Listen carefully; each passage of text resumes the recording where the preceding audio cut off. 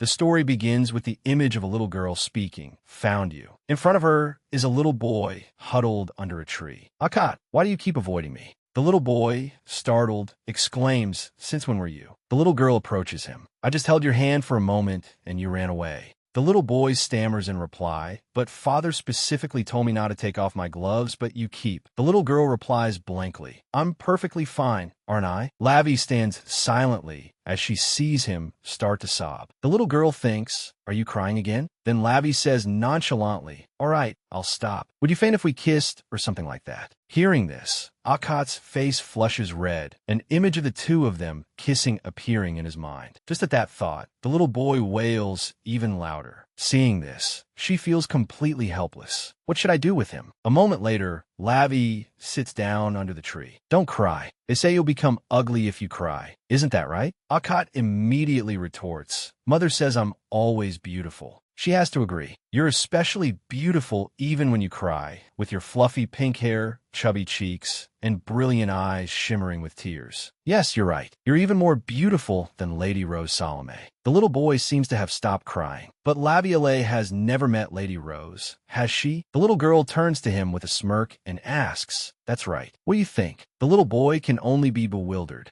Lavi continues domineeringly, "Oh, for God's sake, stop crying before I actually kiss you." Hearing that, he starts wailing again. "Laviolette, don't say things like that." She freezes. "Huh, why are you crying even harder?" "I just want to make you feel comfortable." Suddenly, a pair of feet approaches. A gallant young man appears. He puts his hands on his hips and questions, "I heard crying coming from the garden, so I came to check. Are you teasing Akat again?" Lavi immediately runs over. "I didn't." Akat scared himself. He picks the little girl up and continues, "You really didn't tease him? Look at his eyes." The little girl immediately retorts, "Alan, you're my personal knight, so why are you always on Akat's side? And what about his eyes?" As soon as she turns to look at Akat, the little girl realizes they're quite swollen, aren't they? Suddenly, Alan says, "You've been acting strangely lately, my lady. Just a month ago, we were so close." "Is that so?" "A month ago, after that accident." At this mention, her face seems to fall. The little girl hugs him tightly and says, "Alan, why do I suddenly feel so cold? Can we go back quickly?" Hearing this, he becomes worried. "Oh no, this is bad. You might have caught a cold. I must get you back to your room quickly." Then he turns and asks, "Akat, would you mind if we had to walk a little faster?" The little boy is silent for a moment, but then he speaks up, "Yes, that's fine." A long while later, Lavi holds up her dirt-stained hand. "Akat, your eyes right now. They look like a rabbit's eyes because you've cried so much, you know?"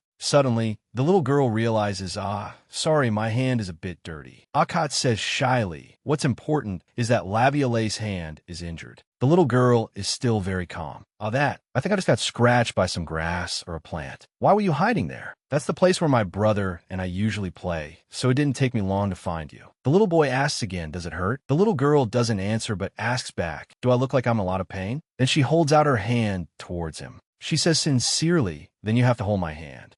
Laviolette Daya, have a secret. This all started a month ago after I fell and lost consciousness in the garden. When I woke up again, I remembered many things. Is anyone there? Help." The setting of this world is a novel I read in my past life, and I have been reincarnated as Laviolette Daya, the younger sister of this novel's male lead, Werner Daya. And Laviolette Daya died at a very young age. Importantly, I'm also the one who causes the male lead, Werner Daya, to become corrupted, a person destined to die young. Thank heavens, Lavi, you're awake. Lavi was utterly bewildered at that moment. "What? I'm going to die at the age of 20? And I don't even remember why I died. Did I die from an illness or at the hands of the male lead? Werner, look here. Do you recognize your older brother? Are you hurt anywhere else?" She suddenly sits up, sobbing. This pathetic fate. It's truly ridiculous. Always fainting and getting bruised from even the slightest touch. This body of mine was so weak that priests and doctors were all prepared for the worst. The only way for you to live is to be extremely careful. I think so too. If you exert your body, you could be injured beyond what it can endure. And it seems it won't get any better as you grow older. Fortunately, even in such despair, there was still a glimmer of hope. Back in the present, Akat's cheeks are slightly flushed. He suddenly throws his gloves to the ground, and without a word, takes Lavi's hand. "Akat Enoch, my childhood friend. He has the power to heal people just by touching them." After he's done, he's a bit hesitant. "I was told not to tell anyone else about this." As for her, she happily jumps onto the bed.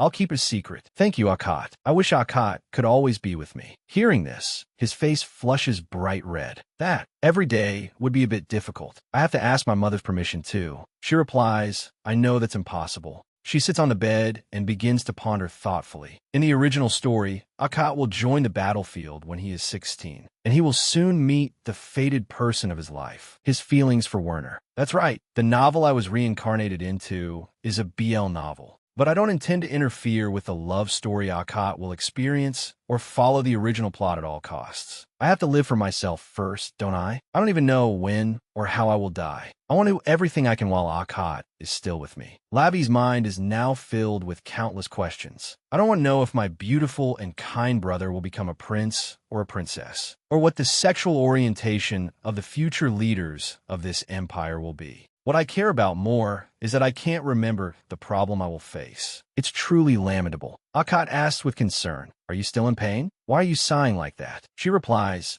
not all. You've already healed me. He explains, I can heal your wounds and help your body return to its healthiest state, but Laviolai's body is always weak. It's just. Lavi listens silently to his words. It's fine. He's so kind. After thinking, she asks, Akot, are you worried about me? Yes, I am. Suddenly, she swings her hand out, pushing him to lie flat on the bed. She slowly gets closer to him. Unexpectedly, she suggests, then sleep with me tonight. Akot wonders, but didn't I sleep with you last week? She answers, I can't sleep well without you. Wouldn't you mind if I had a nightmare? I even feel like I'm being crushed when the blanket is only a little heavy, and even a gentle breeze can startle me awake. As she speaks, she intertwines her fingers with his. She expresses, but I can sleep well when I'm with you. Can you do that for me? Seeing Akot breaking out in a sweat, she thinks to herself, it's so easy to take advantage of innocent children like this. It's heartbreaking to have to use a child, even if he's going to be my brother's lover in the future, but I need to live. Until he turns 16, Akot will be on the battlefield by then. By that time, Ami response to your message was blocked for potentially violating safety policies. I apologize for any inconvenience. But this longevity plan has a fatal flaw. Suddenly, Akot's face turns red and he exclaims, no, Laviolais. She looks at him helplessly. This boy is truly alarmingly shy. He says fearfully, I haven't told my mother yet. Lavi asserts, don't worry, I already told her. Really? Actually, I'll call her later. She flashes a bright smile. Don't worry, just stay by my side.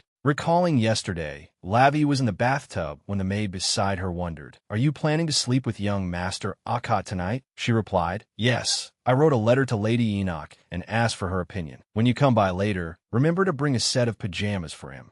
I'll do that. Suddenly, the maid is startled and says, oh dear, I think you should get out now. Your skin has turned red, even though I kept the water temperature low. Lavi thinks helplessly, but if I bathe in colder water, I might catch a cold. It seems no matter how much I think about it, the only way I can survive is to stay close to Akot, as close as possible. Back in the present, Akot is clutching a pillow tightly. No, she sits up, getting annoyed. Oh my goodness, why do you always say no? Well, it turns out the boy used all the pillows he had to create a boundary. He says that sleeping together is something you should only do with someone you like. Hearing this, she wonders, where did he learn that? He didn't say that to me last time. Then she asks, we've already shared a bed before, haven't we? It's different. Seeing him so insistent, she thinks gloomily, sigh, after all, I'm only a 7-year-old child, and isn't my body always weak? In the original story, he was always by my brother's side, but there were rarely any romantic scenes. I think they might have shared a kiss at the end, but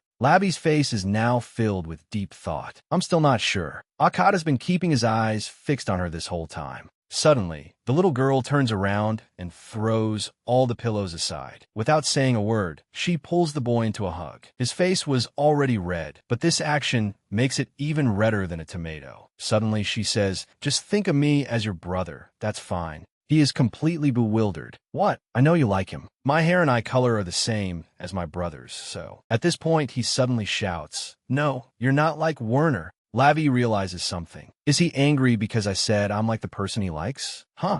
Sully. Akot quickly softens his voice. I'm telling you clearly, you're not like him at all. Then she takes his hand and says, all right, then let's just hold hands. You know, Akat, your hair color's really beautiful. It feels so soft like it would melt if I touched it. So, her eyes begin to flutter shut as she speaks. I really like it. Akat is now frozen in place. It seems he has discovered what it feels like to be moved by someone. I think you're the one who would melt under the sun, but you're so beautiful, Laviolette. Always wavy blonde hair and blue eyes like gemstones. Sensitive skin that easily swelled and reddened, which always made me worry, but even though you were so fragile, you were always the only one to hold my hand first. You looked at our intertwined hands. I thought to myself, I could easily push you away, but I couldn't do it for fear you'd get hurt. Just a moment ago, remembering the times before, whenever there was something delicious, Lavi would ask you, Akat, want to have some? You wondered, isn't that yours, Laviolette? Aren't you going to eat it?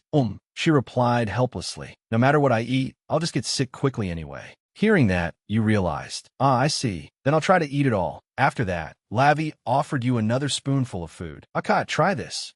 I'm full, but there's still dessert, she said radiantly. Seeing you happy and healthy makes me happy. In those moments, your heart wouldn't stop fluttering. Strange, even though you were weak, I always felt that I was the weaker one. Your smile made me cry. Suddenly, the image of a man appeared in Lavi's mind. Who is it? It seems someone is calling me. The man kept speaking. How long do you plan on keeping your eyes closed? I want to answer, but I can't move. I can only sleep easily if you're here. She tried to open her eyes to see who the man was, and what she saw was the image of a grown-up Akat. Liar. Now, in the present, Lavi finally woke up. In front of her was still the young Akat. Her face was now pale as she tightly gripped his hand. He said shyly, can you let go of this? Her mind was in a jumble. I think I dreamed about something, but I can't remember. I think Akat was in it too. Akat, on the other hand, was flustered. Be careful getting up. I didn't know you would wake up. Did you wake up because I let go of your hand? As she sat up, she thought, I don't know. I should focus on reality rather than the dream. Akat kept explaining. I let go of your hand because I woke up first, but Laviolette was sleeping so soundly. Lavi questioned, no matter what, you were supposed to hold on until I told you to let go. The boy wanted to argue back. There's no way. Hearing that, she frowned at him. Akat's eyes immediately welled up with tears. I'm sorry. Laviolette, please don't be mad. Seeing this, she said, it's not that I'm mad. What's there to be mad about? Today, I was wondering what I could use to keep you here. Suddenly, her eyes lit up. She jumped up and exclaimed, that's right, I am mad. She asked with great amusement, what will you do to make me less mad? Scene change. A moment later, in a room filled with many splendid outfits and brand new shoes neatly arranged, the two of them entered this room holding hands. Akat asked, Laviolette, did you mean what you said earlier? She replied in a sing-song voice. Akat said he would do anything. Then she chose a dress. Look at this one. Lavi took it down and said, you would surely look beautiful in this. The boy quickly objected. I don't want to. This is something a girl wears. The little girl got irritated. Beauty has nothing to do with being a boy or a girl. If it suits you, you just wear it. Akat was now completely bewildered. Then you can wear it, Laviolette. They're all yours to begin with. She sighed and said, I want to wear them too, but all the clothes here are so heavy that I've never been able to wear even one. If I put one on, I can't even walk 10 steps and my whole body will ache. Before throwing them away just like this, wouldn't it be better if someone tried them on? Akat now understood. The boy thought to himself, come to think of it, Laviolette's dresses always looked somewhat similar. Lightweight material, a length designed for mobility so she wouldn't trip on it when running like a rabbit. Minimal lace and bows, a design meant to hide her thin body. Lavi thought helplessly, seeing you refuse this much, you must really hate it. Then she said dejectedly, I get it. If Akat can't do it, then there's no other way. Then the little girl turned away. It's too heavy, so I'll just leave it here. Suddenly, Akat grabbed her hand again. Hey, wait a minute. She looked at him, completely confused. The boy's face flushed red as he said, promise me, Laviolette, that only you will see me. The little girl became cheerful again. I promise you. Lavi was extremely curious. Are you done changing yet? But Akat was still not over his shyness. Not yet. Don't turn around until I'm done changing, she said brightly. I know, I won't look. So cute. You must be so embarrassed. A year ago, we bathed together. He cries a lot and blushes easily. Looking at Akat's expression, you wouldn't think any time had passed. Suddenly, she noticed the ribbons on the table. Immediately, a thought flashed through her mind. Oh my, this would look so beautiful decorating that dress. Her attention slowly shifted to the mirror. I'll have to secretly give it to him later. Her eyes were filled with surprise. Akat was finally done changing. He looked very feminine. He immediately shouted, "Ah, I told you not to look." She stammered awkwardly, it's not. I'm really innocent this time. I told you I wasn't looking." Immediately, there was the sound of approaching footsteps. "What's wrong, Lady Lavi? Are you hurt somewhere?" Alan appeared, flinging the door open. His eyes fell upon the sight of Akat wearing a dress. He froze on the spot. Then he quickly left. "My apologies for the intrusion." Akat immediately wailed. "Laviole, you lied." She panicked. "That wasn't my fault." "Oh, I'm sorry. Please don't cry, Akat."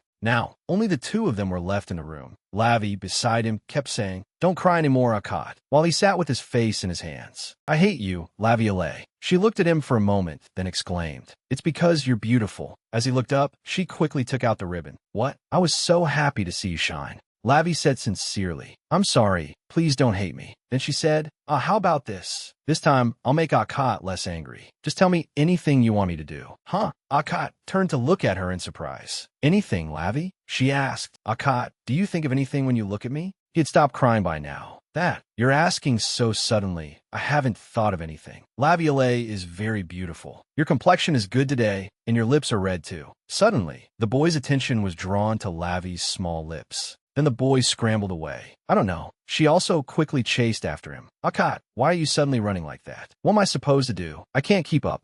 Suddenly, a young man appeared. "It's dangerous to run in the hallway." He gently picked Akat up and asked, "Having a fun day?" She was now frozen stiff. "B brother." Recalling the hallway earlier, didn't Alan see Lavi? Alan's face was deathly pale. "If you mean Lady Lavi, she's in the dressing room, but is that so?" Werner asked excitedly. "Her health has improved a lot lately. So now she's interested in clothes?" Without another word, he skipped away. "I must go see right away." Alan tried to stop him.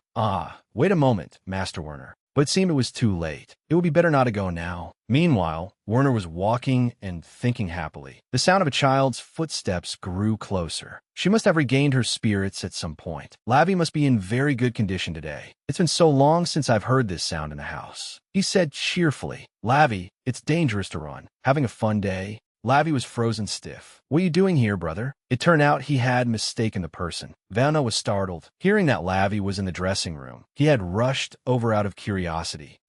Akat's whole body began to tremble. "I want to get down."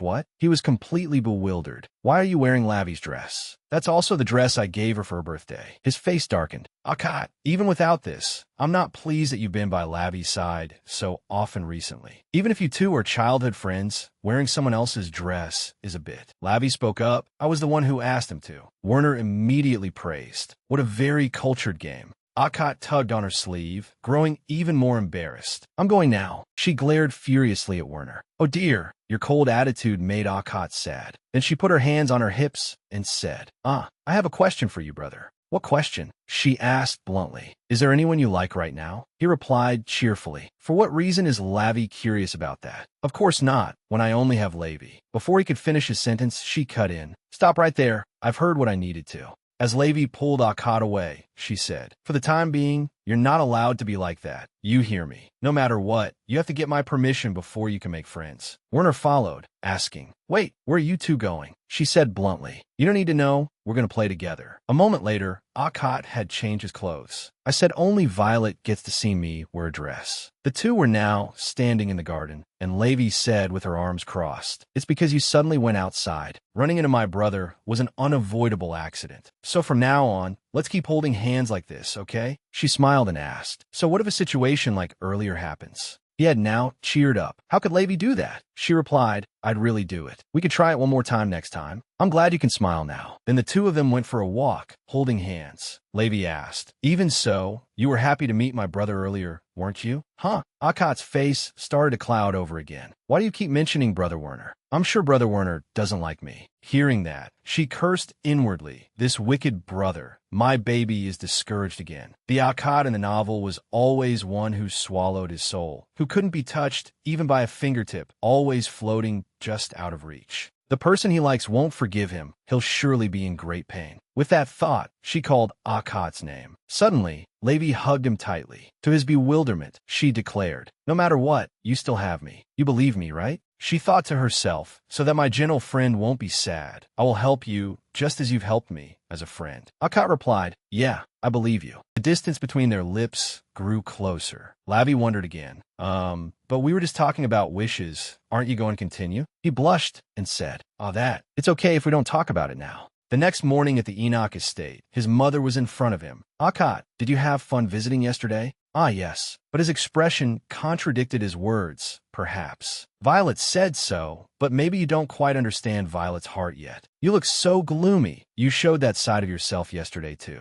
Should you try again and meet her? Fedora saw this and chuckled. Lavi seemed strange indeed. "Yes," she said. "Look at the invitation she sent to me." Lavi seems to be very happy. She was thinking, "Oh my, how is her handwriting this adorable? I really want to have her as my daughter-in-law." As she said this, she couldn't see Akkad anymore. "So, Akkad, are you still coming today?" And, Akkad, where did that boy run off to so quickly?" It turned out he was standing outside the door. "Nanny, please give me the shirt we bought last week." The servant was utterly bewildered. Why are you getting it all of a sudden?" "That one has long sleeves, so it's being altered." The boy immediately asked, "What? Then what about the shoes? Take out the brooch for me to see too." The bustling sounds continued to echo. "That's right. My hair needs to be combed too." "Oh, I know, just calm down." This attracted the other maids. "Oh my, it's the first time I've seen Akkad like this." "You wouldn't know since you're always in the laundry room. He's like this every time he has to go to Marquidia's place." Spring has come for the young master too. Meanwhile, Akkad was flusteredly getting ready. A moment later, the beautiful Lavi walked in the cool breeze. In front of her was Akkad, now dressed in a very elegant outfit. He spoke up. "Hello, Violet." Lavi exclaimed, "You look so handsome today." He replied happily, "Violet is also very beautiful." He thought to himself, "Today, I must show you my proper self." As for her, she was also having train of thought. "He's dressed so nicely today. I thought he was going to a ball. Oh, could it be that my brother's reaction yesterday wasn't good? So today he has to show him this proper appearance." Then, while pulling down a blanket, she said, "It's a pity, but my brother isn't home today." He caught the blanket and said, "I came to see Lavi." "What's with this blanket?" "What? Nice clothes are good, but we need this today," she asked brightly. "Akkad, have you ever been to the back garden at night?" A moment later, Lavi's hushed voice rang out. "Akkad, do you know about it? On the day of the full moon, 12 chimes of the clock before it ends. If you look inside the abandoned well at the deepest spot in the back garden, a fairy will appear inside. The story of making wishes come true." Akkad was surprised. "There's a fairy in the well?" She replied, "Yeah, that's what the maid said." Outwardly, she was full of joy. "Since we're curious, let's go take a look." But in her heart, she thought it was a lie. The thing that appears in the well isn't a fairy but a ghost. People who went to see it said they fainted instead of having their wishes granted. Her expression was sinister. "Anyway, with this plan, you'll sleep over at my house today." Suddenly, Akkad exclaimed, "It's a lie." She was startled. "How did you know?" "It's not a lie. I always tell the truth." The boy said, "But I still haven't gotten the wish I made at the temple." She wondered, "Akkad, you been to the temple before?" He replied, "Yeah,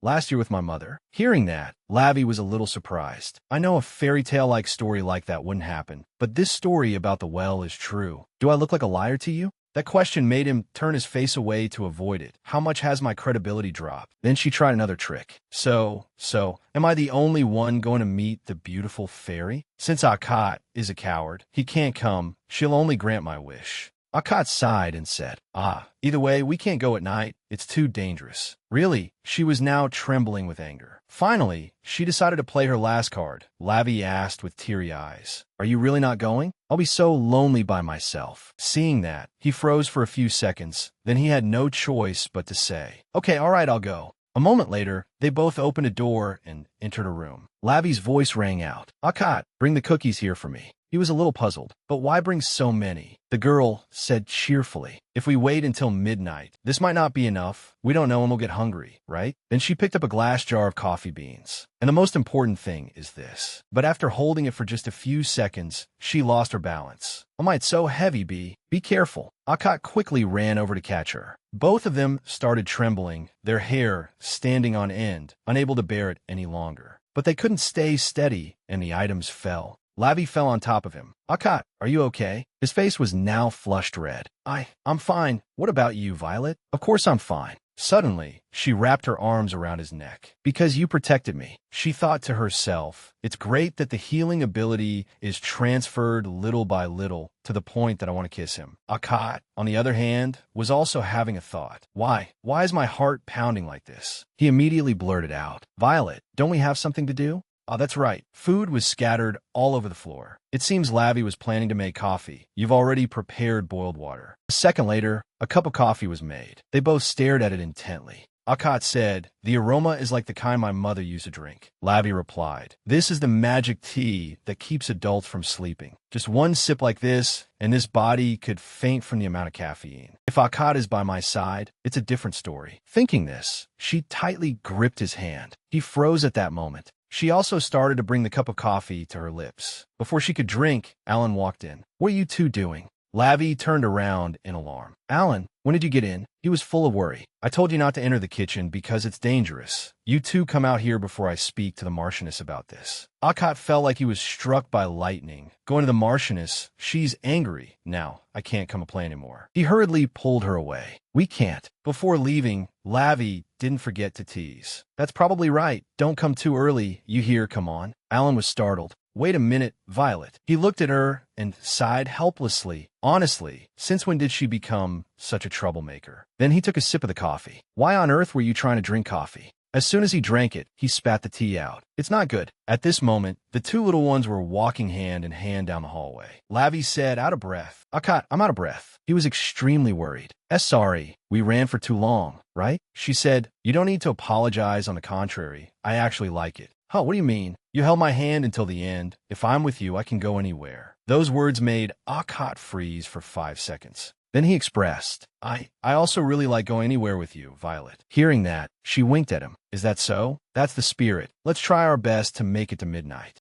That's a bit. And all that effort was silly. In the end, they both fell into a tired sleep from waiting that night. Scene changed to 2 months later, one evening. Akat was peeking at the door. "Violet, there's no one outside now." Lavi remained casually lying on the bed. "Is that so?" For the past while, using the legend of the well as an excuse, "It's been great calling you over every full moon. Today will truly be an experience with ghosts." Then she sat up and asked, "Akat, aren't you sleepy?" He walked over and replied, "I took a nap during the day." Seeing that, she was helpless. "Because I'm a sighing fairy, I can't say I don't want to go now." "Akat, hand." Then they both took each other's hands. "Yeah, here's my hand." Lavi suddenly broke into a smile. Both were filled with determination. "All right, let's go then." To meet the well fairy. A moment later, they both strode down the hallway in the dark night. "Violet, do you hear a strange sound here?" Lavi answered nonchalantly, "It's probably the wind." But Akat couldn't stop being afraid. "Oh my hand is also unconsciously." After walking for a while, she suddenly turned her head to look. Then she said, "If you're scared,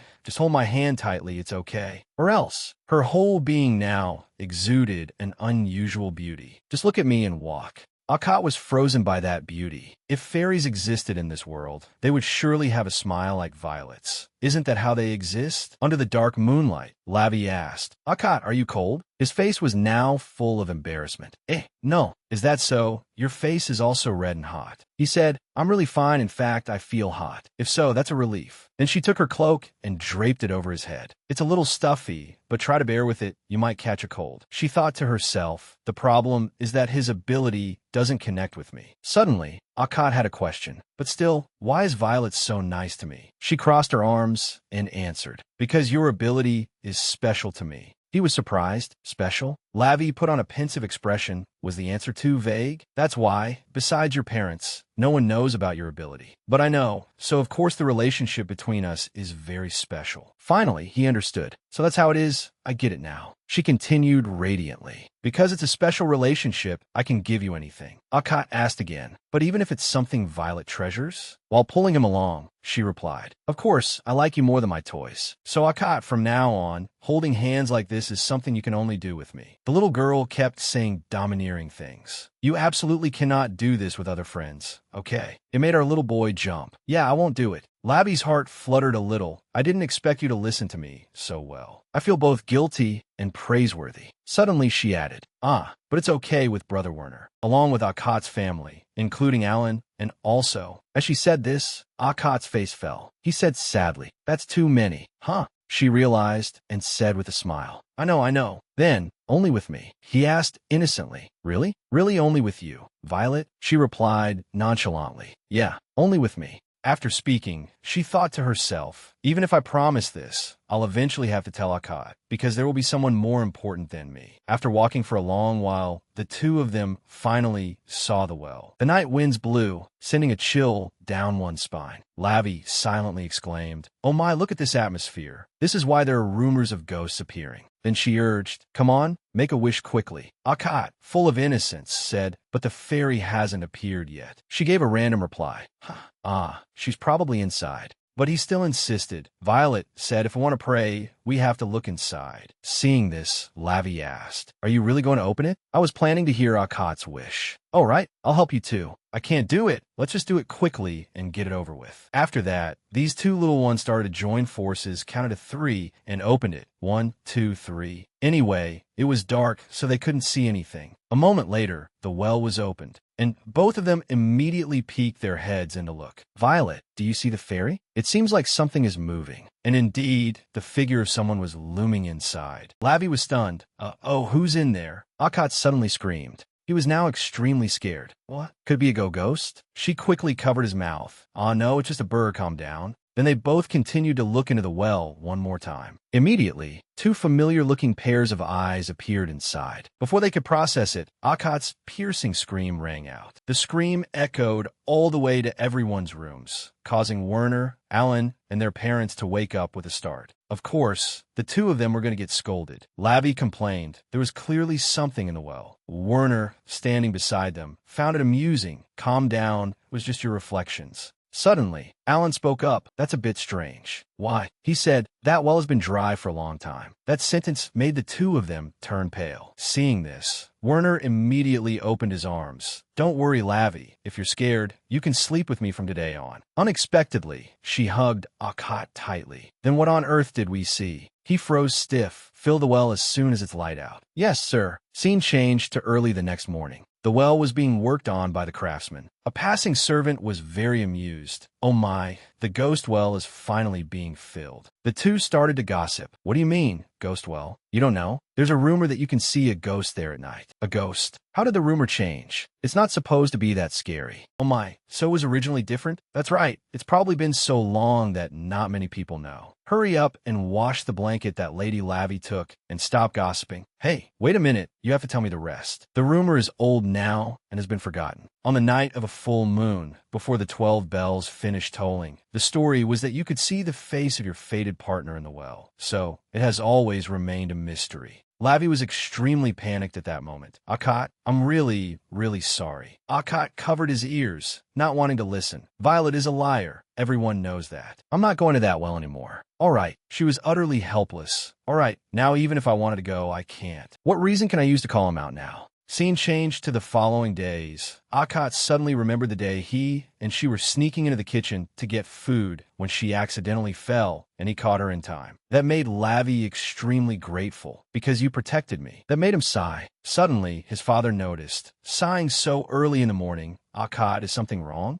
Akkad said hesitantly, "Father, I want to become stronger." The next day, at Lavi's mansion, her surprised voice rang out. "What?" Her expression was one of disbelief. "You're going to learn swordsmanship?" Akkad said, "Yes, I've decided to start learning from tomorrow." Unbelievable. She still couldn't believe it. "How can you hold a sword with such weak hands?" He said shyly, "I'll be able to do it if I just learn." After speaking, he fed her a piece of strawberry. "Learning swordsmanship already." Akkad is the Duke's eldest son. I've read the principles and know he's capable enough to join the war at 16, but still, it's too soon. Lavi was now very sad. "So I can't play with you anymore." Akkad quickly spoke up. "No, even so, I'll still come here often." She expressed, "Won't you be tired every day and unable to come?" He suggested, maybe once a week, but she quickly objected, once every 2 days.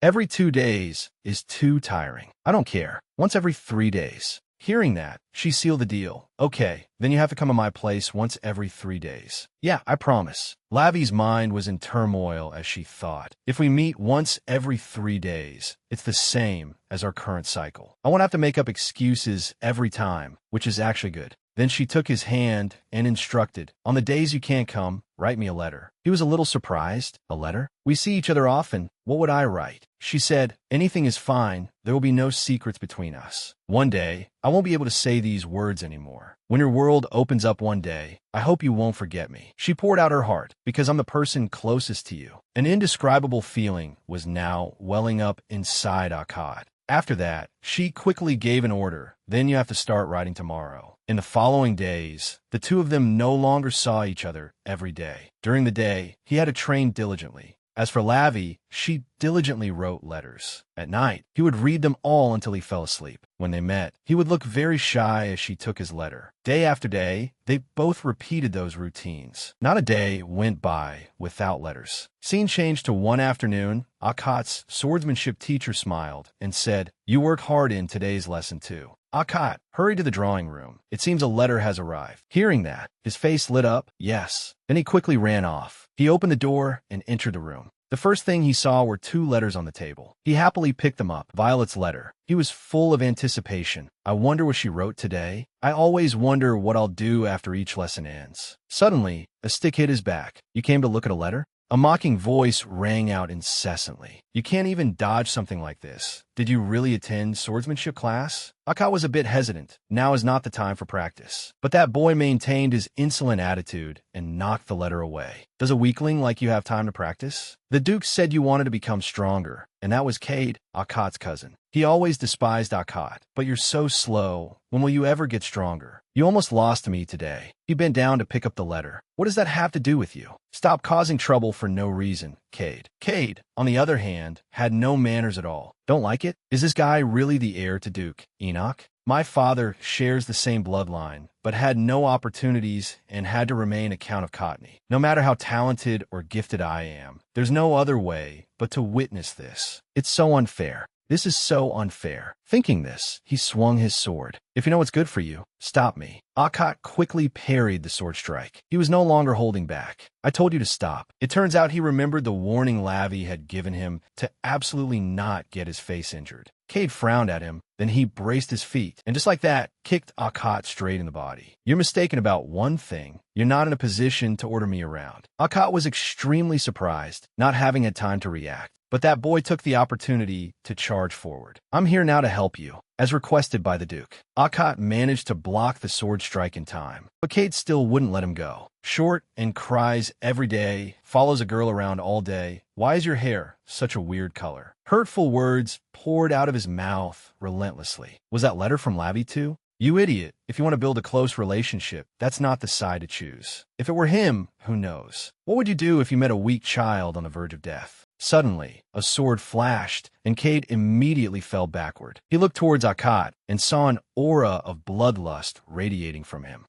Where did this power come from? Well, what is it, brother? Akkad coldly warned at that moment, take back what you just said. Scene changed to the next morning at the residence of Marquis Daya. The maid was drawing the curtains. My lady, did you sleep well? Lavi, looking exhausted, replied no. She thought dejectedly, because I was afraid of catching a cold. I pulled the blanket up to my neck and couldn't breathe all night. My limbs are numb, and my head hurts too. She sighed helplessly. The image of Akkad by her side every night appeared in her mind. If Akkad were here, I would have been able to sleep well. After that, she slowly got out of bed, her face no longer sad. Still, it's okay because I can see him today. Suddenly, a moment later, Lavi slammed her glass down on the table. What? The words hit her like a thunderbolt. Akkad can't come? Werner replied. Yeah, only a letter came instead. She quickly snatched it. Where? Let me see. The letter read, Sorry, Violet. I can't come for a while due to some reasons. Your friend, Akkad. Lavi couldn't believe this truth. Reasons? What reasons? Is swordsmanship training that interesting? Have you discovered your hidden talent? You're so engrossed that I've been cast aside, right? This isn't fair. I want to see Akkad practice swordsmanship too. Then she spoke up with a request. Brother, I want to go to Akkad's house to play. Werner didn't seem like he would allow it. Just thinking about riding in a carriage is tiring enough to make one sick. According to the maid, you didn't sleep much last night, did you? Just lie down and sleep obediently today. And so, she could only lie dejectedly on the table. In the end, all she could do now was write a reply. I'm in a mansion every day, so there's very little to write about in a letter.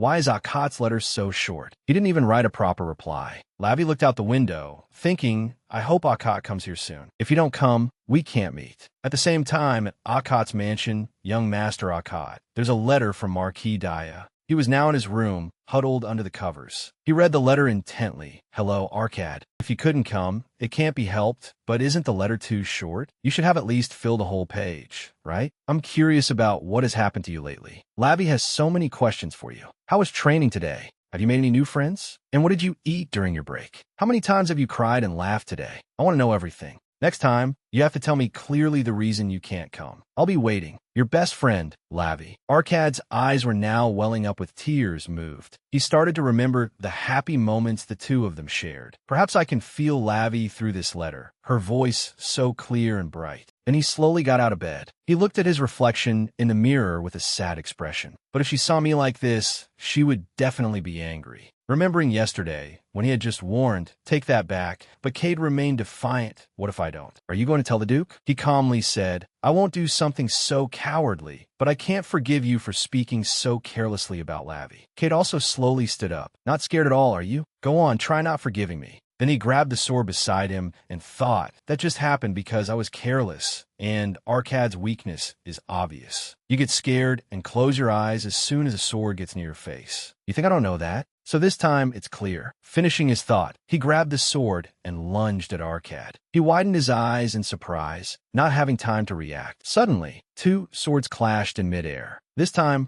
Arkad was different. He was able to hold a sword and fight back against Cade. Seeing this, he was extremely surprised. You're not closing your eyes? Arkad's eyes were filled with resentment. He said coldly, this is your last warning, Cade Cottney. Cade's face now turned pale. Stop, just stop. Then he scrambled away. All right, I take it back. I'll take it back, damn it. Before leaving, he didn't forget to glance back. He thought to himself, this guy's in a bad mood. As strong as Arkad was then, he was just as weak now. His eyes welled up with tears. What should I do? When will this finally heal? His whole body trembled. Lavi told me to absolutely not get my face injured. She'll definitely be very angry, or else she'll be disappointed in me. Then he comforted himself. If I apply the ointment every day, it'll heal quickly. I need to get a lot of sleep. Then he extinguished the candle. He got into bed to prepare for sleep. Can I go tomorrow? But he still couldn't stop his train of thought. I miss Lavi so much. I wonder if she's eating well, if she's sleeping well. I want to say that I want to know more about you.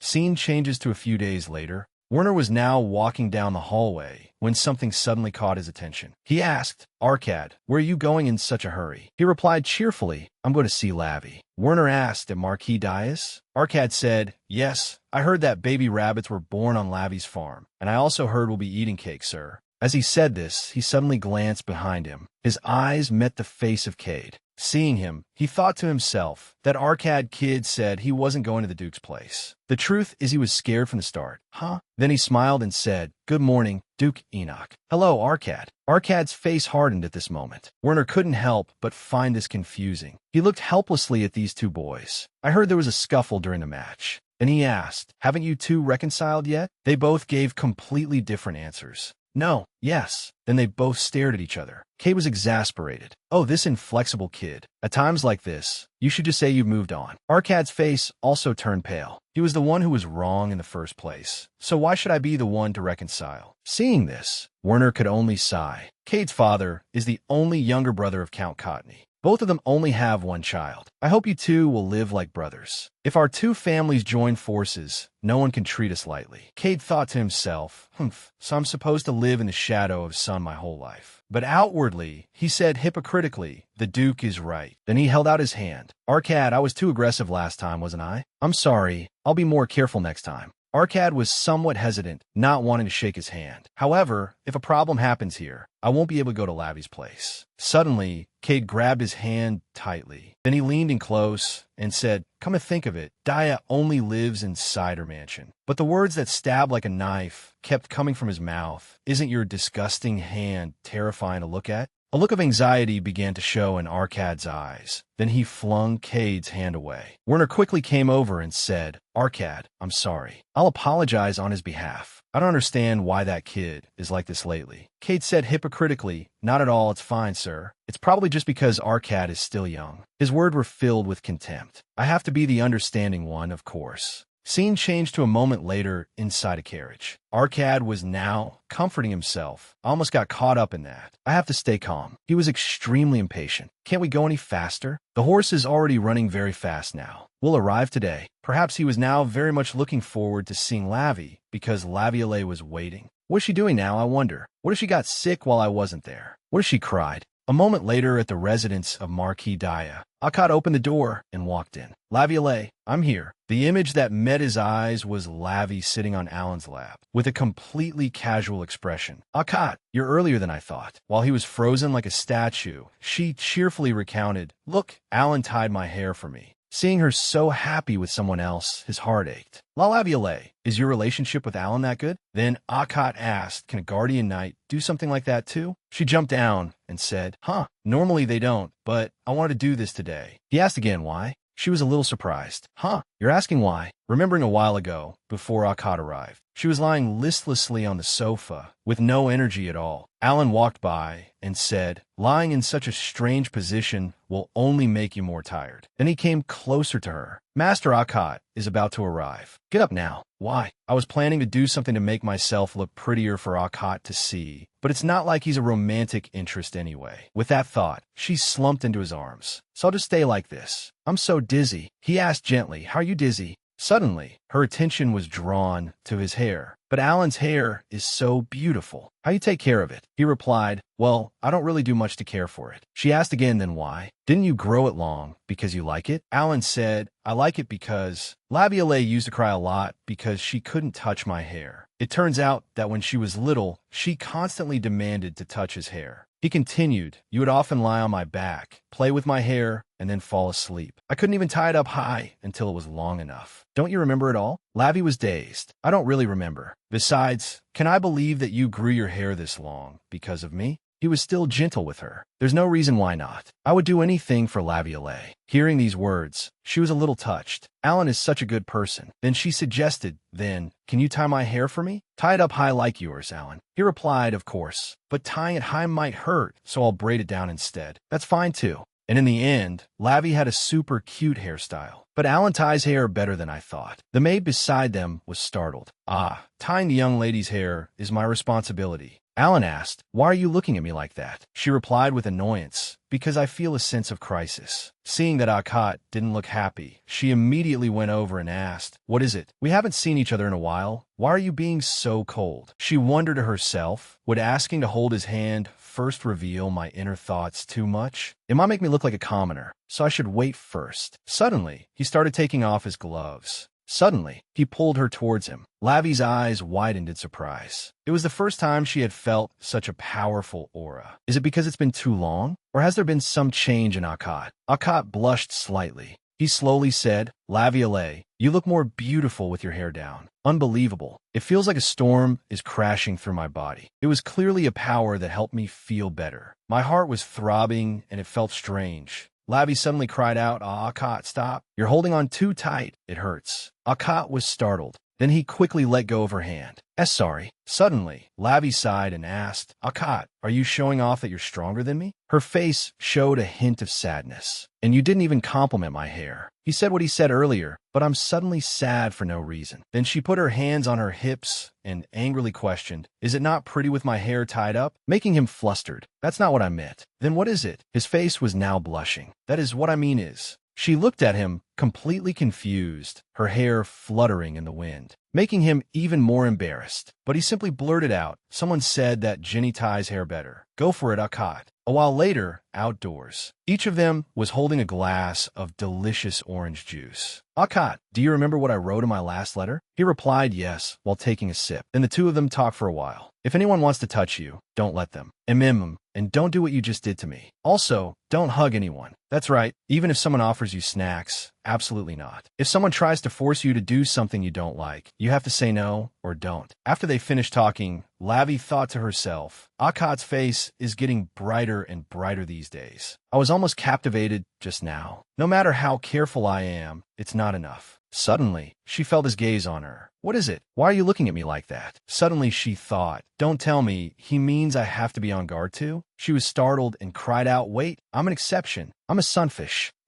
No, I'm her best friend, so it's okay. Akat put his glass down. He said, "That's not why I was looking. You just told me not to do all those things. But why does Laviolette get to hug anyone?" Her eyes were filled with confusion. He looked at her with sparkling eyes, making her flustered. "Look at him, using that face again." Akat said, "You did the same thing to Alan just now." She was startled. "What? So anyone, even Alan, is okay?" Her expression darkened. "Ah, no. I mean, you have to be careful with the wolves targeting Laviolette. Do I have to set an example too?" Alan was still standing by the tree, watching over her. Labby said, "But Alan is my escort knight." She still didn't understand what he meant. "You pulling my hand is even more of a problem. How could you just do that without saying anything?" Alan, standing to the side, thought the young lady often does that to Akat too. Then she continued, "No matter how happy you are, getting that close to someone's face is a big deal. I'm fine, but normally it would be misunderstood. It's an expression of joy." Akat now looked sad. "But," she said bluntly, "Akat, Alan is fine." He wondered why. She answered without a hint of hesitation, "Because he's handsome." The man standing to the side was startled by that statement. Akat was also frozen. Lavi was also a little surprised at herself. "What? Because you were so persistent in asking, I just answered based on my usual feelings." Akat, this doesn't have any other meaning." Suddenly, his eyes welled up with tears. Seeing this, she panicked. What's wrong? Why are you crying?" His whole body trembling. He asked, "Laviolette, you said I was beautiful." She replied, "That's right." Akat, while crying, asked again, "Then, is my face also like Alan's?" That's not beautiful." As he finished speaking, the atmosphere fell into silence. Then Lavi quickly went to comfort him. "What on earth do you mean?" "I wanted to say, but first I have to comfort you." Akat, calm down. "Of course you're more handsome than Alan. There's no comparison. If you keep crying like this, you'll become ugly." He soon realized and exclaimed, "You're lying." Hearing that, Lavi was startled. "What lie?" Tears were still streaming down Akat's cheeks. He said, "But you like my crying face." Lavi's face flushed bright red. Alan, standing by the tree, was shocked to see this. "What?" Lavi jumped up and explained, "I don't have that kind of preference." "What on earth do you think of me?" Suddenly, she froze. She stared at him, thinking, "It's not that I like crying, but that I like a crying face." "You still think that way even now?" "What? I thought even your crying face was beautiful, but..." Then she quickly shook away that train of thought. After that, Lavi had no choice but to say, you can't go around saying things like that." "Saying what?" "That I like your crying face. That's what." Akat had now stopped crying. Okay, seeing that, she wondered to herself, why did he reply so nonchalantly?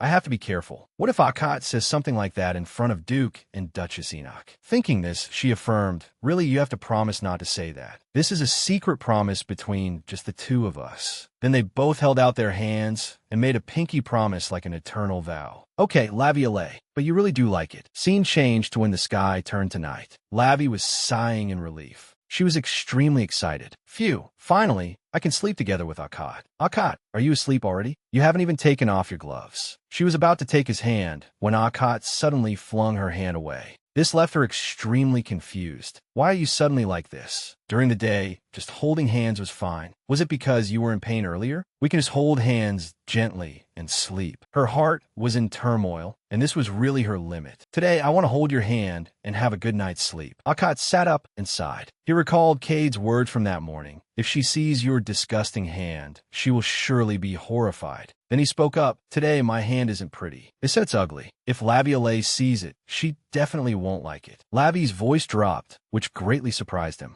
She asked, seething with a murderous aura, "Who was it? Who said that to you?" Seeing her attitude, Akat was stunned. He broke out in a sweat, thinking, "La Laviolette, this is the first time I've seen you with such a terrifying expression." Then he answered, "It was my cousin." She was furious. "Who is your cousin?" "Cade Cotney, 2 years older than me. We're learning swordsmanship together." Hearing that, Lavi immediately realized, so during the time I couldn't meet Akat, a fly like this was buzzing around? Was Cousin Cade ever mentioned in the original novel? Oh dear, I can't remember. Thinking this, she had no choice but to say, "First, tell me everything he said." A long while later, Lavi thought to herself, "I've heard it all. Listen here, what? Akat isn't frivolous, he's gentle. Besides, what's wrong with pink hair? Does he know where characters with pink hair are usually found? And his height, too. Akat is still young, so it's normal for him to be short. He'll grow taller soon." Akat continued to recount, and Laviolette will be horrified when she sees my hand. Hearing that, she was extremely indignant. "He's really ridiculous. He knows nothing about me, but dares to say that so confidently." He asked innocently. So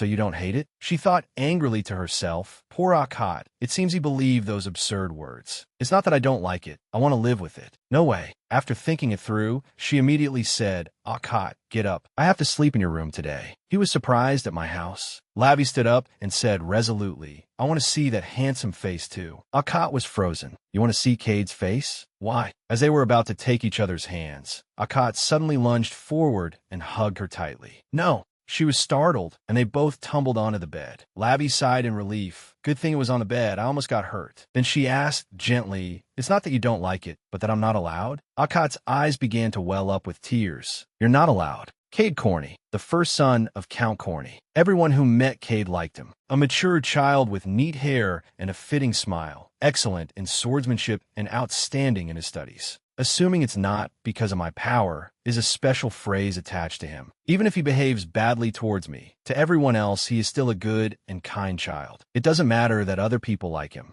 Seeing him like that, Lavi was extremely puzzled. Why not? He thought silently, but if even Laviolette feels that way, it's truly sad. Then he spoke up. I don't know, I just don't like it. Can you sleep here and then go? Lavi thought to herself, he's just crying. He's so kind-hearted. Then she had no choice but to reply, then I'll endure it today and go next time. Suddenly she exclaimed again. Instead, she took his hand and proposed, take off your gloves. Akkad was too surprised to react. Then he squeezed his eyes shut. Lavi's eyes were now filled with worry. It turned out she had seen many wounds on his hand. It must hurt a lot. Akkad blushed and asked, sorry, it's not pretty, is it? She immediately said, that's not it. Seeing you in pain breaks my heart. Her mind was filled with a myriad of questions. Can't Akkad's ability heal himself? If he keeps practicing swordsmanship, does it hurt like this every time? Thinking this, she said sweetly, don't hide these things, because they are the wounds from your effort and diligence. To me, they're all beautiful. I told you I want to know more about you.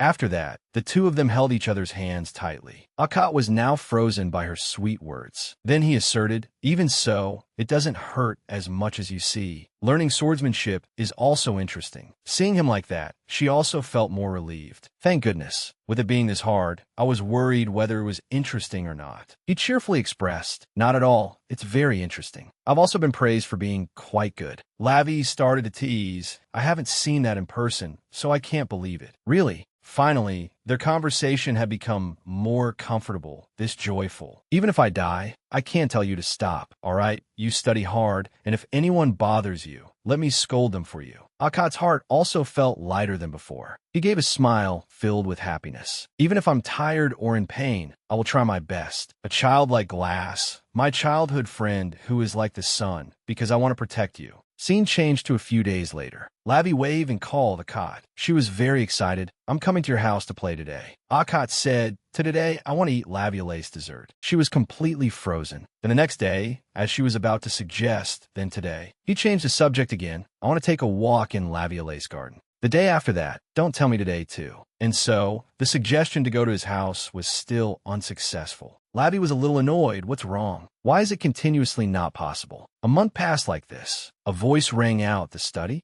Alan asked, do you need a certain book? What is it like? Lavi crossed her arms, sighed, and thought, being rejected again and again. If this keeps up, I'll never be able to see that guy's face in this lifetime. I have to use another method. After a while, they both arrived at the place they needed to be. All right, we can go in now. Entering the study, Lavi hurriedly ran and jumped around. Alan asked worriedly, what book are you looking for? A fairy tale? Or suddenly she said, the list of nobles. Bring me the dictionary and new ink. Lavi looked full of excitement. If he keeps saying we can't go, I can only approach it from this direction. I will use the ultimate arena. A long while later, crumpled pieces of paper were thrown about everywhere. Not this one. Lavi was now writing and thinking. To the son of Count Corney, this sentence looks too familiar. To Akkad's cousin, no, I don't know if he has other cousins. The invitation starts by inquiring about the other person's health, but not too directly. Adding an expression, quoting the season, and weather will clarify the reason for the invitation with gentle advice. What on earth? Do I have to dedicate this sincere heart to that guy? Just lose one round, that's enough. I heard he behaves very well in front of adults. Only Akkad is like a gentle, well-behaved child. If I don't prepare meticulously, he won't easily reveal his true nature. Thinking about Akkad being constantly haunted by those words, This mood is too strange. Suddenly Lavi spoke up. If a guest comes, I should wear comfortable clothes, right? She stated, normally, dressing nicely and not looking down on the opponent is basic knowledge among the upper class. But I'm different. After speaking, she pondered, if I wear jewelry, I might not be able to use my body when necessary. Because my hair can be grabbed, I must tie it up. It's best to wear pants. It would be good to win in a suicide attack, but the chances are very slim. Or maybe I should let myself get hit once to get a bruise, then my brother or Duke and Duchess Enoch will know to kick them out. What if it's just a verbal argument? Use a laxative. No, isn't that too despicable? Seeing her scratching her head in frustration, Alan, who was beside her, was extremely worried. What has she been thinking about all this time? Her hair will be ruined. She lamented, Alan, how do you land a really strong blow on an opponent with weak strength? He was a little surprised. What? Do you want to learn self-defense martial arts? She said, what? That's possible too. There probably won't be any occasion to use it. It's okay. I'm here. Levi smiled and said, you never know. Someone might bully me at the residence. Suddenly Alan spoke. Excuse me, Miss Laviolette, huh? He unexpectedly wrapped his arm around her waist and suddenly lifted her up. He frowned and asked, I wonder if something like this has happened. Although there are no noticeable injuries, if you find me uncomfortable, call Jenny. Levi looked straight into his panicked eyes. That's not it. I just didn't know that would happen. Alan's face was now gloomy. What? Please be more specific. She broke out in a sweat. Oh dear, this has backfired. Suddenly, Levi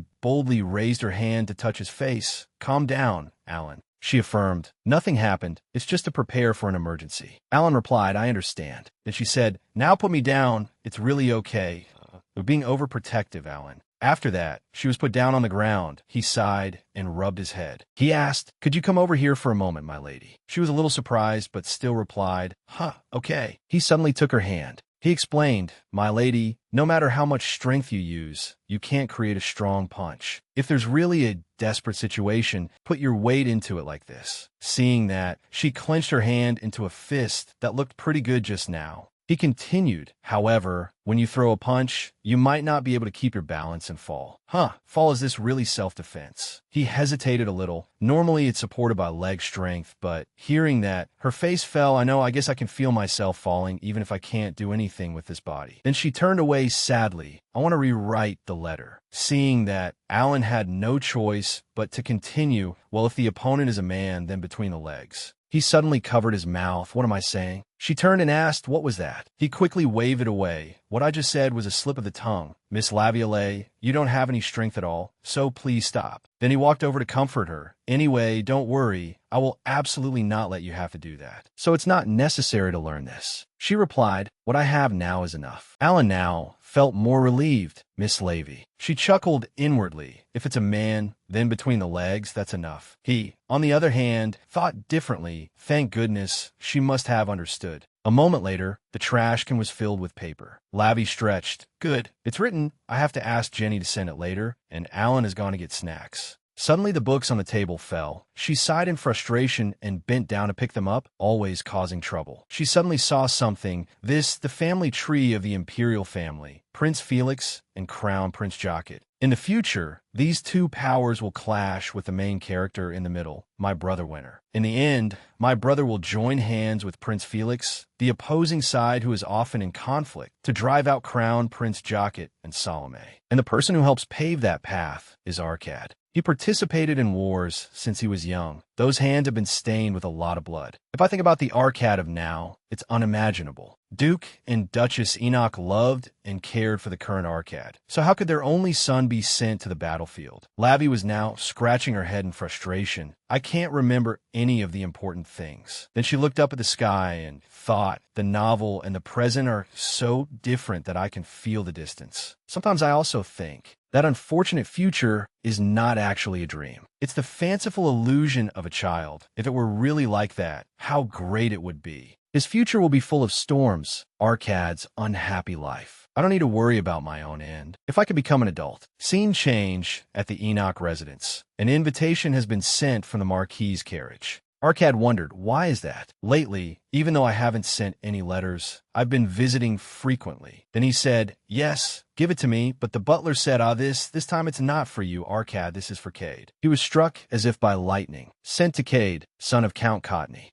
While Cade was reading the letter, he happened to see Arcad. He turned to ask, "Why have you been following me all this time? Are you that curious about the contents of this invitation?" Arcad turned his face away and said, no, I was just heading in this direction." Seeing that, he narrowed his eyes. Then he turned away cheerfully. "Then I'll continue reading by myself, since they has sent it to me." As for Arcad, he was sighing worriedly. He thought to himself, that Arcad, so proud of knowing how to use a sword lately. Look how flustered this letter makes him. He doesn't seem very confident. This is interesting. Suddenly Cade spoke. I'm so thirsty. If someone brought me a glass of lemonade, I'd be willing to let them see it too." Arcad heard that remark. A moment later in the kitchen, "Lemonade?" The maid said, "If you ask a servant, they will bring it to you." Arcad said, "I was just passing by." "Well, here it is, young Master Arcad.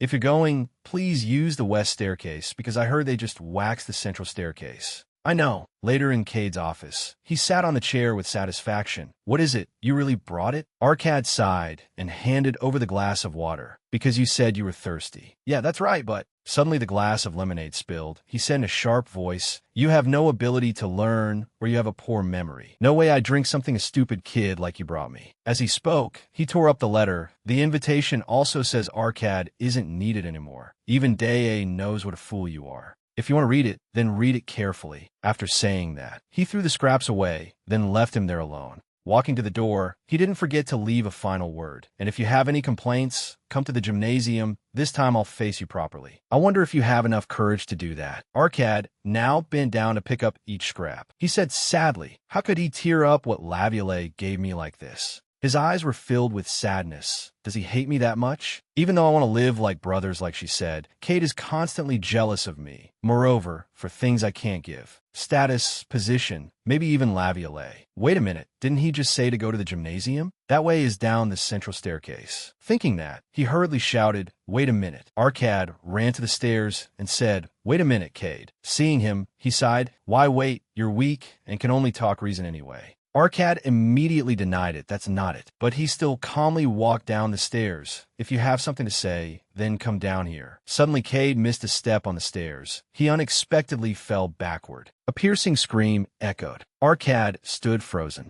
and Cade cried out in pain, damn it, it hurts. It hurts so much. Why the stairs?" He, on this side, was extremely worried. "Wait a minute." Suddenly, Cade said it. "This guy, I get it." Arcad affirmed, "No, I was just trying to help." He yelled, "Don't laugh. You deliberately told me late. You want to see me writhing because of a torn piece of paper, didn't you?" Seeing that, Arcad was lost in thought. It would be a lie to say I didn't hesitate. "But Cade, you dislike me no matter what I do." In that case, thinking, he finally spoke. "All right, maybe you already knew." Arcad's face was filled with sadness. "My memory isn't very good. I won't be friendly with you anymore either." The sky tonight let out a downpour. Lavi stood by the window, exhausted. "Oh dear, it's raining so my whole body aches." The invitation arrived safely, right? Suddenly there was a knock on the door. She rushed out. "Who is it?" She opened the door and said, "I'm going to sleep right now." Her eyes met Arcad's face, which was covered in rainwater. Lavi was startled. "Arcad, what's the matter at this hour? Why are your clothes so wet? Did you get caught in the rain? Hurry, a towel." He suddenly held out his hand, then hugged her tightly. She was utterly surprised. With tears welling in his eyes, he said, "Don't hate me, okay?" At the same time, over at Cade's place, he was shouting, "Father, why do I have to endure this? We obviously can't let Marquis Dae go. When my leg heals, I will reply to Marquis Dae." But his father snapped, "Stop it." He was still indignant. "Why? Isn't having a relationship with the Marquis good for us? I could do better than Arcad." Count Cottony turned around angrily. "Be quiet. This is the Duke's residence. What if someone hears?" Seeing that, Cade could only fall silent. A second later, the man's face turned sinister. "Don't worry. This father is not giving up. Everything has its principles." At the same time, over at Lavi's place, there was a hot cup of tea. "Tell me why it's like this." She was now extremely worried. "There must be a reason for you to say that at night, right?" She wondered, did he get into this state right after I sent the letter? Thinking, she asked, "Could it be because of your cousin?" Arcad was startled by that sentence. He put the teacup down and said, "Cade said Laviolette doesn't need me anymore." Lavi immediately said with a firm voice, Arcad, listen carefully, I don't hate you. She expressed, really, there's absolutely no way I'd hate you. Absolutely, yes, absolutely. Then she lay her head on the table and asked, you can't hate me, right? Arcad was frozen by her beautiful face. He blushed and quickly looked away. No, no. Seeing that, she wondered, aren't you answering a little too slowly? He suddenly confessed, I like Laviolette. She sighed and replied, all right, I like you too. Hearing that, he was overjoyed, Laviolette too. Lavi smiled and thought to herself, he's finally smiling. As expected, a bright smile is the most beautiful. Finally, they both finished their tea. Afterward, they talked while strolling down the hallway. So, would it be okay even if I did something hateful to Laviolette? I've said it many times, I don't hate those things. Really? The problem is that you're too kind. Then she secretly made a decision, modifying the entire plan. Or perhaps give up on meeting her cousin.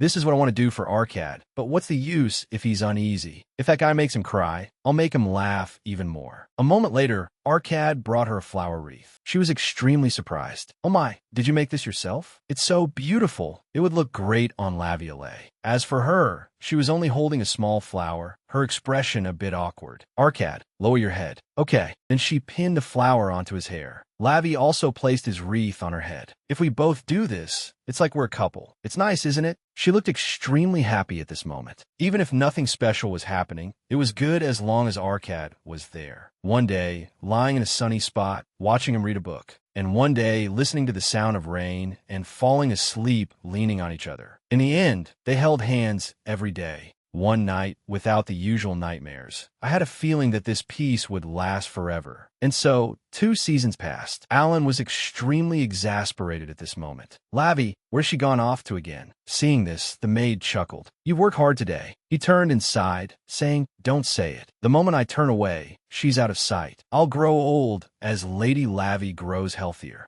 The maid replied, even so, it's a good thing. Looking at the current Lady Lavi, the old days seem like a lie. Her height and weight have clearly increased. Her complexion has improved so much, and she has become very beautiful. Meanwhile, over here, Lavi was up to something. She really couldn't be seen. She kept calling out, if that's the case, then don't let me hear your voice. Arcad walked over indulgently. Be careful, you'll get hurt that way. She was startled and turned to chide him. You're so mean. I just saw you, and you're already here. With sparkling eyes, she said, I'm curious what they're doing at the festival. I'll just take a little peek over the wall. He was still insistent. Even so, you can't. If you want to go out, you just have to ask for permission properly. Seeing this, she immediately put on a sad face. I know it won't be allowed. Arcad has changed. I've been playing at Arcad's house for 2 years. Now, no matter what I do here, it doesn't feel new anymore. As the days went by, we became familiar with each other. Meanwhile, Arcad had grown much taller and more mature. Arcad then held out a purple flower and explained, even though it's a festival, there's nothing special. They just hang flowers on the parade floats of distinguished guests from other countries, and that's it. If you want to see it, I'll pass on a message for you. As he spoke, he pinned the flower onto her clothes. Lavi looked up in surprise, but it will still be the same, for sure. As she took his hand, he asked, of course, you'll play something else instead of going out, right? She looked at him with sparkling eyes. What should we play now? She answered enthusiastically. Let's play hide and seek. What do you think? A moment later, Arcad was standing with his face to a tree trunk. 1920. Lavi, are you done hiding?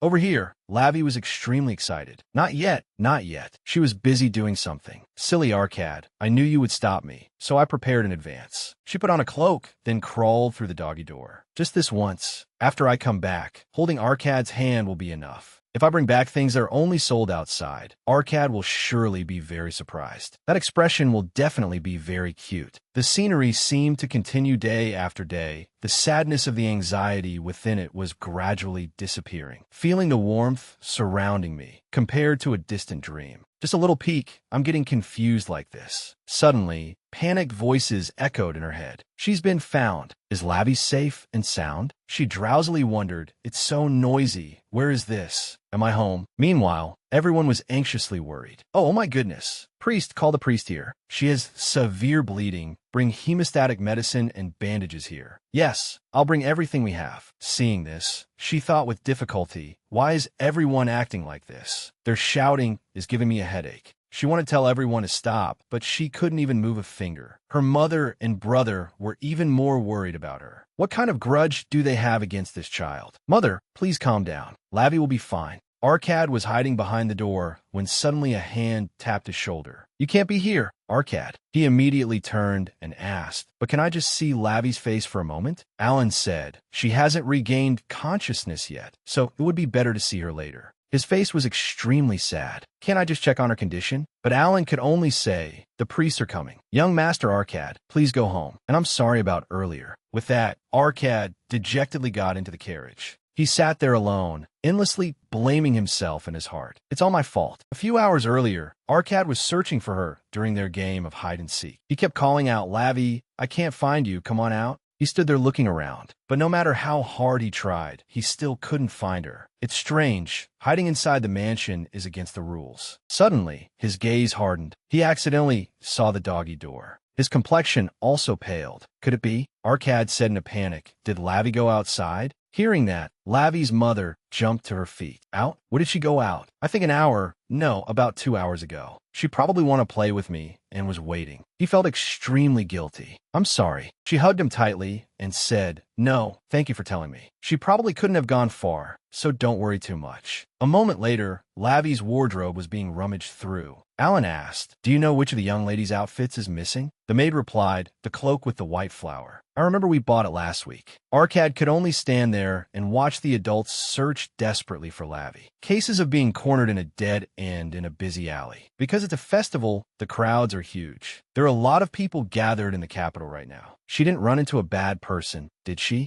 Alan said urgently, maximize the number of searchers. I will also go out immediately. Seeing this, Arcad went over. Alan, wait a moment. I'll go with you. He said, I told Lavi about the festival. I know exactly what clothes she's wearing, so I can help. Alan refused. No, it would be very dangerous for you to go searching, young Master Arcad. He still insisted, don't worry, I know the capital well. It's geography, and I can use a sword too. Seeing him like this, he frowned and said, no, leave this to the knights. No matter how strong you are, Arcad, the fact that we are the ones who protect the young lady does not change. Right now, I don't have enough time to protect you. Since there's nothing you could do to help, please do me a favor and go back. After saying that, he turned and left, leaving Arcad standing there stunned. The words from just now kept echoing in his head. Leave it to the knights. He thought sadly, I said I wanted to protect Lavi, but I can't do anything at all. If only I were a knight too. At the same time, on Lavi's side, she was standing in front of the wall, thinking, what's out there? The scents, the music, it all came from the other side. A desire for a place she herself could not set foot in. I can't be satisfied with just the scenery described to me. I want to see it and talk about it. I also know it's not allowed because it's dangerous. I only plan to take a quick look and come right back. I didn't intend for this to happen. As she was happily enjoying the new sights outside, some unknown force had been following her for a while and waited for the right moment to cover her mouth as if to kidnap her. Lavi now opened her eyes, her whole body covered in wounds. Seeing Arcad crying in front of her, she tremblingly raised her hand. Don't cry, Arcad. He immediately grasped her hand tightly. I am sorry, Lavi. I didn't realize sooner. No, if only I'd gone with you. She said gently, it's a good thing I didn't bring you along. Because you're so beautiful, you have been taken away. The outside is really scary. It's completely different from what I heard in the mansion. Arcad suggested, Lavi, wait a moment. I'll take off my gloves to heal you. As he was about to take them off, she quickly stopped him. No, don't. He was surprised by her attitude. Why? Lavi asked, are you angry? Arcad burst into tears. I'm the one who did wrong and got hurt. Why would I be angry at you? She said, then why are you like this? Hold my hand. I don't know about small wounds, but this wound can't heal quickly. Hearing that, he was stunned for a moment. Then he said worriedly, but Lavi, you look like you're in a lot of pain. I don't want you to be in pain. How could there be such a kind child? To me, Arcad was just one of the characters in a novel. I am Arcad's important friend, and I dragged you around to recover my body. Thinking this, she raised her hand and patted his head. You don't cry often anymore, but today everyone is crying. Lavi comforted him. Don't worry, I can bear it. Another priest will come tomorrow, so it's okay. As she spoke, a lot of blood started flowing from her mouth without her realizing. Arcad cried out in panic. Lavi, your lip is bleeding. She said helplessly, it's not just one or two places that are bleeding, so don't shout like that. Can I really not recover completely? No, this story ends here. Lavi sighed and thought, besides, even for Arcad, it's not hard to heal these things. Suddenly Arcad asked, not even just the lips? She was extremely surprised by that question. As for him, he was shyly asking, can I just heal the lips? But she said bluntly no. Get the ointment over there for me. Hearing that, he quickly got the medicine box for her. Arcad offered, then let me apply it for you. She looked at the way he was holding it and was speechless. You know that's not strawberry jam, but ointment, right? A moment later, Lavi pressed her lips together. She thought in frustration, it keeps splitting, so it's a little uncomfortable to talk. Returning to the previous topic, Lavi spoke up and asked, earlier you said just the lips would be better. What were you planning to do? That. Arcad answered shyly. When my mother was hurt, my father told her that if he did this, she would get better faster. She still didn't understand what he meant. Like that? I don't understand what you're talking about at all. Are you trying to make me die of curiosity? He blushed beet red and said, well, that, lips. Only then did she understand. She felt completely helpless inside. Oh my, what should I do? With a face like this, if he goes around asking if he can kiss people, it'll surely cause a huge problem. Thinking this, she said aloud, don't do that. Seeing his naivety, she wanted to scream. If he kept this up, the patience of men in this country would be put to a dangerous test. I told you not to do that with anyone that thing, you have to wait until I agree. Arcad was still like a bewildered little deer. But if I touch the wound directly, it will heal faster. She pulled the blanket up in frustration. Let's meet when I'm better. I'll have to train you properly. On the table now were medicine vials and blood-soaked bandages that had just been changed. Arcad sat there in silence, while Lavi had closed her eyes and fallen asleep. As he was about to reach his hand toward her, he suddenly stopped. He thought sadly, I'm sorry, Lavi. I will quickly become stronger. I will become someone who can protect you. And in the days that followed, her wounds gradually disappeared. Her expression looked uncomfortable. In her dream, she saw the figure of her older brother with a woman. Her brother's expression looked incredibly cold, and images of her brother diligently taking care of her constantly appeared in her mind. Seeing this, she told herself, don't worry, brother, this won't kill me. Today, I can't let Arcad lose a friend. Suddenly, the maid came over and woke her up. Lady Lavi, I'm sorry for waking you. It's time to change your bandages. Lavi woke with a start. She raised her hand and began to change the bandages. The small wounds had healed a lot. She looked at her hand in bewilderment. Thank you, Jenny. What did I dream about? It seems like it was a memory from the original story, but why was I sick? It seems the cause was coming back from somewhere. It was clearly related to Arcad. Suddenly, Arcad's sad expression appeared in her mind. She clutched her head and screamed. Lavi was now extremely worried. Jenny, I have to go to Arcad. The maid immediately held her. Why? Why are you suddenly saying that? Master Werner said you're not to leave the room until you're fully recovered. Her hand trembled as she said, that's not important right now. She insisted, hurry, there's no time, I have to see Arcad. At 16, I remember the reason Arcad had to join the war. A few years before that, Arcad's uncle had staged a carriage accident and killed Duke and Duchess Enoch, then seized the position of head of the house, and made his own son the successor, while the official successor, Arcad, would be sent to war. Scene changed to that evening. Werner knocked on the door. Lavi, I'm coming in. She was lying alone in bed. He sat down on a chair and asked, what happened to Our Lady today? It turned out Jenny had told him about what happened in the morning, how she had just calmed down, but suddenly cried and wanted to find young Arcad. Werner asked gently, can you tell me why that is? Unexpectedly, she spoke up, brother.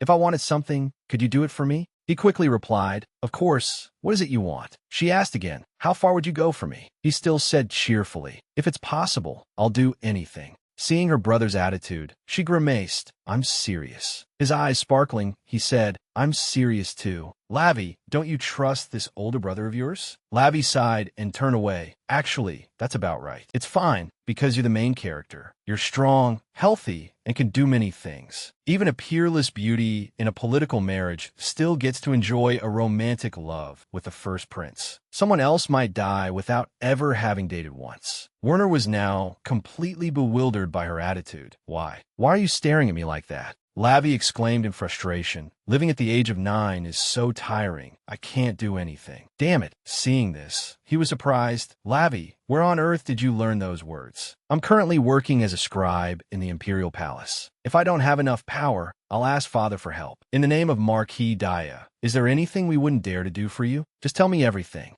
Her expression darkened. Really? She turned and asked, even if I ask you to get rid of someone? Hearing that, Werner was extremely puzzled. Get rid of who? His eyes narrowed. Lavi, don't tell me you. Seeing her brother's reaction, she wondered. I must have brought this up too hastily. He asked naively, You're not asking me to get rid of Arcad, are you? She was startled. What? Then he quickly scratched his head and laughed it off. Good, it's not him. I wonder if you two had a fight? She thought in annoyance. Do people normally have such cruel thoughts when they fight? Werner asked again. Then who is it? Lavi replied. No, I'll tell you later. After that, he held out his hand and said, All right, then let's promise. You have to tell me later. I don't tell you everything either. No, wait, there's nothing I wouldn't tell Lavi. Lavi retorted playfully. How can you say that? For example, when will you have a political marriage? Lavi, who told you that? She got carried away and continued speaking nonstop. By the way, the odds are bad. Even if it's a political marriage, you have to love and respect the other person otherwise. Reaching this point, she quickly covered her mouth. She immediately pulled up the blanket. I unconsciously said too much. Oh my, I'm suddenly so tired. I have to sleep now. Werner gently placed his hand on her blanket. Whether it's a political marriage or an opportunity, Lavi won't be doing anything worrisome, so don't worry. He said warmly, Sleep well, Lavi. Lavi now thought with a somber face. He treats me so well. Why was there a wind blowing in the novel? After a while, Werner was still sitting there, looking at her. She wondered, Isn't it time for you to leave? He replied with sparkling eyes. That's right, but on second thought, I'm still worried. Suddenly, he suggested, Lavi, sleep with me tonight, okay? She was horrified. No way, it's too inconvenient. If I thrash around in my sleep, I might die. As she spoke,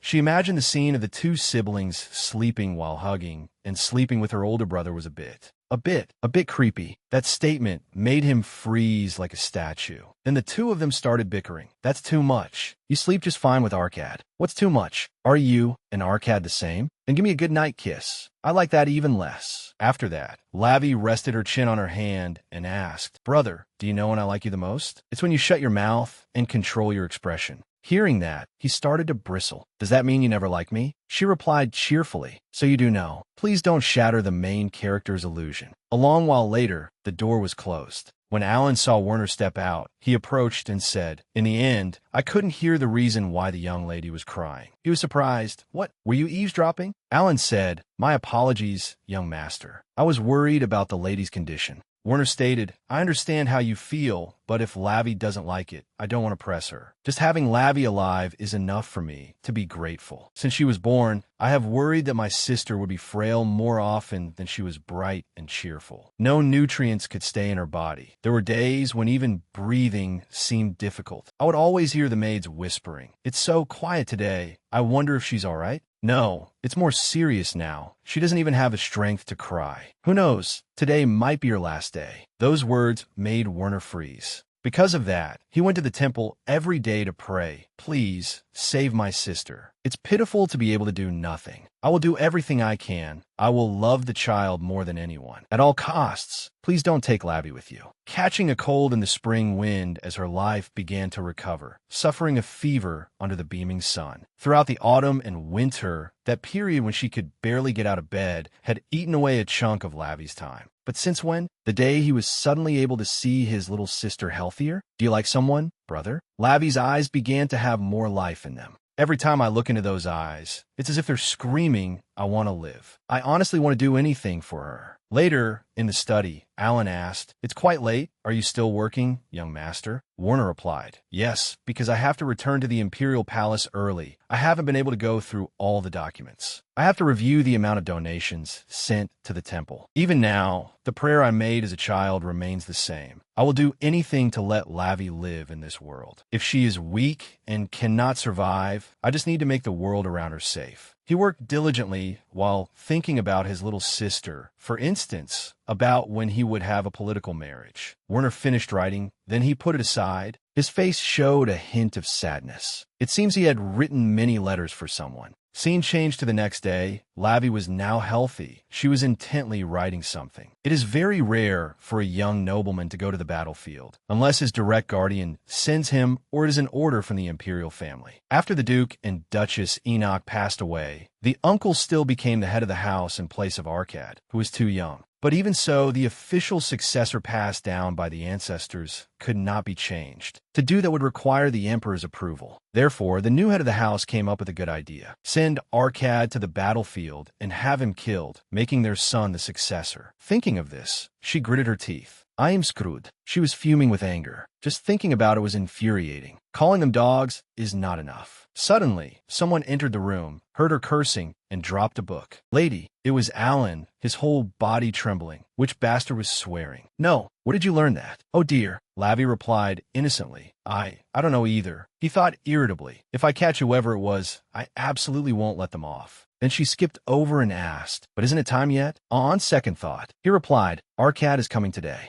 A moment later, Lavi happily ran out into the courtyard. Arkad was holding a bouquet of flowers. Lavi, you seem much better. She skipped and replied, yeah, I look okay now, right? He exclaimed, Lavi is always beautiful, covered in blood and wounds, but then he held out his hand, suggesting, so, can we hold hand again now? She quickly agreed. Oh my, so you were thinking about it. Can we? Of course. Suddenly, he pulled her into a hug. Lavi was completely surprised. Huh? I asked if we could hold hands. So why are you hugging me? It's just that, Lavi, he said shyly. I have something I want to tell you. Lavi was curious. What do you want to say? But she waved it away. You must be all better now. Shall we go for a walk and talk? I've waited for you for so many years. I even have a list of things I want to do. Arkad pursed his lips in silence. Then he spoke. I'm sorry. I don't think we can do them together. Because I'm going down to the domain. Later, they both went inside the house. Lavi asked, if you want to be officially knighted, you have to train in the domain? He replied, yes, my father also has a lot of things to resolve. She asked again, so, when will you come back? He answered, I don't know yet, I'm leaving tomorrow. Hearing this, she was startled and exclaimed, tomorrow, that's so sudden, I'm sorry. She was extremely worried. Am I already relying on Arkad? I want to be by your side until we can get married. The devil and angel in her were constantly talking. Arkad's ability isn't for my sake. I must respect his decision. I just got out of my sickbed. Where has my determination to live gone? She quickly waved it away. Are you going alone? He replied, yes, why? She said, full of indignation. What do you mean, why? That piece of shit. Oh no, I was wondering if your cousin is going. Just you wait, ending the lesson because we don't get along. He said, we're not going together. He will also go to the domain by himself. Hearing that, she began to think deeply. I see. First of all, it's a blessing that he's leaving that family. There's still time until the incident happens. While Arkad is away, I must investigate more. She didn't forget to remind him. You must write to me. Fill up 3 pages. Yes, I know. Arkad also didn't forget to remind her back. Lavi must only write letters to me too. She sighed and replied, of course, besides you. Do I have any other friends? Then she stretched. Anyway, Arkad has decided on his dream. I'm so happy. Suddenly, Lavi froze. What do I do? I've been living in such a hurry that I haven't thought about it. Arkad beside her asked, how about joining the Imperial Palace like Brother Winter? She replied dejectedly, I don't like that. It's too boring. Just looking at words makes me sleepy. He hesitated a little at this moment. Then with me. Lavi wondered, with you how? He blushed and waved his hands. I mean because I'm a knight, Lavi would be the lady, something like that. Hearing that, she laughed. A knight and a lady. So Arkad is my knight? She suddenly stood up. That's good, I know what to do now. Lavi pulled out a cotton stock. She stood in front of him, her face extremely happy, and asked, Arkad Enoch, do you promise to become my knight? Arkad was now frozen by her beauty. He quickly gave his answer. Yes, I will become Violetta Dia's sword. The next day, Arkad left. Lavi was also here to see him off. Winter beside her said, Lavi, you should go inside now. Yes, she thought sadly. It suddenly feels so empty. Suddenly she asked, brother, if I want to become a lady, what must I do first? Huh, why so suddenly? And many days later, Lavi always asked herself, Arkad, are you doing well? These days she was all alone. The time staying in the domain is longer than I thought. How can it be that even after a year, you still can't come to see me? Don't you miss me? If I write this, you'll want to come even less. Suddenly Lavi's hand ached. She looked at her hand and wondered. You're still busy with swordsmanship practice, right? Are your palms heavily calloused? When on earth will this heal? Out of curiosity, I went to Allen to practice with a wooden sword, and my wrist got swollen. For that reason, I had to see the priest several times. When the priests treated her, they exclaimed, "It's strange. Although the wound isn't large, it's recovering very slowly." Winter was worried. "Can we get a higher-ranking priest to come?" The priest said, "At this time, it's difficult for high-ranking priests to be absent. The new officials from other countries are also gathering." Alan beside him whispered in his ear, "It's always been like this after the founding of a nation. Last year, when a young lady was injured." Then he asked again, "Even so, there must be one person who can go, right?" The priest replied, "Let me ask. We owe the Jia house a great deal." Lavi on this side observed silently. "Compared to you, all the priests seem like fraudulent imposters. Arkit, why does time seem to stop and be so boring every day without you? I want to see you quickly and play where the sunlight shines. That time is the most comfortable moment for me. My brother is still well. It seems he's so busy with work, he doesn't have the mind for anything else. He's taller and more handsome, but it seems he's not meeting anyone, so I'm relieved. And what else is there?" A long while later, Jenny came in and called, "My lady, class is about to start." Lavi sighed and replied, "I know." Then the two of them walked hand in hand down the hallway. Lavi opened the door and said, "Hello, Madam Oscar."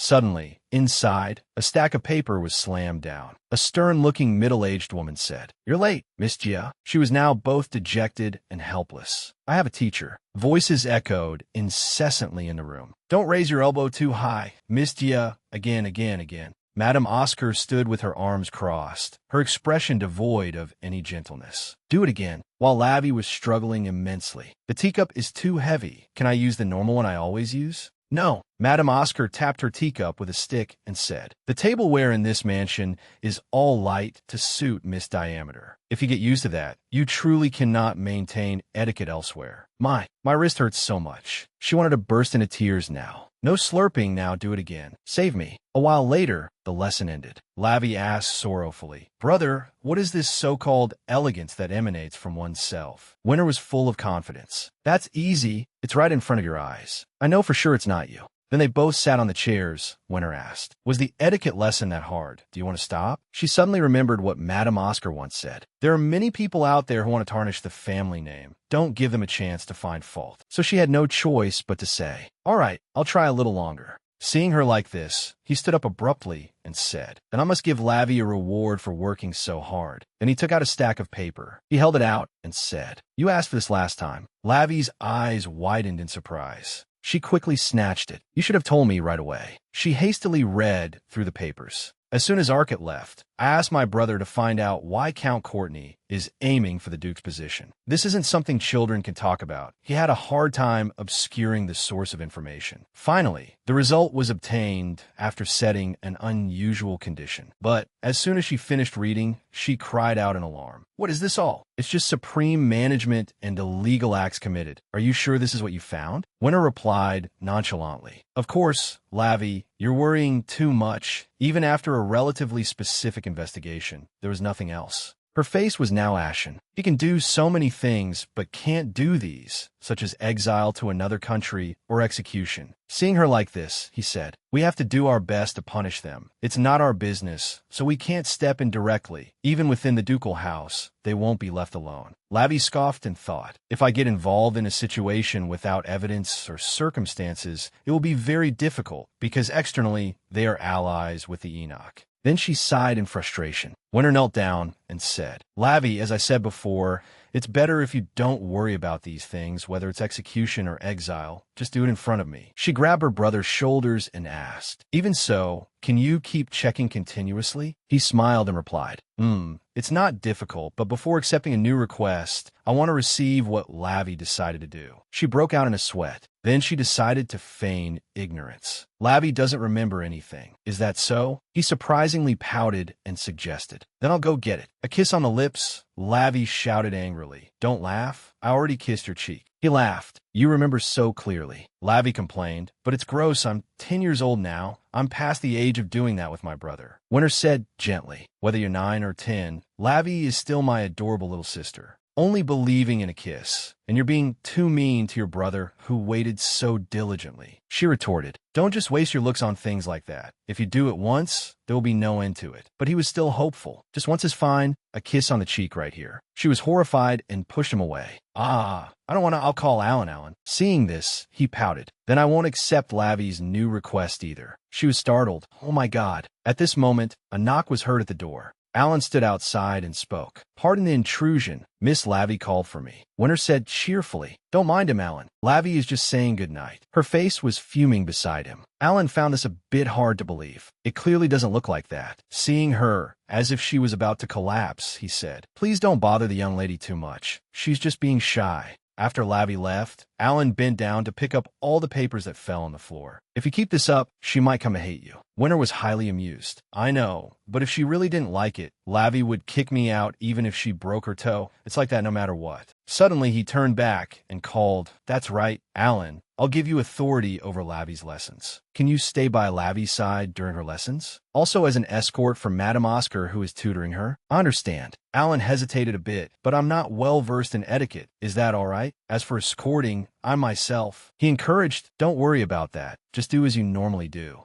Lavi on this side was running and complaining, Arcad, you idiot, you don't know what humiliation I've been through while you were away. Is there any protagonist in this world as sloppy as this? Thank you for listening to me without asking for reasons. But Arcad, hurry up and come see me. But contrary to my wishes, Arcad did not return to the capital for a long time. Scene changed to 2 weeks later at the Jia domain. Lavi was now wearing new dress. Jenny, do I really have to wear this? Seeing her struggling a bit, the maid said, I'm sorry, my lady. The Countess said you must wear a dress today. I'll have to tighten a bit. This dress is so suffocating. She looked at her hand and thought. Now not only her wrist, but her whole body ached. Jenny spoke up. It seems the Countess has arrived. Huh? Lavi went to the window and looked out dejectedly. She's never a day late. As she looked out, she saw Alan greeting her. Even more surprisingly, Madame Oscar reached out and caressed his face. Lavi froze stiff, while Jenny beside her was completely nonchalant. Oh my, their relationship is still so good today. She turned in surprise and asked, still today? Isn't this the first time they've done that? Jenny replied,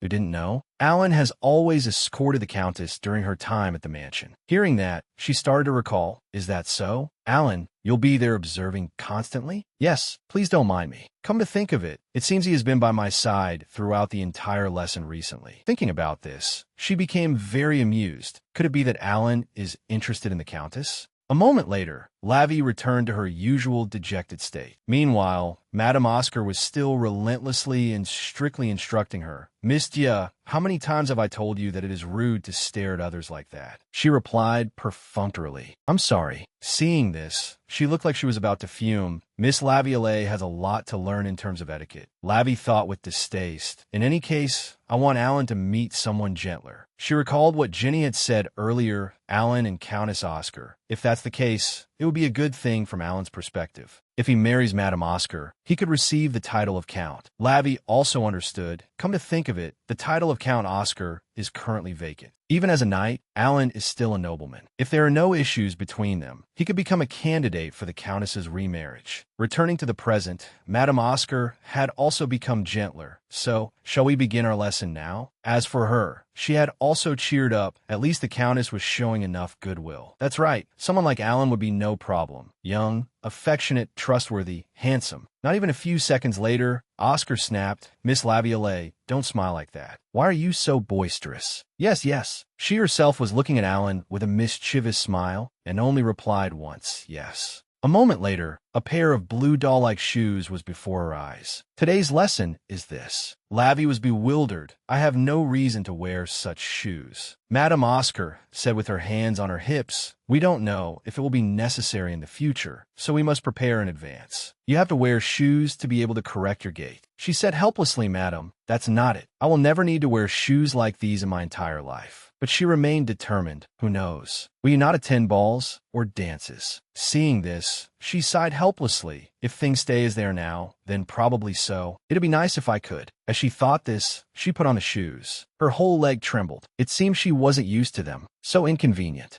And so, Madame Oscar began her instruction. Walk slowly to the end. Yes, every now and then, she would glance behind her. Those eyes were directed towards Alan. The two of them looked at each other with ambiguous, entangled gazes. Lavi, on her end, was also more comfortable. Even so, she was fortunately somewhat confident in her walking. If it's just this, there's nothing to criticize. Suddenly, she turned and saw the gazes of the two's budding love. He's not looking, though. She resigned herself to it. I will endure this tale of youthful romance. Suddenly, Madame Oscar shouted, Miss Laviolette is smiling like that again. I wasn't paying attention earlier. As she spoke, she brandished a whip. Seeing this, Lavi's eyes started to well up with tears. Madam, are you going to hit me now? Alan quickly came forward. He stood in front of Lavi, shielding her. What is the meaning of this action? Oscar also softened her tone. Alan, don't misunderstand. Overreacting like this is not good for her education, if you're surprised by this kind of training. But his voice was filled with coldness. Lady Lavi's case does not warrant this. It seems you have not been listening to what Lady Lavi has been saying all this time. She also started to get annoyed at this point. I am listening properly, but her hands don't hurt and her feet don't hurt. Seeing this, Alan's eyebrows knitted together. Lavi, for her part, was feeling guilty. Oh no, I'm going to ruin Alan's relationship. Then she spoke up. Stop it, Alan. We're in the middle of a lesson. Surprisingly, he said, today's lesson is over, Lady Lavi. Madame Oscar was furious. What did you say? Can an escort knight act on his own like this? Alan picked her up in his arms and said, the authority to decide on the young lady's lessons has been entrusted to me. I am well aware of your bad habit with your hands, madam, but I did not expect you to take it out on the young lady's body like this. She trembled with anger. What are you talking about? What about my habit with my hands? He said coldly, it's always like this. In fact, earlier when he went to greet her, he felt extremely uncomfortable when she caressed him, but he endured it for his lady's sake. Now he decided to speak frankly. You should not touch others here and there. Madame Oscar's face flushed red. But you've expressed private feelings to me before. He replied firmly, there was no such thing. I don't know what on earth made you think that, madam. Meanwhile, Lavi was petrified. Don't be so ridiculous. Suddenly, she started to sob, her eyes also gradually filling with tears. If it wasn't good, well, then why couldn't you take your eyes off me during every lesson? Alan replied innocently, I was looking at the young lady. If it wasn't her, then it wasn't you, madam. You must have been looking at that. At this point, she looked like her blood pressure was about to skyrocket. She shouted in anger, all of you are truly terrible. After that, the mansion was in a great uproar. My brother was furious about me being hit. Cancel the contract. From now on, don't do anything, just lie down. That's a bit. My parents cried with worry. Madame Oscar would spread rumors about Alan's disrespect. It was truly chaotic. Alan was ready to propose a duel with Madame Oscar's knight. In the end, the lessons were maintained, but things only calmed down after the contract fee was doubled. Scene changed to a beautiful day. Lavi spoke up. I saw Alan in a new light because of this. I thought you were just a pushover. Alan, beside her, was completely bewildered. Me? She smiled and said, normally, you never say you don't like something. If I just plead a little, you always let it go. What do you mean, is that my fault? Am I wrong? He held the umbrella for her. What do you mean? Madame Oscar is no longer as strict with me. However, the direction of her nagging has changed. She started to switch to other topics. Not all men have good intentions towards you. That man who sticks close by, but you don't know what he's thinking inside. But those words seemed intended for Alan to hear. He asked, exasperated, is that really necessary content for the lesson? She immediately turned and snapped, of course it is. Don't interfere.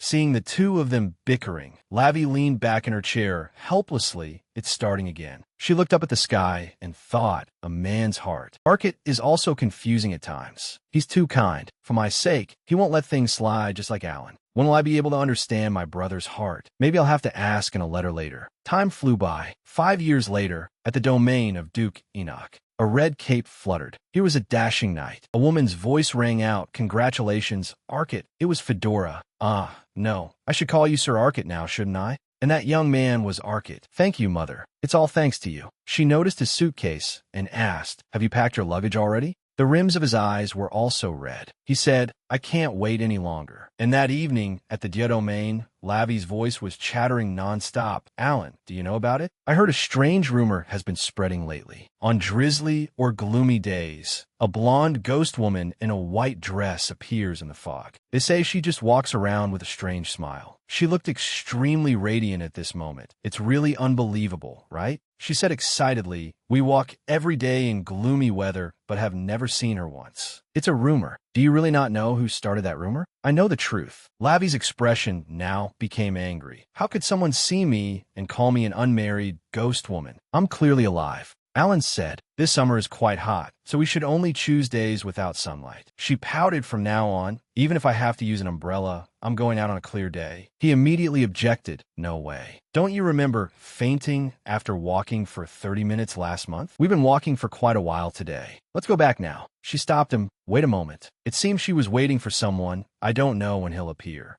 Alan looked at her, bewildered. Lady Lavi. 4 or 5 years, I have adapted to life without Arkit, occasionally receiving letters from him, while my physical condition worsened day by day. The two chatted as they walked. Can we go to the temple someday? The temple? At least when you're around 18, because you have to find a groom. If I don't live very carefully. Because of my troublesome body, Arkit was very sincere, but I can't urge him to return. Seeing her troubled expression, Alan was very worried. Lady Lavi, we really must go now. I know. He's such a kind person that he might even come back, just because of a single word from me. Suddenly, a carriage passed by. Lavi was surprised. Oh my, a carriage I've never seen before. It's heading towards our mansion. Suddenly, he said, it seems today is the day. She asked, bewildered, what? Is there something I don't know? Whose carriage is that? He replied, the Salome family. Hearing that, she became furious. Don't tell me the political games are starting now. The story has progressed without me realizing it. That guy's older brother. Suddenly, she jumped on him. She ordered, Alan, let's go back to the mansion. Yes, he was still bewildered. My lady, even if you're curious, wouldn't it be better to meet him later? He's about to be formally introduced. But she was still insistent. Go. A moment later, she was back at her home. She entered a room. Guests usually come this way. Have they gone somewhere else? Suddenly, a red-haired girl approached her and asked, who is it? But it seemed Lavi was too focused on what was ahead and said, who else could it be? The red-haired villainess. A moment later, she jumped in shock. The girl said, oh my, I'm sorry for startling you. She made a guess. The redhead. It seems to be just like in my story. I didn't even know I had the nickname the villain. Lavi felt like she could die from this humiliation. I am doomed. No, I'm not like that. The girl began to introduce herself. As you may know, I am Rose Salome. It's a pleasure to meet such a lovely lady. Her whole body trembled. I am Lavi, no. Diameter Rose smiled and held out her hand. You don't need to be so tensed, yeah? Suddenly, Werner's voice rang out. Stop it, Miss Salome. He walked over to where the two girls were. Lavi turned her head in surprise to look. He came over and supported her. Lavi, are you all right? It seems there's a misunderstanding. I was just introducing myself. Rose laughed and said, I'm very sad that I haven't been invited to the Marquis family lately. You haven't been bad-mouthing me to your sister, have you? He asked coldly, what is that supposed to mean? Lavi, on the side, was panicking. If this continues, I'll be the cause of discord, which isn't what my brother wants. Then she quickly spoke up. Miss Salome, I am Violetta. You can just call me Lavi. If you don't mind, could we go out for a cup of tea together? As soon as she finished speaking, the atmosphere turned gloomy. Rose said, it's because of the rain, so we can't go out. Lavi quickly said, don't worry. She suggested with delight. The Marquis' garden is most beautiful when it's drizzling. A moment later, the three of them headed out to the garden. The air here was extremely fresh and clear. Rose looked around in awe. A garden tea party on a rainy day?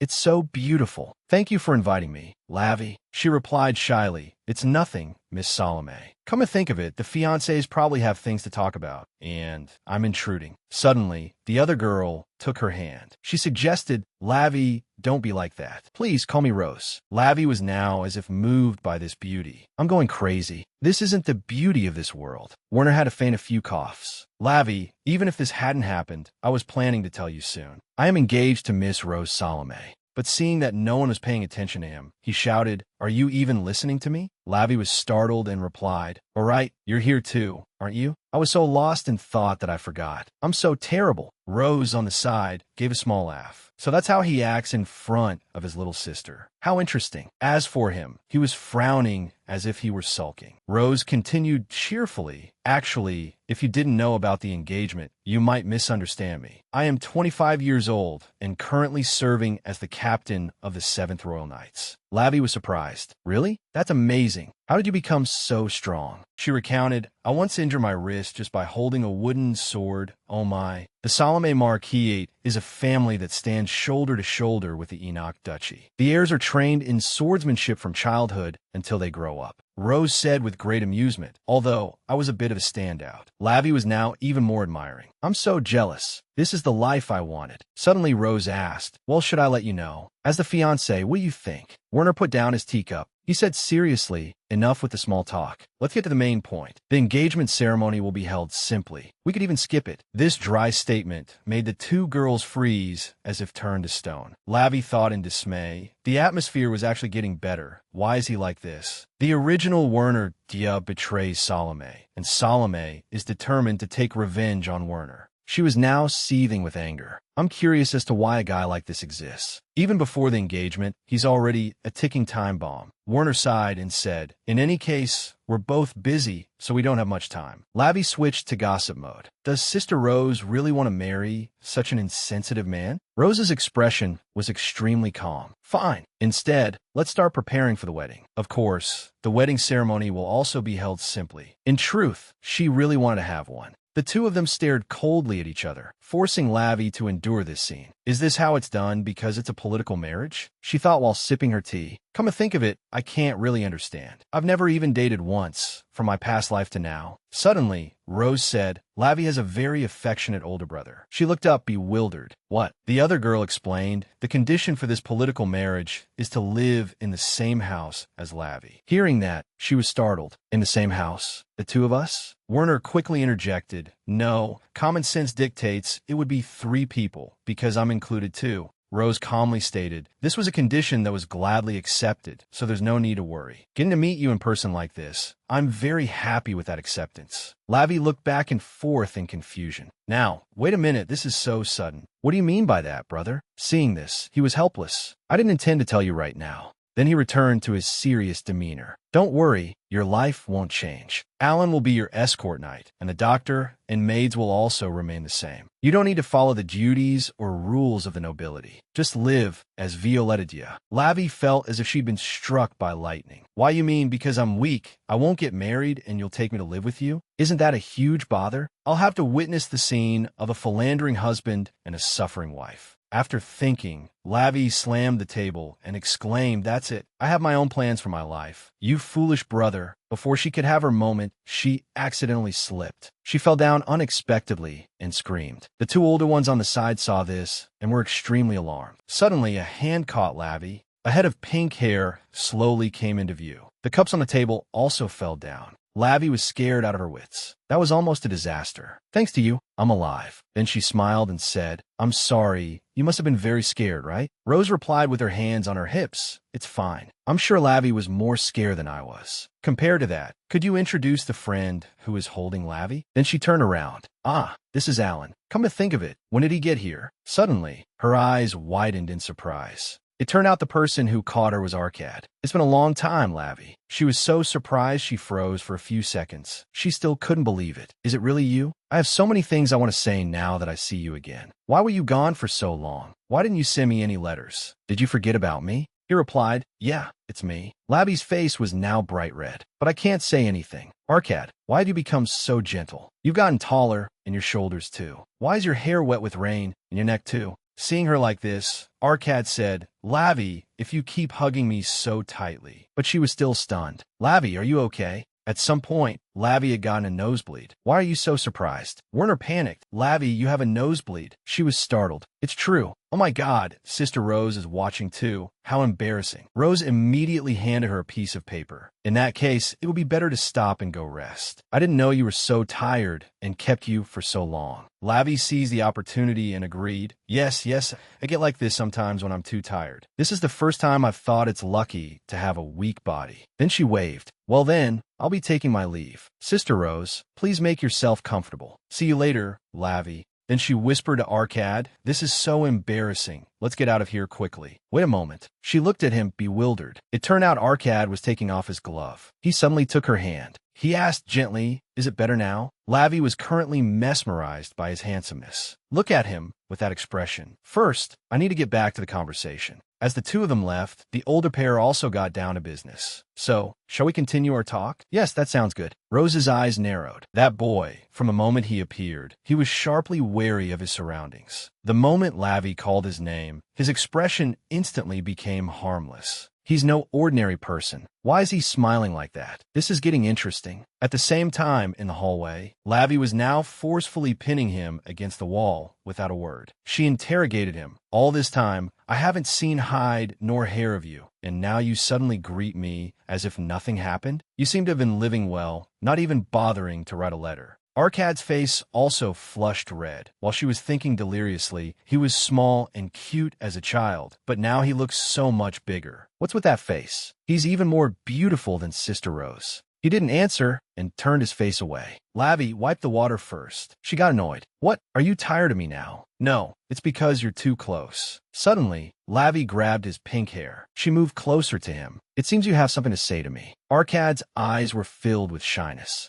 Then he stroked her hair. Lavi, your hair has gotten so long. It's beautiful. Her face flushed bright red. Don't just change the subject. With that deep voice on the topic of Arkad. Hey. Then Arkad took the hand that was stroking his hair. He said sincerely, I'm sorry, Lavi. I missed you. She was stunned by this flirtatious line. Oh, this is really a big deal. He used to be so cute all the time, making people's hearts weak. And now he's handsome too. Lavi quickly pushed him away. Yes, that's right. You should apologize first, my friend. Suddenly, she felt something was off. She wondered, Lavi, I pushed with all my might, but he didn't even budge. And this solid feeling, what's under here? This is definitely yours, my friend. She only just realized it now, her face turning 10 times redder than before. Lavi, this time it's from both sides. I'm going crazy. Oh my God, if he's changed this much, how am I supposed to adapt? A while later, in Lavi's room, the two of them were sitting on the bed. Arkad sighed and spoke. Lavi, it seems you haven't been very well lately. Meanwhile, she was looking at her hand, thinking, I can still feel it. Seeing this, he immediately took off his glove. When he took Lavi's hand, she looked at him with confused eyes. He asked gently, can I help you? And so, they held hands for a long time. Lavi wondered, it doesn't recover right away, does it? Can you control it now? He replied, yes. I can only do it when I want to. I don't need to wear gloves anymore.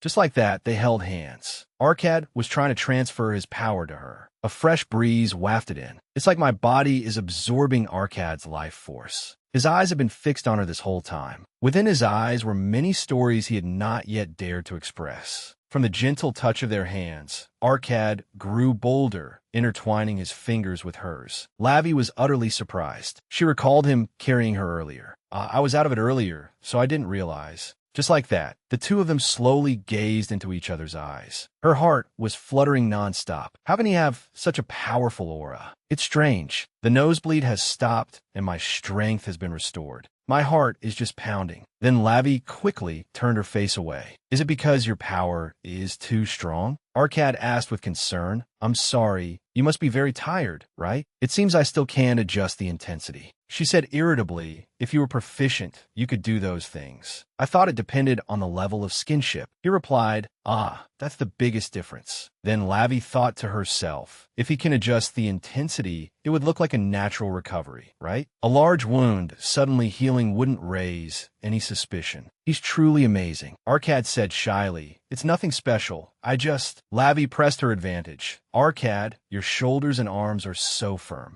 Completely different from my brother. This sentence made his face flush even redder. Seeing this, Lavi said grumpily, how can you talk to someone while avoiding their gaze? No, it's just, you're too close. Arkad's heart was now fluttering as he thought. So Lavi hasn't changed at all, still as beautiful as ever. Being together makes my heart pound. Even though we haven't seen each other in a while, I knew it was her in an instant. Lavi said she was here. After not seeing each other for a while, what he saw in her was a radiant smile. It was always bright around Lavi. Even on gloomy days, just thinking of Lavi gave me a warm feeling, so I was able to endure. Every night, he would always wonder, is Lavi still well? Is she hurt anywhere? Or maybe I should go see her. The promise they made when they were little always appeared in his mind. Promise you'll become my knight. On unusually tiring and shaky days, I tried to endure, hoping not to be ashamed of the reflection in your eyes. Arkad thought pensively, this isn't working at all. I can't control my expression. On her side, Lavi frowned and asked, isn't Arkad's face getting redder? Suddenly, Her eyes lit up. Wait a minute, could this be? She jumped up in surprise. Arcad, could it be you? A moment later, there was a towel on his head. She was wiping him down. I should have wiped you down first instead of holding your hand. He said, I'm fine, you don't need to worry. She said grumpily, what do you mean you're fine? You have a high fever right now, don't you? A cold is terrifying. You could die if you're not careful. This won't do. Lavi, from now on, you don't have to worry about things like this anymore. He smiled at her and said, because I'm here now. Lavi was stunned and bewildered. What could it be? She asked with great interest. Are you still in the capital now? Yes. Then he took her hand. I'm sorry for not writing to you often. It took longer than I thought. I didn't know you were waiting like this, because I never said I would come back. I thought I had to become a knight as promised before I could come. He placed her hand on his cheek. Actually, I miss you a lot too. Lavi frowned and said, you fool. I thought you had forgotten all about me. I was planning to scold you when we met, but I couldn't bring myself to do it. Suddenly, he said, but the letters were only about Werner, to the point where I wasn't sure if they were really for me. She shouted angrily this. Just saying I like you throws everything into chaos. Why does it have to be about liking someone? Suddenly, Lavi lost her balance. Arcad was startled. She involuntarily stumbled forward. And so their lips met. This was the first kiss for both of them. The kiss lasted for several seconds. Lavi jumped back, startled. I'm sorry. She frowned with worry. As for him, his face turned as red as a tomato.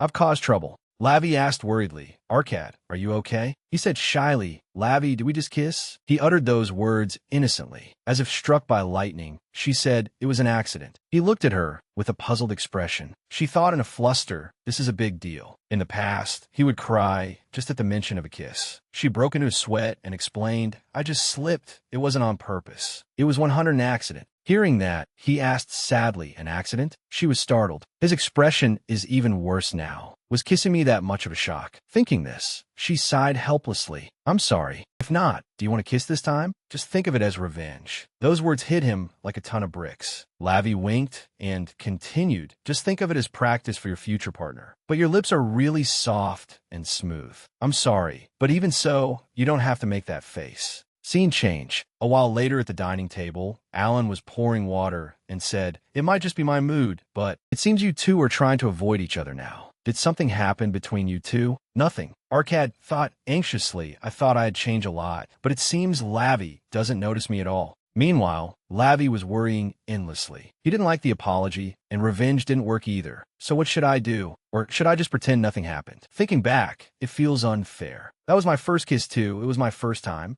Alan came over and whispered, Lady Lavi, if you're shy because it's been a long time since you've met, try talking gently about recent events or something you're curious about. Ah, that's right. She quickly turned back and asked, Arcad, have you heard any news about your uncle?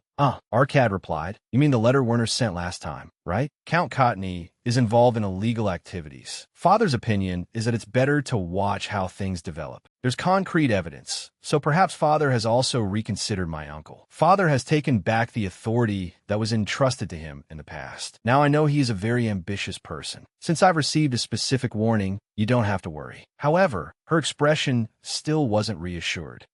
It's good to be on guard, but how can I explain that just that alone is unsettling? Arcad continued, Lavi, I don't know why you're so interested in my uncle and cousin, but the Duke is not so easily swayed. Suddenly, he leaned into her ear and whispered, and the truth is, the title of Duke Enoch is a position given to the heir of this ability. Currently, only my father and I have it, and everyone in the royal family knows this. The Enoch family's ability is very rare and precious among these abilities. If he could, Count Corny would not let Enoch be threatened. Lavi asked in surprise, wait, can you tell me about that? He replied, Of course. I can tell you anything. Seeing the brilliant aura radiating from him, she thought helplessly, the security in this house is too lax, isn't it? Then she helplessly waved it away. Let's stop here for now. He was full of concern. What's wrong? You can ask more. No, if I'm curious, I'll ask then. After that, Lavi began to ponder. The royal family also knows Arcad's ability is very important. Why did the original story have Arcad participate in the war? Was it because they wanted the Enoch family's ability to be cut off from the royal family? Or is it something to do with his cousin? In that case, even if the incident is prevented, the danger won't disappear. On the contrary, they might target Arcad instead. As she was about to speak, he casually fed her some food. In any case, I have to be careful of carriages or anything else.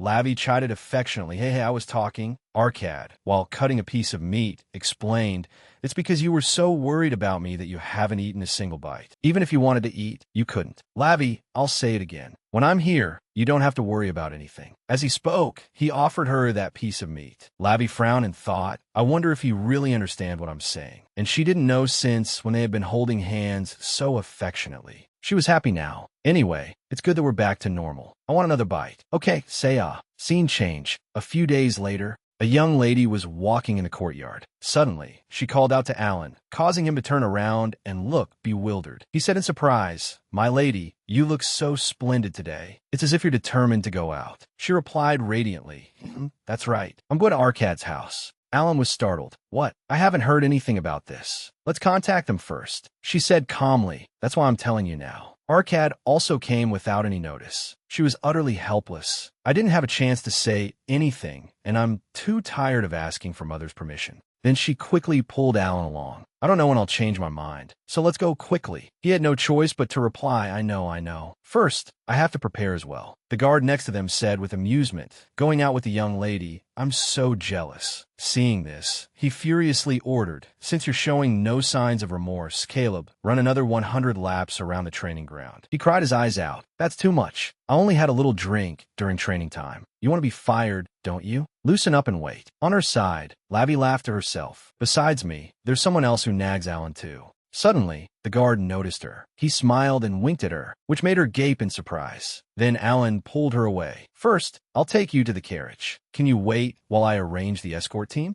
Okay. What a strange person. I'll look for the direction of Arcad's house. It's been so long since I've been able to go out properly. Why am I suddenly so nervous? A long while later, she arrived. Fedora came out happily to greet her. Lavi, it's been so long since I've seen you, dear. The two of them chatted like a mother-in-law and daughter-in-law. You've become so much more beautiful. I almost didn't recognize you. How long has it been? You're truly as beautiful as ever. My mother would be so jealous. It seems she is very fond of Lavi. Oh my, why do you say such cute things? Suddenly Lavi asked, that's right. Annie, where's Arcad? I'd also like to see the Duke. She replied, Arcad had business at the royal palace today, so he already left. He won't be back until this evening. She was shocked. How could this be? Alan, standing beside her, thought to himself, as expected, we should have contacted them before coming. Then she continued politely, It's all right. I have a lot of time today, so I can wait. It will be much more difficult to get permission to go out next time. Suddenly, the woman took her hand. Lavi, don't be like that. She suggested, Why don't you spend the day with me today? She was surprised. Spend the day with you, Auntie? Her eyes began to sparkle. Could it be that you're asking me to go out? That's right, if you're not tired. Are you that surprised? Lavi quickly said, I feel well today, I want to go. At that moment, she began to imagine her happy scene. Famous desserts. A dessert shop she had seen on the way here. To the fountain in the square and the park in bloom, too. Before long, she put on a sad expression and said, But it's probably not possible. I promised my mother I wouldn't go out to play. If I don't keep my promise, I'll never be allowed to go out again. Fedora frowned and thought for a moment. Then she stroked her head and said, Then how about we just go to one place? I'll put in a good word with your mother, so don't worry about a thing. Seeing that she was about to say something, she immediately asked, Just answer this question. Lavi wants to go out, right? She was silent for a moment, and she quickly gave her answer, yes. Scene change at a precious jewelry store. Lavi was now wide-eyed and open-mouthed at this sight. She thought with delight, until now I've only used custom orders or home sales, but seeing them in person at a store, so this is what it feels like. Fedora stood behind and said, The young lady of our house is looking at that. The design is beautiful, but the gemstone isn't very good. It would be better to change it to a pink diamond. I understand. This is a set with earrings, so let's replace them both. Do that. Lavi skipped around and asked, Annie, are you done choosing? I'm wondering where to start looking. She said, First, we'll try this one. She asked blankly, which one? She immediately took out a brilliant purple necklace and held it up to her. Indeed, it suits you very well. Suddenly, she said, wearing this and standing next to Arcad would be the most beautiful. She was stunned and bewildered. That's not going to happen. Seeing this, she huffed and asked, not satisfied, Then let's get another one. She replied helplessly, Annie, please calm down first. A moment later, many jewelry boxes were carefully packed. But this shopping trip was not over yet. Lavi, this one is also very beautiful. Try it on. She quickly waved her hands. It's too much, Annie. I can't wear them often. Fedora looked at her with sparkling eyes. But I see you as a daughter, so I want to buy them for you. Lavi froze, looking at that face that looks just like Arcad's. I probably can't win against her. Then she said helplessly, this is really the last time. Okay, Annie? Of course, of course. It really looks very suitable. Suddenly, Lavi noticed something. Ah, that's right. Please wait a moment. She picked up a blue brooch, identical to the one Fedora was holding. She gave an order. I'll buy this one too. Please send the bill to the Dia house. Yes. Seeing this, she wondered, you like that one too? I can buy it for you. She surprisingly pinned it on her. No, I want to give this as a gift. And so, they both had a matching item. It will be more beautiful if we wear them together like this. Lavi asked radiantly, right, Annie? Fedora hugged her tightly and dotingly. It would be so nice to have a daughter like you. How can you be this adorable? Lavi, her face turning pale, gasped, Annie, I'm suffocating. Seeing this, she quickly let her go. Then she said cheerfully again, I'm being sincere. The ducal family of Enoch will always welcome you if you come. I also really. The most important thing is Arcad's intention. After all, the outing lasted until dusk. Alan stood by the carriage and asked, everything has been loaded onto the carriage. Shall we depart? He walked over to Lavi and said, since there's so much luggage, we'll probably have to ride with the knights. She replied, I guess so. She also didn't forget to boast, she bought so many things for me, so there was no other choice. They're all designs that anyone would think of. Fedora came over and said, it's about time for Arcad to return. Let's go home. Yes, Auntie. Today, thanks to Lavi, I wasn't bored and had a lot of fun. She lamented, I originally planned to come with Arcad, but he seems to be busy lately. Do you know what's going on? Hearing that, she was surprised. How would I know? In her heart, she thought to herself, he said he was going to the royal palace. It's probably to reduce the authority of the Corny family. Pretending to know would be a bit. Fedora continued gently. It has to be that way for Arcad to do a part of the Duke's work. He has told you everything. After all, I heard he also told you about his ability, right? That sentence startled her.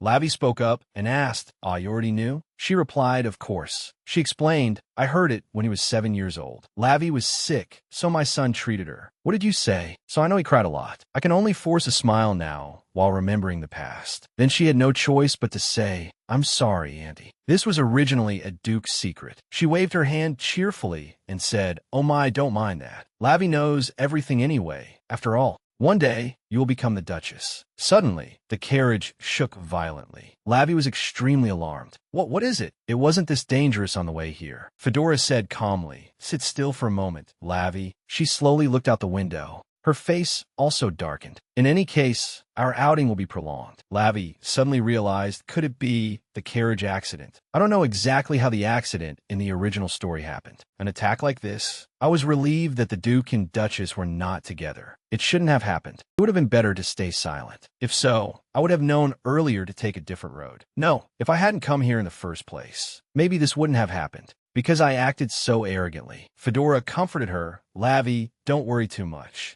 This carriage is the sturdiest one in our family. There are knights following us, so they will catch up right away. The Duchess said, above all, I am here after all. She was extremely surprised by her aura. Lavi thought to herself, that's right, there's no time for despair. If she has such power, then we must quickly find a way to escape. There's Alan, and the Duke's knights too. We can meet Arcad again safely, and we must hug and say that it's okay now. I just need to say that the worst day of his life has disappeared, and that will be enough. Fedora turned and said, Lavia, if you're scared, close your eyes. She replied with determination, no, I'm fine. Seeing that, she was a little surprised. I had thought so before, but she really is a strange child. A frail child with eyes that seem to want to burst with life. Then she said, in that case, I will have to prepare as well. It turns out that no matter where she goes, she always keeps a sword with her. She drew her sword, full of fighting spirit. I can't lose my daughter-in-law here. Scene change at the royal palace.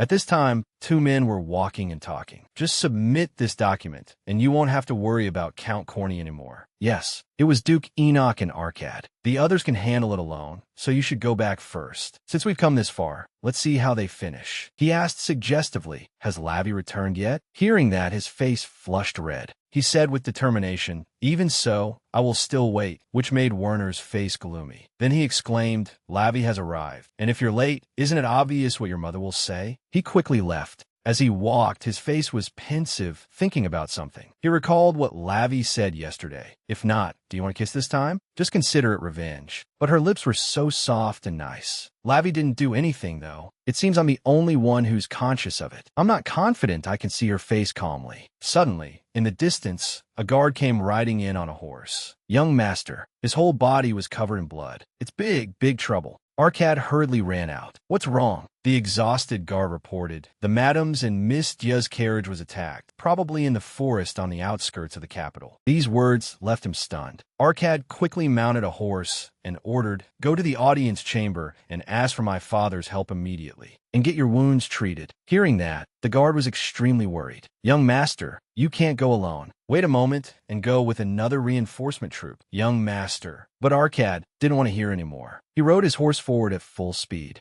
An image of Lavi involuntarily appeared in his mind. Anyway, you have to be careful. The carriage or anything. That urged him to ride even faster. Please be safe. At the same time, inside the forest, the carriage's wheels had stopped. The two women sat inside, full of worry. Lavi, tense, looked towards the door. Fedora was no less so. The door suddenly opened. As it opened, there were two assassins with covered faces. They asked each other, "What are you doing? Get it over with quickly. Isn't the target the husband and wife? There are only two girls in the carriage." As soon as the words were out, Fedora swung her sword and slashed one of them. The remaining one exclaimed, "Hey, this bitch." She immediately turned to that guy and slashed relentlessly. "A bitch, you say? My child is listening, and you dare say such filthy words." Lavi, on the side, thought with great amusement, "Auntie, although I knew you were once a promising knight, I never expected you to be this strong." Fedora was still diligently finishing off the two assassins. Using this sword would be better. Lavi asked, "Annie, are you okay?" She turned and said, "Lavi, get back in the carriage quickly." A second later, it wasn't just two of them. Now, more than a dozen were targeting the two of them. It seems they were determined and had deliberately come in force. Lavi's face turned pale. "This many people want to kill us all." One of them shouted, "The opponents are just two girls. Finish it." Fedora, seething with killing intent, mercilessly slashed at them. "Where do you think you're going?" Lavi, sitting in the carriage, was trembling uncontrollably. "Oh, what should I do? If I just stay here dumbfounded, I'm afraid I'll be a hindrance. My body won't move." All she could do now was grasp the brooch on her chest. Suddenly, an assassin from behind prepared to launch a sneak attack on Fedora. Lavi saw it, her eyes widening in alarm. Without a second thought, she ran out quickly. Her feet jumped down on their own. She used the brooch to stab hard into the assassin's back, but it seemed to have no effect on him at all. Then she switched to wrapping her arms around his neck to choke him. He staggered and yelled, "What are you doing? Let go. Don't touch her. If I let you go, you're dead for sure." But Lavi's strength was inherently weak, so he easily threw her off. Well now, honestly, she fell backward in pain. Then that guy started targeting her. "I was going to let you go because you looked pitiful. Do you want to die?" Lavi looked at him tensely. She suddenly remembered what Alan had taught her, that no matter how much strength she used, she couldn't land a powerful blow. If there was truly a desperate situation, she should put her weight into it like this. She clenched her fist tightly. Then she forcefully punched him in his vital spot, as if wanting to sterilize him. "Oh my God, who want to die? You idiot." Everyone there saw this and froze stiff. Lavi slowly stood up. "I'm struggling so hard to live." That guy was trembling. Do you think you'll get away unscathed?" Immediately after, the sound of galloping horse hooves echoed ceaselessly. A sword was quickly thrown forward. It flew in a straight line into that man. Alan had finally appeared. "My lady, I'm sorry I'm late. You've been waiting long, haven't you?" He radiated an aura that said, "Please leave the rest to us." Lavi's eyes lit up at this moment. Yes, I believed he would come to save me. Suddenly, her vision became blurry and hazy. She now seemed to have run out of strength. Lavi tried to look around and thought, today 15 knights were involved because of me, plus 5 people from the Enoch family. How many people were recorded? 30. No, more than that. Her eyes gradually became hazy. What should I do? My head is spinning. "Alan, I'm fine, Lady Lavi. Don't lose heart and wait for me." Suddenly, Lavi's eyes flew open.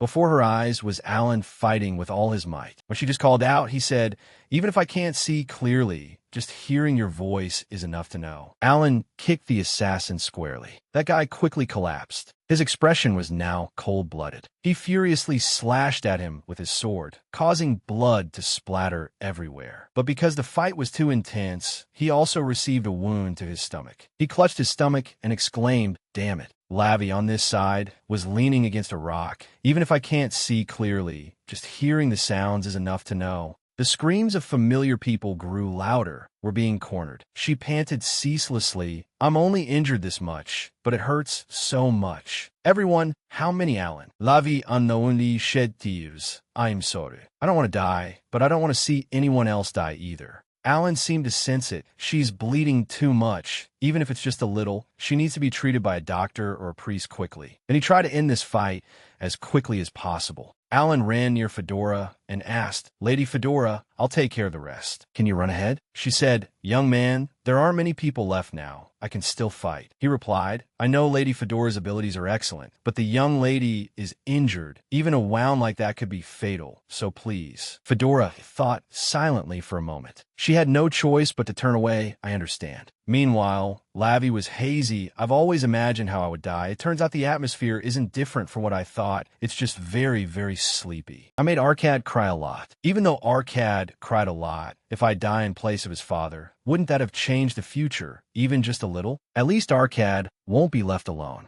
Suddenly Alan cried out, "That sound, could it be?" An assassin quickly noticed. "Unbelievable. There's no way reinforcements are coming." Before he could compose himself, he was charged at by Arcad, swinging his sword. Blood splattered because of it. Then he jumped off his horse, his face filled with worry. The first thing he noticed was where Lavi was lying. She weakly thought at this moment, "It's very strange. I think I hear Arcad's voice somewhere." A moment later, priests were ceaselessly treating her. "How is Mistia?" Because her body is too weak, she can't receive divine power. Even if the recovery speed is slow, as long as she wakes up, it's fine. "How can we save her?" "It's past the limit, but tonight is the time. If we use any more divine power, it could be dangerous." Duke Enoch was worrying incessantly. "Damn it, it's my fault. I should have handled it a bit more properly." Arcad suddenly approached and called, "Father." He said, "I have something to say." Then he ordered, "You may step back." "Yes. Looking at your expression, I know you're very determined." He said, "Yes. In an urgent situation like this, I didn't want to proceed, but when I turn 15, I'm free to decide." "Father, please don't object." He replied, "I know you've used your energy for Lavi before, but..." His face was filled with worry. "Are you really okay? Once you've decided, it can't be taken back." Arcad affirmed, "I'm fine. If Lavi isn't here, this energy has no value either." A moment later, he opened the door and entered the room. Then he took her hand. He told himself, "I have to be careful, because she's unconscious. It might be hard for her to regain her vitality. Overdoing it even a little will be dangerous for Lavi." After a while, Lavi cried out, Honestly, I'm dead, so why does it hurt so much?" His expression grew even more worried. He undid a few buttons on her shirt. Then he loosened his tie. "Don't say that. You won't die." He slowly leaned closer to her. "I will do it like this." Scene changed to a recovery room. This is the place for the knights to recover after the recent battle. A voice rang out. "Now, there's no need to worry about Miss Diana anymore. But the situation is not very good." Duke Enoch said, "I've already used another method, so focus on treating the knights. Especially thanks to Alan of the Diana house, someone whom I have nurtured for a long time." The priest said awkwardly, "If he's not a noble, the priest won't treat him." He turned and asked coldly, "Do we donate so little that we can't ask for a favor? He should at least be treated enough to hold a sword."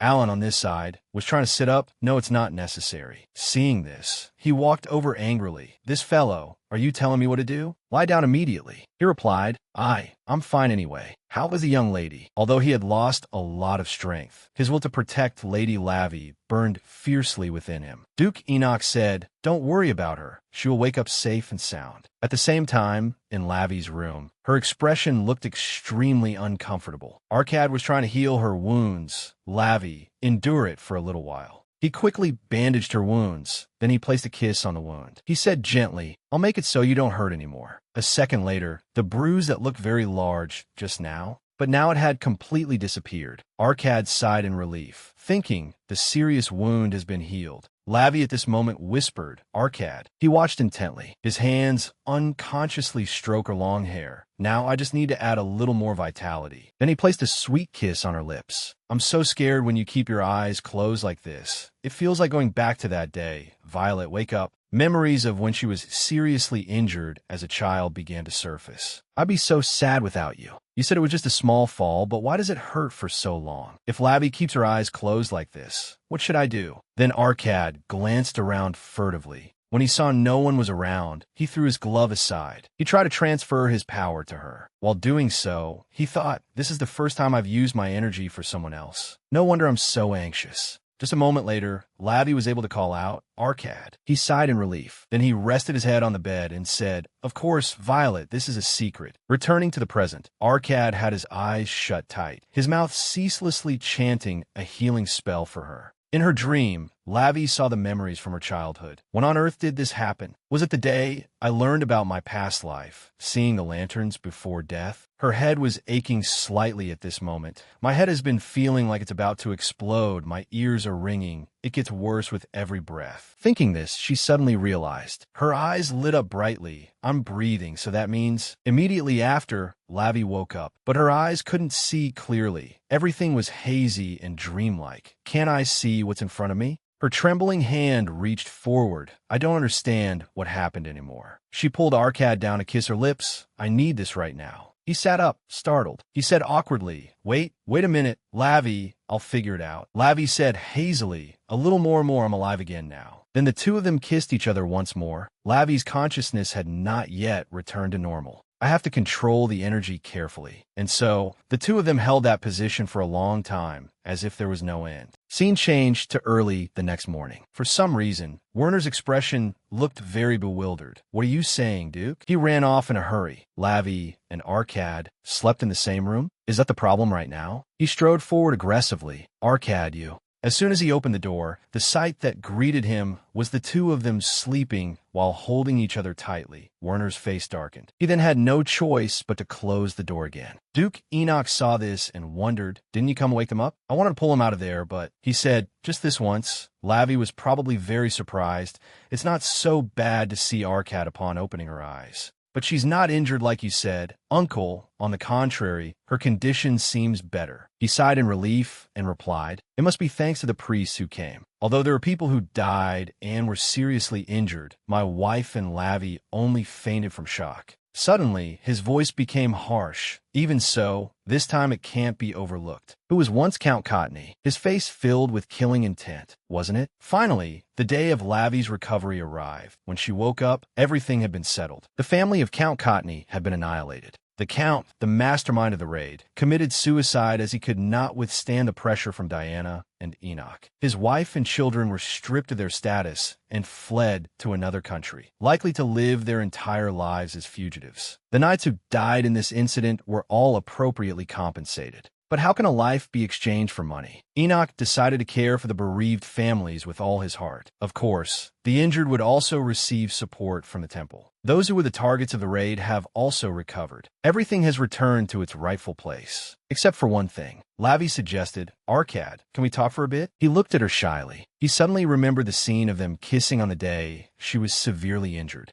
Labby thought helplessly, I don't know how to talk about what happened that day. She quickly turned her face away. It was a good thing she had recovered so quickly. He was flustered. What should I say? Then they both blurted out at the same time. That is, I'm sorry, thank you. A second later, their four eyes met, bewildered and surprised. Labby broke the silence. What are you sorry for? Arcad replied, it's my fault that you got hurt, Labby. He said sadly, you warned me before, but I never expected it to become such a big deal. Well, I found you in that chaos, Labby. My heart felt like it stopped beating. There was a heavy feeling in my chest, and the warmth from my body drained away relentlessly. It all seemed to be because of my incompetence. I still haven't been able to do anything. Now, I think I should learn the sword and succeed the family. My father will take care of the rest. But at that moment, you almost lost your life. After speaking, Arcad thought to himself, unable to confidently look her in the eye. Just because of that worry, I left Labby alone. Maybe I don't have the right to like Labby. Seeing him like this, she immediately stood up. Arcad, what are you talking about? Arcad looked at her, bewildered. Labby suddenly cupped his face in her hands. She blushed and asked, do you know what I thought when I woke up yesterday? Then she expressed, I was so lucky to have you by my side. She recalled that morning when she had just woken up from a pain that seemed unsurvivable. She couldn't believe she was still alive, not feeling any pain at all. Suddenly, Arcad, beside her, called her name in his sleep. Only then did she notice his presence. Did Arcad treat me all night? We're not at a funeral, but here. Arcad's parents are also safe and sound, right?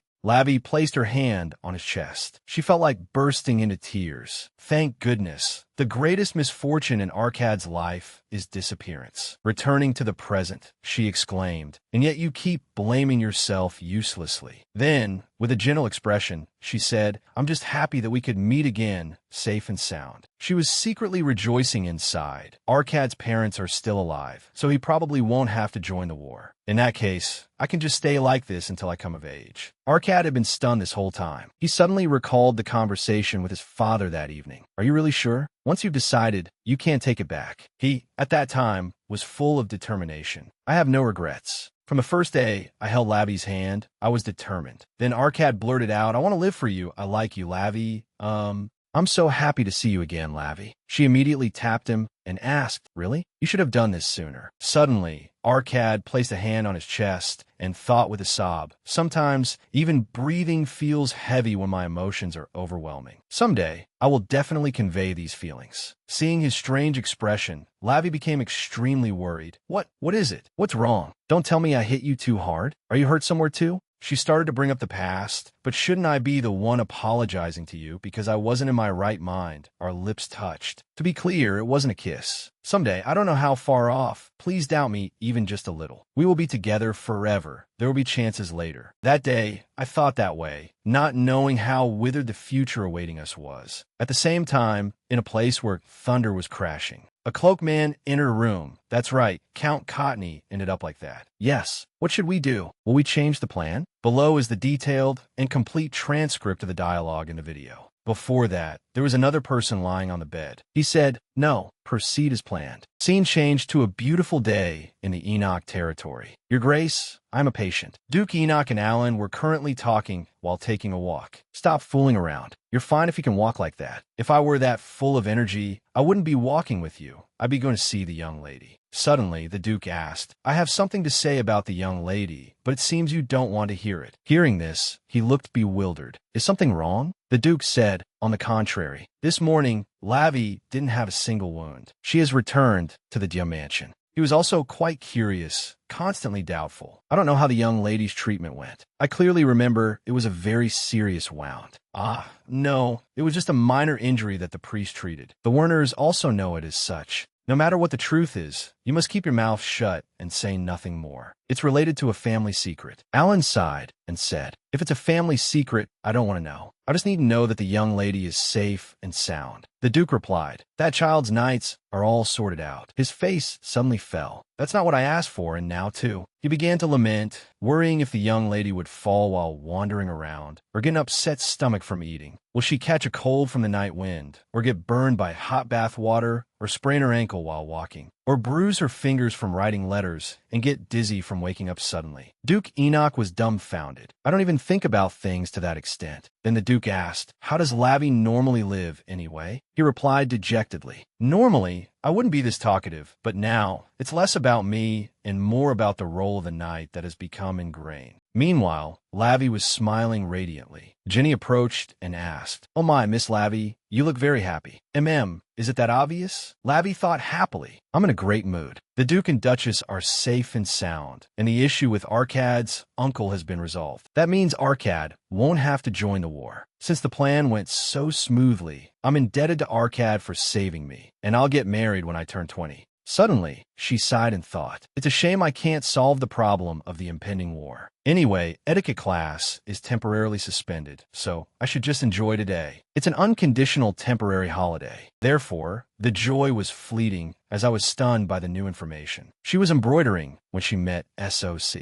a new escort knight. It turned out to be the knight who was previously under Alan's command. Yes, it's a pleasure to meet you, my lady. I am Caleb, the one who will be serving as your escort knight during the break. Lavi immediately recognized him. Ah, you. Aren't you the one who winked at me last time? He scratched his head and said, how cute. You still remember me. Then he casually flopped down onto a chair. That's right. Once you've seen a handsome man, it's hard to forget. It's only natural to be good-looking. She was completely frozen. What do you think you're doing? He replied nonchalantly. Aren't we in a room? She put down her embroidery cloth. That's true, but Caleb said, therefore, I'm planning to take a nap. Just wake me up when you're going somewhere. And so, 10 minutes later, he had fallen asleep while she still couldn't believe it. She started to miss Alan. Knights are usually sincere, affectionate, and very polite. I thought they were all Alan's type. She couldn't help but be confused. How can people like this exist? Later, Arcad came to her house. Seeing her hands were covered in wounds, he asked worriedly, what happened to your hands?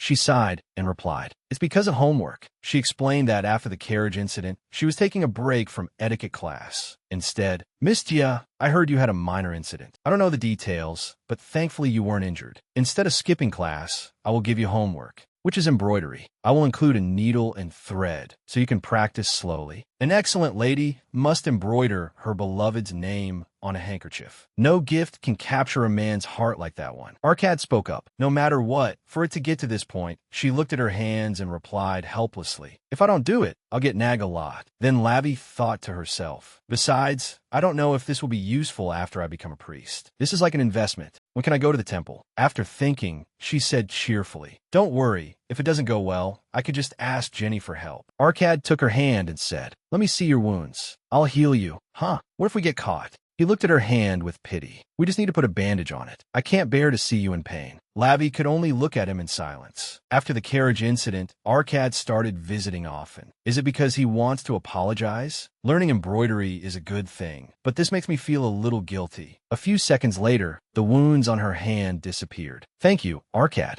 In return, I'll show you what I've embroidered. Even so, I'm improving a lot. What kind of return gift is that? I want to see, but then they both went into the room. Arcad looked around and asked, come to think of it, I don't see your escort knight anywhere. She replied, ah, he's probably in the wine cellar right now. Hearing that, he was completely bewildered. What? She explained, today's the day the good wine arrives. It seems the knights also secretly drink the extra ones they're given. I thought all knights were as composed as Alan, but Caleb turned out not to be like that. Since I don't have an escort, I can wander around like this. Last time, I drank black tea mixed with brandy. It was really delicious. My heart was pounding a bit, but suddenly, Lavi exclaimed, I found it. This one is the prettiest. Arcad, why do you have that expression? Arcad's face darkened. I'd like to meet this person named Caleb, too. She was completely confused. Huh? Is it because he dished you to go drinking? We can just include you next time. He replied, okay, it's a promise. Then he tried to control his emotions. Calm down. I need to get Alan back here quickly. This is the one Lavi embroidered, right? But it seems since it's my first time embroidering, the shape isn't very pretty yet. She introduced, it's Violet, my name. Seeing this, Arcad wondered, why are you practicing with your own name? Don't people usually embroider the other person's name? She replied, this is meant for someone special. You have to embroider my name to feel my presence. He asked in surprise, yours? Lavi said radiantly, if it's for someone special, it has to be for a loved one. It's like writing your name on something. If they carry my name, they'll be mine, right? Every time they see the handkerchief, they'll think of me. That would be better. Arcad's heart began to flutter. So that's how it is. Suddenly, she said dejectedly, but you can't read it, so I guess I have to practice more. He quickly stopped her. Oh no, I think it's very cute, like a child's handwriting. That means it's clumsy. Scene changed to 1 week later. Werner was always sticking by her side. It seems he's been very free lately. Isn't there anything for him? He relentlessly followed her, asking, a handkerchief or something like a handkerchief? Lavi snapped in annoyance. Ah, stop it. That's not for my brother. He looked thunderstruck. What? Then who is it for? This is why I kept it a secret from my brother. The maids already knew the story of the handkerchief and had told him. She sighed and said, I'm not giving it to you anyway, it's mine. Really? Werner said confidently. All right then, if it's not for me, it can't be for anyone else. Seeing this, she thought helplessly, how do I live with such a straight face? She walked over and pinched his cheek. You should go see Sister Rose instead of spending time with me. Why are you suddenly saying that while we're talking? She relentlessly questioned him. If you're engaged, you should feel some responsibility. You're dating, right? What about gifts? Do you write letters? Under scrutiny, Werner broke into a sweat. Oh dear, it's time for the political meeting. I have to go now. I get scared of Lavi whenever the engagement is mentioned. A moment later, the two of them were standing in front of the carriage. Before leaving, Werner didn't forget to tease his little sister. Lavi, I'm leaving and we'll be back. What about a kiss? While you're still saying nice things, just go already. What's there to see off? As soon as he got inside, she pouted. So heartless. This is also cute, but suddenly, a figure flashed by. He turned his head to look and saw pink hair. Is that Arcad? He thought with a frown.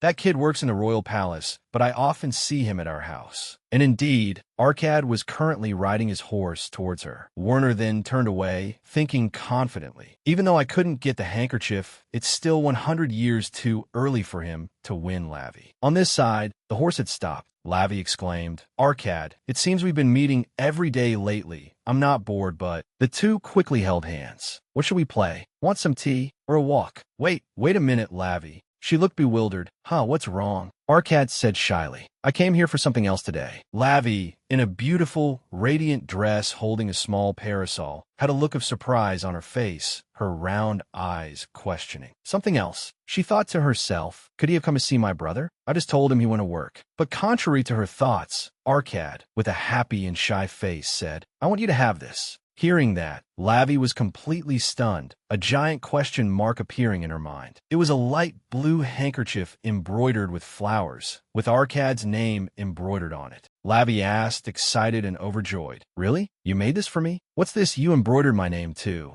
Arcad held out the handkerchief to Lavi and gently hummed an affirmation. Looking at the meticulously embroidered handkerchief, Lavi's eyes crinkled into a smile as she marveled internally. It's so beautiful. If you're good with a sword, you're good with a needle too, right? She couldn't hide her joy and replied, Thank you. I'll treasure it. But why did you make it for me? Arcad blushed shyly and stammered, last time Lavi. He recalled the image of an excited Lavi standing before him, happily asking, if it's for someone special, it has to be for a loved one, right? It's like writing your name on something. If they carry my name, they'll be mine, right? Arcad had always remembered Lavi's words and diligently embroidered and drew. He said, I thought about how I could give you my name with a wish of you becoming mine. He meticulously and happily embroidered the handkerchief. I could only think of one thing in my mind. Lavi, no matter where you are, at any time, I hope you'll always think of me. Arcad seemed to have expressed all his affection for Lavi, but she just stared blankly, her confused and uncomprehending face leaving him speechless. As if to break the tense and awkward atmosphere, Arcad scratched his head and spoke up. It's made very beautifully, but it's a bit of a waste to just leave it like that. You're the only one who's given me something like this. Lavi let out a breath and then cheered happily. That's right. It would be a waste to look at alone. Arcad seemed a bit busy as he told Lavi, but I have to go now. She just replied softly. MHM. Lavi held the handkerchief, staring at it and thinking,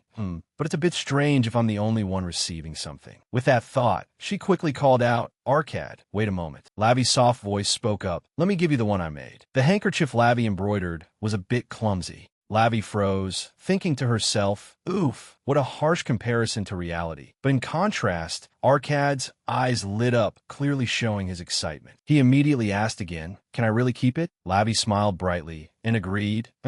After seeing what you made, I know for sure I have no talent at all. I won't be doing this anymore from now on. She continued her presentation, proud and radiant, even though it might not look pretty. Because it's my first and also my last time, I cherish it very much. Is this something you treasure? Arcad's handsome face, shy like pink cherry blossoms, crinkled into a smile. Thank you, Lavi. I'm so happy I want to do something else for you. Lavi thought shyly to herself. Oh dear, you fool. Arcad seems to be at a disadvantage no matter how you look at it. It's a good thing he's so kind. Lavi's eyes suddenly sparkled as if she had an idea. She suddenly blurted out, then, can I ask you for a favor? Lavi secretly intended, taking advantage of the kind Arcad is easier than anyone else. Arcad was a bit bewildered. He then asked, a favor? What favor? Lavi quickly grabbed his hand and said, there's a place I want to go with you. Arcad froze at Lavi's action, staring at her and thinking to himself, Lavi, your face is too close. His face flushed red as he stammered. Where is it? Lavi suggested radiantly. Can you come with me to the temple? Scene changed to the temple, a sacred white sanctuary built in the middle of the capital. Except for few festivals, it was not open to ordinary people. Although this place was reserved for privileged classes like the royal family and nobility, all citizens believed in the presence of the divine. The proof was the miracles shown by the priests, for they possessed divine power. That light of power was passed on to a child of a high-ranking family. That brilliant white light would touch a wound and breathe new life into it. In that proof of miracles, nothing was lacking. But even without that meaning, the temple was still very special to Lavi. Arcad, a little curious, asked, "Why do you want to go to the temple? If it's for healing, I can heal you too, can't I?" Lavi, shy with a captivating beauty and overflowing innocence, she secretly explained, "Actually, I have a wish I want to pray for, but it's not easy to go out at all." Arcad replied blankly, "In that case." Lavi, as if about to achieve her goal, thought, "Honestly, I want to see the young priests I'll have to entice in the future." Thinking about the images during her treatments, she mused, most of the people who come to the house are high-ranking officials, so they're all grandfathers. No matter how urgent it is, I can't overcome that age gap. I won't check on the young candidates. With that thought,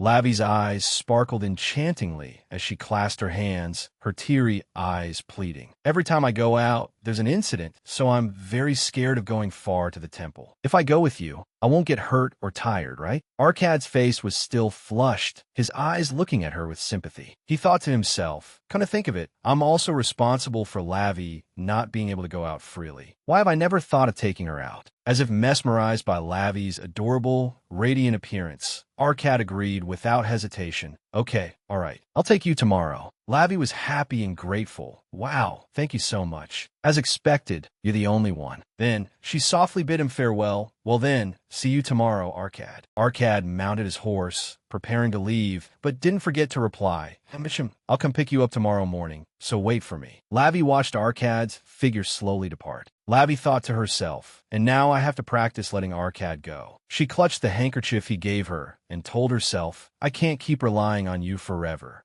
Arcad rode his horse, charging forward. He couldn't hide the joy in his heart, his face beaming with happiness. "This is great. I have a reason to see her tomorrow, too." The handkerchief she gave him was neatly folded in Arcad's breast pocket. He silently sent a message to her. "It's okay if you don't realize my feelings now, because I will always be by your side, so that one day you could be aware of me." Arcad, with sparkling eyes, thought of Lavi and promised, "I will quickly become an adult." Time passed, and the next morning at the temple, Lavi and Arcad had arrived at the temple. Arcad happily led her, reminding her, "Lavi, the prayer room is this way." Lavi let out a soft hum. 3 young priests with handsome appearances had caught Lavi's attention. Seeing the 3 of them gathered, Lavi immediately ran in that direction and exclaimed, "Let's go now." Arcad was dumbfounded and called after her, "It's this way, Lavi. Where are you going?" And so, Lavi and Arcad nervously watched the 3 men from behind a wall. She whispered, "Arcad, look over there. Are those people priests too? Why are they meeting so secretly?" Arcad, speechless, glanced over and replied, "Those are knights. They're in charge of security in the temple or escorting guests." She looked at the sturdy, handsome men with regret. "Oh my, look at those sturdy bodies. Don't knights have healing abilities? It would be so nice if the person who treats me was that healthy." She couldn't help but let out a soft exclamation. "So cool." That remark made Arcad a little sad, his mood sinking, as if sensing some kind of aura. The 3 knights turned to ask each other, "Why do I suddenly feel a chill?" "That's right, me too." They walked outside together. The 3 men respectfully bowed to a young man who had just stepped out of a carriage and said, "It is an honor to meet your Highness the Prince. May God bless you." It turned out to be Prince Felix. He replied, gently and politely, "My apologies for the sudden visit. I hope I'm not disturbing anyone." The knights, still respectful, hurriedly denied it. "Not at all. It is a great honor to meet you like this." They were also a bit surprised and asked back, "But what's the occasion today?" Felix replied brightly, "Is there any other reason to come to the temple?" "I came to pray." The temple grounds sparkled under the golden sunlight. Young priests sat reading books. Arcad's voice called out, "Lavi, we have to go now." He looked at Lavi in frustration. The girl with eyes as bright as stars stared intently at those priests and replied curtly, "Let's watch a little longer." Arcad then whined, "It's been 30 minutes already." Then Lavi placed her hand on a pillar, a bit unsteadily and scraped her hand, causing it to bleed. She was speaking but hesitated, but realizing her finger was bleeding. Lavi felt a sharp sting and turned to look at Arcad. He, extremely worried, asked with wide eyes, "What's wrong? Are you hurt?" Lavi held her injured hand and said, the wall was a bit rough, so I got a scratch. Lavi was still flustered, pretending to be fine as she replied, "But this isn't important." She thought to herself, even if a prospective groom gets hurt, I should still consider him. But Arcad was even more worried and hurriedly pulled her hand. His gentle eyes sparkled like the morning sun. He said softly, "That must really hurt." Without hesitation, Arcad brought Lavi's finger to his lips, politely using his healing power on her. Lavi was extremely shy, her whole face flushing red, her mind a tangled mess. Arcad. In her head was a fierce scream, extreme wonder. Her inner self screamed, "Arcad, what are you doing in this sacred place?" Remembering the childhood memories between the childhood friends Arcad and Lavi, she thought to herself, "When we were little, if I helped you recover, I felt very relieved, but..." Looking at his elegant face gently healing her wound. After Arcad could control his power, perhaps the treatment method is a bit different. So, it's like this. Lavi's eyes were dreamy, full of tension. Lavi felt a bit strange. For some reason,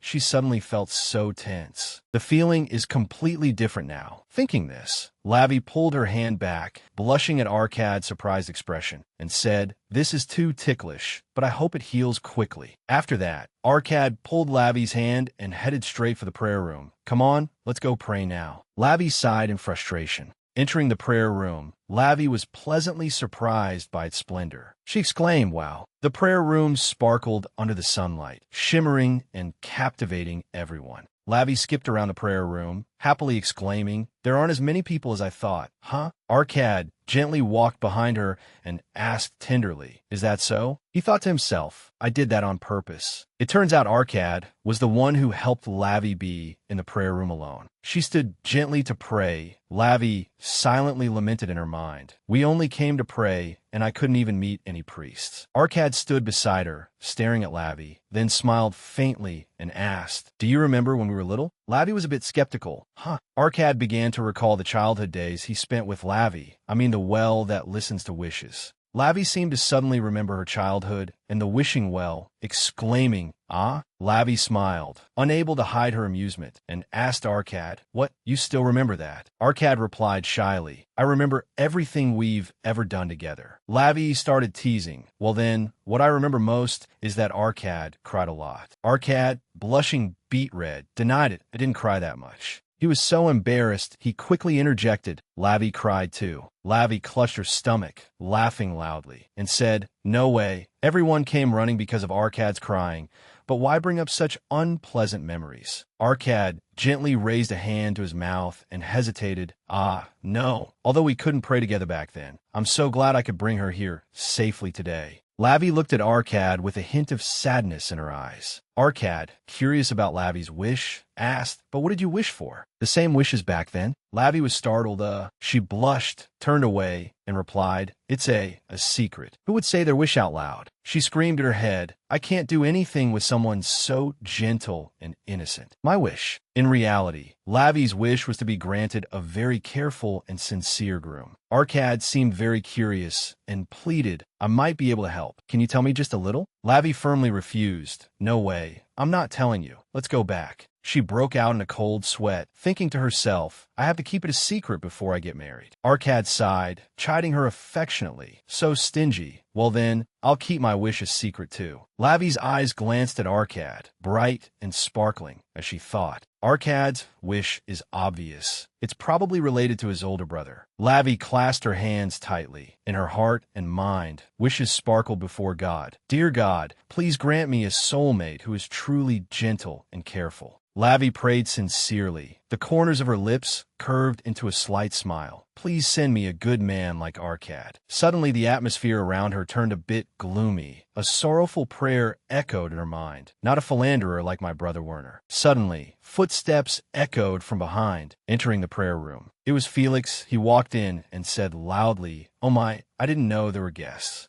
Lavi naturally turned her head, smiling as she replied, "Ah, we just finished praying. You can come in." Looking at Felix before her, Lavi couldn't help but feel appreciative and excited by his appearance, screaming internally, "Oh my God, who is this handsome man? He's not a priest, but a knight, right?" Felix smiled gently and brightly as he replied, "I apologize for speaking like that." His Highness the Prince approached Lavi. Felix, like a romantic gentleman, gently asked Lavi, "Meeting like this must be fate. May I ask for the lady's name?" Lavi smiled shyly. Her heart leaped as she thought, "Oh my, could it be that the gods have already answered?" Her voice stammered, I am. Arcad, a pot of sour vinegar, cut in between the two to Lavi's astonishment. Arcad bowed respectfully and said, "It is a great honor to meet your Highness the Prince. May the gods bless you." His Highness Prince Felix then adopted a teasing tone. "No need to be so formal, still as rigid as ever, aren't you, Lord Arcad?" Lavi stood there, lost in thought. Hearing the words His Highness the Prince, Lavi's face darkened. Her eyes widened as she thought, "What? Wait, His Highness the Prince? The one who will become my brother's rival in the future, Prince Felix." Lavi, somewhat displeased, screamed in her head, "Are the gods joking with me? What will happen if I give my future husband to my brother?" Lavi bowed her head and replied, "It is a great honor to meet your Highness the Prince. May the gods bless you. I am Laviolette of Marquis Daya." Felix smiled until his eyes crinkled and replied, "You are Lady Lavi? I have heard a lot from Miss Rose." Then he took Lavi's hand and said hesitantly, but he slowly kissed Lavi's hand gently and attentively, saying, "Much better than what I've heard." Lavi, a bit flustered, replied hesitantly, "Sister Rose, oh no, have you spoken about me with Miss Rose?" Her hand was still on Felix's, and she thought to herself, "Thank goodness it wasn't about my brother. What have you heard about me?" Felix then spoke up, "Are you curious?" Felix smiled at the two of them and offered to chat. "Then let's sit and talk together." Arcad quickly stood in front of Lavi, gently refusing, "Your Highness, please excuse our rudeness, but we have something to do and must leave now." Arcad glanced at Lavi and asked, "Right, Lavi?" Lavi was a bit surprised, but didn't deny it, only saying softly, She thought to herself, "I actually wanted to talk a little longer, but..." Lavi looked at Arcad, facing Felix, and sensed a strange atmosphere. It seemed Arcad was on guard against the prince. Suddenly, Lavi's eyes lit up like stars, as if she had a new and novel idea. Lavi looked at the two in alarm and cried out, "Is this the instinct to control a future enemy?" Laviolette watched Arcad and Felix looking at each other with sharp eyes. Laviolette stood in the middle. Seeing the situation, she didn't know how to handle it.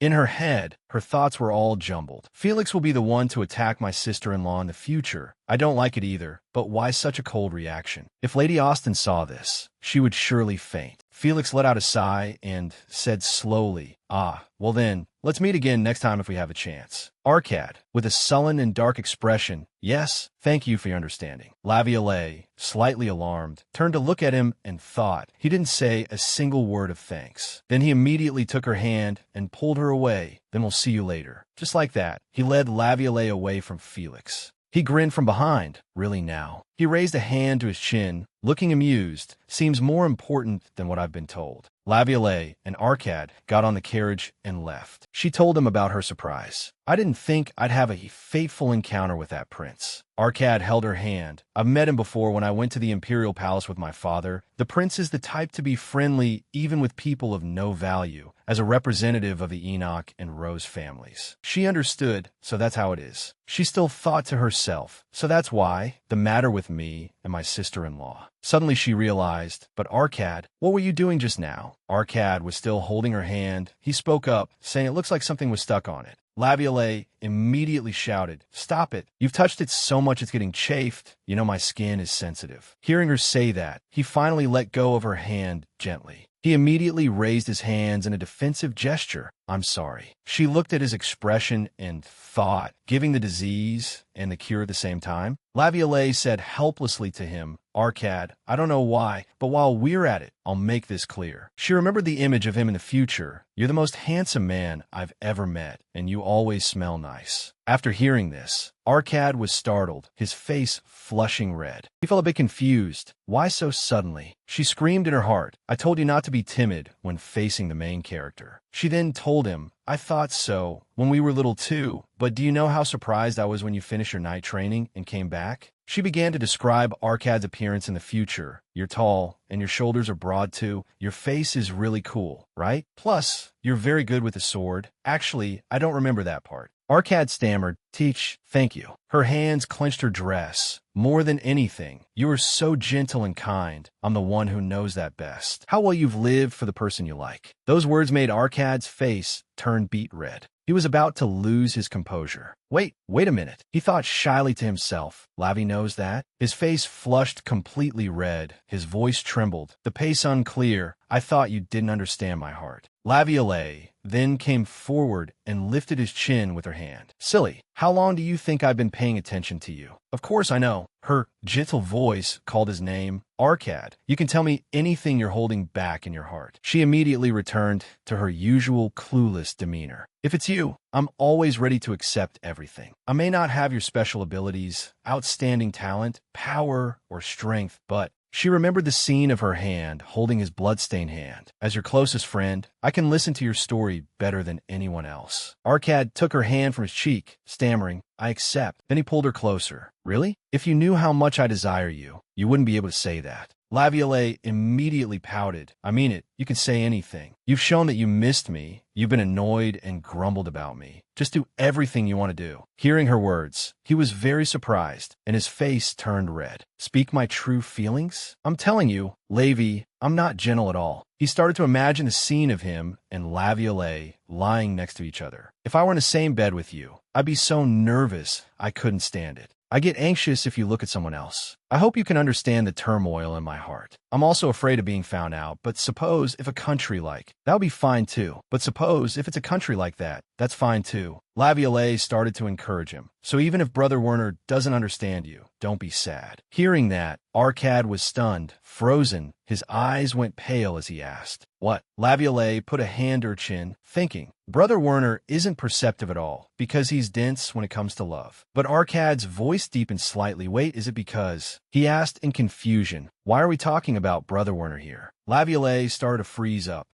She felt things are getting more and more off from what she intended. What's wrong? Your expression is getting worse. As I thought, I shouldn't have brought this up first and should have waited, right? If you don't want to talk about it, that's fine, but Arkad's face was still bright red. He spoke up. It's fine if you don't know, but don't involve anyone else. It's not the person you're thinking of. Laviolette saw that his expression didn't look good. Oh, what does this atmosphere mean? Why does this happen every time Brother Werner is mentioned? In her heart, she was screaming, Did I say too much? Arkad's mood has been affected too. She reached out and gently touched Arkad's ear. She moved closer to him and looked apologetic. I'm sorry, are you mad? Arkad immediately shook his head. I'm not mad. Hearing his answer, she also stammered, not knowing what to say, really? To be sure, she looked at him with her sparkling eyes and asked, Arkad, can we still be friends? Arkad looked in her eyes and replied gently, of course. The words he didn't say out loud. Only in his mind, Lavia, I might be a very bad person because I'm always lying to you. That evening, in Laviolette's bedroom, she was lying on the bed, fast asleep. But it seemed she wasn't sleeping well. Sweat was pouring down. In her dream, a burning candle appeared. Scenes from her past life just appeared. Laviolette sat at a table. In the flickering light of a candle, she meticulously wrote a letter to the commander-in-chief. You must take care of your health. As she wrote, her tears kept falling, blurring the written words. From afar, I still wish for your well-being, so you must definitely arrive somewhere safe. Her eyes were soaked with tears. Below lay many unsent letters. I know all of this is useless. No matter how much I write, they're just letters that can't be sent. Even so, the reason I can't stop. Perhaps it's because this is the only thing I can do. She covered her face with her hands and burst into tears. Arkad, I miss you. I've thought it over tens of times, hundreds of times, what choice I should have made back then. She looked at the newspaper in front of her. Could we not have broken up? The next morning,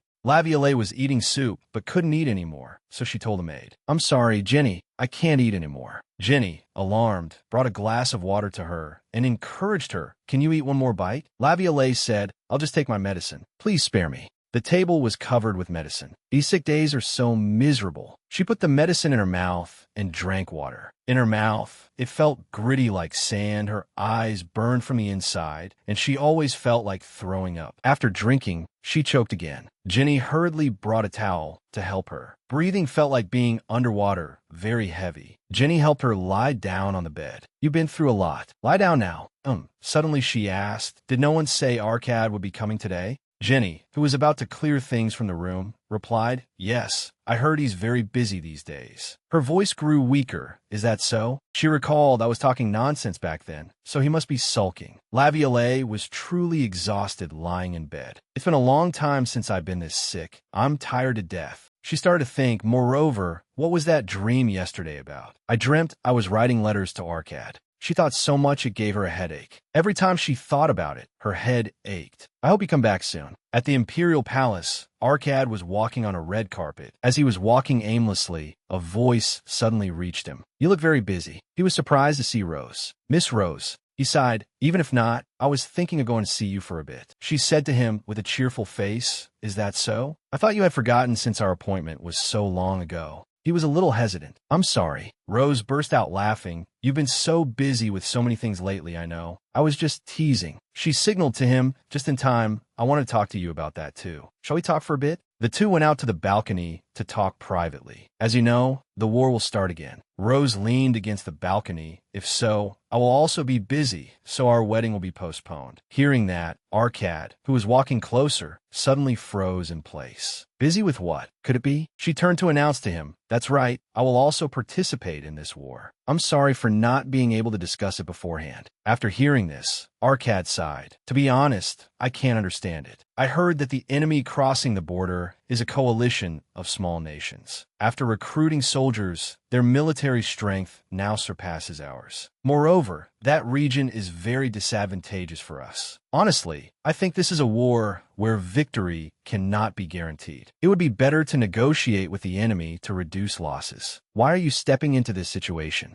Rose turned to ask him, let me ask you something. Are those words because you're worried about me? He understood. That's of course. She smiled and continued. It's not because you don't believe in my abilities, right? Her words seemed to hit a nerve. For a moment, he couldn't say anything more, and sweat started to pour out. Seeing Arcad's reaction, Rose walked closer to him and said, I'm sorry, but I have no intention of changing my mind about participating in the war. All the knights under my command are going to battle, so how can I stay here? Arcad immediately turned back to ask Rose, are you planning to brave this danger out of a sense of responsibility? She put her hands behind her back and said, not just that. I have seen reports and have a different analysis from you, Marquis. Rose turned her face slightly back to look at him and said confidently, I think I have a good chance of winning. I'm confident I will return safely. Arcad's feet shifted slightly, but I also understand your position of waiting. Rose found this strange and asked, do you want to break off the engagement? Arcad was surprised, his brows furrowed, and he immediately retorted, what are you talking about? Rose turned back. It's not like you accepted this marriage because you love me. I know you need to get married quickly to secure a temporary position. If that's the case, instead of waiting for me to go to war and not knowing when I'll return, wouldn't it be faster to find a new marriage after breaking off the engagement? To put it simply, I'll give you a chance, since it's only an engagement. Arcad shouted, refuting her thoughts. No, I have absolutely no such thought. His blushing face couldn't be hidden. What on earth do you think of me? Noticing his sincerity and even his harsh reaction, she felt a little guilty and shy, and she couldn't help but laugh. Seeing her, Arcad immediately shouted, why are you laughing? Having been found out, Rose took the chance to burst out laughing. I'm sorry. I didn't think you would answer with such effort. Thinking back, yeah, why'd I get so angry? Is it Lavi's influence? Rose, move a little closer to Arcad, then wait for me. I will return as quickly as possible. Her finger gently touched his soft lips. And don't say that we will lose. Arcad shyly turned his face away. Rose teased, this isn't something I should be telling you, sorry. Arcad was clearly embarrassed, but still replied, huh, that's okay. Rose moved close to him and acted threateningly. But you can't be careless, so be careful. Remember that it was you, Marquis, who gave up the opportunity and chose me. Seeing her like that, he was a bit intimidated. I know, calm down. Rose looked away, letting out a sigh of relief. That's all I have to say. Are you curious about anything else? Arcad sighed and then asked, do you think the Enoch family will participate in the war? Rose put a hand to her chin and pondered. You will participate in the war, whether you are from the Enoch family, Lavi's friend, or even a marquis. The Emperor has given a direct order. This was what Arcad was worried about. As expected, his thoughts were in a mess. In the end, what will be best? I haven't had any feeling about it for a while. Lavi will be very sad.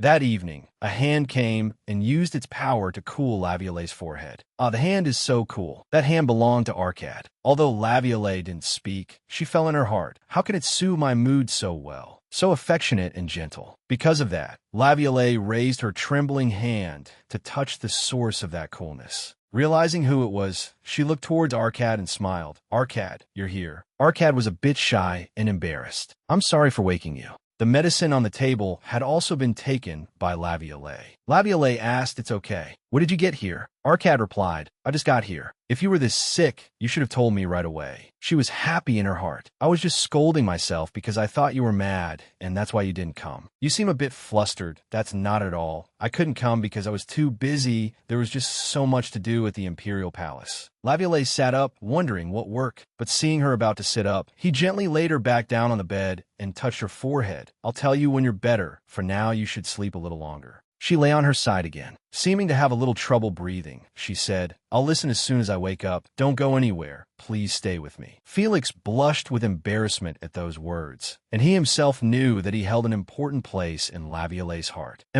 I'll stay by your side. Duke Enoch said worriedly, His Majesty has given the order you will also be deployed. Hearing this, Arcad immediately asked, Has it been confirmed? The Duke quickly replied, Yes. Since it's an order, it cannot be refused. His confirmation made Arcad exclaim in alarm. I can't believe they're sending the sole heir to the battlefield. Even a powerful family has to endure this. His son's words made him sigh, as he said, You're saying your abilities are excellent. That's a baseless excuse. Then he said, I'm looking into the reason, but we can't refuse the order. For now, prepare for deployment. Seeing that his father had spoken, Arcad could do nothing but obey. Yes. A moment later, he left the room and stood before the door. His mind was filled with images of that day with Lavi, the words he couldn't say last time. If I see her again, I must tell her. He told himself, I never thought I'd feel lucky for not confessing. As for Lavi, she felt at ease and sighed in contentment. Last night, thanks to Arcad, I felt very peaceful, but however, that was only in her sleep. Reality was different. Waking up and facing reality was the beginning of a worse nightmare. As soon as she heard the news, she was so shocked she screamed, What did you say, you're being deployed? She cried out in confusion. There hasn't been any announcement until now. Why so suddenly? Seeing her so panicked, Arcad quickly explained, I just heard and came here. His Majesty the Emperor gave the order directly. Knowing this was the Emperor's order, she was so angry she wanted to curse. His Majesty the Emperor, is he insane? Arcad was frightened by her audacity and hastily advised her, Lavi, someone might hear you. At this moment,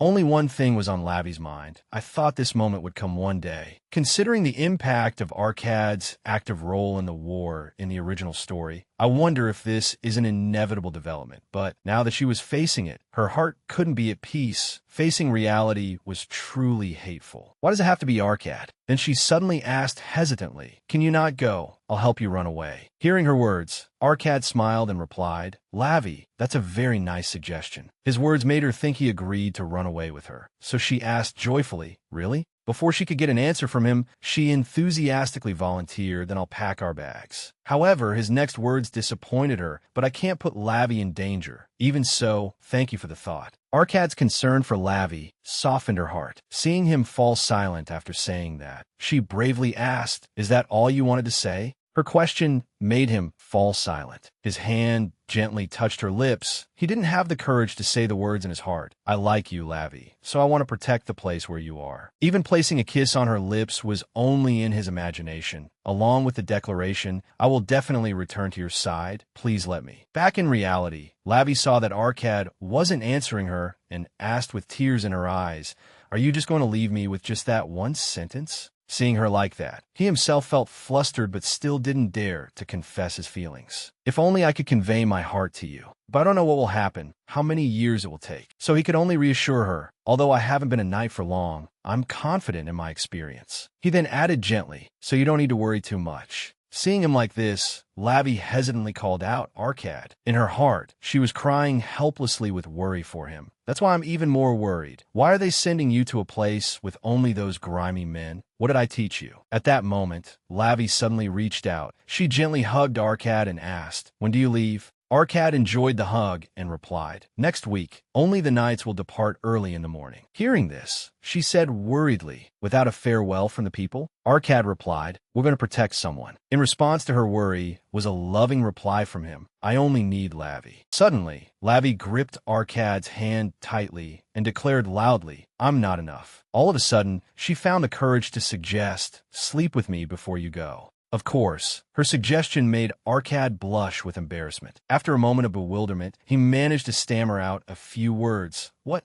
did you say?" His expression made Lavi say loudly, "You don't want to? But we won't be able to see each other for a while. We used to sleep together in the past, but since you came back, we've only been apart." Thinking he was rejecting her, she wailed sadly, "Are my sleeping habits that terrible? Do I snore? Do I toss and turn?" Hearing her say these things, he hurriedly denied it and agreed to sleep with her. "No, not at all. I'll sleep. Let's sleep together." He thought worriedly, "That's right. Her body won't be well during the time we're apart. It would be better to help her recover." Then, blushing beet red, he asked, "Then would you like to come to my house once?" Of course, there was no reason for Lavi to refuse. "I'd like that." Looking at her, Arcad could only encourage himself. "I'll have to be very determined." A short while later, on a tree branch in the garden, Caleb was resting leisurely. Just then, Lavi ran to the very tree he was resting on. Then she kicked the tree trunk hard and called out loudly, "Caleb." She gave him a loud order. "Everyone knows you're here. Come down quickly." Hearing her call his name, he finally opened his eyes. Seeing Lavi below, Caleb smiled and asked, "Long time no see, my lady. It's still a long way from evening. What's the matter?" Hearing his words, she asked irritably, "Is that how an escort knight should speak?" Next, he lightly jumped down from the tree to the ground and reasoned, "Yes, because being free is always good." He landed gracefully in front of Lavi, then smiled and asserted, "Besides, when it comes to climbing, am I not the best?" Lavi let out a breath and reluctantly agreed, "That's right." Then she said excitedly, "Therefore, today I will give you a chance to show off your talent." She told Caleb her plan, "Choose a good wine for me. Then Caleb will also give me a bottle. I will attract their attention, so sneak 2 bottles with you." Her plan made him exclaim with amusement, "Oh ho." Even though he liked the idea, he still had to restrain his excitement and asked worriedly, "But my lady, wouldn't just a few drops of brandy be too much for your heart?" As for why she was bringing a bottle, Lavi naturally wouldn't let him know easily.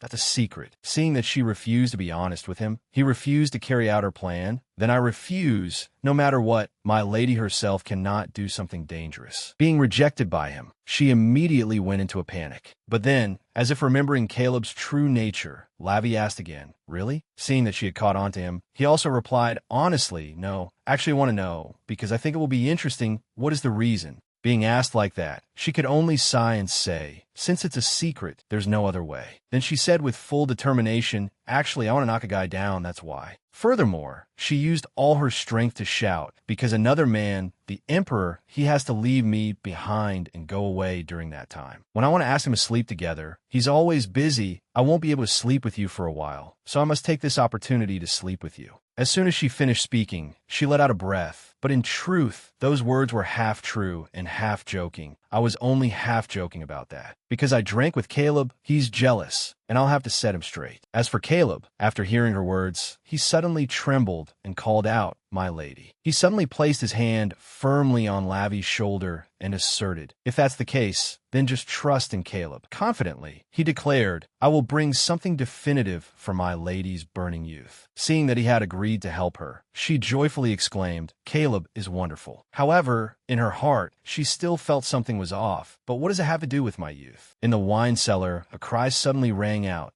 Who is there?" This cry attracted the attention of the guards, making them exclaim, "Oh." Going to check, they accidentally discovered that the cry was from Lavi, so they worriedly ran to her and asked, "Lady Laviolette, is there a problem?" Lavi replied tiredly, I suddenly feel a bit dizzy. She said she was tired, but her eyes were still very sharp. It turned out this was just her way of luring the cellar guards to drop their guard so Caleb could take the opportunity to steal the wine. Naturally, the guards at this time only worriedly asked her, "Shall we call a doctor?" Since she was acting, she would naturally act all the way. So she acted weak and said, "It's not that serious. Just support me for a bit." Weak on the outside, but in her heart, she was cheering with all her might. "Go quickly, Caleb." Then one guard suggested, "Then you take care of the young lady. I have to go on guard. Lately, the amount of wine hasn't been matching up at all." His fellow guard heard this and agreed, "I understand." But Lavi wouldn't easily give him a chance to leave. She quickly pretended to be in pain, clutching her shoulder and screaming. The arm injury from when I was 6 years old suddenly. This scream of hers frightened the two soldiers, who asked in unison, "Where does it hurt?" While both naive soldiers were worrying about Lavi, Caleb successfully entered the wine cellar. "What should I do?" "First, massaging the young lady's shoulder is right, isn't it? I'll massage the right side." So nervous, seeing that Caleb had entered the cellar, Lavi breathed a sigh of relief. Success. A moment later, he was actually able to successfully steal the wine. Success. Lavi saw this and happily high-fived him, then said, "It's all thanks to Caleb. You worked hard." He also replied with interest, "It's nothing." The reason he was so interested was because he himself had stolen a few more bottles of wine for himself. I also took quite a large portion. This made Lavi speechless as she remarked, "That's good. You took a very complete set." After that, she carried the wine jar somewhere while saying, "I will enjoy myself to the fullest before Alan arrives. I will also drink with Arcad and have a frank conversation." Caleb saw her carrying the wine bottle and mentioning Arcad, so he thought, could it be a farewell gift? Suddenly he had an idea. If so, how about something else? Sword decorations.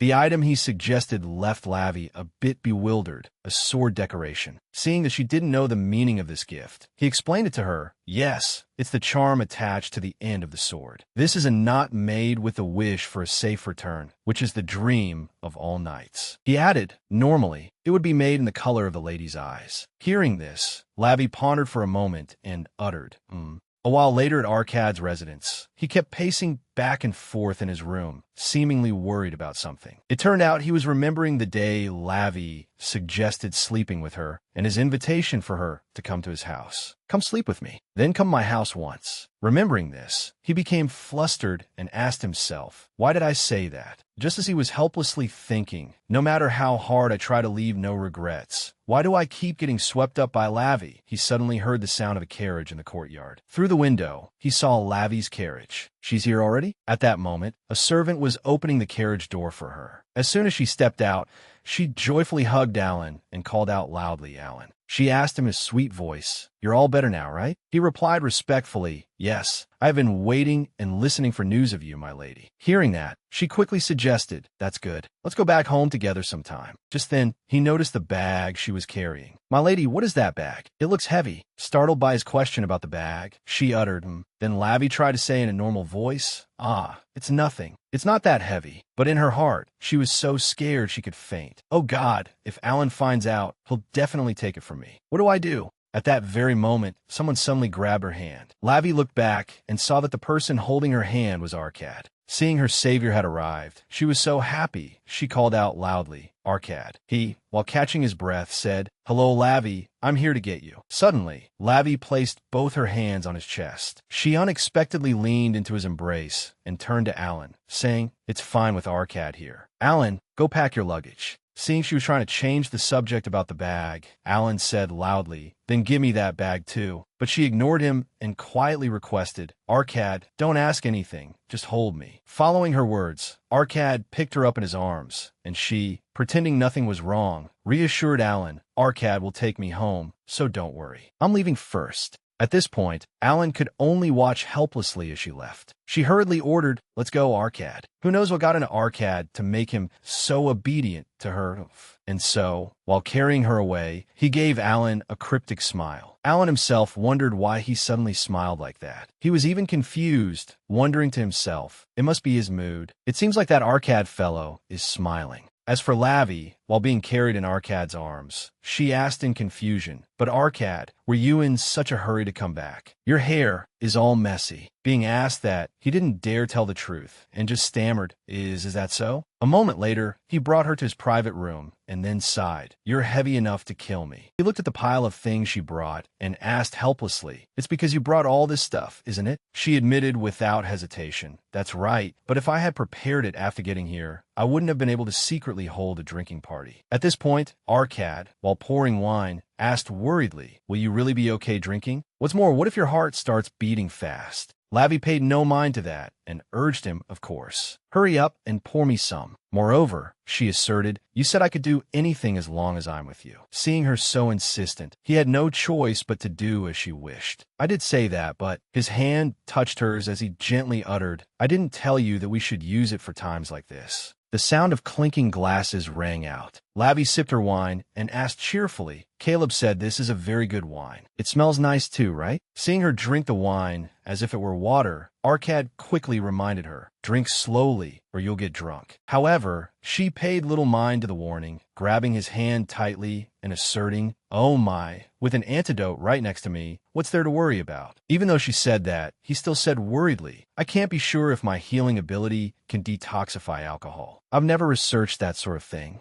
Seeing him talk so much, she pinched his mouth shut and said, "Nagging like this isn't fun at all." Then Lavi sighed sulkily and said, "I prepared this because I wanted to see what you like. Why do you keep saying things that ruin the mood? Besides, shouldn't I be the one who's worried?" Her words made Arkad smile and ask, "Are you afraid I'll get hurt?" This question made her fall silent for a moment before she replied firmly, "No, you won't get hurt." According to what she knew from reading the novel, not only would he not get hurt, but he would also achieve many merits. Safely defeating the enemy commanders, you will have achieved great merits and will return more splendid than anyone else. Her words made Arkad blush furiously. He thought she only said that because she believed in him, so he happily said, "Isn't it great that you trust me so much?" She suddenly leaned on his shoulder and hesitantly replied, "Because that's just how I am." Seeing her fall silent after saying that, Arkad uttered in confusion, "Ah." A while later, he asked, "Lavi, are you asleep?" At that moment, in her head spinning from the wine, Lavi was focused on just one thing. "I need to lift this heavy thing, but it seems I'm too late." Arkad, thinking she was drunk, quickly suggested, "If you're going to sleep, you should go to bed." However, before he could help her to bed, she suddenly shot up and shouted, "No." Facing his bewildered expression, she roared, "Why did you say I was asleep?" Due to being drunk, it seemed she had gone crazy and shouted loudly, "I haven't even been praised once." As soon as she said this, the atmosphere became more awkward than ever, and then it's unknown which of the two was so startled that they uttered a, "Huh." This event made Arkad confusedly and hesitantly call out, "La Lavi." He suddenly remembered when Lavi had pinched his mouth and realized, ever since she let go. So he immediately cried out, "I'm sorry. Let me heal you now." However, Lavi loudly refused, "No way." Then she suddenly started looking for something. "Because I have something I want to give you." "Where is it?" Hearing her say that, he immediately wondered, "What is it?" Apparently unable to find it, she suddenly cried out and placed both hands on his face. "Ack, I don't know anymore." Probably emboldened by the alcohol, she demanded, "I want to kiss you first." Time passed until the next morning. Lavi woke up in bed and wondered, "Is it morning already?"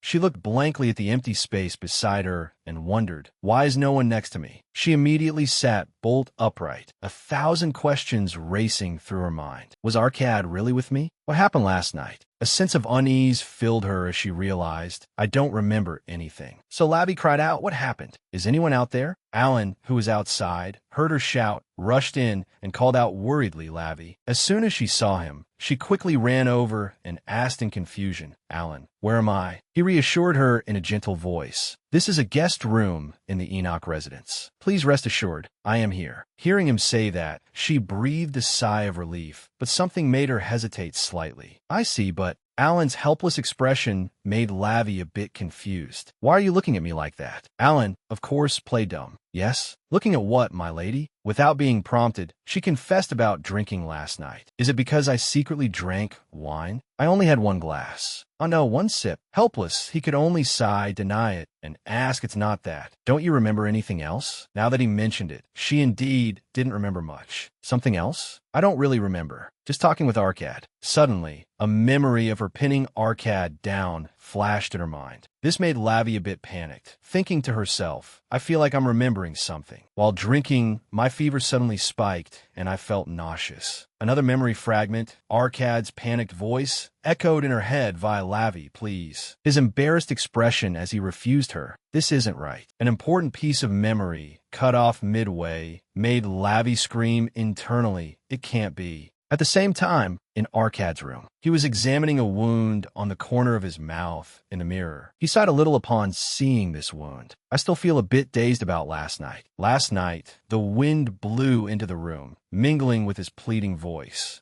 Lavi, please. He tried to refuse Lavi. This isn't right. However, Lavi remained insistent. It is. Just as she kissed Arcad, he managed to get out his last words. You're very drunk right now. You'll definitely regret this when you wake up tomorrow. Her kiss made him freeze and blush. After the kiss, she said with dissatisfaction, why are you so stiff? This isn't the way to ensure your safe return. Her words made Arcad wonder in confusion. What is she talking about? In that perilous moment, he prayed for Alan to come and save him quickly. If Alan doesn't come by, something terrible is going to happen. And luckily for him, Alan opened the door and walked in at that very moment. He saw what he shouldn't have while saying, I've finished packing. Now let's go home. Of course, the scene made him so shocked he yelled, Lavi, what are you doing? Back in the present, Arcad was thinking about Lavi. I hurriedly had her sleep in the guest room. She must be awake by now. Suddenly, he heard a commotion outside and wondered, but why is it so noisy outside? It turned out to be Lavi trying to persuade someone. Alan, don't stop me. I need to see Arcad right now. However, Alan was also trying to stop her. Please wait a moment. Arcad needs some time too, my lady.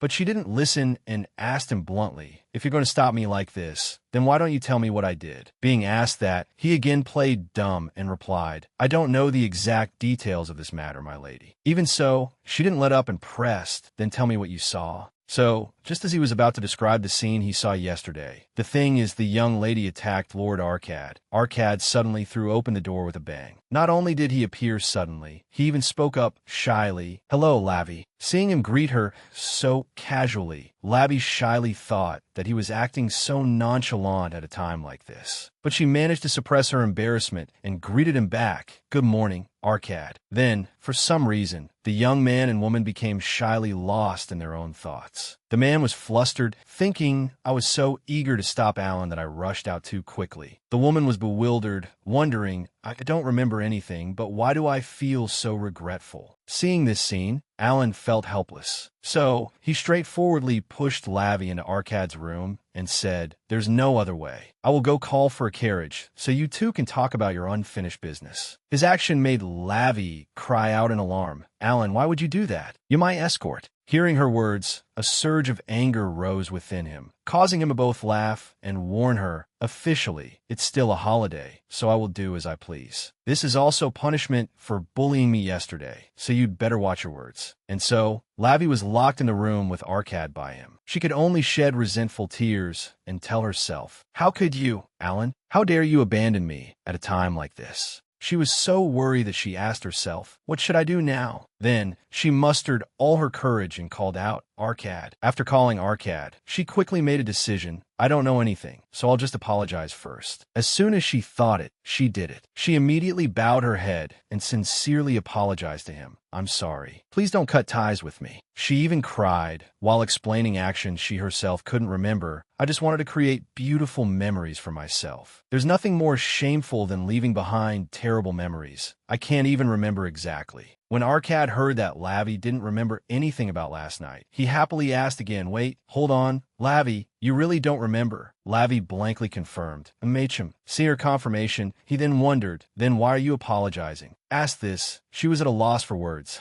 After a moment of hesitation, she sincerely asked, did I do something wrong to you? Hearing this, Arcad bluntly replied, no. He even shouted, thinking How could you even think of something like that? But Lavi felt that something was off. Because I didn't feel well, I thought I must have gotten drunk and thrown up. Besides that, there was something else, and Alan didn't tell me anything at all. Despite her saying all that, Arkad still insisted nothing happened. Of course, Lavi didn't believe him. No matter how you look at it, it doesn't seem like nothing happened, right? The reason she was so insistent was that she noticed the cut on the corner of Arkad's lip. Especially those lips. I only managed to do that yesterday. I didn't hit him, did I? Because of my pride, I can't say anything. However, after asking repeatedly and getting nowhere, she gave up and helplessly requested, Arkad, give me your hand. Then, she gave him a small ornament, which also had her hair on it. As soon as he received it, he liked it so much that he asked in a low voice, is this a sword ornament? Hearing that, she shyly clarified, MHM, I was supposed to give it to you yesterday, but I guess I was too drunk and forgot. Can't this make up for what happened yesterday? Suddenly, Arkad asked worriedly, you made this? Did you hurt your fingers? His words of concern were misunderstood by Lavi, and so she exclaimed, I'm not good with embroidery needles, but I'm very good at this kind of thing. Furthermore, she sulkily wanted to take the item back. If you don't believe me, then don't accept it. I'll take it back. Of course, he didn't let her take it back and instead hugged her tightly. Arkad said gently and happily, I was just kidding. Of course, I believe you. He stroked Lavi's hair and affirmed, there's no way I wouldn't recognize your hair color. Then he promised, thank you. I will return safely. Hearing that, Lavi replied softly, MHM, farewell, Arkad. And 2 days later, Arkad left. Just like in a novel, turning each page. How wonderful it would be if time just passed. In any case, preparing for a farewell is truly difficult. The longing always lingers. As Lavi stood by the window, watching for Arkad to leave with the army for battle, Alan approached and said, my lady, you can't see from here. Hearing this, Lavi replied softly, I know. Even though she knew she wouldn't see Arkad anymore, she remained resolute. However, I will still wait. And then, what was bound to happen, happened. Although there was no news from Arkad for the next 3 years, the war began. The entire sky was dyed a deep crimson red. The commander-in-chief leading the attack on Enoch, Duke Enoch, rode on horseback, raising his sword with great vigor as the army advanced. The armies of Prince Philip's, Rose, and Arkad led the southern front, and the enemy's morale seemed to have diminished slightly. But in every battle, our forces suffered considerable losses. The enemy's allies also stood firm, and the war was not yet over. Dawn broke, the sunlight creeping up from behind the mountains, illuminating a blood-soaked sword stuck in the ground along with the remnants of the war. The scene shifts to the Diem mansion, with warm sunlight, lush green leaves, and energetic butterflies. Time passed just like that. Lavi, at the mansion, met with other noble ladies and young lords to socialize and pass the time, until the red maple leaves appeared, rustling in the air, heralding the arrival of autumn. Then came the time when dry leaves fell gently from the branches, until the bare tree trunks, without a single leaf, were covered in falling white snow. The scenery visible through the mansion's window, a letter Lavi wrote to her childhood friend. It was now winter, the mansion dotted with white from the falling snowflakes. Lavi wrote worriedly in her letter, is Arkad still doing well? It's warm where you are in the south, but I'm always worried if you've caught a cold. Her appearance was now much more mature, her shimmering golden hair causing many young men at the Sim Temple to be infatuated and blush shyly. In the letter, she also told her friend about her brilliant older brother. My brother is still doing well. I heard he's recently been recognized in the royal palace. It seems he also corresponds with Sister Rose a lot. She could say that because she had hidden behind her brother many times to secretly read their letters. Fortunately, the two of them are not separated this time, but she stood before the statue of the goddess, her hands clasped and her face flushed red, emitting a murderous aura that made the young men who were just blushing turn pale with fear. She screamed silently in her heart, why don't you write back to me? I only get news of you through Sister Rose's letters or articles. She frowned in anger, a fiery rage surrounding her, as if wanting to burn the place down. She continued, besides, the newspapers aren't reliable either. The paper said your hair is red. She remembered a time she found news about him in an article and insisted her brother correct the information. Brother, please request a correction for this immediately. Her brother, sweating, asked back, are you sure? Then, the fire burning in her heart was suddenly extinguished, her clasped hands tightening. The tone in the letter also became gentle gentle as she revealed her innermost feelings. I know it's very difficult to write back. But her cheeks flushed pink, her hand near her mouth, her lashes lowered. I miss you. The letter ended with those 3 final words, full of sincerity and longing. Outside the temple, although it was winter, it was indeed a beautiful sunny day. The sunlight pierced through the white snow, making the place even more magnificent. Alan, waiting in the hall, saw Lavi arrive. With a coat in one hand, he offered his other to support her. It took quite a while today, didn't it? Lavi placed her hand on his and replied cheerfully, Mitchum, I prayed for a little too long. She bit her finger, frowning, thinking, why isn't it having any effect? In this situation, there were many people at the temple. Why are there so many people? She grumbled, not noticing Alan glaring at the young men who were blushing and secretly looking at her. His gaze seemed to be warning them not to pay attention to his lady. She said in annoyance, I really don't understand the reason. He pulled her by the hand. Then let's head back. She suddenly reacted. No, I have to do the thing I do every day. Every time I come to the temple, there's something I can't miss. Her eyes widened, sparkling. That thing was searching for a young priest. This place has a lot of divine power. Thinking so, she hid behind a large wall, holding a piece of paper, her eyes sparkling with anticipation, scanning all the young male priests to find a suitable candidate. Alan looked on, confused, as she continuously jotted notes on the paper in her hand. If you need divine power, wouldn't a high-ranking priest be better? Why are you so insistent on finding a young priest? She replied slyly. Alan, isn't it about time to keep an eye out? What do you think I want to do with a boy my age? The words struck Alan like a bolt of lightning. He was startled into realization. Could it be? Lavi eagerly looked up at him. That's right, marriage. And so, a verbal spat between the two began. What are you thinking already? I'm almost 20. It's possible. His face darkened, and he asked with a tremor in his voice. Then should the man you recently befriended also meet a priest? He asked in astonishment. All the men you've met up until now? She replied cheerfully.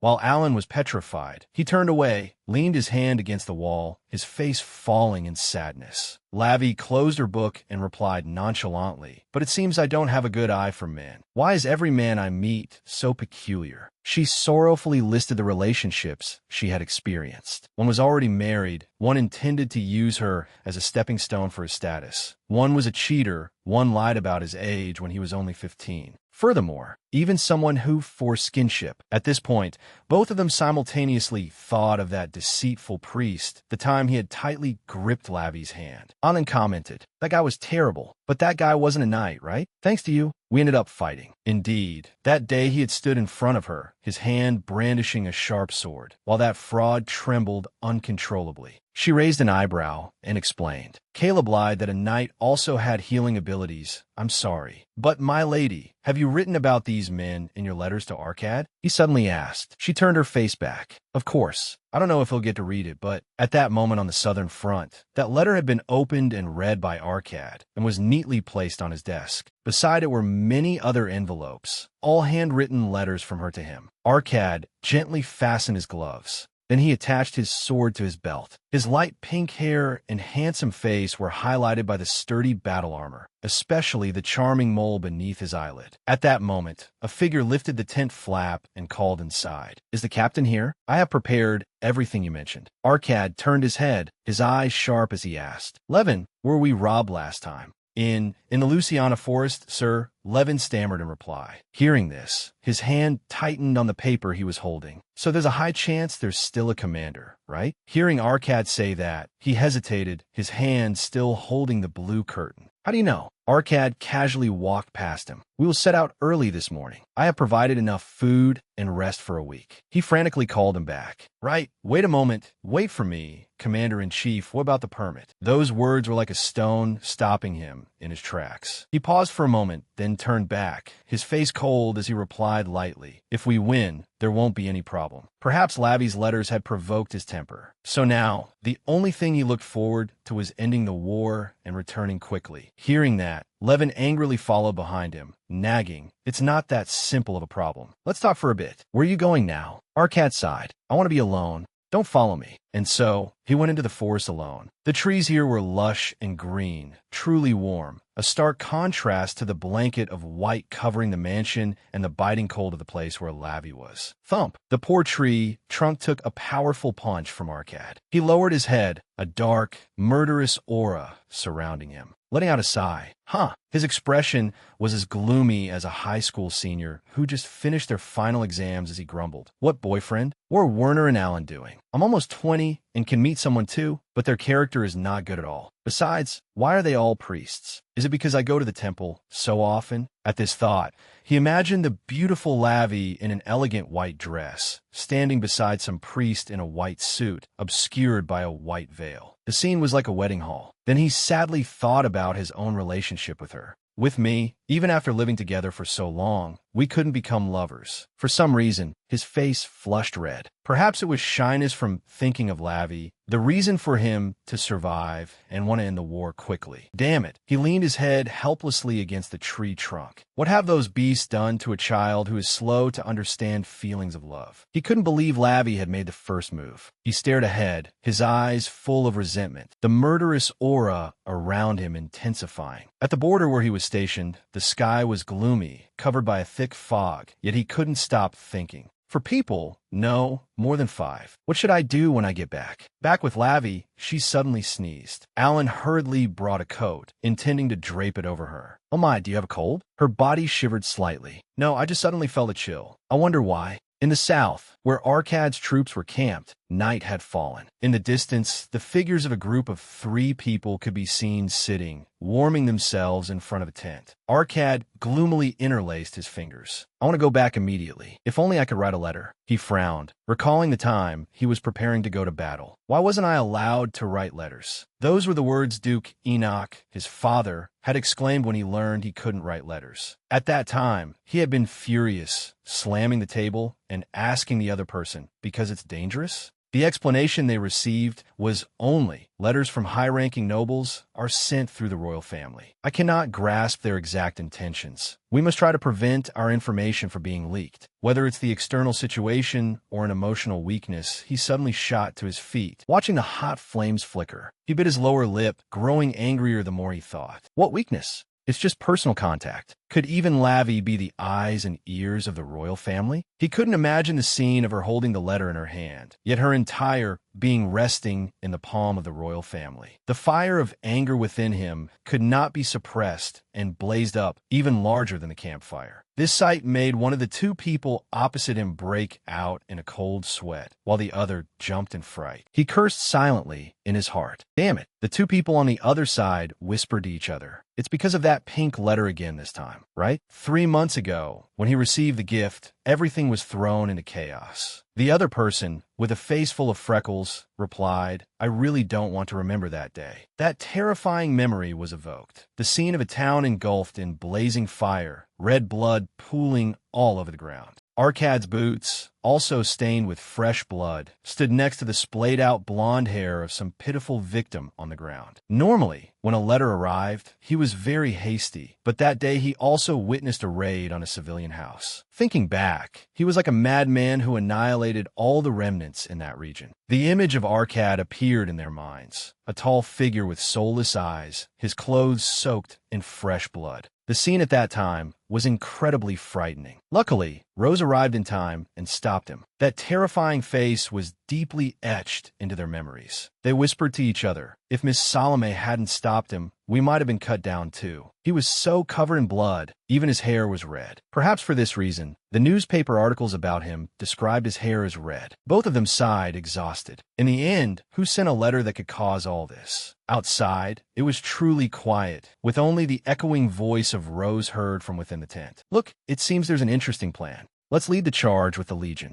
Rose propped her sword on her hand, enthusiastically proposing. Hearing this, Arcad irritably rested his sword on the table. Even if he didn't know what he heard and whether she would come or not, he would still refuse. Rose crossed her arms and smiled. I know you'll act even without my permission. If you fail, it will be very awkward. He was at a loss for words, glancing at her with a suspicious look. She smiled innocently. You should at least hear the plan. With that, she pointed to a drawing on the map and began to outline the strategy. The dark forest, is advantageous for the enemy. We will create all the traps underground and in the trees. A scene of a forest full of stakes and arrows pinned straight into the ground. Then she took out the plan documents. But in any case, it's still a joint command, taking advantage of our individual strengths. This time we will strike first. When dawn breaks, the unit will attract everyone's attention. Rose will take on that task according to the strategy. If the minions leave the center of the forest, our army will find the enemy's commander-in-chief on the opposite side. A scene of Arcad commanding his troops was woven. Rose pointed to her own face. Then, we'll get information from that guy. I'm very confident in such matters. He stood beside her, frowning, glaring without a word. He asked seriously, "What will you do to help me? I know you don't usually like me very much." Hearing that, she gave a faint smile and said, "What are you talking about? I've always wanted to be on good terms with Mark Enoch, though even if I say it, you probably won't believe me." With that, she laughed loudly, walked over and patted his shoulder. "This is for personal reasons, just like your side. I also have a reason to return early." As she said this, the golden tassel that looked like Werner's hair on her sword swayed. The flickering fire outside the tent was gradually shrinking and about to go out. The freckle-faced man from before, holding a crate of weapons, turned his head to ask the brown-haired boy, "Oh, right, have you seen the sword decorations of Salome and Sir Arcad? They're the same color, right?" He replied, "Don't tell me they made them for each other," he asked with a look of disbelief, but the other man immediately shot down the idea. "No way, a cold wind blows whenever they meet. They have the same lover," he asserted with a look of complete confidence. The brown-haired boy exclaimed in surprise. "So they're love rivals." An image of a red-faced, awkward Werner caught between two powerful pursuers flashed through their minds. This is so difficult, but neither of them expected that this conversation had been overheard by Rose and Arcad. Arcad's face darkened as he said, "In any case, that sword decoration is putting me in a bad mood. So could you take it off? Why are you saying such strange things?" Rose also sighed helplessly. "Why me? If anyone should take it off, it should be Sir Arcad. Sir Arcad's is a symbol of friendship, but mine is a charm for my future husband," she boasted with an incredibly smug look on her face. A stream of memories surged back to that day, at the Salome mansion before the battle. A voice echoed in the mansion. "Even if you're my fiancé, this is still quite rude." Rose, wearing a nightgown with only a pink robe draped loosely over her shoulders, smiled and asked, "What brings you here, Marquis Dia?" Werner stood at the doorway, impeccably dressed, his cheeks flushed red. Miss Salome. Seeing him like this, she laughed to herself. He looks like a rain-soaked puppy again. Wanting to tease him unreasonably, she thought, and then asked, "I wonder if you'd like to change your answer from last time?" Hearing this, Werner flinched, his face turning even redder. He truly looked no different from an adorable puppy. He grabbed her arm, hastily explaining, "It's not that." Then he seized the opportunity to pull her into his arms. Nestled in his chest, her cheeks flushed with delight. This was an unexpected reaction, but why is his body temperature so high? She softly called his name, Marquis Dia. His head was bowed low, his face as red as a tomato. "You must travel safely, and you must reply to my letters," he shyly instructed her. His appearance at this moment was as beautiful as golden Gerbera daisies slowly unfurling their petals. She was dazed for a moment, perhaps because of his appearance right now. She opened her bright golden eyes wide. She thought pensively, "I am a knight before I am anyone's wife. In the past, I never hesitated to go to war, but thinking up to this point, she gently raised her soft hands and lightly touched his handsome face. I wonder if it's a pity that I won't be able to see this expression anymore." At her sudden action, he shyly struggled away. Right.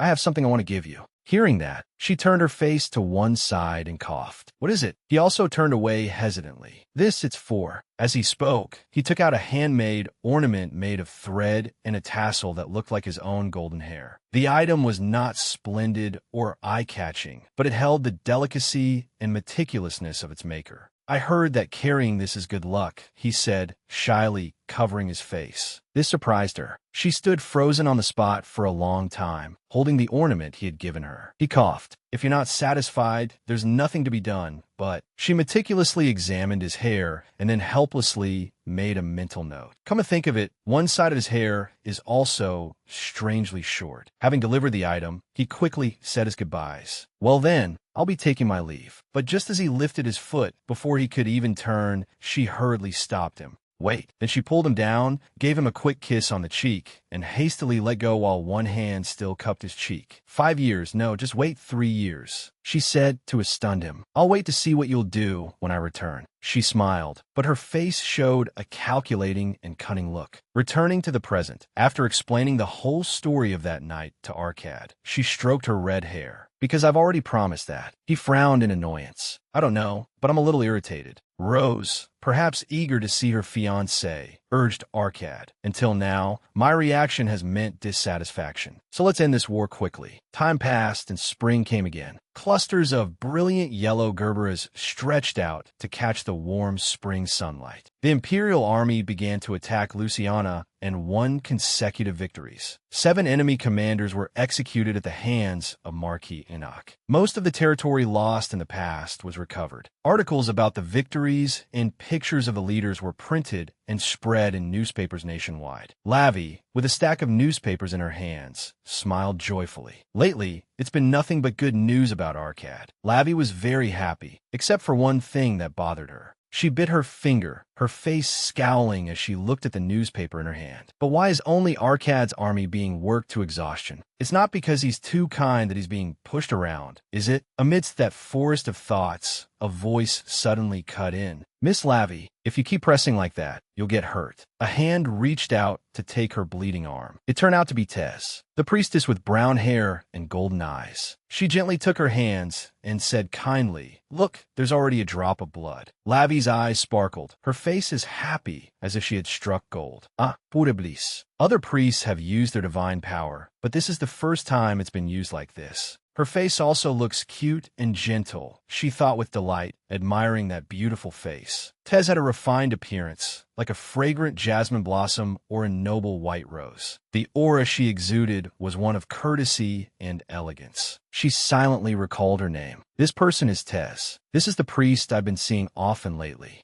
Perhaps because she hasn't been in the capital for long. She isn't like the other priests who are influenced by material ambitions. From the very first time, she has taken care of me unconditionally. She recalled the first time they met, when she had used her magical power to heal her injury. Moreover, the strangely pure atmosphere made her think of Arcad. She gazed at that gentle face and compared, then blushed, pressing the newspaper to her chest as she thought of her best friend's appearance and sighed. Of course, Arcad is a little cuter. Then she assessed her once more. Unlike the trash I met before, she looks very elegant and neat. Tess closed her eyes and began to use her magical power to heal Lavi's wound. Lavi closed her eyes, smiling as she thought, Is my life going smoothly now? Having just finished healing Lavi, Tess opened her eyes and noticed the newspaper in her hand. That newspaper seems to be news about someone very close to you, I suppose. That's right, my best friend. He's young, but his achievements are outstanding, aren't they? She replied with a proud look, introducing her best friend on the battlefield. He's really adorable, she said, holding the newspaper out in front of her. The large image of Arcad printed at the top of the page immediately caught her eye. She glanced over the article. Arcad Enoch. Then she gave a faint smile and replied, So you're a friend of Duke Enoch. At some point, the two of them had moved to a long bench in front of the church and sat down to chat. Tess spoke first. No wonder Miss Lavi comes here so often. It's for your prayers for him, isn't it? I thought you missed me and came. I don't know why, but I feel so embarrassed, she said, laughing shyly until her face turned red. Lavi's mouth fell open, her face red with awkwardness. She was stunned, thinking to herself, What, does this person like me too? This is already our 5th meeting. Maybe it's time we started seeing each other more seriously. With that thought, she spoke first, her hand tightening on the newspaper.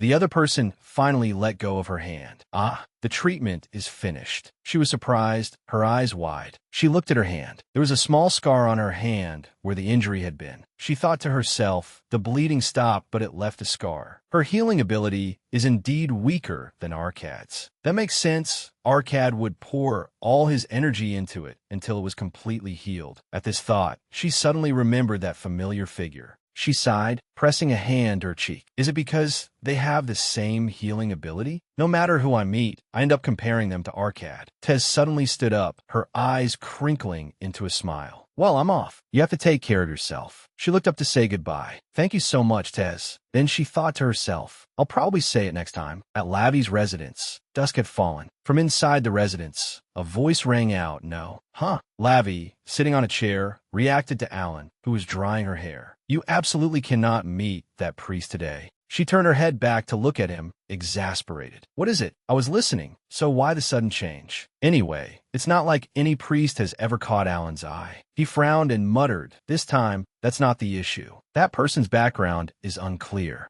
Hearing that, she angrily scolded him. "Don't tell me you investigated behind my back." He quickly turned his head away, avoiding her scrutinizing gaze. The young lady's tendencies. No, her terrible luck with people. Hearing that, she was speechless. "Oh my, I can't deny that." But then she stretched out her legs, suspicious of Alan. "What's this about? You don't usually say much when I meet ordinary priests." Alan said as he opened a box, taking out a ribbon and a comb. "That person came straight to the Capitol without doing an internship. No matter how you spin it, it's not right. Maybe Alan's status is higher than I thought," she replied, propping her chin on her hand. He gently combed her silky golden locks. "Even so, it's not normal that we can't find any trace of their past." She furrowed her brow in thought. "Oh my, Alan is so persistent." "I don't think so." Then she spoke up. "Alan is very good at nagging me." "Me? What about me? I've liked it for a long time. I've discovered that Alan isn't good at dating either." He quickly explained, "Really, I can't do it." She argued back like a cat with its fur on end. "Oh my, Alan is so persistent. Alan is very good at nagging me." He froze for a moment. "Me? What about me?" She raised her finger and said in a sagely tone, "Alan isn't good at dating either. I heard you've been dumped every single time until now." Those words were like an arrow straight through his heart. His face turned as black as the bottom of a pot, and he stood frozen. He moved like a robot with a dead battery, his gaze averted. "It's just that I plan to live alone." "Why?" She shot up to interrogate him. She propped her chin on her hand, looking at him with eyes like bullets. "It's not like you haven't dated at all. Your face is handsome, your job is decent, and your vacations are very long. So what's the problem?" He glanced away, recalling. The problem was, in all of his consecutive dates, he was complained about for the same issue. The first girl with short hair had scolded him. "Can't you stop talking about the young lady for a moment?" Another blonde girl had also said, "How can you say the exact same thing every time we meet?" Then came the brunette who even sobbed, quickly taking out a handkerchief to wipe her tears, her mouth still scolding him nonstop. "Is the young lady all you know? It's boring to death." And in the end, all 3 dates were concluded with one furious sentence. "If the young lady is so great, you'd be better off dating her instead." Returning to the present, he thought to himself, "I absolutely can't say it." So he just gave a light reply that dismissed all problems. "I don't know." Hearing that, she propped her chin on her hand in dissatisfaction and sighed. "Honestly, is this the time to be laughing like that? You idiot, Alan." Knock, knock. Suddenly a knock on the door was heard. Alan gently opened the door and peeked out. It turned out to be Jenny. She must have rushed here as she was drenched in sweat and panting. Holding a letter in her hand, she saw Alan and asked, "Excuse me, the young lady is already asleep." He leaned his hand on the door. "What brings you here at this hour?" "Ah, about that, a letter from Master Arcad has arrived." The sound of conversation reached the ears of Lavi, who was lying in bed, waking her up completely. She rushed to the door and snatched the letter, her slippers not even on properly. "Get to me, quickly." She took the letter and the paper in her hand, feeling bewildered as if it were all a dream. The moment the crimson envelope was opened, a neatly and tidily placed handwritten letter was revealed. Her eyes welled up with tears. As she read each straight line of the letter, a wave of emotion washed over her. "Lavi, the war is over." She hugged the letter to her chest, moved to tears. "It's finally over." "My lady," Jenny called out softly, worried. Both Alan and Jenny's cheeks were flushed with emotion. Lavi was now incredibly happy. Her long eyelashes trembled slightly. The corners of her lips curved up gently. A warm flame spread throughout her body, her bright yellow hair covering her shoulders. Arcad will be coming back. The green flag of victory fluttered in the vast sky.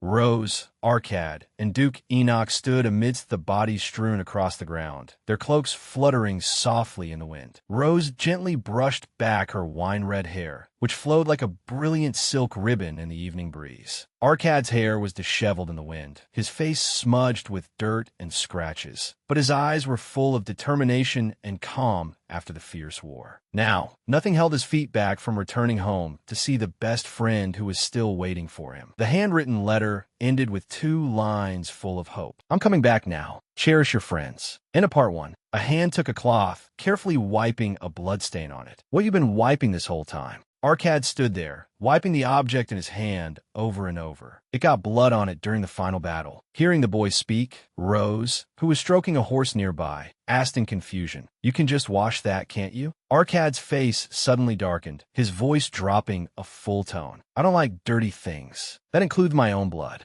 The boy's words made Rose freeze and stare. "But your own blood." Suddenly, a voice rang out, drawing both of their gazes. "There are 2 people over there." Felix ran over cheerfully from a distance to greet them both. "Are you heading back right away?" Rose happily pointed to herself, looking smug. "That's right. You should thank me, right? Because I get to monopolize the negotiation table." He stood opposite her and chuckled softly. "It would have been great if you didn't go back and stay to help us." Felix's face, red with clear respect, looked towards Rose and proposed. "Wasn't it thanks to the efforts of you 2 that we received the enemy's surrender? I want to properly reward Marquis Rose and Duke Enoch." As he was expressing his feelings, Arkad quickly spoke up to remind him. "Your Highness, not even the negotiation table is that soft." Rose, beside him, quickly added, "Since we have the upper hand, we must negotiate carefully." His eyes were full of bewilderment, completely shot down. Seeing that business was concluded, Rose hurried off with the boy. "So, where are we going?" Felix sighed as he bid them farewell. "There's no other way. See you at the Imperial Palace." And just like that, the 2 of them left quickly. Watching from behind, Felix propped his chin on his hand and sighed, an expression of utter delight on his face. Ahead, Arcas, blushing, looked at Rose beside him. "I've prepared the carriage." "All right, let's go together, Sana." The evening sky was beautiful. Felix, with his hands clasped, watched relaxedly. Soon there will be news of a marriage.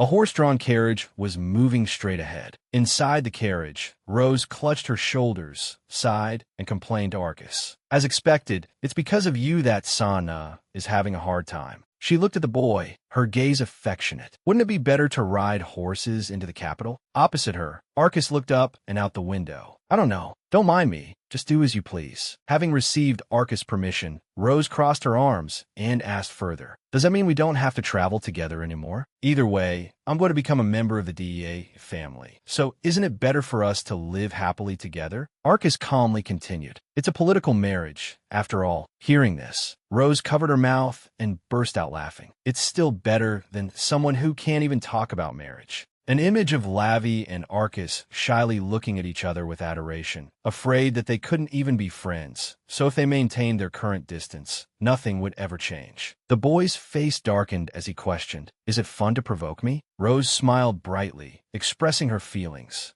It's my only joy during the war. Since I couldn't do it for a long time, I'm trying to do it a lot now." The carriage, floating in the air, began to enter the palace city. Although she really wanted to see Lavi quickly, looking out the window, she hurriedly reminded Arcas of their necessary task. "We should find out what His Majesty is thinking. Otherwise, when we return, we'll have to be mindful of the royal family's gaze." With a sorrowful look in his eyes, the boy remained silent. A whole sky dark and starless. "I know even without you saying it. Ruined houses in a sea of fire, the war, the royal family, and the priest. Why are there so many things against us? I just want to be by Lavi's side." A heartfelt letter accompanied by an image of Lavi cradling a bouquet of flowers in someone's arms. "Arcas, I've met someone." At this thought, Arcas' face completely darkened. He lowered his head in contemplation. "I can't take it anymore." The boy wanted to hold Lavi's hand tightly. "The place beside Lavi is mine." Wrapping his arms around the girl for a long time. "I don't want our relationship to be hindered anymore." Just that thought made Arcas' pupils constrict. "I just have to keep saying I like you." The boy's hand gently caressed a brilliant red rose. "How can I make you not run away?" Back at a luxurious mansion, a knock on the door was heard from within.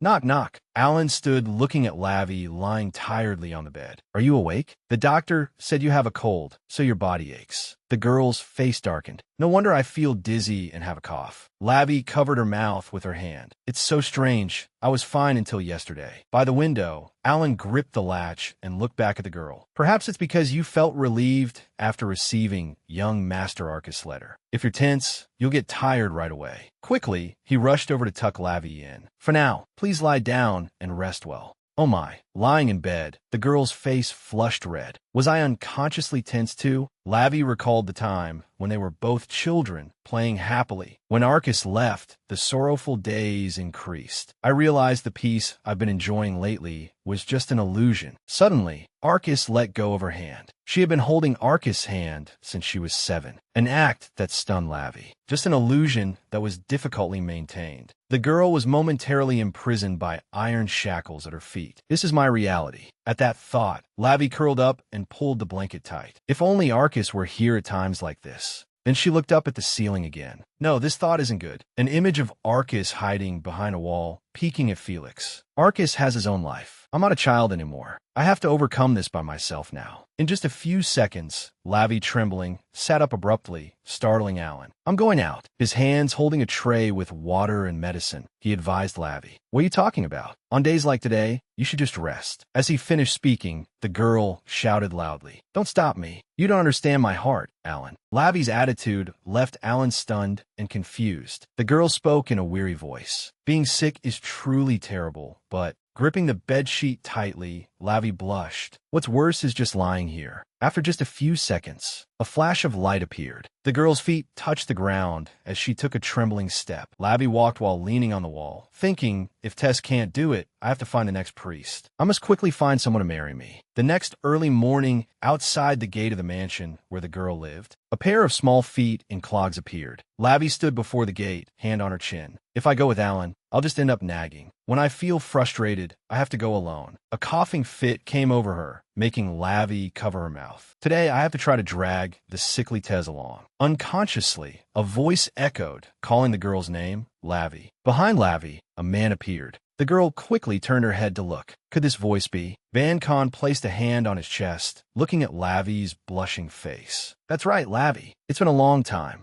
Seeing him, the girl's face changed color immediately. You. Racking her memory, Lavi asked blankly, Who are you? Van Con. Van Con raised his hand to reintroduce himself. I'm Falcon. Hearing the name, Lavi's face clearly showed anger. So that was your name. But we no longer have a relationship where we call each other by name, do we? Opposite her, he gave an awkward smile. You're as cold as ever. Suddenly, Bon Con S hand gently lifted Lavi's. He bestowed a sincere kiss upon it. I missed you, Lavi. This person was Falcon Smith. He was the lover Lavi had by her side in the past, the son of the long-historied Count Smith. He discovered his divine power and became a priest. He was my first boyfriend. Suddenly, Lavi's eyes widened, her pupils constricting. But there was a problem. Other girls approached him right in front of her. He was the boyfriend of 9 other people. Ban Khan caressed Lavi's fingers as he recounted his regret. After breaking up with you, Lavi, I reflected on myself. I've already dealt with the other girls, and those weren't the kind of relationships you think they were, Lavi. Hearing him say all that, Lavi trembled and snatched her hand back. It has nothing to do with me. Let go of my hand. Ignoring the girl, Ban Khan kept smiling and pleading, Don't be like that. Please reconsider. With her girlish strength, Lavi sighed helplessly. I want to refuse, but I don't have the strength. Looking at the girl, Ban Khan said, I can't give up on this either. Weren't you already feeling weak then?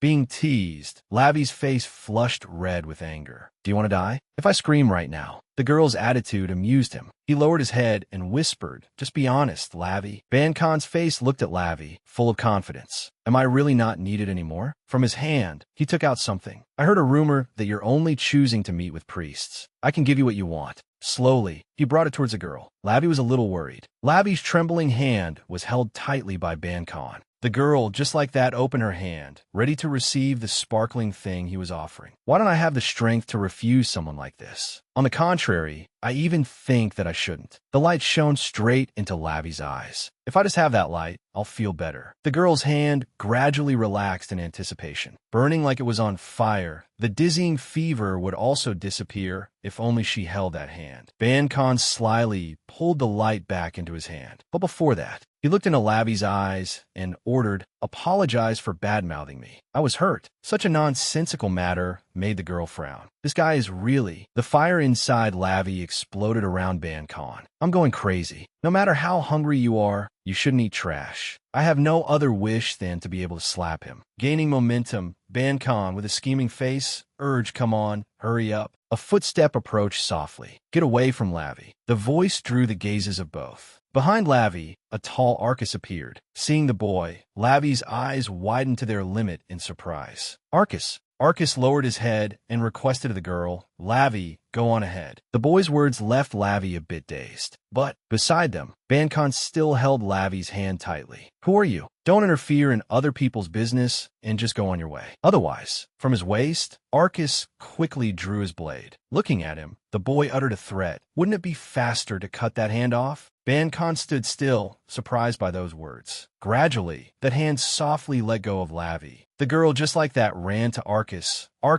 and then threw herself into the boy's arms, full of happiness. The girl couldn't hide her emotion. "Is it really you?" This made the boy frantically soothe her.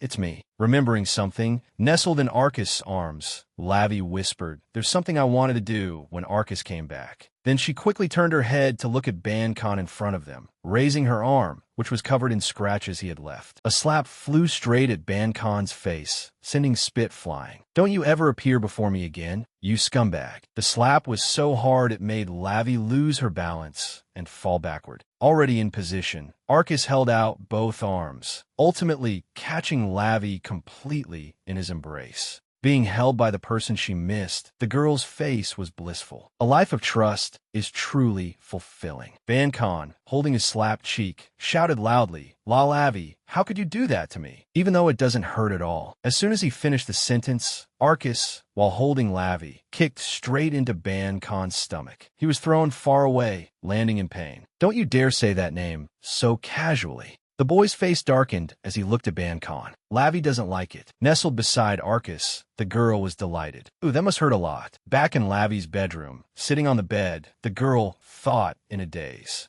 Looking up into the distance, Lavi was stunned. "This isn't a dream, is it?" The image of the boy kicking Ban Khan. Arcus came back and chased Falcon away. He placed Lavi's hand on his face and also healed me. Then Arcus carried the girl back to her room. He brought me all the way to my bedroom. Not believing it was real, Lavi pinched her cheek, wincing in pain. "It was so sudden that it doesn't feel very real. I'll try pinching myself to see." Then the girl looked at Alan, standing aside, avoiding her gaze. "Didn't you hear anything just now?" This made him answer perfunctorily. "I didn't hear anything at all." Receiving Alan's answer, Lavi chuckled softly. "I thought I heard Falcon screaming. I cursed him to break a leg earlier." She didn't notice he was watching through the crack of the door. That wish had come true. Ban Khan was crying his eyes out. Lying down on the bed, Lavi hurriedly asked, "But where did Arcus go?" Alan, standing by, reported he just returned. The information made the girl sad. "Is that so?" Lavi turned toward the edge of the window and said, "You know, Alan," which made him wonder, "Yes?" Her hand entranced by a lock of her hair, Lavi confided, "It seems like Arcus has changed a little." Memories flooded back to the little girl. "Lavi, come here." As Arcus approached where Lavi was being held tightly by Ban Khan, she unconsciously hesitated for a moment. The little girl looked at the little boy hesitantly, because this was the first time Arcus had called her like that. Arcus' eyes and face were incredibly hard to read, an expression Lavi had almost never seen before, making the fleeting moment feel strange. A piercing scream.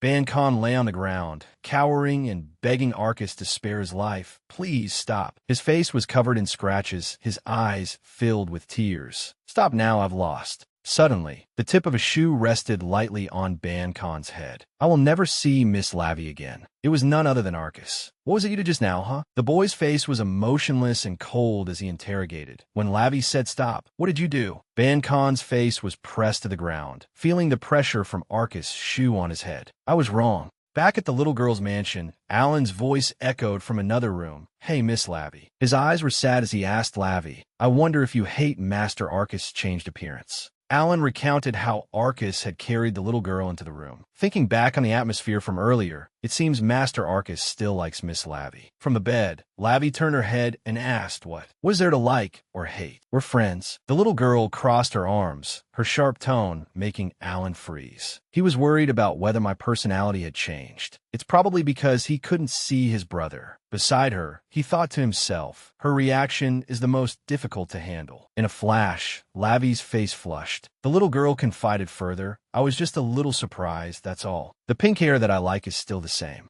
Lavi remembered Arcus' hand on her waist. Thinking back, she could feel his body heat radiating from behind her. The image of Arcus holding Lavi tightly nestled against him. The feeling of his embrace was definitely still the same. The little girl's hand propped up her blushing face as she pondered. The difference was that his body had become firmer. While she was lost in a daze, Alan's voice startled Lavi. Miss Lavi, your face is still red. Are you all right? She hastily replied, I'm fine. Alan, you can go now. Lavi quickly waved her hand over her face, feeling it. Hasn't the fever gone down yet? Why is my face suddenly so hot? Outside in the hallway of the luxurious mansion, Arcus walked with his hands clasped behind his back, deep in thought. I lost my reason as soon as I arrived. The boy's face was lifeless. I only knew after reading the letter, seeing the image of Lavi with someone else. It turned out he was remembering the scene of Lavi beside Bancon. I can give you what you want. The little girl's bright-eyed, blushing expression at that moment. Arcus stopped walking. I didn't expect Lavi to have that expression. The boy's whole body seethed with rage. If I had known, I would have hurt him more.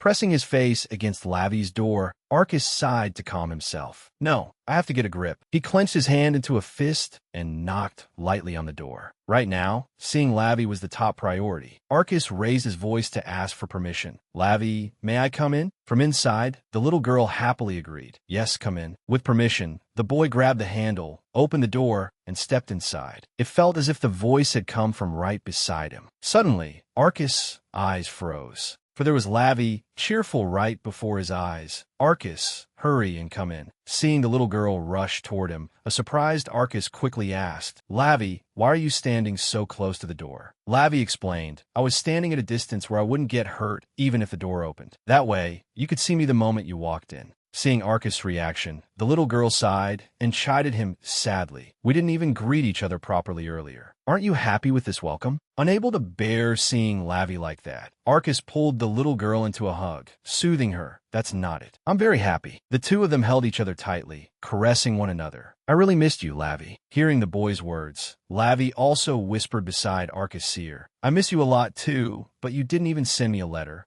You idiot, Arcus. Arcus gently responded to Lavi's accusation. I'm sorry about that. There was a reason. Please forgive me. Lavi seemed unable to control her emotions, and Arcus moved his face closer to hers. Lavi, suddenly remembering something, the little girl placed her hand on the boy's cheek. Then instead, she pulled Arcus along with her. I have to confirm it myself. Throwing the boy onto the bed. Seeing Lavi standing before him with her arms crossed, Arcus asked, why the bed? Wait a minute. The little girl kept looking him over. I'm checking to see if you're hurt anywhere. Face to face, Lavi's hand gently lifted Arcus' chin. Did you really come back safe and sound? Where does it hurt? Or are there any scars? The little girl's eyes narrowed. At first glance, everything looked normal. Arcus' face reassured Lavi. His expression was gentle and innocent. This was indeed the Arcus she used to know. Lavi's face kept blushing as she stared at the boy. I must have been mistaken earlier. Arcus' whisper echoed in the room. Are you just going to keep staring like this? Lavi calmly replied, yes. Are you shy? Suddenly, the boy stood up from the bed in front of Lavi. Compared to that,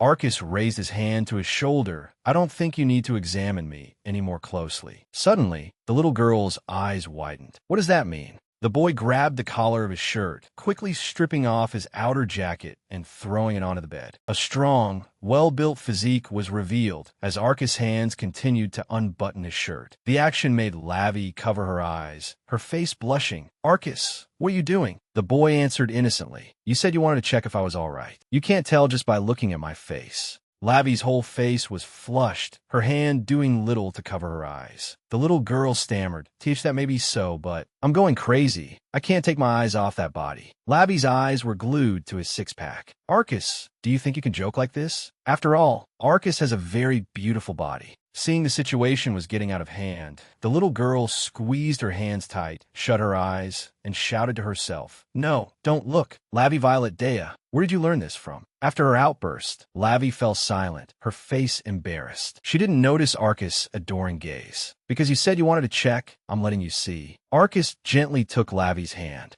and pressed it directly against his firm, muscular chest. "If it's hard to see, then check like this." Now, not only her face, but Lavi's hand also turned red. The little girl quickly pulled her arm back in embarrassment. Wait a minute. Who on earth turned this innocent child into this? Quickly, Lavi started rebuttoning Arcus' shirt for him as she hung her head helplessly. While buttoning, Lavi immediately warned him, Arcus, you can't take your clothes off like this anywhere else, okay?" With a blank face, Arcus asked, "Why?" The question made the little girl's jaw drop in a fluster. "Why? If you show this to people, it'll be a big deal. Actually, the problem is with my heart." Arcus lowered his face slightly, whispering a reminder, "But you were like this before." Just like that, he pressed Lavi tightly against him, pushing her straight into his chest. "I could do anything in front of you." An image of the young Arcus and Lavi flooded her mind, of the little girl's concern for the boy back then. "Arcus, if it's you, I'm ready to accept everything." Back in reality, Arcus' hand slowly touched Lavi's chin. "Even though I said that, it's been several years."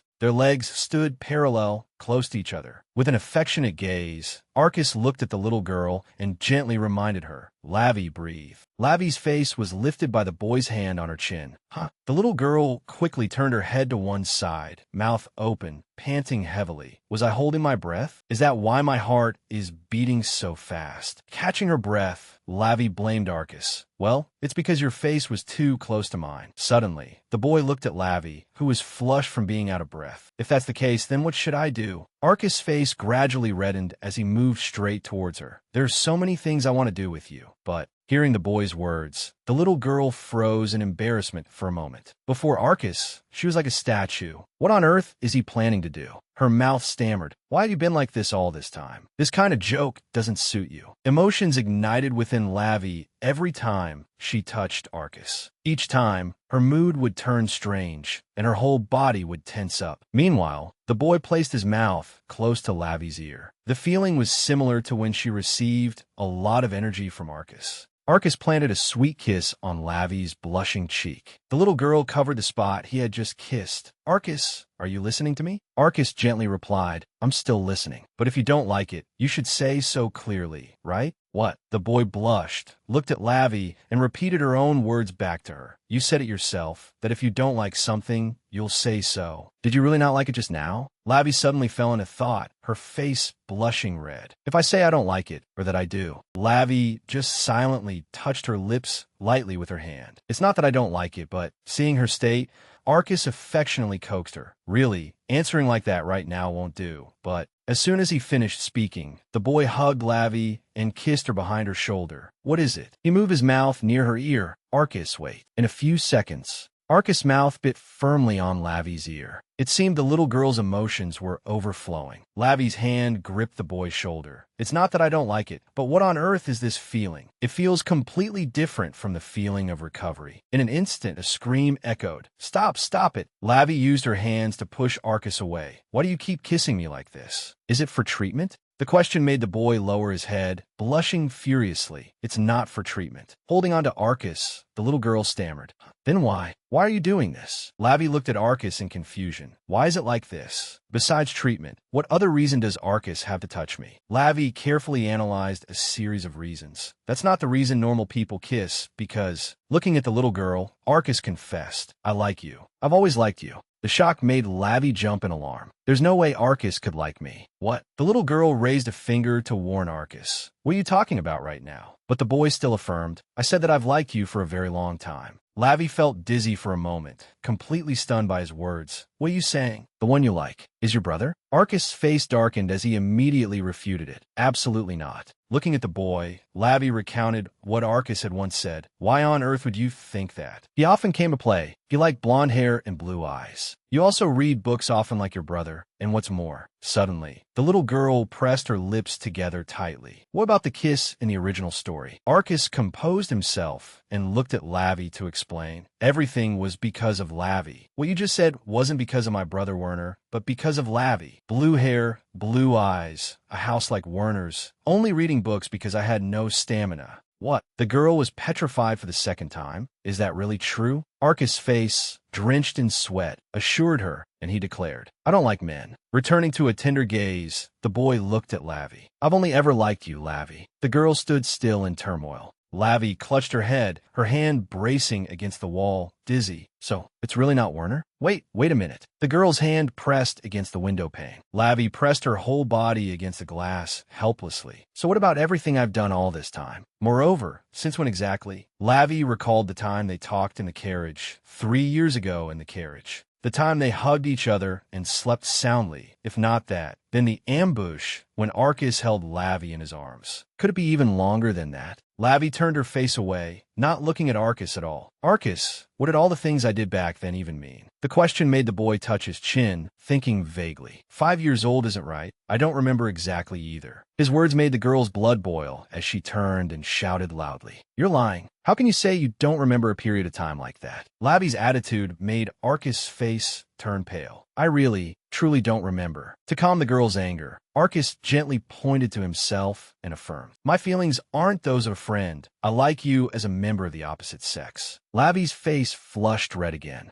The girl quickly turned back to the window. Well, I can't just believe it right away. I never thought you liked girls. Hearing Lavi's words, Arcus' face showed a flicker of sadness, a hand placed before her eyes that the girl didn't notice. If she had known, the past wouldn't have been like this. Luckily, Lavi had a sixth sense. She glanced back and looked. Huh, when did you get behind me? Arcus spoke, his voice close to Lavi. Then I'll confirm it for you, surprising the girl. What do you mean? The whispers echoed beside Lavi's ear. The fact that I like girls. The whole room echoed with the blushing girl's voice. What are you talking about now? How do you confirm something like that? While Arcus smiled tenderly. I don't know, maybe. A thought appeared in Lavi's mind. Her face flushed as she reminded the boy. What do you mean by that exactly? Forget it. You don't have to do it. Arcus stubbornly pressed Lavi against the wall. Is that so? What a shame. The two were face to face. Within a few seconds, the girl had quickly slipped away. First of all, we'll talk about this issue later. Seeing Lavi run, Arcus could only sigh and watch. Oh dear, she ran away. A sound echoed in the mansion's hallway. It was the sound of the girl running. Lavi was running quickly forward. She really couldn't believe it. Arcus and me. How could it be? The girl's face was bewildered. Surely something wasn't right.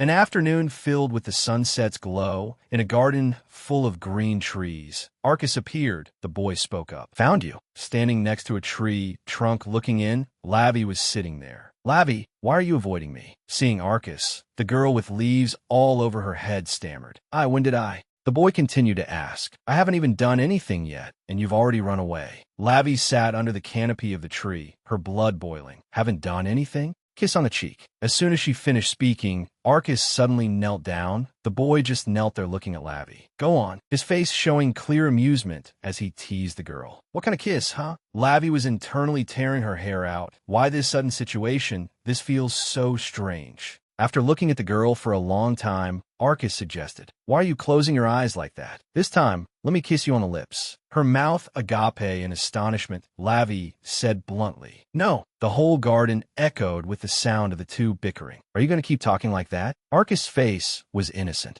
Talk like what? The girl clenched her fists and stammered. Her face flushed pink. I already said I would test you. It would be great to test it on the lips. Are you shy? Arcus lowered his head, looked down, and whispered. Why? It's not your first kiss anyway. The two just stared at each other, petrified. Lavi's mind was reeling, her eyes as if hypnotized. What are you talking about now? I've never kissed anyone. Could it be? The girl's heart was filled with a fire of resentment towards the crowd of men who surrounded Arcus. Has this guy kissed someone on the battlefield before? Then Lavi thought again about the boy's appearance. That's right, being this handsome. How could it not have happened? Then Lavi thought about the people she had interacted with, or when I meet other people, does he think this isn't the first time? The girl's whole face suddenly turned pink. If so, that's so unfair. Her body trembling, she knelt on the ground and bowed her head before Arcus.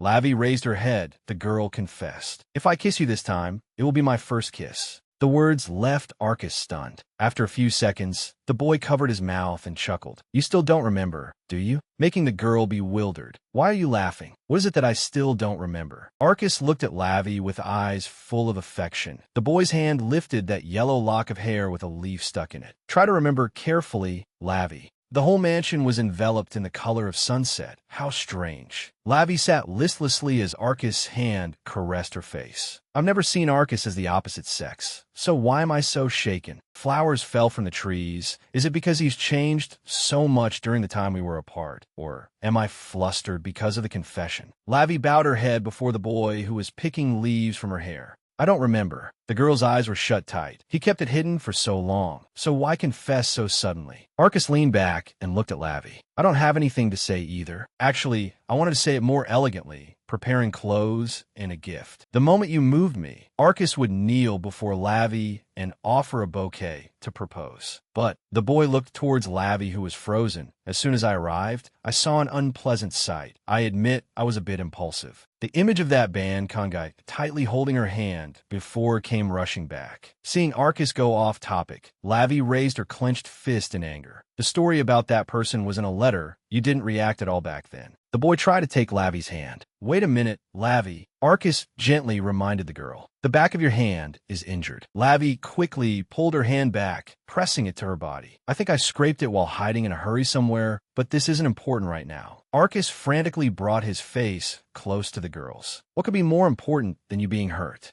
Arcus' face was gentle as he raised his hand and looked at Lavi. I'll heal you. Hearing that, the girl panicked and recoiled. Again, saying things like that again? What kind of healing? Suddenly, Lavi flinched, remembering something. Wait a minute. The girl looked at Arcus and questioned. Could it be that all the times you've held my hand until now, it wasn't for the pure purpose of recovery? Arcus chuckled softly and confessed. That's right. Lavi was shocked and blushed upon hearing it. The girl shot up to her feet. You've been deceiving me even until now? Arcus looked at Lavi and thought to himself, she doesn't realize how crude I've been, although that's very cute. After a moment, the boy spoke up. I won't do that anymore in the future. What? Arcus' words made Lavi's eyes widen. You won't heal me anymore? It's still difficult. A gentle breeze blew through the garden. A kiss was given by Arcus to Lavi's hand. From now on, I won't do it by holding your hand anymore, making the girl's face flush as she looked at Arcus, cherishingly kissing her hand from below. Once again, the garden was filled with the voices of the two. So how will you do it? Don't tell me you'll only do it by kissing? Arcus' eyes sparkled.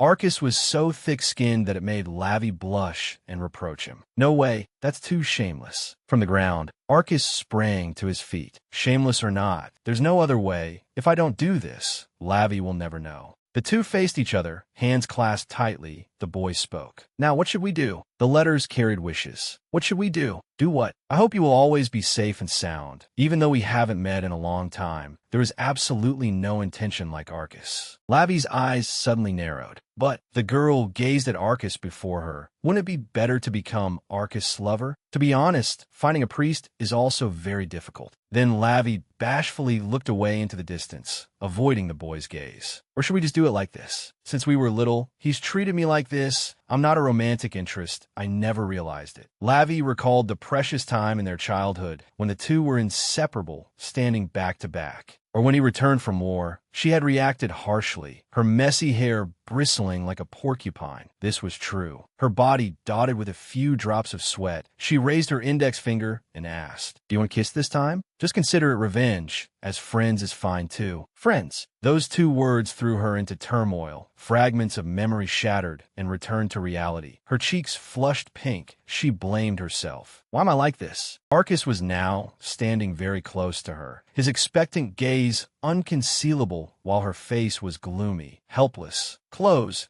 your eyes for a bit.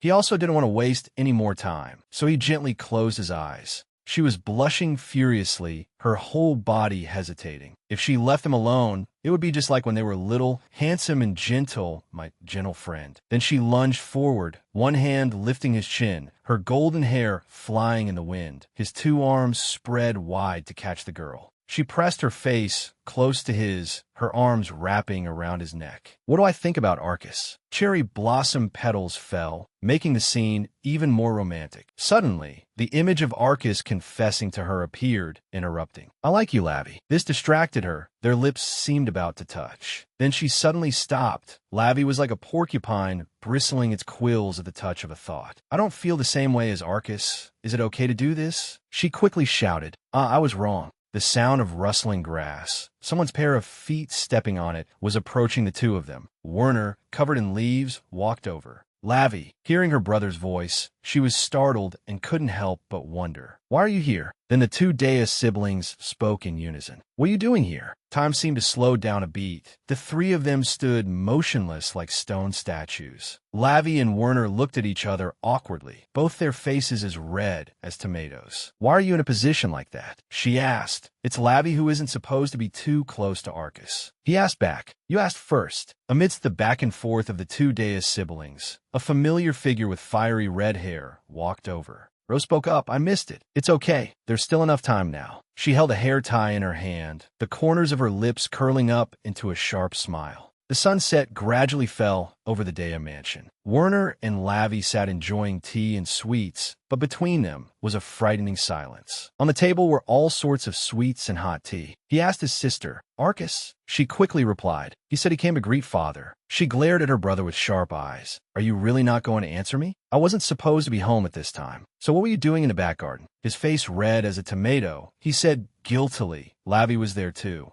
She said loudly, it was me with Arcus. Halfway through her sentence, her face flushed pink, remembering how the two of them had been almost lip to lip. She agitatedly shot up from her chair, slamming the table, which made him jump. Could it be that you left sister-in-law Rose behind to do that strange thing? I told you to be careful, because the dress she was wearing was too long. When she stood up suddenly, she stepped on her own dress and slipped. Werner, worried about his agitated sister, shouted loudly, Lavi, then rushed over to his sister. Luckily, she steadied herself against the table and was fine, but her expression was gloomy. He asked her caringly, what's wrong? Are you hurt somewhere? She replied, trembling, hic, because I stepped on my dress. But he couldn't help but be anxious. Should I call a doctor? Or our private physician? Both. You might have broken your leg. We have to check if your toes can move. Her face turned pale, and she bristled with anger, snapping at her brother. Don't make such a fuss. And so, he had no choice but to carry her to her room on his back. He set her on his back and carried her purple high heels in his hand. She complained, you don't have to go this far. Gently carrying his little sister on his back down the hallway, he said, no, you must lie down quietly until the priest comes tomorrow. She could only remain helplessly on his back. TSK,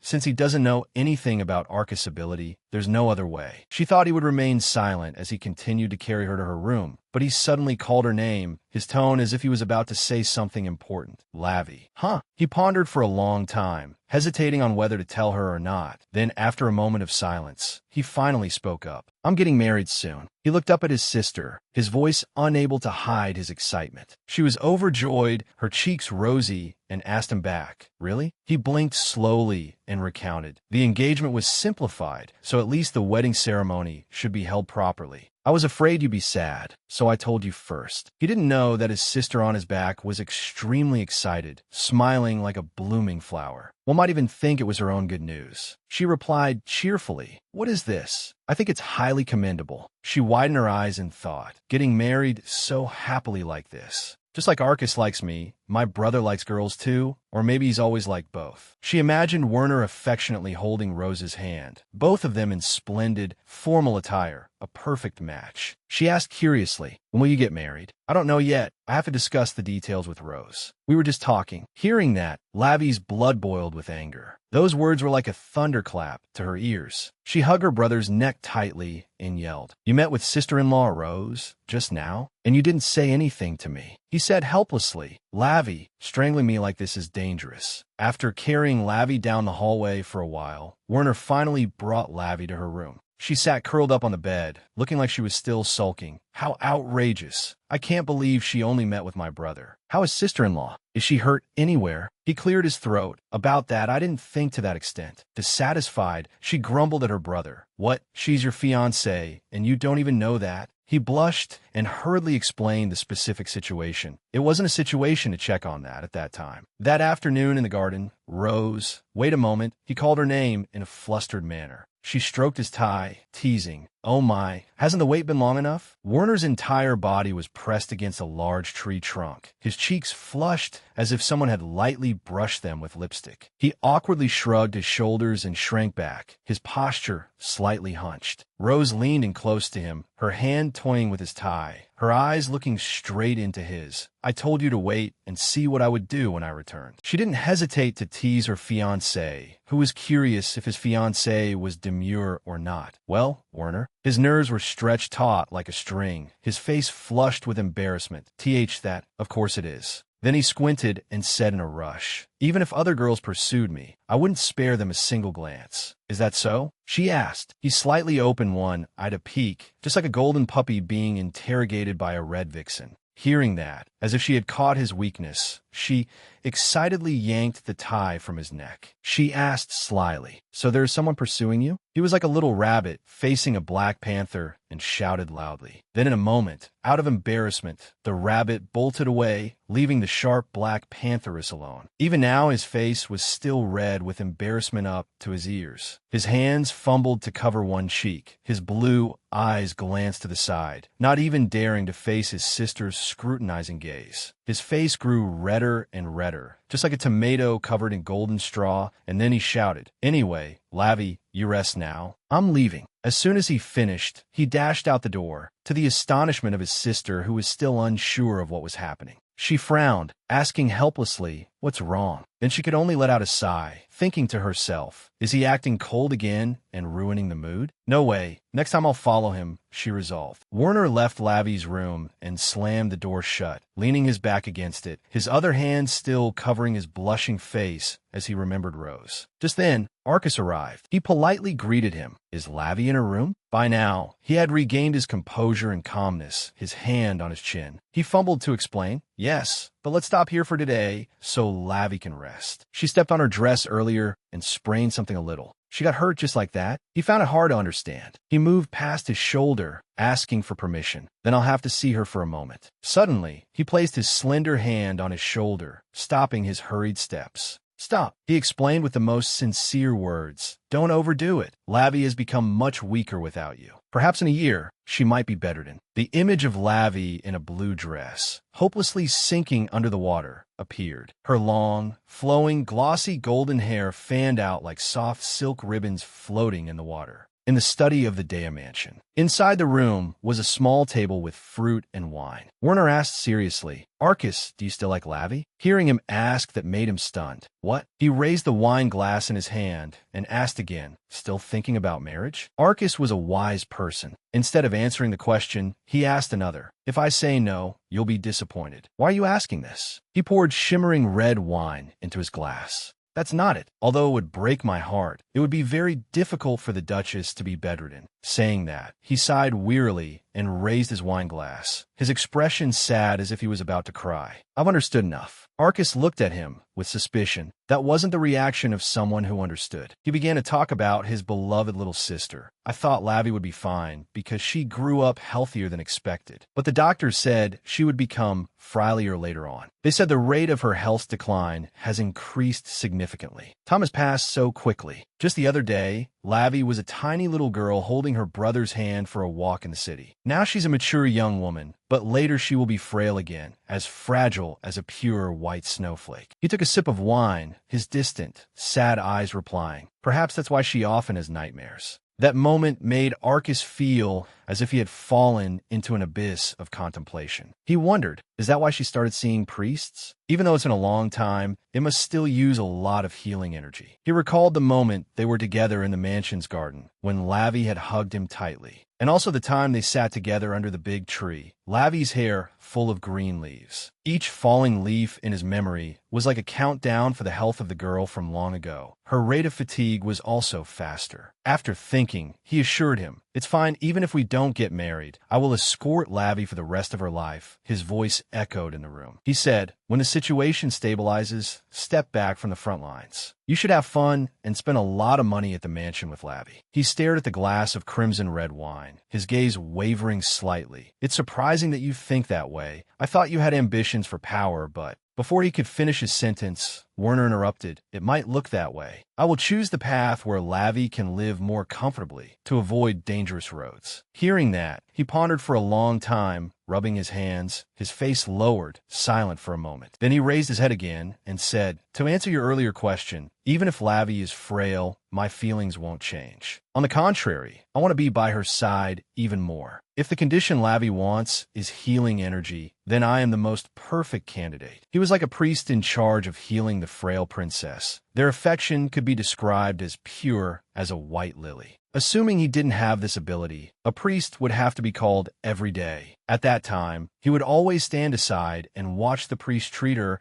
absolutely not leaving her side for a moment to ensure she was always safe. He also added, it's not like the family will collapse from a lack of social activities. The things she would have to do as a duchess, I can do in her place. No need for an heir. As long as I'm by her side, I'm confident I can do anything. He was like a valiant knight, protecting, cherishing, and treasuring the one he loved. He also thought of the scene of the two of them dancing together under the moonlight inside the building. He asked him, why don't you readily accept? Werner saw that the wine in his hand was empty and refilled it. Even if they're just words, I thank you. Lavi is an important sister, so I was curious about your thoughts. He clenched his hand into a fist. In any case, I have something I want to ask. Oh, what is it? He asked, then brought the glass of bright red wine to his lips to drink. His face darkened, unable to hide the anger in his heart as he rebuked him. If she's so precious, why did you let her meet people like that? Werner choked the moment he heard him speak, spitting out his wine. He didn't think his future brother-in-law could say something he couldn't possibly retort. He used his sleeve to wipe the wine from the corner of his lips. If Lavi likes it, what can I do? He grumbled. If it were me, I would have compiled a list of normal priests and given it to Lavi beforehand, even if it meant investigating their backgrounds. Even with a selection of meetings, it's still lacking to let her meet just anyone. Seeing his anger explode, a murderous aura filled the room. He then tried to calm him down. I apologize for that, calm down. I should be apologizing to Lavi. There's a list of families that have hurt Lavi. Use it to put pressure on the Marquis's house. He revealed an important piece of news to appease Arcus' anger.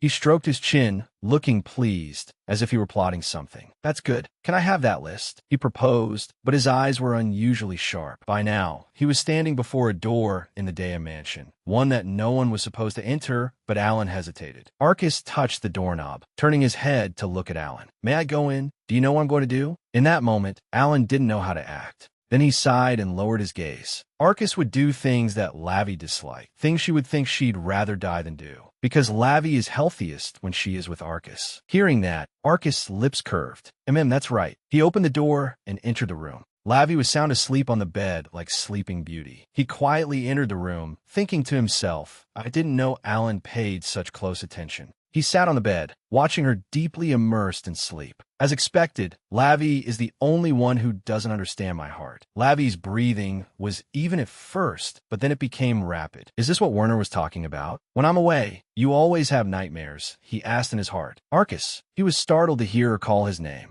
Arcus. She called his name while sobbing, her body temperature rising as if she had a fever. Arcus wiped away her tears, asking gently, why are you looking for me with that tone of voice? Are you worried about me on the battlefield? Or is it because your body is sick? He turned his palm over to look at the teardrop on his fingertip. Whatever the reason, it doesn't matter. It would be so nice if you wanted me like this even when you're awake. He looked at her more closely. Arcus slowly withdrew the hand that had just wiped her tears. Then he stood up, thinking, if it's like this, she should be fine until morning. Lavi reached out and tugged on the hem of his shirt, startling Arcus. The soft feeling on his hem made his steps halt as if bound by an invisible thread. In her delirium, she kept mumbling, Arcus, don't go. He was astonished, his eyes wide and his cheeks flushed as he stared blankly at Lavi. He raised his hand and asked her, Lavi isn't awake, is she? But there was no reply. He sighed, watching her intently. What should I really do with you? He silently asked himself under tonight's sky. Lavi, in her delirium, gradually began to wake up. What's this? There's a fragrant and warm scent somewhere. Sunlight touched her skin, soft and breathable. How long has it been since I've had a morning like this? Her eyes were still closed, her face resting against Arcus.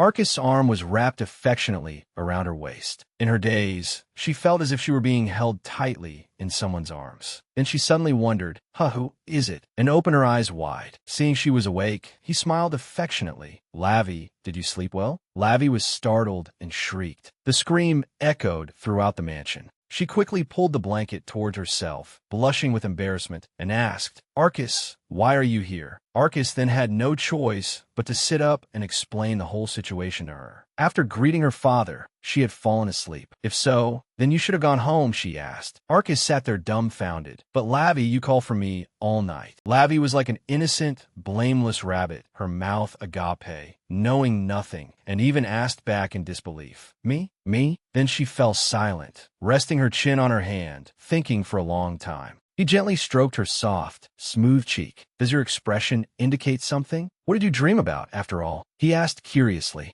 Images from the dream reappeared in Lavi's mind. She saw herself holding a quill, writing scribbled words on paper. She thought to herself that she sometimes had mysterious dreams. It especially happened whenever she was injured or sick, but when she woke up, those memories would vanish. Her swollen eyes and bruises made her realize they were just nightmares. Fragments of memories continuously flew past her mind. There was the memory of lying on a sickbed as a child, Arcus holding her small hands, or the scene of him sitting by her bed, his cheeks flushed, talking to her, or the time she would jolt awake in bed after a nightmare or a severe illness. Panting with exhaustion, there were also memory fragments that had shattered, turning into light feathers and flying away. She took his hands and said, I don't remember anything. It usually happens whenever I'm not well, but when I wake up, it's fine. I only find out I was sick thanks to Jenny and Alan telling me. She quickly recounted everything to him to reassure her best friend, then thought, it feels like you also appeared in my dreams. He held her hand, listening intently to what she said. Then he suddenly spoke up, although I don't know how, I will do it. Then he wrapped his arms around her neck, bent down slightly, and kissed her forehead as if to say, it's okay, I'm here now. He reassured the young lady. The things I couldn't do in that dream, I will do them in this reality. Her face turned as red as a ripe, juicy tomato. Her whole body jolted from his sudden action. One hand clenched into a fist while the other gripped his white shirt tightly. Her voice was louder than usual, feigning anger to hide her shyness and embarrassment. I already said I don't remember. What are you saying such strange things for? In contrast to her agitation, he seemed nonchalant as he replied, if I just do more things, you'll remember. Stop it, she screamed. Her head was buzzing, and everything around her suddenly went dark. Her eyes were wide open, her pupils spinning as if she were about to faint from agitation. If you keep doing things like this, you'll be banned from sleeping in my room from now on. He lightly placed one hand on the bedsheet. Why? With his other hand, he took her wrist, bowing his head low to gently kiss each of her long, fair fingers. You said I could do anything I wanted with you. With her hand in his, hearing him say this, her whole body went numb, and even her hand turned red with shyness. He used the hand propped on the mattress to wrap around her waist, his mouth still teasing relentlessly. Hugging you, sleeping together, and many other things. Should I tell you more? He smiled until his eyes crinkled. She hastily explained, no, that was only because we were little back then.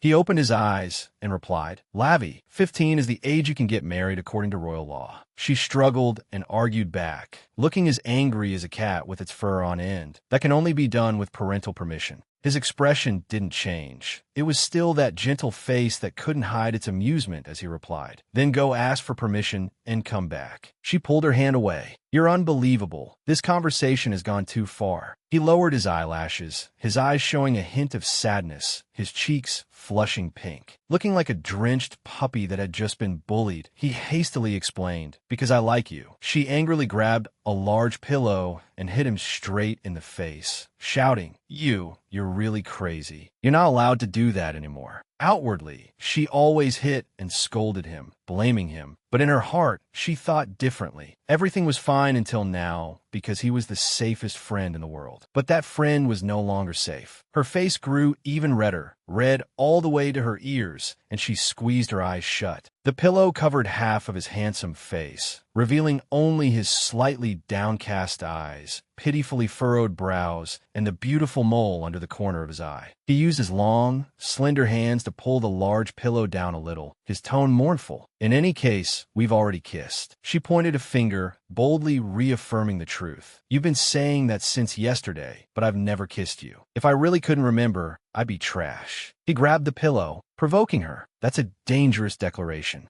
Her face grew serious, her hand resting lightly on her chin as she thought. It can't be. You must have mistaken a light peck for a kiss. Think carefully, Lavi, he said. She crossed her arms, her gaze firm as she replied. I'm trying to think where I was, but I didn't do that. I only don't remember my dreams clearly. I remember everything else. He lowered his long, curved eyelashes, pretending as if he were thinking very seriously. Then can I redo the things I remember so you can recall them? He lifted his head, smiling as brightly as a flower. That made her whole body tremble as if struck by lightning. Whether from shyness or anger, she didn't know. She imagined countless expressions on herself. Just hold me, I'll accept it all, stay by my side until I fall asleep. Just thinking about it made her body stiffen like a stone statue, her face as black as a sooty pot, her head steaming from an overworked brain, her soul momentarily leaving her body. She gaped, her face clearly plastered with the letters KO. The loser. Damn it, I can't deal with him. All my karma. Meanwhile, Arca's face showed no sign of anything amiss, smiling very happily. She didn't want to argue anymore, knowing she couldn't win against the person before her. Give me back the pillow, I need to lie down.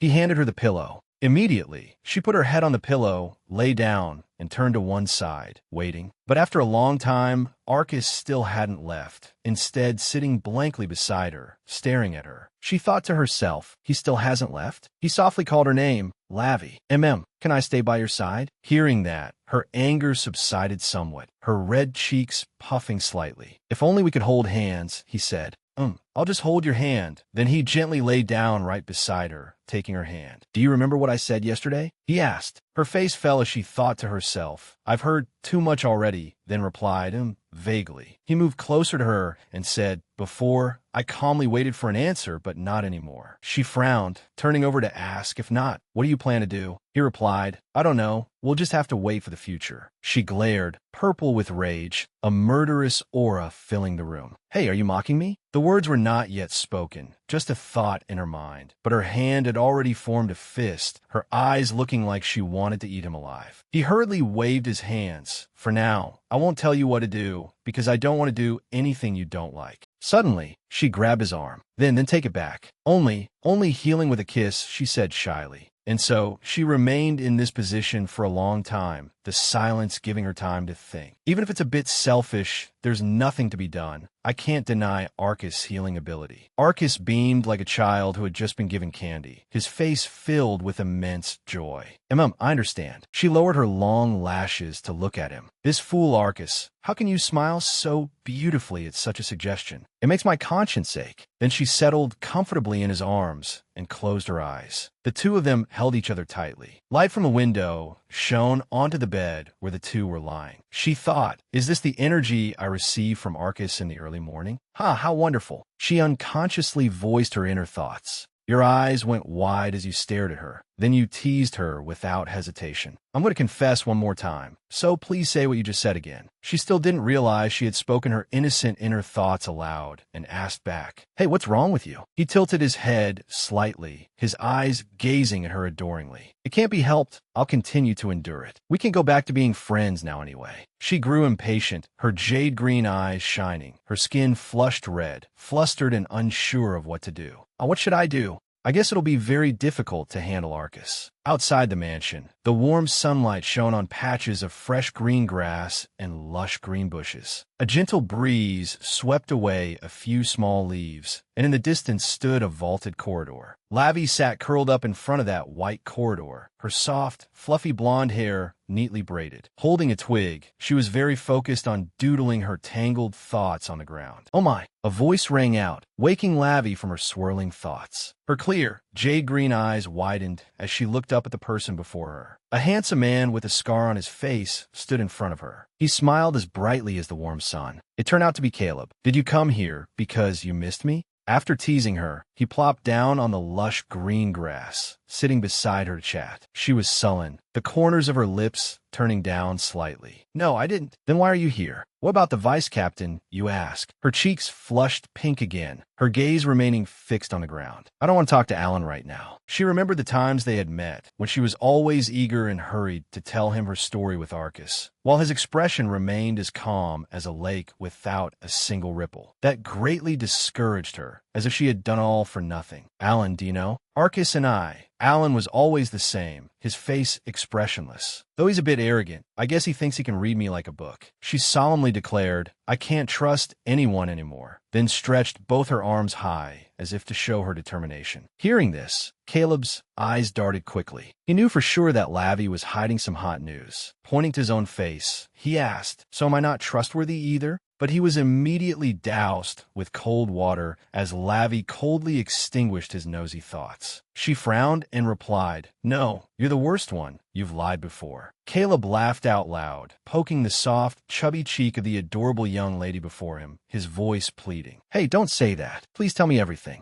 His eyes lit up, his face also turning red, his voice teasing as if he had caught on to Lavi's train of thought. "My lady, you went on another date, didn't you?" Lavi blushed, her eyes darting upwards as she wondered, should I tell Caleb about this? Caleb sat beside her, his eyes mischievous, not missing the chance to tease. "What's this? Did the young lady get lucky in her nearly broken relationship?" She shouted in frustration and swung her hand, hitting him lightly a few times. "I'm not dating." But Caleb pointed to the sand where she had been doodling. "Then what are those scribbles?" "The story of a young master returning from war." A series of crudely drawn hearts covered the sand. Lavi turned her face away, her cheeks as red as the evening twilight, stammering evasively, "He's a friend." He sighed, his voice still tinged with amusement. "Friendship between a man and a woman? It seems that young master doesn't want to maintain this friendship." This made her even more embarrassed as she retorted, "What? How would you know?" Caleb suddenly imagined the scene of Lavi and Arcus happy together, and he let out a soft laugh. "Only you, my lady. Look at me with an expression like you're about to die." He made a V shape with his hand under his chin, confidently saying in a cocky tone, "You're so worried. You must have received a confession, right? And after that, you two aren't friends anymore." She was both angry and embarrassed, conveniently grabbing a small twig to hit Caleb lightly. "Friends. We are still friends." He was hit, but still grinned from ear to ear, as if he had achieved something great. "What was that for? If you're the one who gets hurt, I'm the one who'll get scolded." After a few playful hits back and forth, Caleb quickly snatched the twig away. He suddenly froze, looking in astonishment at Lavi's ruffled appearance before him. The air seemed to freeze for a moment, and he asked softly with a puzzled look, "My lady, why are you so upset over something like this?" She hesitated for a few seconds, then spoke in a small voice.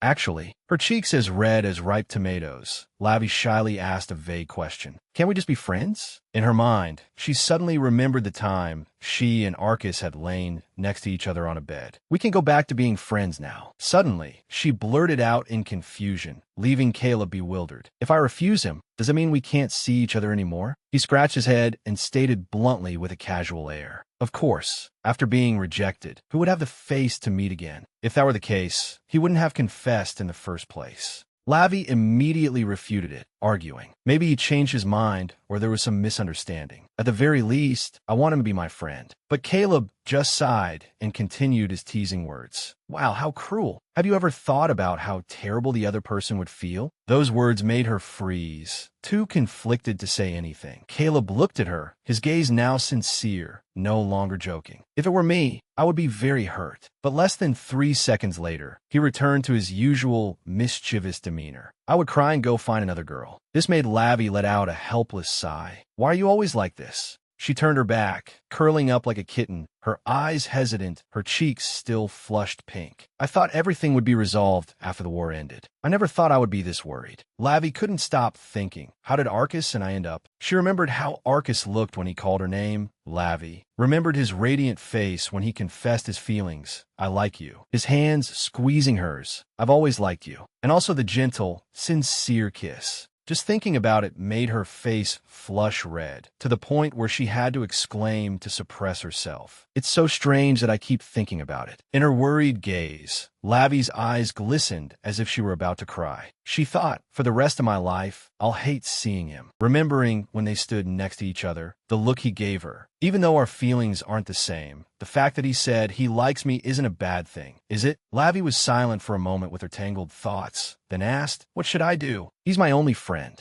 Caleb didn't answer right away, his gaze pensive. Then he stood up abruptly, his words full of consideration and thought for Lavi. Don't worry, whatever decision you make, whatever happens, there will always be a way. She sighed, asking him as if asking herself. I wonder if Arcus can bring 100 priests? But it wasn't long before Caleb returned to his usual, joking manner. It's possible if you want him to, which made Lavi turn pale and ask doubtfully. Caleb, you're not planning to kidnap me, are you? He held out his hand, and she raised hers, placing it in Caleb's palm. It's not like that. Just trust me. Lavi chuckled in response. Is that so? You should at least tell me something trustworthy, shouldn't you? Caleb burst out laughing, then suddenly offered. Do you want to drink some wine that I stole? This made her unable to resist, teasing back. If Alan finds out, will you get fired? In a luxurious room, a book lay open on a table, its pages being flipped through quickly. A cute girl in the story was confessing her feelings. AC, actually I like you. The boy in front of her, surprised and blushing, replied. What? But we've known each other since we were 5. The girl affirmed her feelings and asked again. That's right, but ever since then, I've seen you as my destiny. What do you think of me? The boy hesitated, his eyes still bright red with embarrassment. You idiot, of course I do too.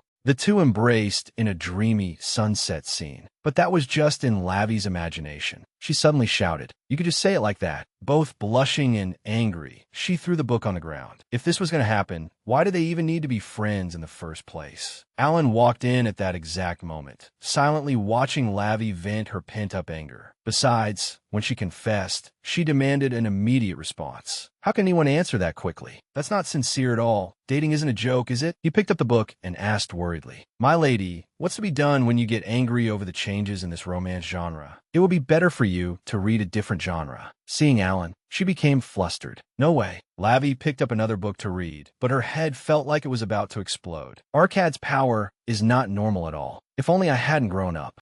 But why is this book's plot like this? She slammed the book shut forcefully. No way. Staring at the book cover for a long time, she thought to herself, who left this here? I've been so misunderstood because of this genre. And the culprits behind all this were none other than her 2 close mates. Suddenly, a knock was heard at the door. My lady. Jenny peeked her head in, speaking shyly. I'm sorry to bother you. Master Arcad has arrived. This made Lavi look at her in surprise. What? Jenny asked for her opinion on one thing. Shall I invite him in? And as soon as Lavi heard this, she was stunned, her head spinning. What should I do? I haven't even prepared an answer yet. She frantically ran out of the room, shouting as she ran. No, I said no. Jenny watched her go, her face uncomprehending. Yes, my lady. Lavi ran like the wind through the empty corridor, her thoughts a tangled mess. I'm sure he came to hear my answer. Where should I hide? She looked for a hiding place, thinking of her bedroom. My room is too obvious. Then she thought of the garden behind the mansion. The back garden should be fine then. No, I was just there before.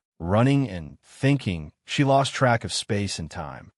What about a place like the kitchen? No one would ever think of it. Then she suddenly stopped, her heart still pounding uneasily. I have to take a different staircase than usual. She looked up towards the opposite staircase, standing right in front of a door. Lavi wondered, is no one here? But she had no idea that behind that door, someone was silently watching her. Lavi thought for a moment, then turned to run. I just have to hide until Arcad leaves. Just then, an arm suddenly reached out and held her back. She yelped in surprise, her whole body freezing stiff. A familiar, deep, warm voice spoke. How strange. Arcad gently took hold of her small waist. They looked at each other from a distance, so close they could hear each other's heartbeats. His deep, warm voice sounded again, calm yet full of gentleness. Why is Lavi, who was said not to be home, here? She hastily broke free from the embrace and awkwardly replied, Arcad, you're here? I just got here too. The words came out softly, but inwardly, she was crying her eyes out. I'm doomed. Who would believe that? At this, Arcad's face brightened up again, and he cheerfully exclaimed, having hit upon Lavi's intention. So that's how it is. I thought you were trying to mislead me again. Upon hearing this, she could only turn her face away awkwardly. The two of them continued their conversation. Where does this path lead? The church? Arcad's eyes narrowed slightly, and he asked again, displeased. The church? Then Arcad suddenly became irritable, moved closer to Lavi, and asked, "Who are you going there to meet?" Startled, she hurriedly stopped him. Lavi racked her brain, but couldn't figure out what to say, so she hastily clarified. "Hey, wait a minute. It's not what you're thinking, you know." He still held her and pressed on. "If it's not that, then what is it?" She said shyly. "AC. Actually, I lied to avoid the embarrassment." Hearing that, Arcad immediately put on a pitiful expression and said in a gentle voice, "Then you could have just said you were going back. Why did you have to lie about going to the temple?" Lavi tried to back away and explained again. Sorry. Besides the temple, I don't know any other place. I was just planning to hide, like in a game of hide and seek." Her arm was immediately grabbed by him, and Arcad said, "Is that so?" He pulled her towards him, and seeing her dazed face, he couldn't help but tease. "Well then, now you've been caught by the seeker. Is it my turn to do as I please?" Under that brilliant sunlight, a horse-drawn carriage silently passed through the groves.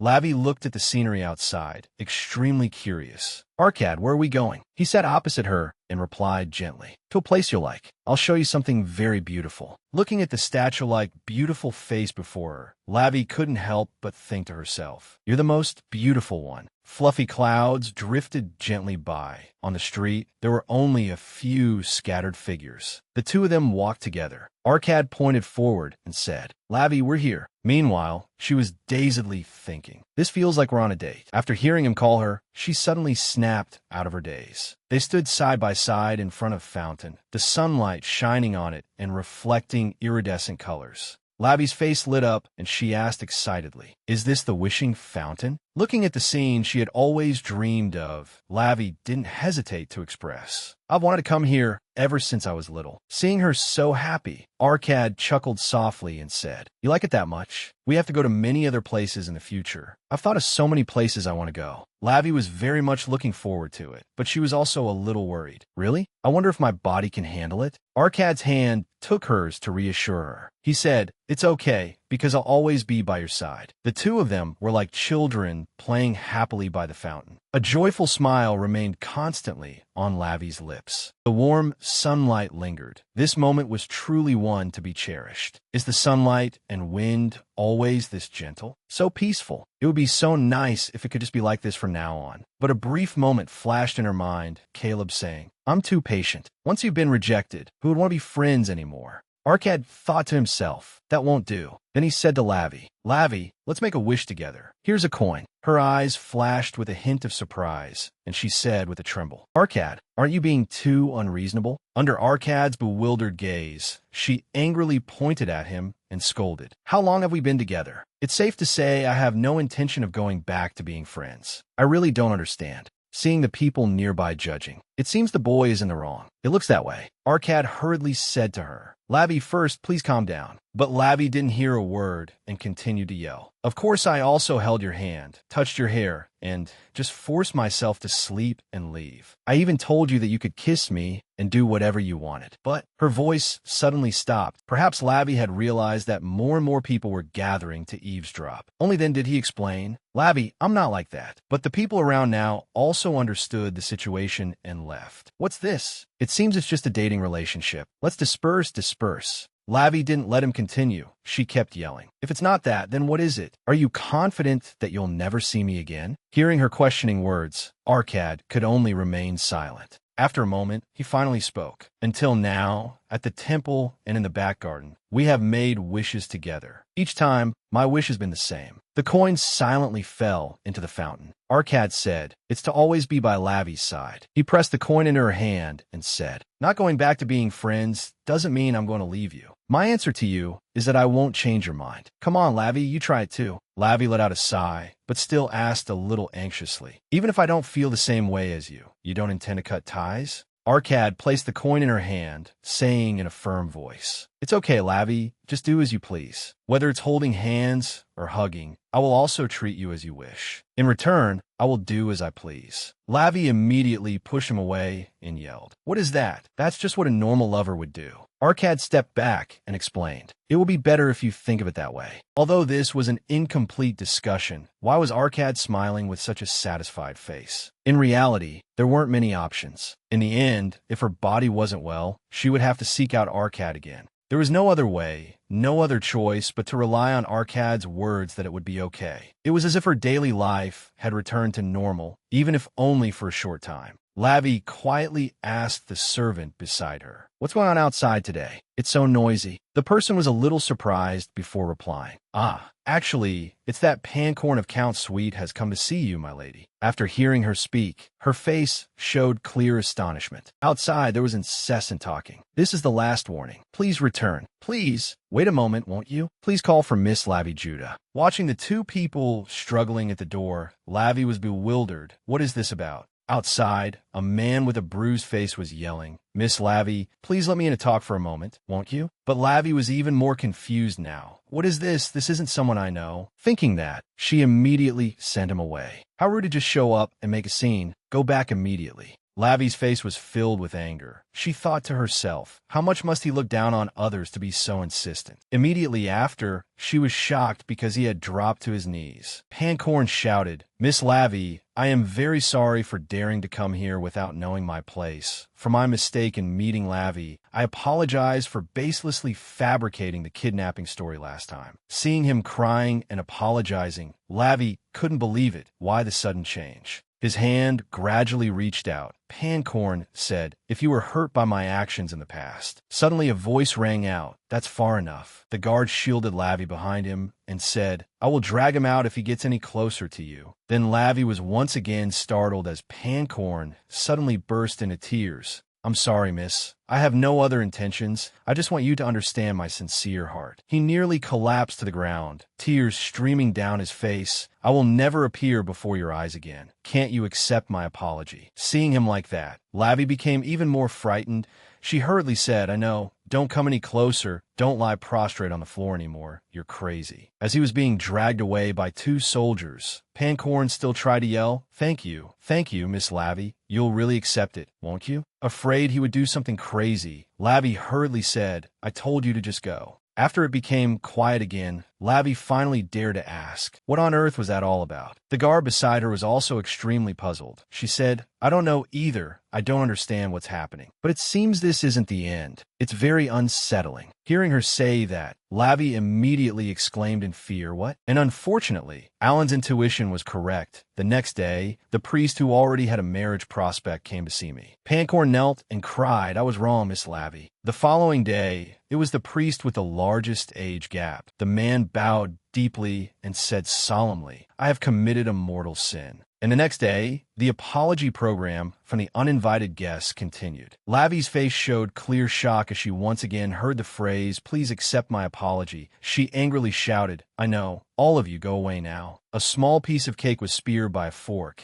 and someone spoke up, asking, "Could it be that you did something, Akkad?" He looked blankly at the person who had just spoken and asked back, "What?" He looked at Lavi sitting beside him and started to tease her. I didn't expect Lavi to pay attention to that. "You've really grown up." Hearing that, Lavi got angry. How could I not know? The conversation between the two continued at the banquet table. "I thought you wouldn't pay attention to these things. Since last time, you've already considered me unobservant. I know everything I need to know. Now you're telling me you only meet people like this. I'm better than those other guys, right? You still don't know?" The two sat leaning on the sofa. Lavi said gloomily, "In the end, what can be done to make those tactless priests restrain themselves?" Akkad and Lavi were each lost in their own thoughts. Throw down a gauntlet and demand a duel. I'll also get involved in the family's affairs. Or make them lose face in high society. But at this moment, Akkad suddenly said, "Allow the temple to be moved." Hearing that, she thought to herself, that's quite a lot. Then Lavi asked again worriedly, "What if there are rumors about the temple?" Akkad calmly replied, "On the contrary, that's good, isn't it? If anyone messes with Lavi, won't there be a rumor that Enoch won't let them off the hook?" Lavi hurriedly said, "That's not good at all. Who would dare to stand in my way alone?" Akkad wiped the corner of her mouth and comforted her. Of course, it's my fault that they came looking for you. He continued, I'm sorry. From now on I will handle it internally.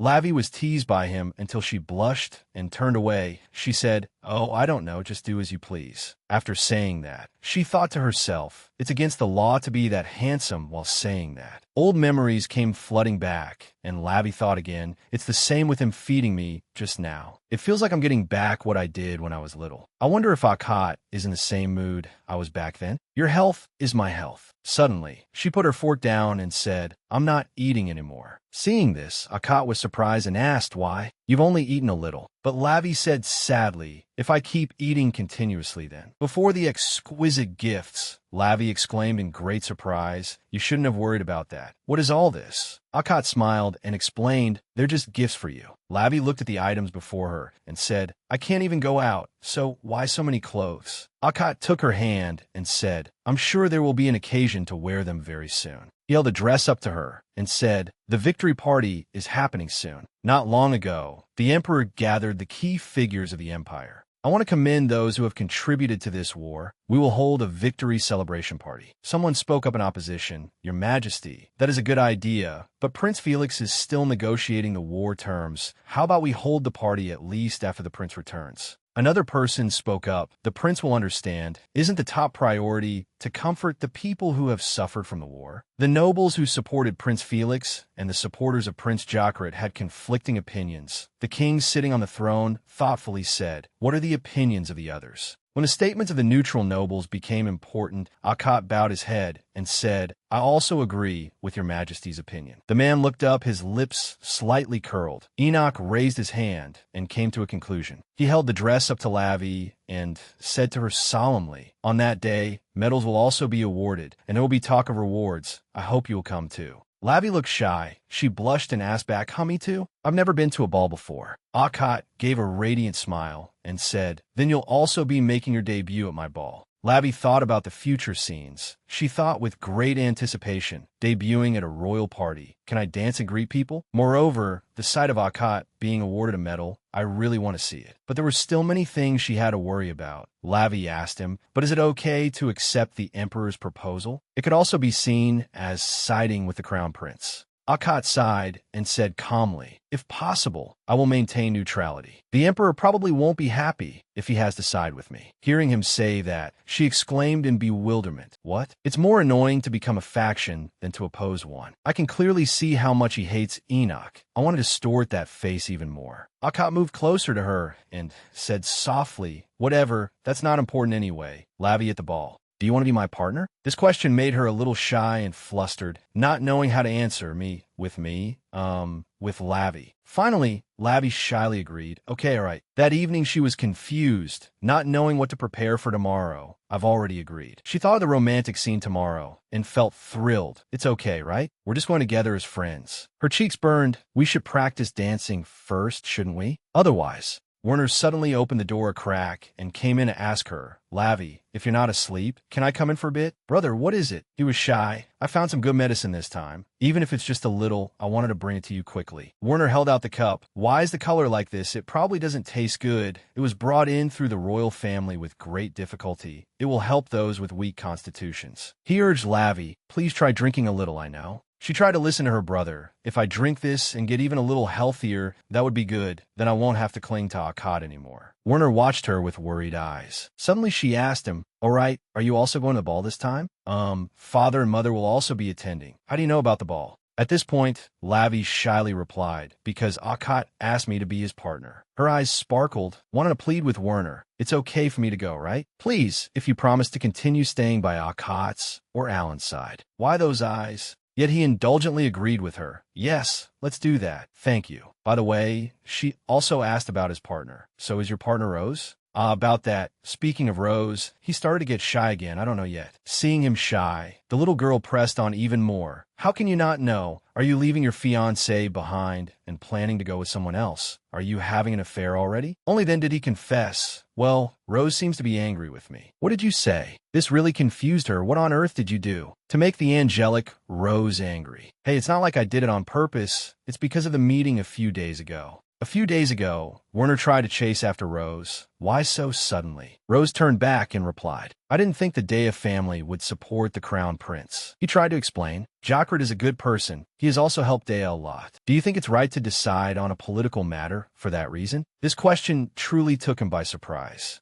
It's not that I don't support the crown prince. No matter who it is, one must make the right choice. Rose asked bluntly, as someone who participated in the war, I don't want a party to be held with those who couldn't return. Saying that, she turned her back and left. Let's take some time to think for now. Wait, Rose. Werner probably still didn't understand the seriousness of the issue. She probably wants to be alone for a while. What do you think if we have a private party? Are you an idiot? Lavi angrily hit him. How could you make your fiancé cry over a man? What? Rose didn't cry. She thought to herself, there's no breaking point with Felix. Can we join hand with Jockert now? Akot too. The story is different from what I know. It's only in situations like this that you realize principles don't mean anything. The main character is acting like a fool. So what should I do? After a series of thoughts, she decided to give him advice. Grab her in a manly way. You should say sweet words to comfort her. You should have sent lots of gifts she likes. Werner still didn't quite believe Lavi's advice. Is that so? I really don't know. I'm just humming Akot's actions. For this clueless brother of mine, I have to step in. So the next day, she sat down and wrote a letter to Rose. To my dearest Rose.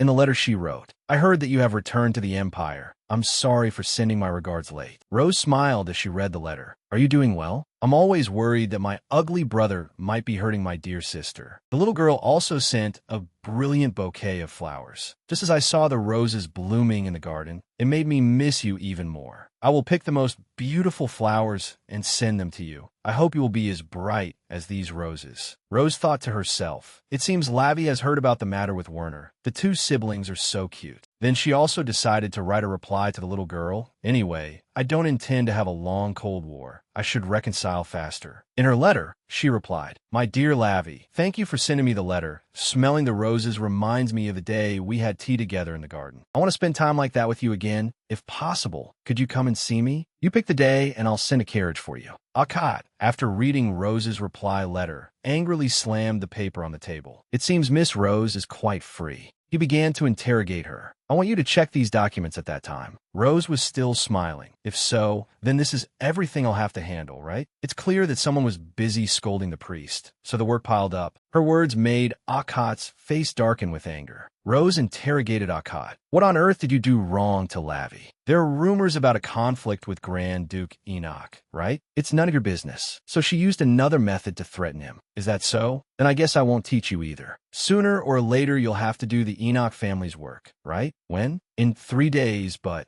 Akot left angrily. Is that so? I hope it ends well. Saying that, Akot slammed the door and left. Stepping outside, he thought back to that moment. Seeing her smile like that means something. If that's something that can make me angry. Meanwhile, Jockert questioned Werner. How long are you going to do that? Werner was fumbling over here with a pile of gifts. Sorry, just wait a little longer. I'm hesitating on which color to choose. Choosing a gift for your sister again? Just pick the lightest one. That's not it. This time it's a gift for my fiancé. Hearing this, Jockert was surprised. He asked Werner, you choosing a gift for your fiancé is nothing special. Since you're a knight, you probably don't like these things. Even so, you have to try. Unexpectedly, the crown prince said, then take this one. Huh? Werner directly asserted. That color doesn't suit Rose. The crown prince held it up to try. I don't know. Jockert unexpectedly held it up to his ear to try and smiled. I think it suits you very well. 3 days later, Lavi Laviolette ran into trouble. The little girl got lost in the castle. Where should I go now? She looked around nervously. I'll hide here for a moment and then go out. Suddenly she looked at the sofa and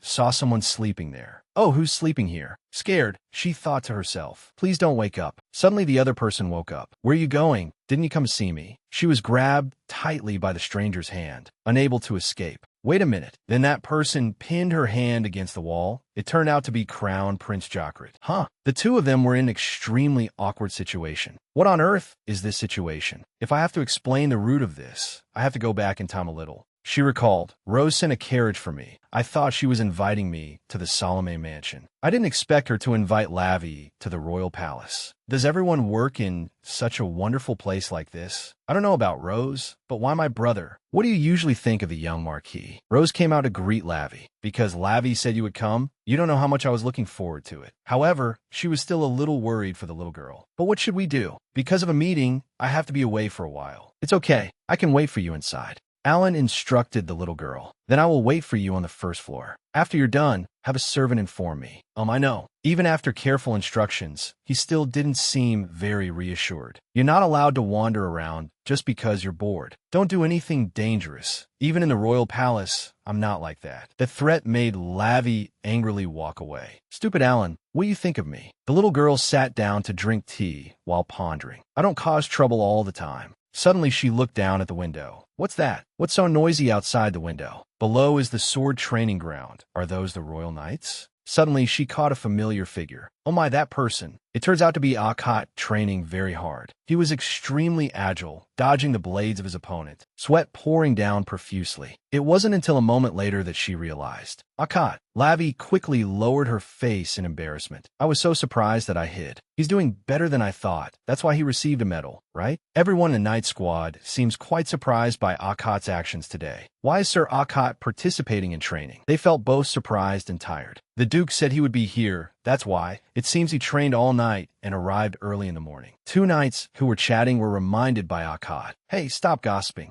Our apologies. Seeing his stern reminder made her scared. When training, he's the cold type. That image is cool too, but it's too much like someone else. Unexpectedly, while she was thinking about him, he suddenly spotted her and called out to her affectionately. Lavi, it really is Lavi. Since when have you been here? That sweet and gentle voice truly made her blush with embarrassment. Being too shy, she didn't know how to answer and quickly evaded. Oh my, you've mistaken me for someone else. Her emotions were in such turmoil, she didn't know how to face him. Why am I suddenly feeling this way? I'm not even receiving treatment from Akat, but my heart is pounding. Seeing her seemingly dismissive reply made him feel confused. So he also decided, first, I have to go up and talk to her. Meeting now won't do. Upstairs, Lavi was still too shy to face him. Oh, my face is so hot. How can I let him see this expression? Not knowing how to talk to him, she chose to run away. Isn't there at least somewhere to hide until the heat subsides? She started running all over the palace to find a hiding spot. Her eyes darted around everywhere. Where should I go now? Suddenly she saw a room that seemed like a reasonable place to hide. Inside the room, Crown Prince Jakrit was resting. He suddenly heard footsteps. I hear familiar footsteps. He closed his eyes, sensing each footstep approaching the room. Flustered like prey being chased by a predator. There's also a familiar scent of roses. At this moment, Lavi had stepped inside the room, not knowing where he was. Her footsteps were filled with fear. What's this? You came all this way just to run away? For that reason, he grabbed her arm forcefully. Where are you going? Didn't you come to see me? Wait a minute. He forcefully pushed her down onto the sofa. This atmosphere was truly, awkwardly indescribable. Only then did he see clearly that it was Lavi. What on earth is this situation? Jakrit's action angered Lavi. Hey, the young lady pointed her finger and scolded him directly. I'm sorry for entering without permission, but can you please move away? At this point, the crown prince realized he had mistaken her for someone else. I mistook you for someone else. My apologies for the rudeness. Lavi also understood. So that's how it is. But then she suddenly realized the current situation. Wait, if Akat saw this scene. Flashes of massacres went by. She immediately pushed the crown prince's hand away. Don't touch me. You might be in danger. He also seemed startled when the young lady suddenly slapped his hand very hard. Am I worried? So he's sneering? Jakrit smiled. What a ridiculous woman. Suddenly he acted ambiguously, grabbing her hair seductively. No more joking. Can you answer my question? Who are you? Only then did Lavi have a chance to look straight into his eyes and realize his turbid golden eyes. Could this person be Crown Prince Jackas? Although I don't know the title of this novel, in a world where he is the main character, the one who appears as the villain. But now that my brother is on Jackas' side, shouldn't I feel closer? Why do I feel so uneasy? Jakrit still held her hair tightly. The fragrance emanating from her was not something one could always smell. Marquis, Dia meets the rose in the garden. Almost no one could find that rose in the royal palace. Not even Werner himself, who was close to her. Cornered, she had to confirm her identity immediately. I am his younger sister. The crown prince asked the young lady again. What? I am the younger sister of young Marquis Werner. That garden is also my garden. He started to be gentler. Are you Violet, Dia? What's this, you can walk on your own? Werner said that a mere gust of wind could blow you away, yet you're full of vitality. Hearing his words made the young lady a little angry. What on earth did my brother say? Zachert began to stand up in front of Lavi and introduce himself. I am Zachert Barnett P. Paggio, also Werner's best friend. I have been very rude. I thought you were Werner's affair partner. Although very angry, Lavi also gently bowed to him. It's a pleasure to meet your highness, the crown prince. Oh, you know me, not bad. I heard Werner always has people protecting him, so he doesn't participate much in social activities. Looking at you now, you two really are alike. Suddenly, Zachert grabbed the young lady's chin threateningly, just like Werner in his academy days. Zachert's action truly made Lavi uncomfortable. She didn't dare to breathe deeply. I've always wondered why continuing things is so troublesome. The body heat touching her skin seemed to cling to it, giving her goosebumps all over. This feeling was completely different from when she touched Arcad. To try and leave this strange place, she made an excuse to leave. I have to go. Someone is waiting for me. But the crown prince didn't seem to want to let the young lady go. Don't be like that. Can't you talk with me for a bit? Lavi tried to get away from him. I don't like it. Let go of my hand. If you keep this up, I'll tell my brother. To Werner, what kind of threat is that? Suddenly she blurted out something she shouldn't have. The crown prince likes my brother so. Lavi's words seemed to stun Zachert with anger. What? To do damage control, she had to try to steer it toward a different relationship. I mean, you two are best friends and have a good relationship. Lavi used her eyes to plead with him. Please let it go. An expression of complete innocence. To dispel the awkward atmosphere. The crown prince also laughed it off. So that's what you meant? What else is there to say? She also added a little something to ease the awkwardness. Hee. Besides that, what other meaning could there be? I'm going crazy. Why did I have to blurt out my thoughts? I have to escape before he digs deeper. For that reason, she quickly bowed to Zachert and left the room like an arrow. Well then, I'll be going. It was nice talking to you. See you next time. Luckily for Lavi, she finally escaped that room. It almost became a big deal. What good comes from provoking the villain? While running away, she suddenly bumped into Arcad. Thanks to that, the heat in her face subsided, but what villain? He used those pitiful puppy dog eyes to ask her, are you talking about me? She didn't expect her careless words would make him think. You said that last time and ran away today too. If it's like this every time, it puts me in a difficult position. Lavi tried to deny it. That's not it. I was shy then, so I ran away, but now. Seeing her hesitate shyly, Arcad deliberately moved his face close to hers, making the young lady's face even redder. Now, Levin, standing by as a third wheel, couldn't help but exclaim, could this person be the owner of the pink letter? Arcad immediately reminded him, Levin, you have to go, right? You probably have that thing I asked for, yes. Arcad just held her hand tightly, as if he didn't want to let go. Her heart pounded in surprise again. It must be because of the healing. Over here, Rose flashed a sweet and friendly smile and greeted them. Sir Arcad, don't you have to go to work? Today is my time with Lavi. He also replied, thank you for your concern, but I have completed my important work. I have chosen a reliable assistant. Moreover, Lavi also brought a peach that she likes. How about we enjoy it together? This atmosphere of fighting over Lavi was truly terrifying. Both sides wanted to have time with the young lady, their eyes shooting sparks. The two started arguing again. If it's dessert, there's already plenty.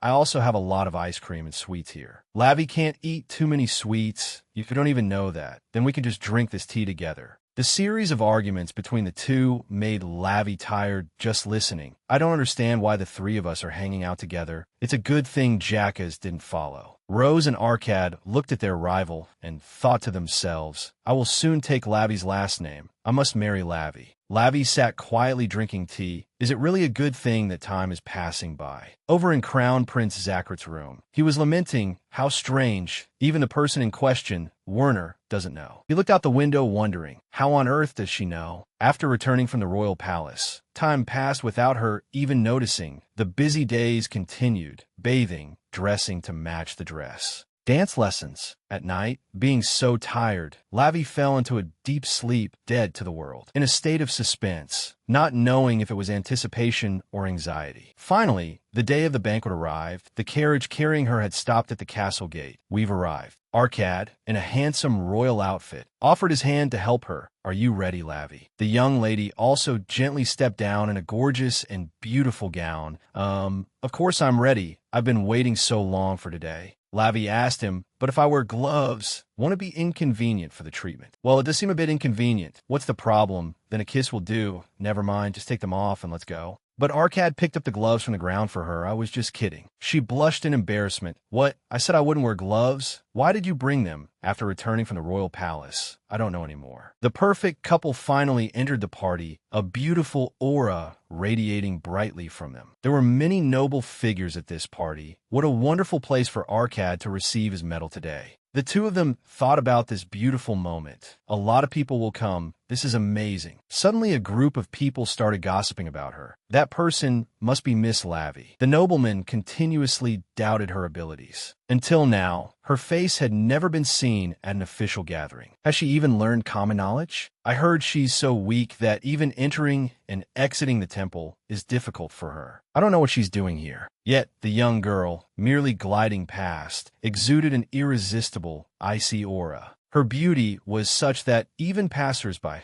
had to stop their conversations to gaze at her for a long while. Yet, they didn't stop gossiping about her. Perhaps that's why she looks purer and more mysterious. So pitiful, isn't she? Is she a fairy, not a human? May I have a dance with you? A feeling of awkwardness spread, making her ask Arcad, who was standing beside her, hey, it seems like everyone is whispering, right? It seems so. Besides the temple, there are many more places that need to be cleaned up. Not understanding what was happening, she thought, what is it? Is there something strange about me? Unexpectedly, he comforted her frankly. It's because you're beautiful. He leaned in close to her ear and spoke sweet words. You're the most beautiful person among everyone here. It dispelled this ambiguous atmosphere. Lavi coughed lightly a few times to interrupt. Of course. Oh my, I prepared so much for today. She thought to herself about the things she had to go through. A long soak in a massage bath. Have you ever had a massage? It's surprisingly tiring. Oh, what am I saying? I've said more than once that Arcad is handsome, but I'm extremely worried. Suddenly, Rose called out to her, Lavi. She was also incredibly beautiful today, captivating in a mysterious red dress. Are you well? It's so nice to see you like this. Seeing the gorgeous Rose also made her feel relieved, and she thought to herself, with people like her around, how could I possibly be the most beautiful? Seeing the most beautiful person in the empire has brought me back to reality. The young girl happily approached her to say, hello, Rose. How was the ball? Places like this aren't so bad, are they? Lavi shyly shared, I still don't know which way is up. I'm just waiting for Arcad to receive his medal. Rose suddenly put on a mysterious expression. Lord Arcad will be receiving it today. Did you know it's not just a medal? Yes. Is there something else too? She said decisively, of course. The Enoch family's contribution to this war was immense. It seems you think a medal alone isn't enough. These words made her think for a moment. Why? Sending him to war wasn't done with good intentions. It's not like giving another rice cake to someone you hate. The young girl asked Rose, what kind of gift are you thinking of? Usually they would give a precious gem or a good territory. Who knows? It might even be a royal treasure. I heard some of them can even change shape. Arcad came over and cut in, whatever I receive, it won't be a proper gift, so don't fan the flames. When the award ceremony begins, Rose and I will go alone. Lavi, you must stay by Werner's side at all times. Suddenly, he became stern and reminded her, do you remember what I told you earlier?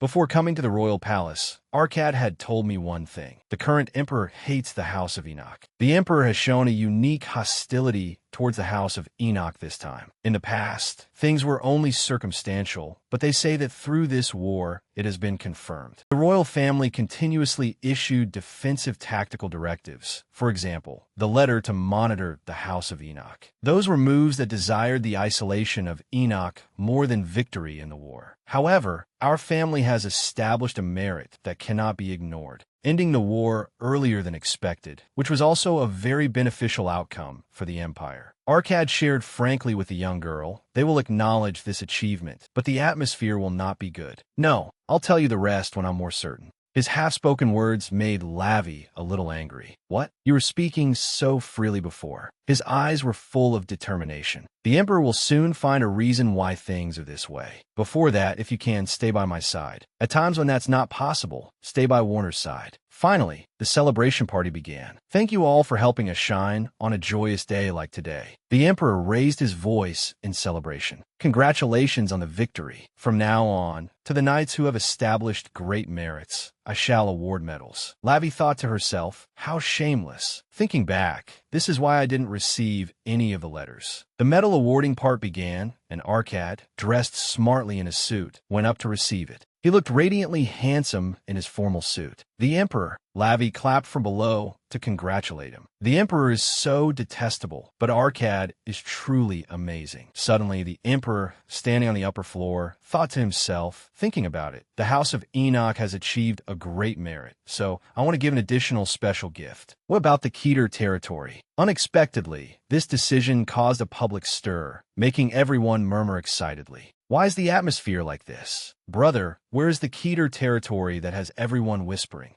Warner hesitantly explained to her. It's not a strange place. If Arkad receives that territory now, his position will become awkward. These words left Lavi bewildered. Arkad's position becomes awkward. At that time, in the Keter territory, a place famous for its perfume industry, where 2 types of plants were growing, was known as a place with no winter, especially the Sapphirose Flower Garden, one of Keter's famous tourist attractions. This was also the place where the Emperor first met the Empress. It was known for the passionate love story of the Emperor and Empress. It was once called the Garden of Blessings. The Emperor at that time had entered majestically, but now the meaning has changed. He growled in a loud voice, because the Empress gave birth to twins, and the Emperor changed abruptly. How could you give birth to halves like this? The twins cannot inherit the full power of the royal family. The Empress at that time had tears in her eyes at his words. They will become a threat to the empire, let alone be the royal heirs. Take those things away immediately and disappear from my sight. The Empress was sent back to Keter by the Emperor, and it is said that she finished the rest of her life there. After the Empress passed away, one of the twin brothers eventually passed away as well. Keter was forgotten in people's memories. Warner looked away with a troubled expression. Therefore, Prince Felix has continuously coveted that territory. But if the House of Enoch receives the Keter territory, the picture becomes quite peculiar. Lavi began to deduce from the summary diagram in her head, the royal family relationship chart. So the Emperor wants to push Arkad away, while conveniently eliminating Felix and provoking Arkad.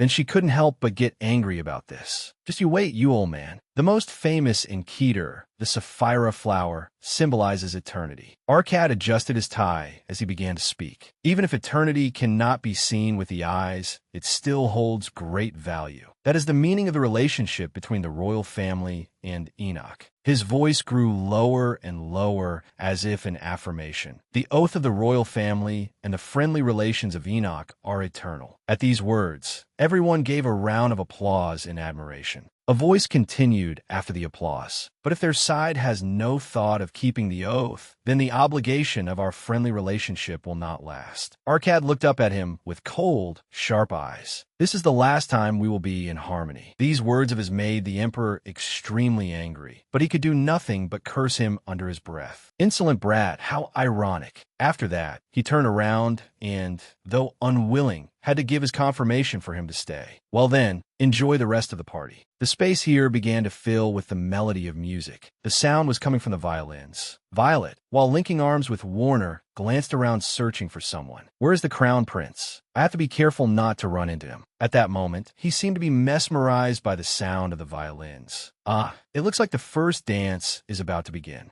A voice was raised, calling her name. Lavi. That person was none other than Arkad. He approached and took her hand, then gently kissed Violet's hand as he softly made his request. May I have the honor of dancing with the lady? His action made her extremely flustered. What? The first dance of the ball is supposed to be led by the royal family. Hearing this, Arkad calmly replied, the Emperor has gone inside, and the crown prince says he doesn't have partner. Instead, we will have the first dance. What do you think? Seeing that she didn't reply, he put on a slightly sulky face and turned away. If Lavi feels pressured, I'll give the chance to warn her. Violet was startled by his words and hurriedly agreed. No, it's fine. I want to dance. Hearing that, he felt happy inside. Then let's go. She smiled brightly and followed behind Arcad. The brilliant ball I've dreamed of for so long. And on top of that, the first dance with Arcad. There's no reason to refuse. Everyone moved aside, leaving the stage for them. His hands skillfully wrapped around her waist, and he asked in a soft voice, "For your first time attending a ball, you dance so well." These words made Violet a little shy as she said, "Of course. Do you know how rigorously I practiced?" Instantly, Arcad let out a soft laugh. What a shame. I'll have to watch everything. After that, she began to show off her skills, spinning in a circle with him. No way. I'm just showing you how well I can do this. Next, a radiant Violet asked softly, "See? Pretty good, right?" Arcad didn't know what to say and just looked at her with a soft, adoring smile. After that, he quickly asked her, "Yes, it's truly beautiful. Isn't that what you call stage presence?" She admitted with a confident expression, "That's right. If my body were healthy, I'd be flying and dancing all over the place." He continued, saying that she shouldn't worry about anything today. In their current position, Violet had her back turned, facing Arcad. "I'll help you recover, so just dance freely." Her cheeks instantly flushed red. What a relief. After that, their conversation continued. It seemed Arcad's mood had improved. "Huh, do I look unhappy?" Hearing that, she gently probed, "The Emperor was rewarding you while secretly tearing you down. Because you were sarcastic, he left in anger. Are you okay, though?" At these words, he also understood. "Ah, you mean that?" Then Arcad moved closer to her and said in a suggestive tone, "What if one doesn't curse openly in high society?" This made her a little timid. "Really? Is that true?" After she spoke, Violet thought to herself again, "Arcad, you're really more brazen in many ways." Her body gradually moved closer to his, and you just try to imagine. Arcad's hand went to her waist. Then he lifted Lavi up, taking her completely by surprise. Then, his face slowly turned red as he confessed, "How do you think people who see my expression now will remember me?" Instantly, she was completely captivated by the words he uttered. Smiling so beautifully is against the law. Violet's dress began to flare out. She was now curtsying low to the ground, and all eyes were on them. Lavi said with some embarrassment, "Today is over." At this moment, the two were in another room, raising their glasses together. "The party is far from over. Come on, champagne." She chirped and laughed endlessly. "I did everything I wanted to do. We danced twice, including the time we danced together." The image of Warner being approached by Rose at the party surfaced in her mind. "I just need to see if my brother dances well with my sister-in-law." Then she pouted her lips and sipped her wine. "The rest of them will probably just watch for a bit and then go home." Right after that, Lavi's voice held a hint of sulkiness. "Ah, is this non-alcoholic?" Arcad admitted it without hiding anything. "Of course. Were you planning on getting drunk here?"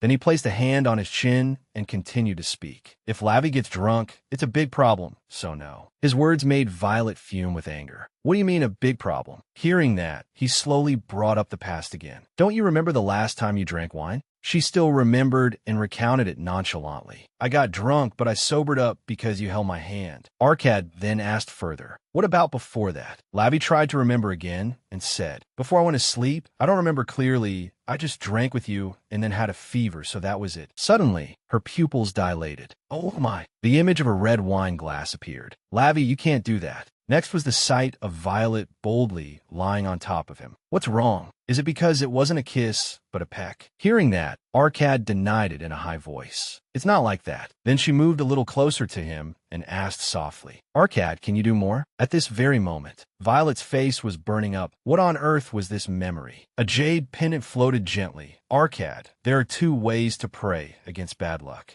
Arcad's face was now completely red from Violet's words. "The first is a sword decoration made by my own hands. The second is a sincere kiss." He immediately thought, that means a kiss on the cheek or forehead. At that time, she had made a request to him, "Because you have to return safely, so please kiss me a lot." Returning to the present, her face was very red, her eyes lowered, not daring to face Arcad out of embarrassment. "It's not like I was too drunk to speak, right?" Seeing her expression, he asked, "You still don't remember?" Then Arcad moved closer to her. "My lips are soft, so I was in a great mood." Seeing that he had gone way past teasing, Violet quickly covered his mouth with her hand. I remember, don't say any more right now." Right now, her mind was in turmoil. Oh my, the first kiss was like I was assaulted, but even so, I don't remember. Hearing that, Arcad kept moving in to tease her. You're not going to say it was a mistake again, are you? Not long after, Violet denied it. But isn't it better if it was a mistake? It happened because I was drunk. Once again, he moved closer to her, asking softly, so then I can just kiss you and say it was a mistake, right? Faced with Arcad's teasing, she playfully hit him repeatedly, even with 10 mouths. I have nothing to say. Stop joking. Arcad,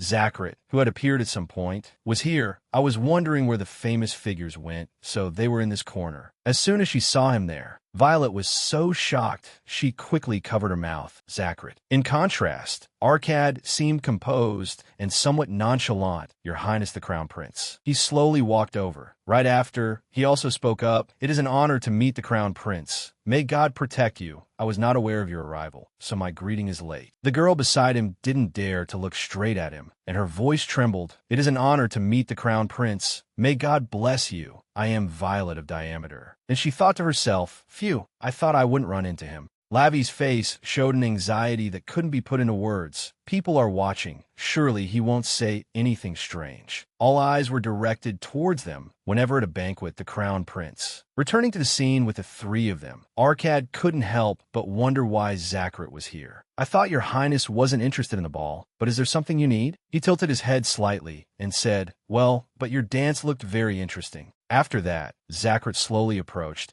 He held out his hand and gently made a suggestion. If it's all right, may I ask Lady Violet for a dance? What's wrong? You don't want to. That's what she thought. But outwardly, she gently and tactfully refused. I'm not feeling well, so I'd like to rest for a bit. Hearing that, he exposed her. You looked very energetic just now. It seems everyone has rested already. Violet continued to make excuses. I'm still a very clumsy dancer. But he was very stubborn and refused to back down, continuously attacking until she was left speechless. She danced 2 songs just now, without any problem. Since you gave the first dance to me, you surely won't refuse, right? His words made Lavi indignant. It's because I didn't have a dance partner. With no more words to refuse, before she could even step forward, a hand stopped her. With all due respect, please accept my invitation. Arcad said in a low voice that, if you step out of the hall, there will be countless ladies waiting for the Crown Prince. Miss Violet is my partner for today. Zachrit's face remained cheerful up to this point. Partner, even if you're not partners, now is not the time for a designated dance, is it? So let her dance. His eyes gradually turned cold. In any case, she is not your official fiancée.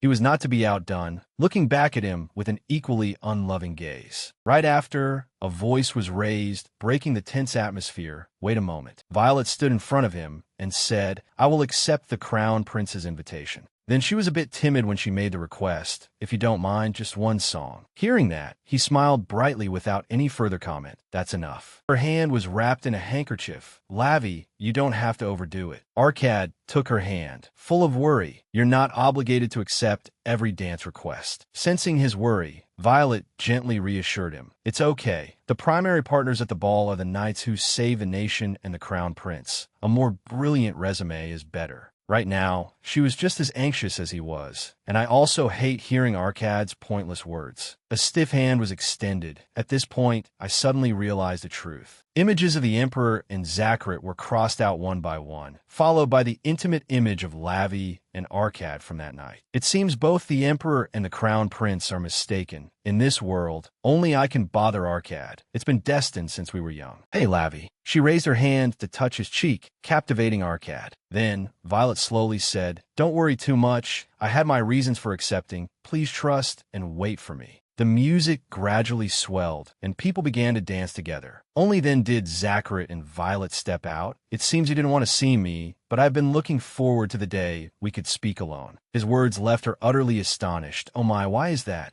And then he held out his hand again, saying, That's right, that's the expression. I've known Werner for a long time. That kid has the same expression when he's hiding something. Then Zachrit smiled and lifted her hand. What are you hiding exactly? Lavi replied to him with a manufactured smile. Even if I were, I couldn't tell you. Then she changed the subject. It seems you're very close with my brother. He quickly replied, the closest of friends since our academy days. Images of the past began to appear, of course, when he was happy, and even when he was sad, I was always by his side watching over him. At that time, he was by Werner's side. He was so grief-stricken that tears welled in his eyes, unable to speak. Seeing these tears, he paused slightly, the only close relationship. Returning to the present, the sound of the violin continued to play, but this time you have guessed wrong. Lavi stepped forward and spoke slowly. I have barely ever left the Dia estate in my entire life. I know nothing, and I am hiding nothing. He suddenly grabbed her hand. Is that really so? The two were now very close. Even if that's not the case, I think you are worth finding out about.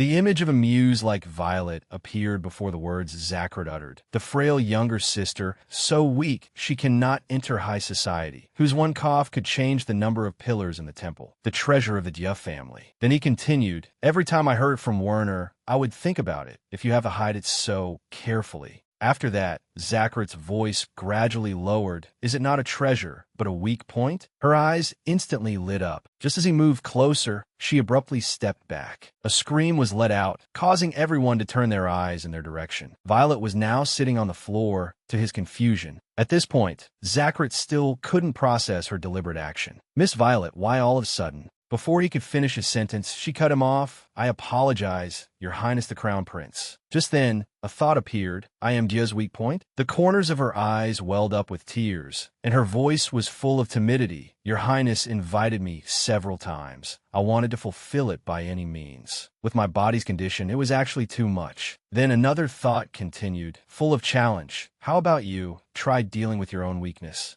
Zachrit was utterly bewildered. What are you talking about? Then he tried to clear his name. Didn't you just suddenly kick my leg hard? Rewinding the scene from a moment ago, it was true. She had kicked his leg. First, stand up and talk. Yes, Your Highness the Crown Prince. Lavi, with flushed cheeks, said softly, right now my legs can't. Everyone looked at her with pity. The whispers began to spread. Oh my, that's a terrible bruise. Is that a bruise from being stepped on? Could it be? In any case, she needs treatment quickly. Zachrit silently wondered how such a bruise could have appeared. The butler approached and whispered in his ear, Your Highness, it would not be good for this conversation to drag on. Right after that, Werner rushed over Lavi. As he came to her side, he turned his head back. Zachrit, oh no, Your Highness the Crown Prince. What exactly is this situation? Violet, playing the victim, whispered faintly, Brother, this isn't anyone's fault. With tears welling up in the corners of her eyes, she shared, it was just an accident, right? Faced with her top-tier acting, he stood to the side, only able to give a wry smile, thinking to himself, you already set the stage for this mistake. Now the only way out is to claim it was unintentional. Then Zachrit lowered his voice and spoke. No matter the circumstances, I apologize for hurting you. It would be better to stop here for today and rest. Hearing that, she immediately thought, in truth, this isn't as serious an injury as it looks. On days when my body bruises easily, it can look like this. Violet leaned against Werner and softly expressed, Thank you for your concern, Your Highness. After that, things proceeded smoothly, and with Arkad's help, she was able to escape the ball. The Crown Prince was scolded by his older brother. The issue only ended after he received an order to stay away from Lavi. The scene changes to a quiet room. Lavia, why did you do that? Lavi Violet, being carried in Arkad's arms, was pleased. Against an opponent you can't refuse, I've learned that using your physical condition as an excuse is the best way. Then she added, Arkad, you also endured it very well. You were so restless and worried because of me. He walked slowly as he spoke. Even if I wanted to, I could only endure it. You said you had a way. Hearing that, she became even more amused. Good boy, good boy. The door was slowly opened, but only now did Lavi Violet ask, Where is this? Are we going home? Hearing that, Arkad calmly informed her, I've rented a VIP room. We'll rest before the carriage arrives. Then he slowly set her down.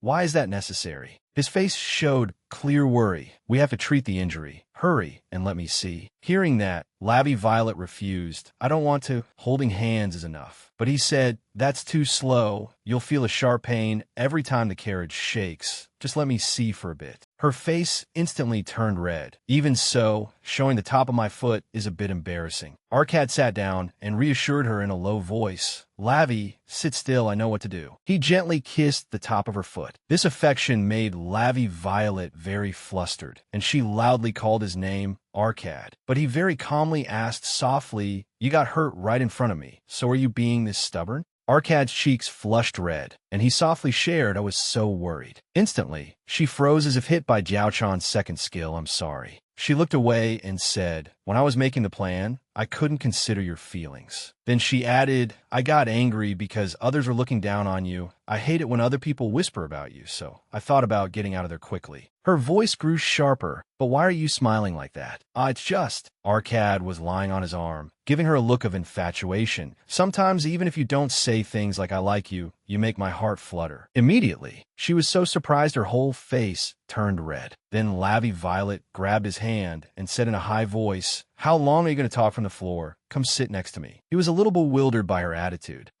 Now they were sitting together. Lavi was so shy that even her shoulders had turned red. She glanced at him and thought to herself, what does he mean by like? A scene of the two of them as children appeared in her mind. If I were healthy and normal, would I have realized it sooner? And the hand-holding between her and him, so familiar and comfortable, holding hands and hugging, relying on each other for a long time. When it felt so natural and the hugs they shared, would I have naturally come to like Arcad? The healing power has always been in our relationship. Arcad softly broke the quiet atmosphere. Lavi, what are you thinking about? She was still silent, not uttering a word. Suppose. He was a little confused as she just stared at him without saying anything. If there was no healing ability, then Lavi Violet softly asked, Arcad, can you close your eyes for a moment? He sighed softly and replied, why? You saying that all of a sudden scares me. Hearing that, she snapped, what's there to be scared of? Just close them for a moment. Don't do anything. Just close your eyes. Arcad listened to her and closed his eyes. I know, like this. Lavi Violet's hand rested on the bed. Then she proactively gave him a kiss. Arcad was now in a passive position while she was the active one. Next, they broke their kiss. This is big.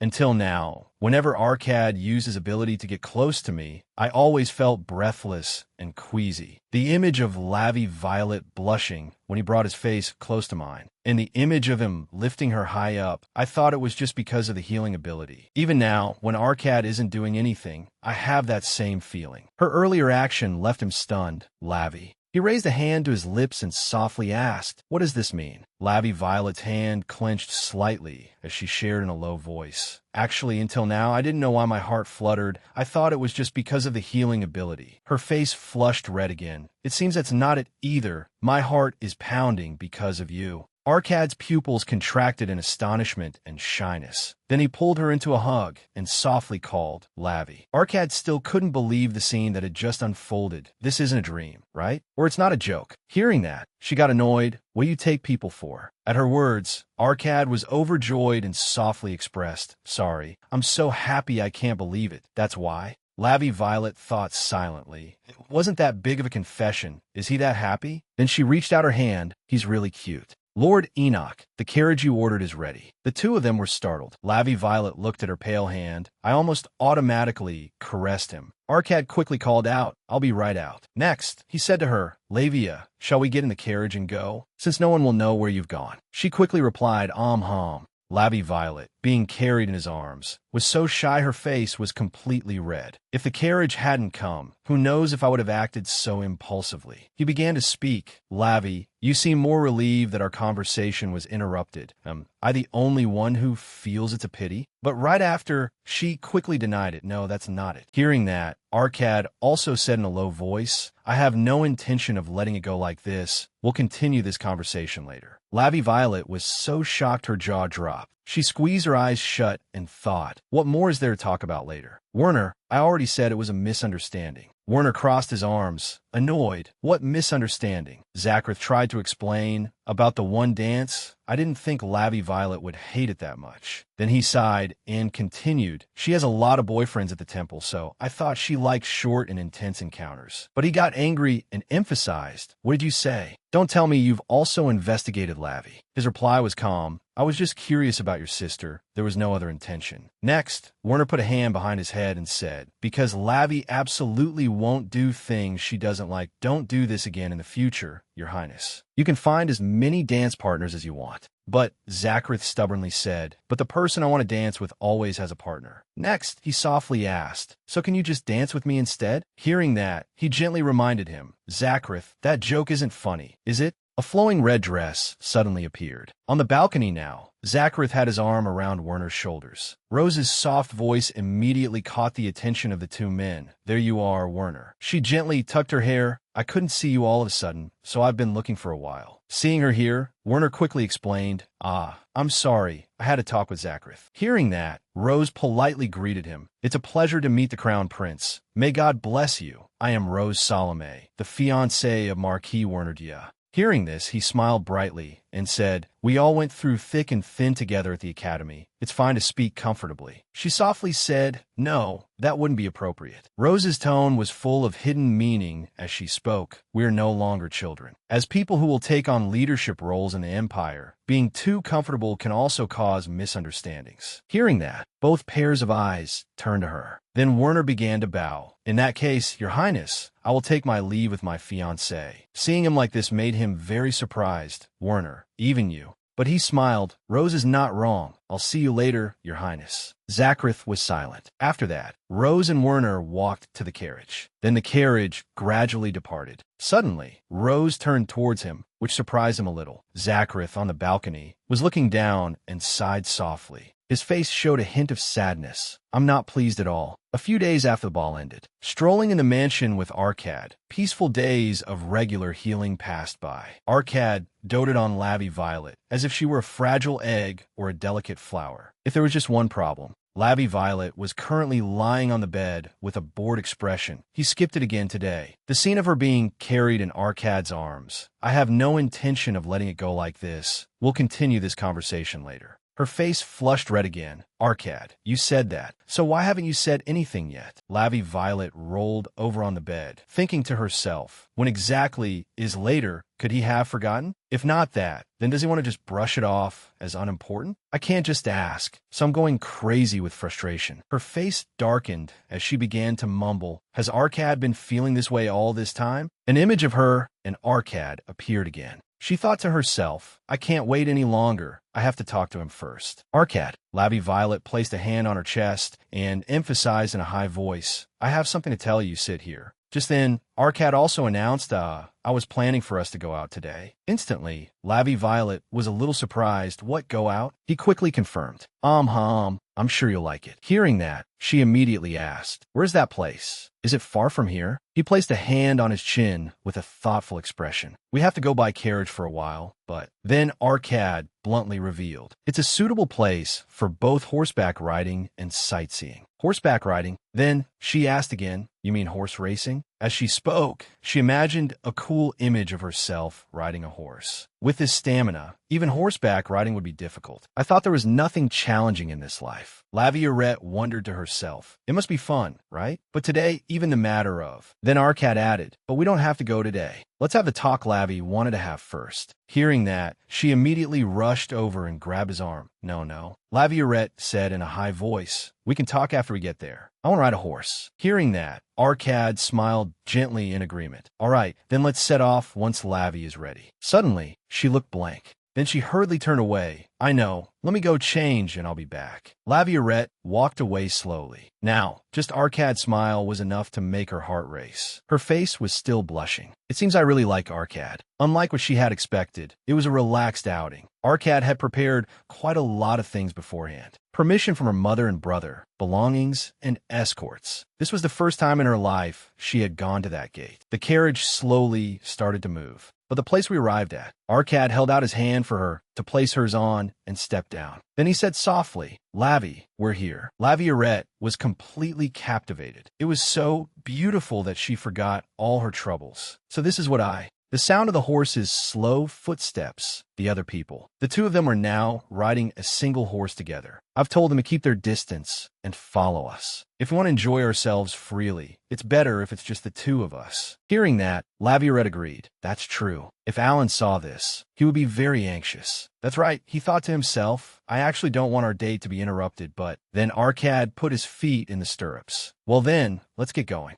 The horse started to move faster, which she found incredibly exciting. Faced with this beautiful scenery, she couldn't help but feel delighted. Gusts of wind rushed by continuously, completely different from riding in a carriage. Feeling the horse's perfect coordination was magical. The wind blowing on her cheeks felt great. Laviolette turned around with a gleeful face. Arcad, can we go faster? Hearing that, Arcad confirmed, of course. We'll have to go a bit further. Are you okay with that? It might be tiring for your first time. She was so excited she smiled until her eyes crinkled. With you here, what could be the problem? I want to try. As they rode, Laviolette pointed toward the spot with a puzzled look on her face. Then she looked up to gaze at the sunlight. They finally reached the riverbank and began to slow down. Arcad pointed ahead and said, "From here on it's a plain, so it'll be easier to run." Hearing that, she turned back. "We came so far so quickly, didn't we? It's even faster than a carriage." Then Laviolette chirped with a laugh, or maybe it's because I was so busy looking around that I didn't notice the time pass. Suddenly, she thought to herself, wait a minute. It was like a bolt from the blue. I was so caught up in the fun that I only thought about playing. I need to find the right time to talk to Arcad.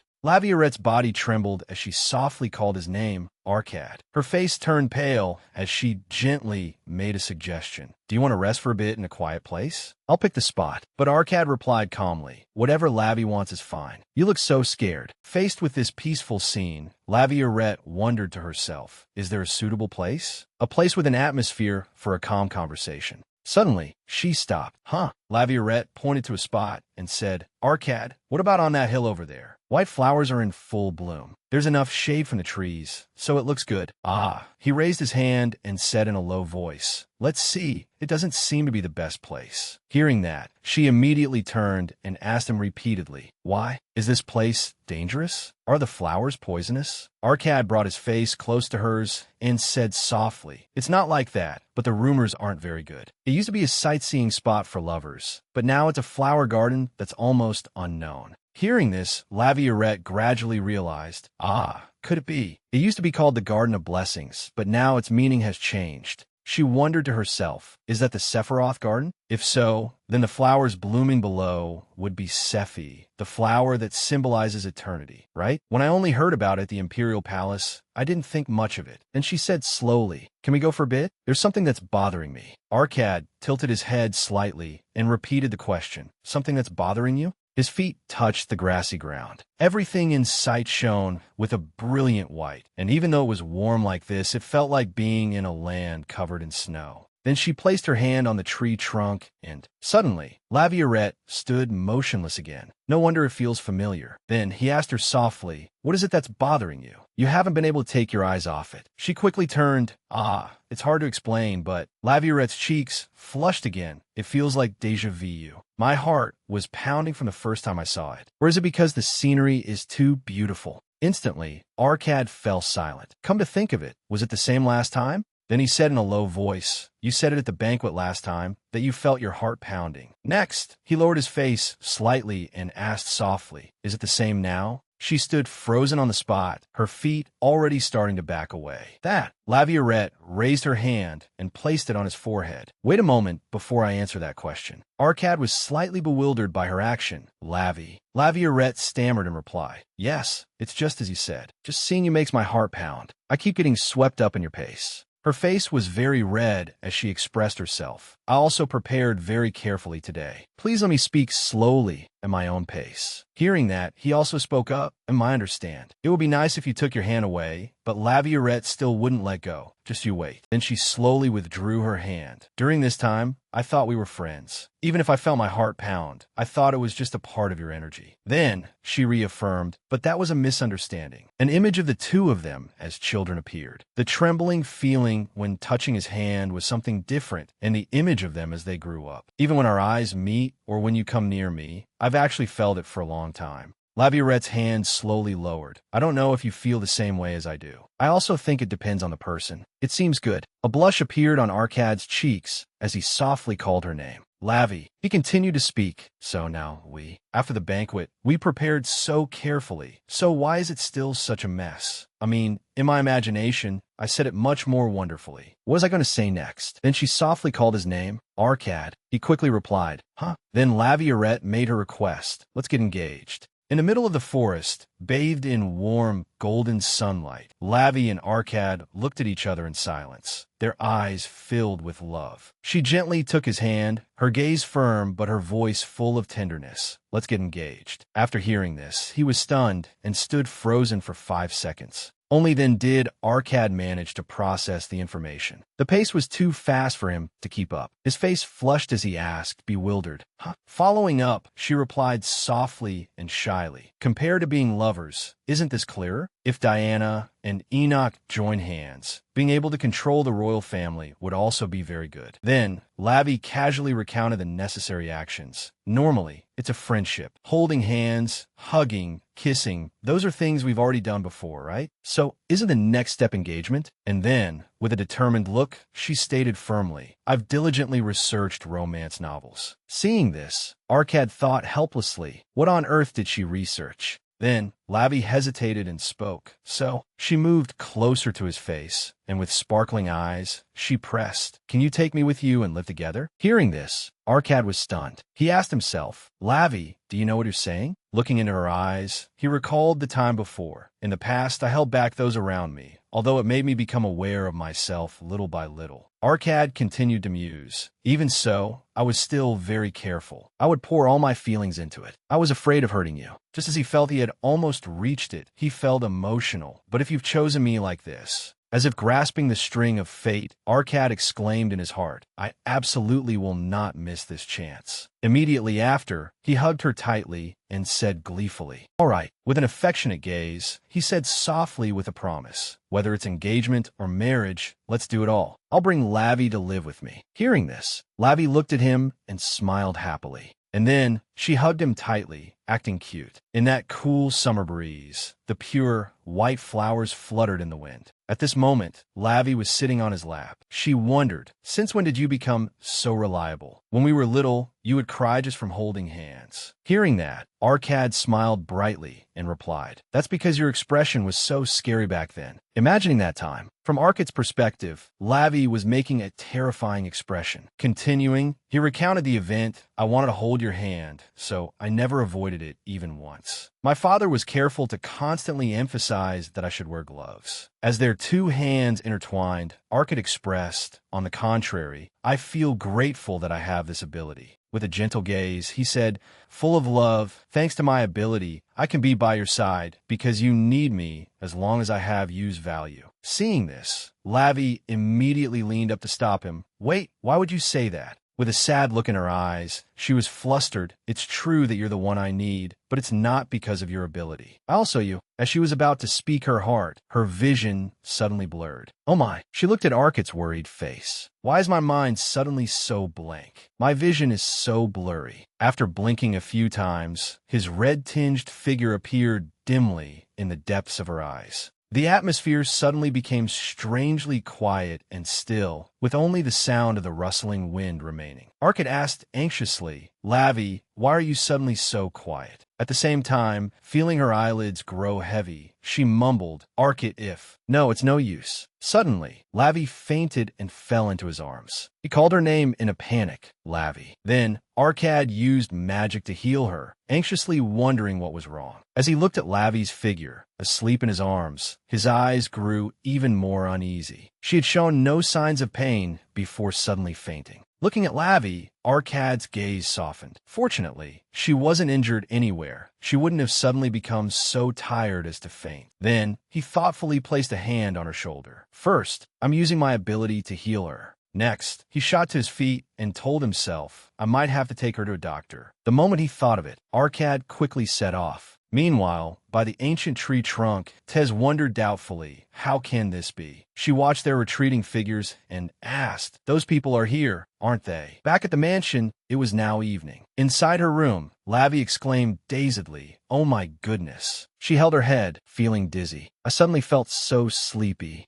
Recalling the afternoon's events, she was filled with regret. Even if I lack stamina, there's a limit. How could I fall asleep right at that moment? Arkad must have been so startled. Sitting on the bed, Lavi sighed softly. Besides, I think I had a strange dream while I was asleep anyway. Just then, she noticed everyone staring at her with worried eyes. She asked sheepishly, why is everyone in my room? Then she glanced around and whispered softly, where's Arkad gone? First was her mother, her eyes red and on the verge of tears, who spoke up, when Arkad carried you back. You have no idea how startled I was. Next was her father, who said restlessly, even though you were just asleep, we didn't know what to do, so we had a doctor examine you. And finally, Warner spoke urgently. You're not in pain anywhere, are you? If you feel unwell at all, just say so. Your brother will immediately. With a barrage of questions, Lavi's head felt like it was spinning. She tried to stop them. I'm sorry, but could you please speak one at a time? Just then, Isu spoke up, interrupting the conversation. Hey, young lord, he is the doctor who treats the Daya family. At this moment, he hesitantly inquired, may I speak first about her condition? In response, her father said seriously, speak. After that, the atmosphere suddenly became as tense as a bowstring. He began cautiously, actually the young lady. The next second, Isu announced a truth that left everyone both thrilled and stunned. She is currently very healthy. Immediately, Warner rushed over and grabbed the doctor's arm. He asked in alarm, but her condition wasn't good during the last treatment. In response, Isu calmly reassured him, it has improved a great deal since then. At this point, he began to explain in detail, I told you all that she might become bedridden when she grew up. But looking at today's diagnosis, the young lady has recovered to her healthiest state from several years ago. Hearing this, Warner stared intently at his sister. With a doubtful tone, he asked, how could she improve this much in just a few months? Isu quickly affirmed with certainty, I would stake all my experience on it. You can get a confirmation from another doctor if you like. Immediately after, Lavi spoke up to reassure everyone. He's right, I'm not in any pain at all right now.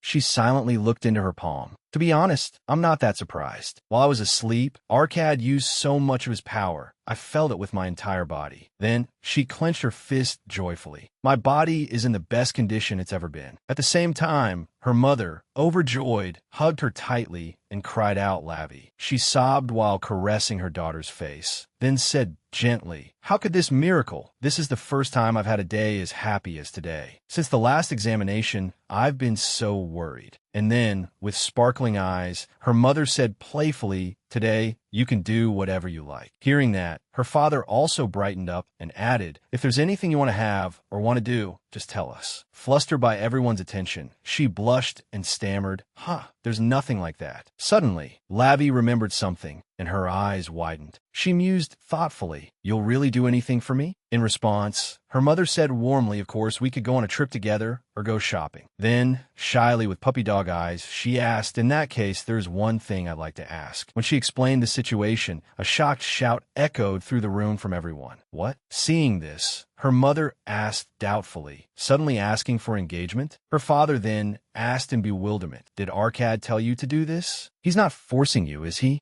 Hearing this, Lavi sighed and said casually, no, I was the one who proposed the engagement first. After she said this, the whole family looked as if they'd been struck by lightning, their mouths agape. The fact that Lavi proposed first was, on the contrary, even more shocking. In their shock, her mother stammered, wait, wait a second, hold on a moment. Then, the three of them huddled together to whisper. Her mother said in surprise, "What do we do?" I never expected her to bring up engagement. At this, her father fretted, but we said we'd do anything without objecting. Then, Warner insisted firmly, "I object unconditionally. This isn't dating, it's marriage. I told you we should have talked to Lavi sooner." Just then, Dr. Isu hesitantly spoke up, everyone. Then, he continued awkwardly, "With all due respect, I have something I'd like to say." Looking at Lavi, who was stretching, he explained, "I think I can guess the reason for her improvement." He continued, presenting his findings. The young lady's health condition was likely affected by excessive stress. Please be careful to avoid shocking or surprising her as much as possible. Hearing this, the three of them grew anxious, worry clearly showing in their eyes. The first words came from her father, who said gently, "First of all, I give my permission." Hearing this, Lavi replied gleefully, "Really?" And then he nodded, "Yes, if you're sure of your feelings, I have no reason to object." Her father continued hesitantly, "But a marriage between nobles requires royal permission, which will take some time." At this, she suddenly remembered something and took the opportunity to say, "Ah, that's what I meant. Since you've already given permission, can't we just make a simple promise to discuss the marriage?" Hearing this, Warner was horrified. He raised his voice, "What? That is absolutely out of the question." Then Lavi, bewildered, asked doubtfully, "Why not?" Arcad said it was fine. "If it were you, something like that would be acceptable." In response, he cried sorrowfully, "Even so."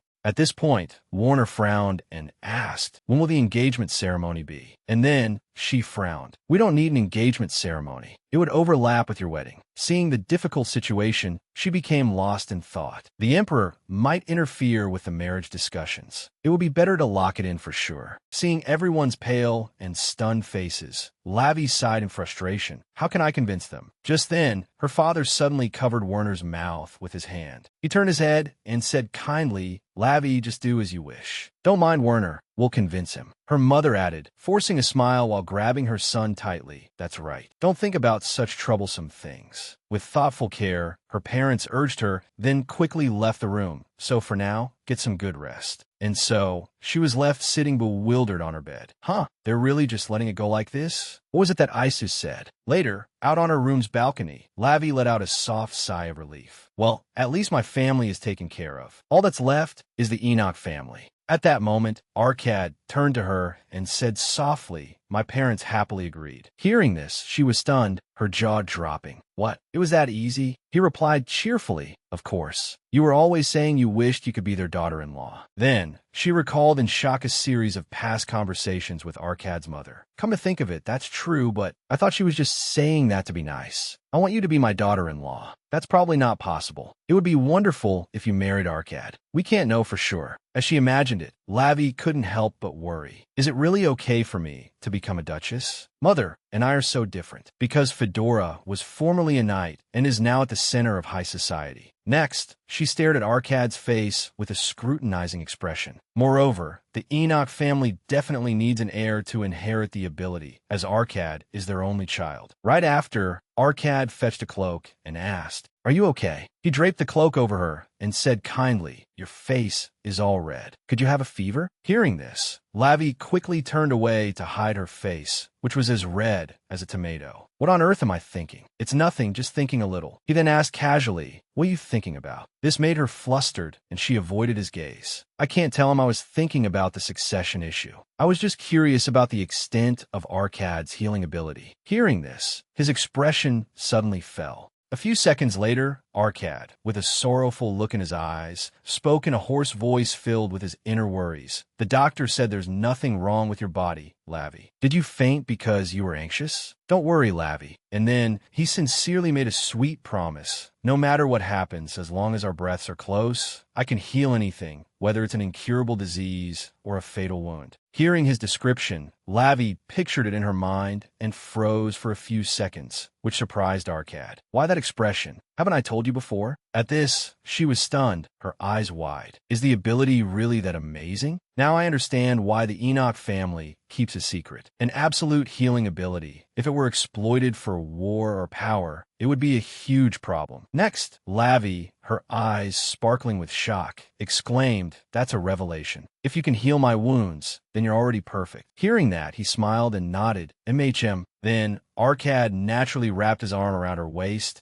and said thoughtfully, "Actually, in the past, it was possible to heal one's own body." Hearing this, she exclaimed, startled, "Huh? How long ago was that? Why can't it be done now?" Then he replied thoughtfully, "I've only read about it in the records. In the old stories, a guest of the Enoch family was able to do many things with the healing ability. And more specifically, not only could they heal themselves, but they could also heal many people without physical contact. A true embodiment of a miracle. However, as more and more people praised the Enoch family's name, the royal family began to covet that power. As soon as that ambition erupted, danger struck. That misguided ambition ultimately led to their downfall. The emperor kidnapped the heir of the Enoch family. It was an experiment. Because of that, the head of the Enoch family, in order to save the heir, ended up starting a rebellion. And just like that, when the heir was found, the power of the healing ability had changed greatly. After that, hatred engulfed their hearts. That tragic sight enraged the Enoch family. Just as their indignation erupted, people from the Pope arrived to intervene. Just as they were preparing to punish the emperor, the temple intervened. The reason of the royal family and Enoch is a noble gift from the gods. We cannot allow each other to be harmed any further. Therefore, before the holy gods, let us make a pledge in the name of the divine. Standing before the supreme God, both sides made a covenant. The royal family, even if the Enoch family commits a special crime, cannot harm them, and the house of Enoch can absolutely not sit on the throne. Since then, the promise was set between the two houses. I will carve this vow into your blood, hoping for peace to return. Returning to the present, after hearing the story, Levi exclaimed indignantly, "Why is there such an unfair vow?" She couldn't believe it and raised her voice. The royal family was the one who did wrong first, right? In any case, it was a successful rebellion, wasn't it? Why make a promise? In response, Akkad calmly said, "At that time, the temple's influence was much greater than it is now. The royal family also had reason. It seems Enoch couldn't easily refuse their vow." After hearing that, she suddenly turned and spoke. "The royal family also has reason." Continuing, he recounted the event, but I don't know if it was a punishment for being too ambitious. The royal family lost all their reason over many generations. So currently, only Enoch has this ability. Next, she pondered thoughtfully, could the emperor also be jealous of the Enoch family's reason? With a sorrowful gaze, he said melancholically, "That could be it. It's said that reason is the cause of its disappearance, and so is being far from the twins.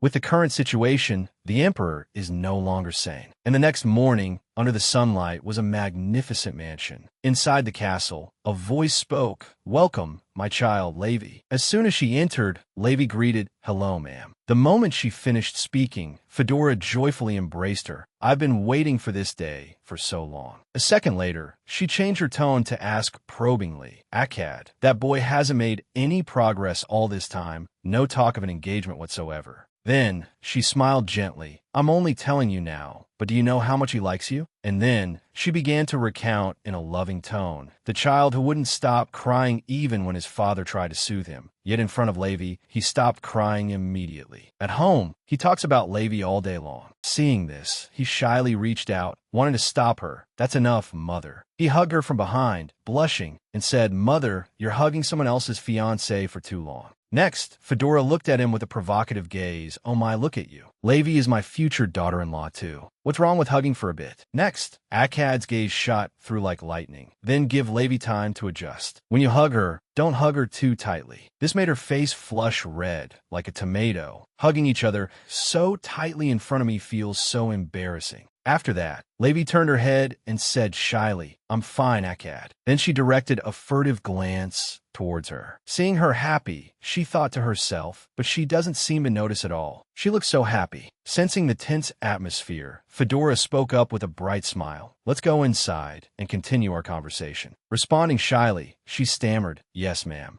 Just as she was about to walk, Akkad took her small hand. With a look of astonishment, she thought to herself, I thought everyone would be surprised when I said I was going to be engaged to Akkad. Who would have thought everyone around would accept it so matter-of-factly? And then, Levi looked at him with a bashful gaze. She chided herself. I was so foolish to worry all this time. She recalled the time before and wondered to herself, it seems like everything is resolved now, isn't it? Both my ex-boyfriend and my future plans. As she was walking, she suddenly remembered something and stopped abruptly. At that moment, Levi suddenly remembered she had forgotten someone. I forgot about Tess. Time passed, and the next day, in the carriage, Caleb looked at her with a worried gaze. Are you all right, my lady? Seeing this, she asked in confusion, what? Continuing, he explained about going to the temple with me, and not Alan. I was sure you wouldn't be allowed. Next, she let out a breath and said casually, it's fine, I persuaded him. Returning to an earlier time, in the training area, the guards turned their heads upon hearing a voice of protest. Absolutely not. At this moment, Alan hurriedly tried to dissuade her. Not someone else, but Caleb? My lady, you can go with me. Then, Levi put her hands on her hips and explained, Alan, you're busy, aren't you training? Besides, for a light outing, it's more comfortable to go with Caleb. Seeing this, he expressed with the look of an abandoned puppy. He's not trustworthy. It would be better if you took both of us, my lady. After hearing this, she rubbed her head in distress. I didn't intend to say this, but... Then she offered her opinion. Alan, don't you notice you're quite popular with the ladies? Hearing this, he flinched and stammered in reply. Yes, what about it? Then she frowned and pointed, you still don't get it? Finally, Levi spoke honestly, leaving Alan stunned and frozen. Going to the Central District with Alan is too much pressure. After recounting the event, she said cheerfully, you let me go right after I said that? After hearing this, Caleb's face went blank as he forced a smile. That's not what you call persuasion, my lady. No wonder Alan was looking at me with such killing intent today. With no other choice, she silently apologized to Alan and instructed Caleb, I'm sorry for deceiving you, Alan, but I had no other choice. If you knew who I was going to meet, you definitely wouldn't let me go. Anyway, do you remember what I asked of you? Next, he scratched his head and replied nonchalantly, yes, to call for Priestess Tess. Then she explained, that's right, it's a bit awkward for me to go in by myself, and it's because Akkad doesn't like it, but hearing this, Caleb hummed thoughtfully. He crossed his arms and smiled as his thoughts went in another direction. You're planning to clean up your past relationships, aren't you? That makes sense. Since you're engaged now, it's understandable. Then, Caleb continued with a jeering look, and you kept saying you were just friends. Finally, being teased, she flushed and exclaimed, you talk too much. And then, with a stern expression, Levi retorted, you're always joking around like that, which is why you get scolded by Alan. In response, he stood up and said nonchalantly, but you always cover for me, my lady. Next, he poked her cheek with a finger and leaned in close, saying confidently, isn't that right? My benefactor. Then, she coldly pushed Caleb away. What benefactor? Continuing, he hesitantly replied, for saving me. Hearing that, she sighed inwardly. It's true I stopped Alessa from being discharged. After that, he took her hand and calmly replied, actually, I also have a sister who is the same age as you, my lady. Perhaps that's why I treat you so comfortably. After hearing that, she exclaimed in astonishment, what, you have a sister? And so, he calmly replied, yes, though our styles are different. With a pensive expression, he confided, how should I put it? Compared to you, my lady, my sister is a true witch, a witch indeed. Seeing this, Lavi was speechless. A witch? For Caleb to say that, what kind of person must she be? I can't imagine. Next, with curiosity, she probed, what about me? In response, he was bewildered. Huh. Then, Lavi tilted her head with a pretty smile and pressed. If your sister is a witch, what do you think I am? Seeing this, his face involuntarily flushed red. And then, he pondered for a moment, then hesitated. You, my lady, are... Next, Caleb blurted out some incomprehensible words. A ball that you don't know where it will bounce? Hearing this, Lavi's emotions erupted in indignation. What? She angrily raised her hand. What was that? That's not even a person. Then, he gave a forced laugh. What words were you expecting, my lady? Then, she said huffily, at the very least, you should have said I'm beautiful or have a lot of charisma. Then he joked, you've heard that plenty from the pink-haired young master. While the two of them were bickering, the carriage stopped in front of the temple. Seeing they had arrived, he pointed outside and gestured. All right, calm down, my lady. You have someone to meet. Just as she was about to exit the carriage, Lavi leaned forward and hurriedly instructed. Just say my name, and they'll let you see her right away. Remember not to be rude to them. Then Caleb said as he opened the door, "Yes, yes, I understand." He stepped inside the ancient gate. Inside, Caleb walked slowly. He thought about their earlier conversation as he walked. In his mind, her charming figure appeared with her difficult question. "What about me? What do you think I am?" A second later, he let out a breath, then tried to dismiss the troubling thought. Is it because we're too close? Having this silly thought again, a benefactor is just a benefactor. Outside by the carriage, after some time had passed, Caleb led Tez out to meet her. As soon as she saw her, Lavi spoke up. "Tez, I'm sorry for calling you out so suddenly." Continuing, she stepped forward and said gently, "It's all right. It was Lady Lavi's request." With a gentle tone, Tez inquired, "Have you been well during this time?" After a certain amount of time had passed, the three of them enjoyed tea and cake together. At this moment, Tez exclaimed in astonishment, "An engagement?" Next, Lavi smiled as brightly as a flower and replied, "That's right. Although it's a bit sudden, I found a good match, so." At this moment, she inquired with a smiling tone, "The other party is the young Duke Enoch, isn't he?" Hearing this, she was so startled she choked on her water. Then, with an embarrassed look, she stammered and asked, "How did you know so well?" Then, she calmly replied, "Because you prayed for him at the temple, and I also heard that you attended the victory celebration banquet with him." Learning of this, she gave a forced smile. "Our rumors have spread all the way to the temple." "Huh, that's a little embarrassing." Next, with a serious expression, she said honestly, "Because of that, I'm busy preparing for the engagement ceremony now, so it will probably be difficult for us to meet like before." Hearing this, Tez was surprised. "Is that so?" And then, her eyes filled with sadness as she spoke. "That's a shame. The time I spent with you, my lady, was very special to me as well." Hearing these words, Lavi felt shy. "Oh my, does Tez have such a good impression of me?" Besides Akkad, she's the only one whose hand I can hold without feeling uncomfortable, so Tez isn't bad, but... Then, she thought smugly to herself, "It seems I'm more like than I thought." With delight, she replied joyfully, "Thank you for saying so." In response, Tez hesitated. "Yes, actually," she said honestly, "when I see you, I'm reminded of my younger sibling." Hearing that, she froze. "Huh?" Tez recalled her childhood. "My younger sibling was often injured or sick when they were little, so they often made me very worried." Continuing, she poured her heart out. "Even so, they were never discouraged and always got back up like a ball that bounces in unpredictable ways." Then, Tez gently continued, "In that regard, you're really similar to Lady Lavi." Hearing that, Lavi froze stiff. "Is that so? Am I really that reckless and carefree? To the point of being compared to a ball twice in one day?" Caleb, standing behind her, turned away, trying to hold back his laughter. After that, she stood up and said sincerely, "Then this will be the last time we meet. Thanks to you, I have had some joyful moments." Next, she lifted her hand and gently kissed it, sending my loving wishes, "Congratulations on your engagement." Just as they were in a rosy atmosphere, Caleb let out a small cough, interrupting them. Seeing this, Lavi turned her head to scold him. "Caleb, that was rude." In response, he acted nonchalantly. "Oh, my apologies." Then, he glanced lightly at her and said with a suggestive tone, "A stray cat must have passed by somewhere." Seeing that, Tez also glanced back thoughtfully. A second later, her expression changed to a polite smile. "It seems your guard is tired. You should be heading back. Let me see you off." And so the conversation ended, and the three of them walked outside to where the carriage was parked. Lavi smiled brightly and waved goodbye to her.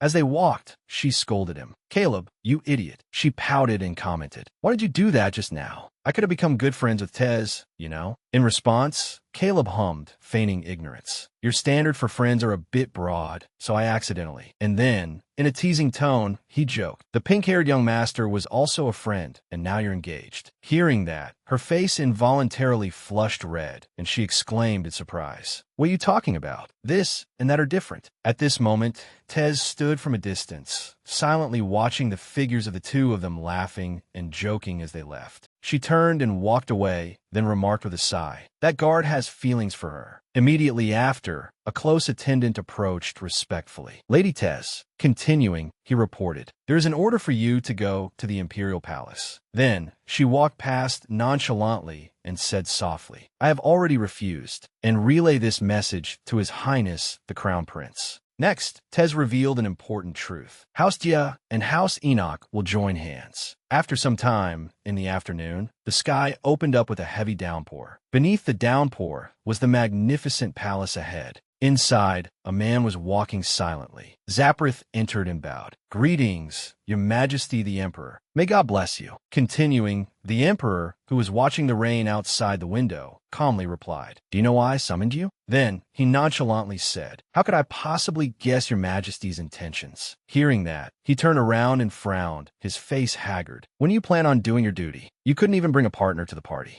Next, Zaprith spoke tactfully. "What can I do if I haven't found a good match? It would be nice to find one somewhere." Hearing this, his fingers twitched slightly, and a second later, he agreed. It is time for you to get married." After that, the Emperor made a suggestion. "Try meeting the daughter of Marquis Diameter." Seeing this, he hurriedly said, "That won't do." Then, he turned away, dismissing any opposing opinions. "I'm not encouraging you. I am ordering you." Continuing, Zaprith argued back, "How can I meet a lady who is already engaged?" After hearing this, the Emperor flew into a rage, standing up abruptly in confusion. What are you talking about? I never agreed to that." Then, he calmly replied, "I have already agreed on Your Majesty's behalf. Lady Jia is engaged to the young Duke Enoch." Following up, he explained the situation. "With this opportunity, we will also gain the power of House Enoch." Hearing this, he became furious and slapped him so hard his glasses fell off. "You arrogant brat." After that, the Emperor flew into a rage and shouted in his face, "Did I make you crown prince for you to do this? How dare someone like you?"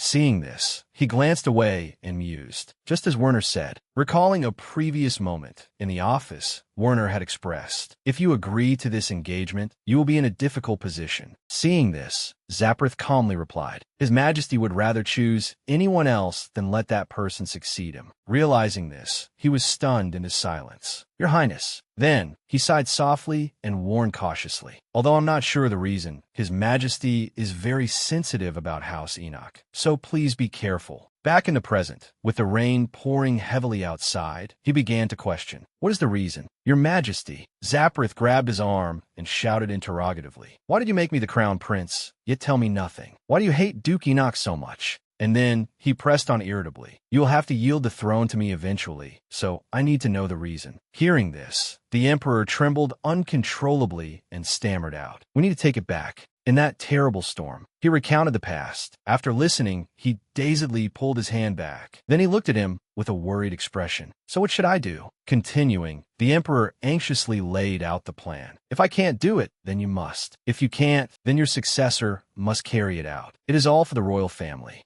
After that, he proposed an idea in a deadly tone. "Kill the Enoch family." Hearing this, Zaprith froze and pondered. "If what His Majesty says is true, then I also have hope." Next, with a perverse expression, he thought excitedly, "Werner can become mine." Inside the church, people were bustling about, preparing decorations for the wedding. Lavi stood next to Arcad, smiling contentedly. "Everything is going smoothly. After my engagement to Arcad was approved, my family became very busy preparing for my brother's wedding. First was her father, who had to research and choose a wedding hall. Next was her mother, who had to work diligently on writing invitations, preparing the formal attire and gifts. Finally, Werner and Rose were preparing to buy the wedding dress and many other things. As for Lavi, her role was to watch. Then she mused to herself, "My brother isn't having an affair. I can't believe the day has come when my brother can safely marry my sister-in-law." A second later, she felt proud of what she had done. "It was worth the effort I put in to help my brother." Then, Lavi chatted happily with Arcad. "I really want to see my sister-in-law's wedding dress." In response, he looked at her with a fond gaze and replied, "Me too." Continuing, she turned her head and said excitedly, "Yeah, Arcad is curious too, right? It's the wedding dress worn by the most beautiful woman in the Empire." Seeing this, he hesitated and replied, "No, not that one." And then he tilted his head and gave a heart-stopping smile, making her heart skip a few beats. "I want to see you in a wedding dress." Next, Arcad said casually, "After Brother Werner's wedding, it's our turn." Seeing this, she blushed beet red and stammered, "That's right." Hearing this, Lavi covered her tomato-red face and thought, "That's right. Since I'm engaged to Arcad, we'll be preparing for our wedding soon, won't we?" A second later, she turned her head to object, trying to change the subject. "Let's talk about that later, and where we'll live in our second generation too." Hearing this, he covered her mouth to stop her from rambling on. Seeing this, she frowned in confusion and asked, "What is it? Why did you suddenly cover my mouth?" Continuing, Arcad gave a forced smile. I don't think we should talk about that in front of so many people. Next, she immediately realized something she had recently learned. Looking at his shy face, she suddenly felt the urge to tease him. Arcad gets embarrassed if I'm the one who actively makes a move. At this moment, he was avoiding her gaze and covering his face, whispering to himself. Does she even know what she's saying? Then, she recalled the past. Every time this happened, it reminded her of their childhood, which made her want to tease him even more. After that, she pointed at his face and pressed. Arcad, why is your face so red? Continuing, Arcad said shyly, do you really want to know the reason? Just then, Rose walked over and spoke. You're here, Lavi? Before she could reply, she joyfully pulled her hand. Thank goodness, come over here. I have someone I want to introduce you to. After that, Lavi replied, yes. As she placed a hand on her shoulder, she glanced at him and asked, may I borrow your fiancé for a moment, Arcad? And then, with a glare like daggers, he unhappily expressed, even if I say no, you'll take her away anyway, you mood killer. Hearing that, Lavi blushed and reminded him, what do you mean a mood killer, Arcad? Then, she cupped his face and gently soothed him. I'll be right back. Wait for me, okay? Relax. Seeing her comforting him like that, he was finally reassured. I understand. After that, Rose led her out to the garden. As they walked, Lavi wondered, what kind of person are you going to introduce me to? Next, she turned her head and replied, there's someone who is determined to meet you, Lavi. A second later, the two of them arrived at the meeting spot. The figure of an elegant girl with glossy black hair. Seeing her, Lavi couldn't help but be amazed. I've never seen an outfit like that in this empire. It feels so mystical. Just then, Rose smiled and called out, Serendina, have you been waiting long?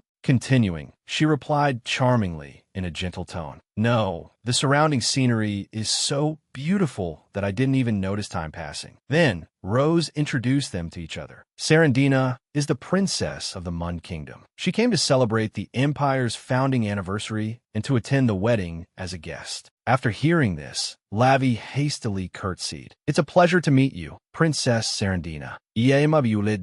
A second later, she touched her hand and greeted her with a smile. It's a pleasure to meet you, Violet. Continuing, she expressed sincerely, ever since I heard about you from Rose, I've wanted to meet you so much. I'm very happy to be able to meet you like this. Hearing these words, Lavi was touched, her eyes widening. Looking at the beautiful appearance of the girl before her, she marveled inwardly. I thought only someone as glamorous as my sister-in-law could be beautiful, but the princess is as elegant and lovely as a water lily. So this is what they mean when they say you can feel someone's aura even when they're just standing still. Immediately after, she replied openly, the honor of meeting the princess is all mine. It was just that she felt a bit awkward that she had been holding her hand this whole time. But why is she still holding my hand? Then, Lavi looked at her hesitantly. Would it be rude to ask her to let go of my hand? At the same time, Rose spoke up first. That's right, Lavi. She made a suggestion. It seems that during her time in the Empire, Serendina wants to stay at the Diev Villa instead of the Imperial Palace. I've already asked the others, but I wanted to hear your opinion too, Lavi. Hearing that, she asked in surprise, in my family's mansion? Following her words, Serendina answered awkwardly, a villa is fine too. Nothing will happen. It's a bit sudden, but would that be all right? Immediately, Lavi joyfully agreed. Of course, I agree. In exchange, may I hear stories about the Mun Kingdom from the princess? I've never had the chance to visit other countries.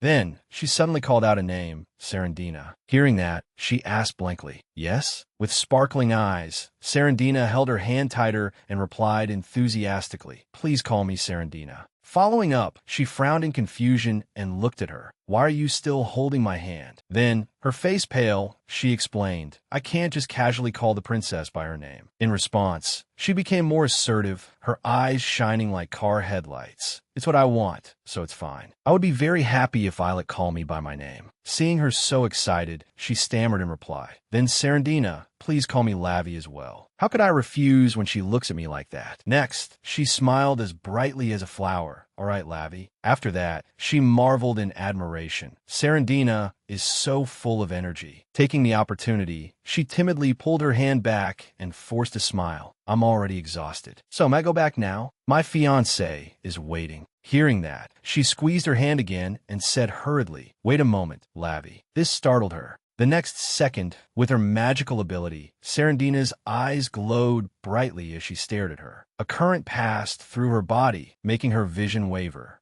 And then an image appeared. She was standing in front of Arcad and cruelly said, "I will never see you again." Hearing that, the Arcad there called her name in confusion. Lavi. Then, he fearfully reached out his hand. "Why are you suddenly saying that? Please stop joking." The next second, she slapped his hand away with a cold gaze. At this moment, Lavi's eyes were like those of a soulless person. "I mean it." Seeing this, Arcad asked in disbelief, "Why are you being like this?" And then, she turned her face away resolutely. "I don't like you anymore." Finally, she left him with a heartless sentence. "Let's break up, Arcad." Returning to reality, Lavi's face was pale, and she let out a small cry. Seeing this, Rose worriedly reached out and asked, "Lavi, are you all right? Your complexion suddenly isn't good." At that moment, as if frightened by something, she became wary of her. Then, she flinched and shuddered, thinking to herself, "What's wrong with me? Suddenly, my sister-in-law feels so unsettling." After regaining her composure, Lavi stammered in reply, "It's nothing. I just suddenly felt dizzy, so..." As she was about to finish, she wondered again, "Is it because of what I just saw? What was that anyway?"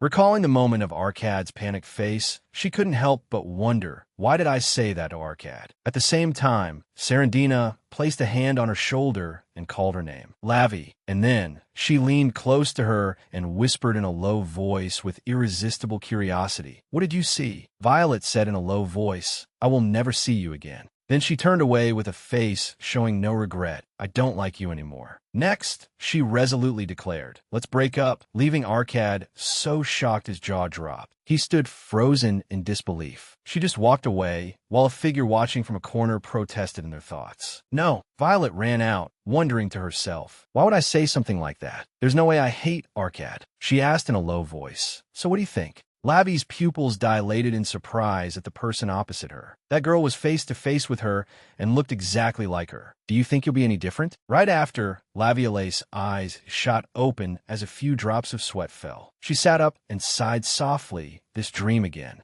The scene of Serena approaching, placing a hand on her shoulder and asking, "Did you see anything?" Right after, she ruffled her hair and thought to herself, after meeting Princess Serena then, "It's been continuous. I have to meet the princess again." Early the next morning, at the glass cage in the middle of the forest, a footstep approached gently, and a soft voice spoke. "Hello, Serena." Serena was delighted to see the other person arrive.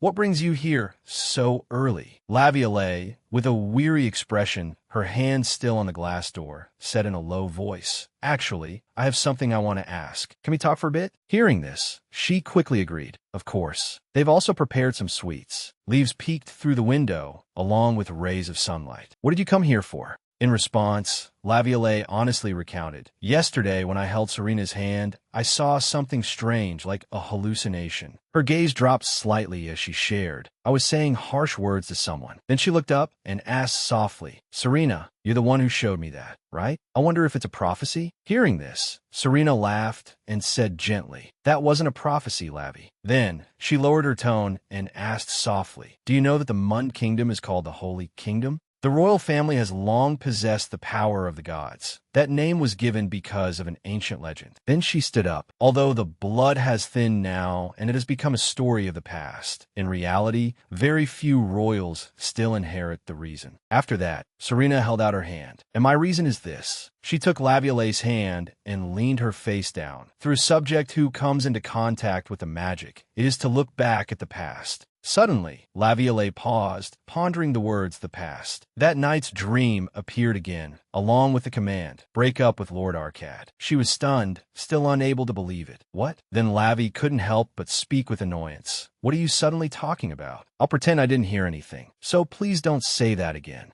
As soon as she finished, Rose spoke softly, "The poison that Lord Arcad recently ingested. Only I have the antidote for it." Hearing this, she was completely shocked, unable to believe it. "What?" Without giving Lavi time to process everything, she got straight to the point. "If you want the antidote, do as I say," she said nonchalantly. "Then at least Lord Arcad won't die today." Hearing this, she gradually realized everything and questioned her. "Rose, did you poison Arcad? But why?" Rose slowly walked over and answered, "You don't need to know about that, but remember that there are many eyes watching." Then she leaned her face close to Lavi's and warned, "Therefore, act as if you will never see each other again. Break up as coldly as possible. That is Lord Arcad's only way to survive." Laviolette bit her lower lip so hard she trembled, even if it meant getting hurt. The vial of antidote appeared in her mind. I want to save Arcad. But why? The image of Arcad lying on the freezing snow. I did as I was told, but why did it turn out like this? Her face ashen beside him. What am I supposed to do? Tears streamed down Lavi's face. If it was going to be like this, I shouldn't have fallen in love. If I had known, I wouldn't have said I liked him from the start. Amidst the continuously falling snow, she wished, if only I could go back. Returning to reality, a spilled teacup and a voice calling her name. Lavi, Lavi. Only then did she start to come back to her senses. Seeing this, Serena asked softly, "Are you conscious now?" Her expression pensive, she spoke softly. I didn't expect to see it in such detail. It seems the prayer was a bit too strong this time. Violet's voice trembled as she replied, What do you mean?" Tears rolled from the corners of her eyes, and her whole body trembled. "You said it was looking back at the past, but why Arcad?" Suddenly she realized something. Something seems wrong. Arcad is still alive. Then Serena hugged Laviolette. "Lavi, calm down and listen." Her voice was steady as she spoke. "Everything you've seen until now is something Lavi has experienced. I don't mean now, but in a different timeline." She was stunned when Serena said that. A different time period. She also confirmed, "That's right. Try to remember carefully." An image of Laviolette lying on a time machine appeared. Sometimes, when your consciousness fades or you're sick, don't you see situations you've never experienced? That is what you experienced before you went back in time. Right after, she was stunned and thought to herself, "What does that mean?" What I was thinking of was the content of the novel I read before I was reincarnated. Why would I go back in time? That's impossible. A voice began to speak. Wait a minute. An image of her standing in Arcad's room, full of paintings, in front of a glowing painting. Come to think of it, among the things that appeared in my head, there was a lot of visual information, right? Vivid scenes, as if I were watching them right in front of my eyes. You can't know this just by reading words. Then Lavi grabbed the hem of Serena's clothes. If that's the case, then could it be? Just as she finished the thought, she commanded in a loud voice, "Do it one more time." Laviolette said breathlessly, "If that's really my past, there's no way I wouldn't know. Let me check one more time." Her face became pensive. How could I have gone back in time? But Serena refused, saying it couldn't be today, because if you see too many memories, your body will be overwhelmed. She continued, saying that although there's no rush, during your stay here, I will show you slowly, so don't worry. Laviolette's face was pale as she asked softly, "How does Serena know about me? What is your reason for helping me?" Hearing this, she raised a hand to cover her mouth as she smiled and said, "It's a pity, but I'm not helping you out of the goodness of my heart. I also have something I want to see through Lavi." Serena's eyes lit up as she asked softly, "Shall we make a deal?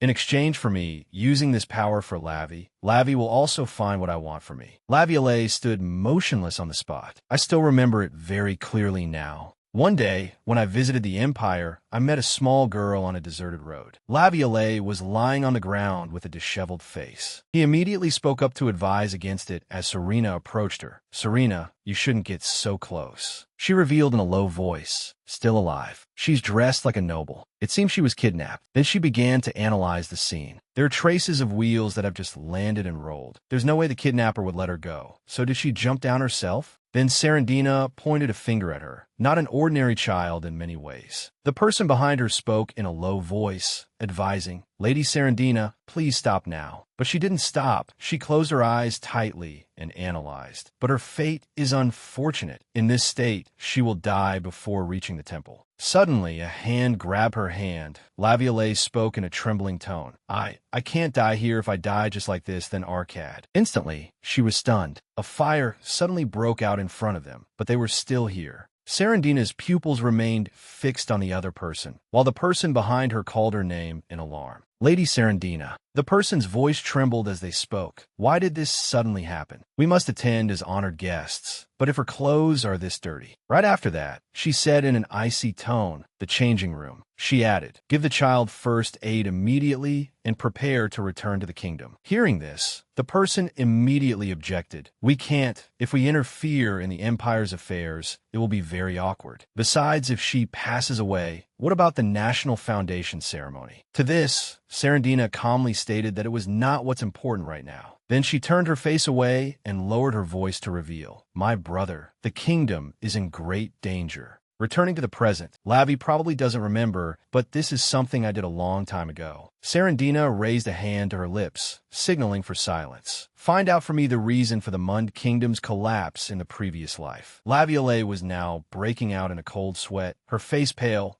How could I? She thought to herself, this is the limit now. Then she hugged Lavi. Then Serendina slowly encouraged her. You can do it. That's how fate is. Night was gradually falling then. Inside the residence, Arcad was walking slowly. His face was pensive as he thought to himself, what suddenly happened to Lavi? To send a request letter to the residents at this hour. As it happened, Laviole was not yet asleep and was face to face with him. I shouldn't be hurting anywhere. As soon as he saw her, he hurried over. Lavia, why are you out in the hallway? I was on my way to your room. She smiled faintly and lowered her voice to reveal. I just wanted to see you sooner. As soon as he arrived, he immediately stopped. Really? As soon as he finished speaking, Laviole impulsively kissed him on the lips. But not long after, their lips parted and then pressed tightly together again. After that, Arcad stroked her hair by her temple and spoke softly. The treatment is all done. Lavi is very proactive today, but it's a pity. Suddenly, she pressed both hands to his cheeks. Then we can continue.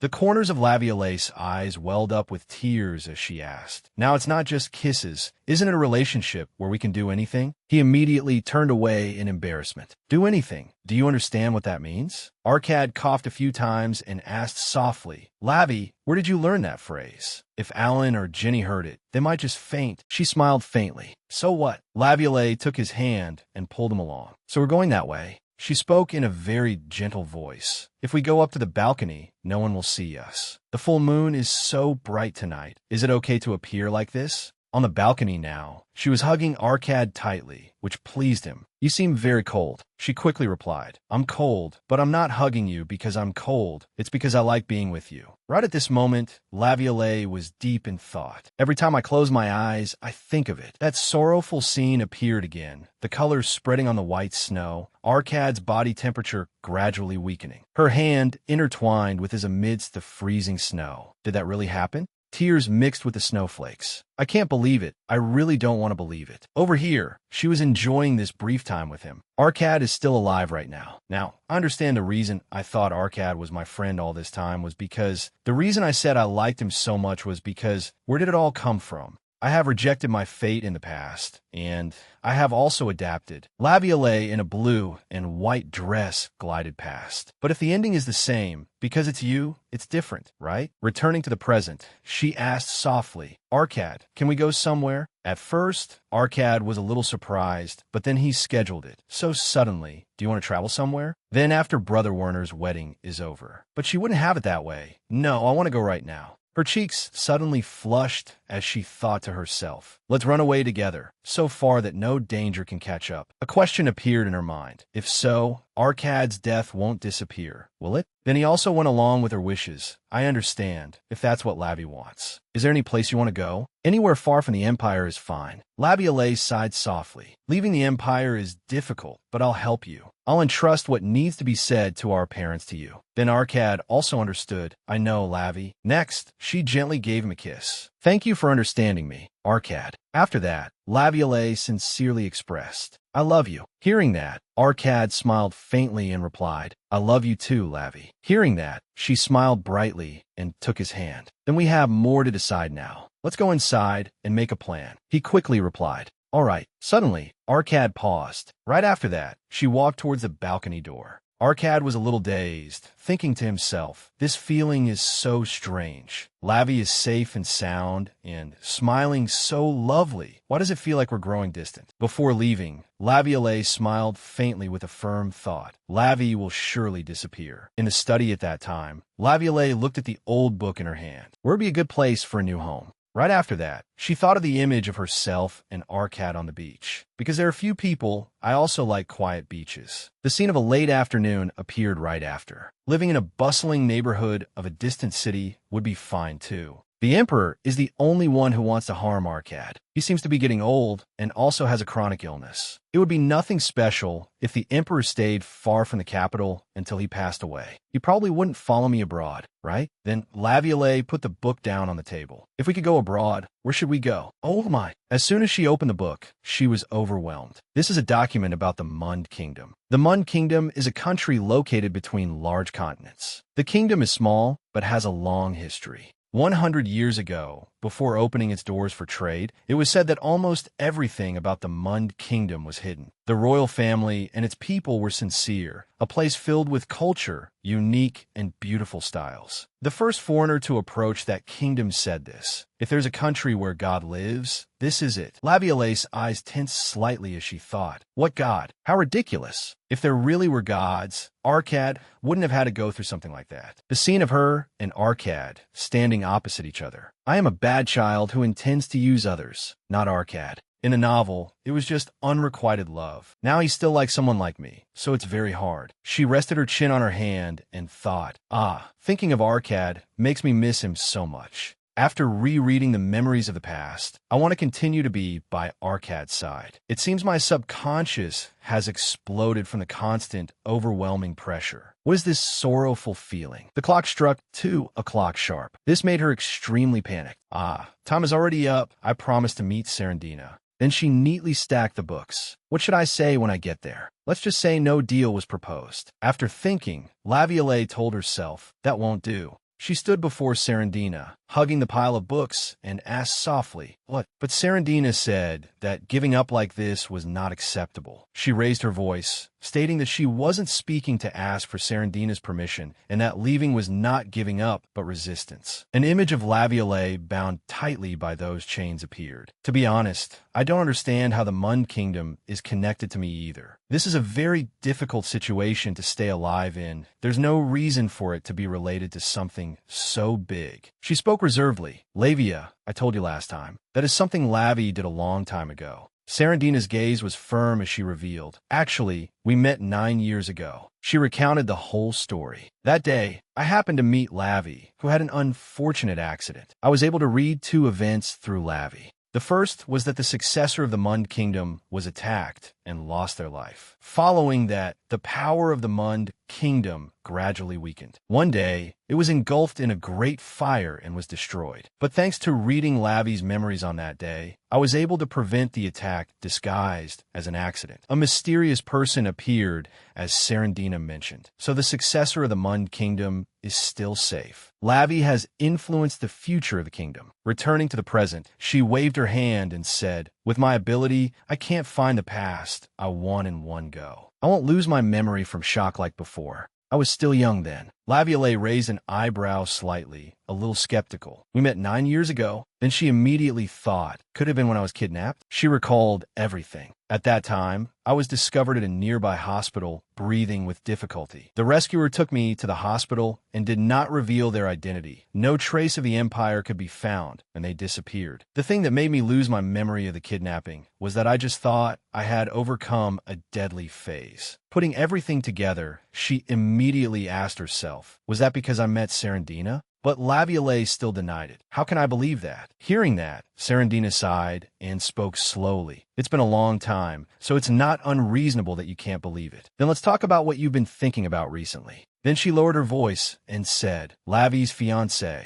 She slowly revealed. Lavi was still alive when he passed away. The image of the falling snow was me, along with the image of Laviolette hugging Arcad. Next, Serendina took the stack of paper she was holding and continued, "No matter how hard it is, there will be another life afterward. How can Lavi exist here now?" Then she gently tore it in half. "Isn't there something strange?" Laviolette stood motionless, not understanding what was happening. That scene kept appearing, and thinking back, the scenery in her memory was entirely a snowfield with nothing else around. In a place with no enemies or allies, how did I turn back time? Only Enoch and the Imperial family have this ability. Dea has no special abilities at all. Serendina brought her face close to hers and said, "Are you more curious now?" Lavi is the same when it comes to having to rediscover the past. She lowered her voice and revealed, "If you don't know the truth, You won't know how fate will repeat itself. Laviolette pressed her lips together, thinking to herself, just for that one possibility, must I keep looking at such painful memories? Then she suddenly pushed Serendina against the cabinet and snapped, digging up the truth and destiny. That's something only the strong can do. To be honest, the corners of Laviolette's eyes filled with tears as she cried out in a high voice. Do you know I was planning to run away? I mean, I'm too weak to face such difficult things. If you'd seen my state 9 years ago, you would know. Right after that, Serendina began to speak calmly. Even so, but before she could finish, Laviolette asked, right? Then she held out her hand. The Mun Kingdom is called the Holy Kingdom. I told you it was a wonderful place. Her eyebrows furrowed with determination. Tell me how to protect myself, and then I'll reconsider.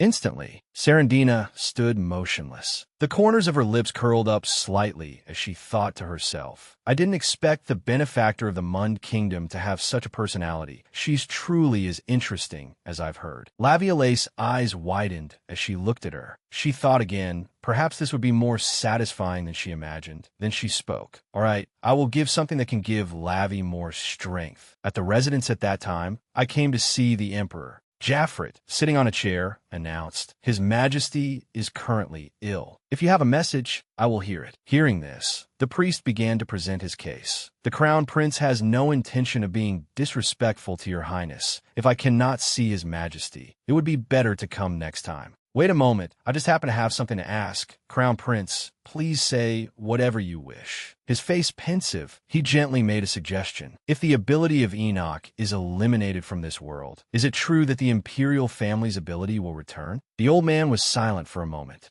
Then he affirmed that what you say is the absolute truth. The imperial family has now lost its ability because of the oath they signed with Enoch long ago, as a part of that ability is dormant. His voice lowered as he continued. Therefore, if the subject of the oath disappears, that power can be awakened at the temple. The power of charm that built the Reman Empire. Immediately after, a Medusalite girl appeared with a lion by her side. The power of the imperial family that built the empire. That power was the monster that killed those who met its gaze, praying for a hero to strike it down. The hero avoided the monster's gaze and cut its throat, and as blood sprayed everywhere, he realized he had changed from before. The monster's ability that once mesmerized people was what he himself had obtained. Except for a few who had no abilities, it was an overwhelming power over most people. The hero ascended to the position of emperor with that power. That person's eyes lit up. That was the beginning of the Leonis imperial family. Jaffret stood motionless, as if mesmerized. If Enoch disappears, that ability will return? The priest continued, saying that it would not be an easy task, because Enoch is not an easy opponent to face. He lowered his voice and revealed, because of the oath, they cannot be harmed directly. They are a family with great military power. An image of Violet with Werner appeared among vines. Assassination is also difficult. Moreover, he achieved great merit in a war where he was expected to die. Next was an image of Akkad. If we carelessly touch Enoch, it's possible the people of the Empire will object. The Emperor was very worried. He crossed his arms and sighed softly. So what's the conclusion? In the end, it's not like Akkad can be used. The priest immediately spoke up. We don't know yet. Then he continued. If we are not selective about the method or the means, a possibility might arise. Jaffret's pupils dilated as he wondered to himself. A possibility? The priest placed a hand on his shoulder, bowed 90 degrees, and said that His Majesty the Emperor was hesitating,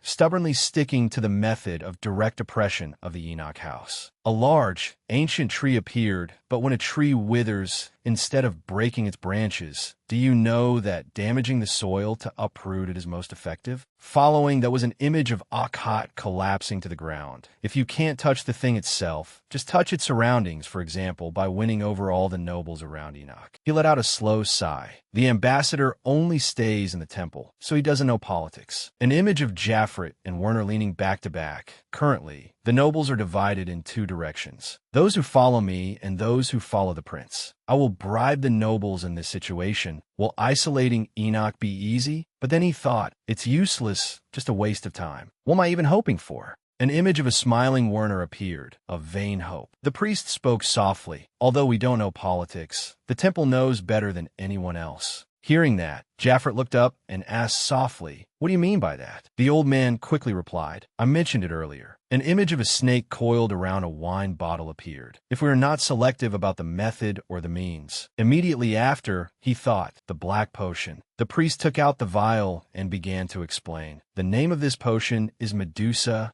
Is the crown prince ready to become a monster? Late that night, Akkad was still sitting in his study, working. Just as he lowered his hand, he paused. "I want to leave right now." He suddenly thought of Violet's image and mused. It was the first time I saw Lavi with such an anxious expression. Then Akkad looked up and thought. At that time, I thought she was about to cry at any moment, so I let it go. Then, Akkad felt a little regretful. I should have talked to her more. "Captain, do you have a visitor?" A hand knocked softly on the door. "I don't have an appointment at this hour. Tell them to come back later. I have a lot to worry about right now." Levin peeked his head in and said, "Should I really relay that message? You'll regret it." He asked nonchalantly, "Why?" Levin informed him, "Your fiancée has arrived." She was sitting and waiting for him in a deep purple dress. The sound of tea being poured was heard. Violet thought to herself, "Akkad is always so well dressed." Then she spoke softly, expressing, "I'm sorry for coming so suddenly." But Akkad smiled brightly. "If it's Lavi, you're always welcome. What's wrong?"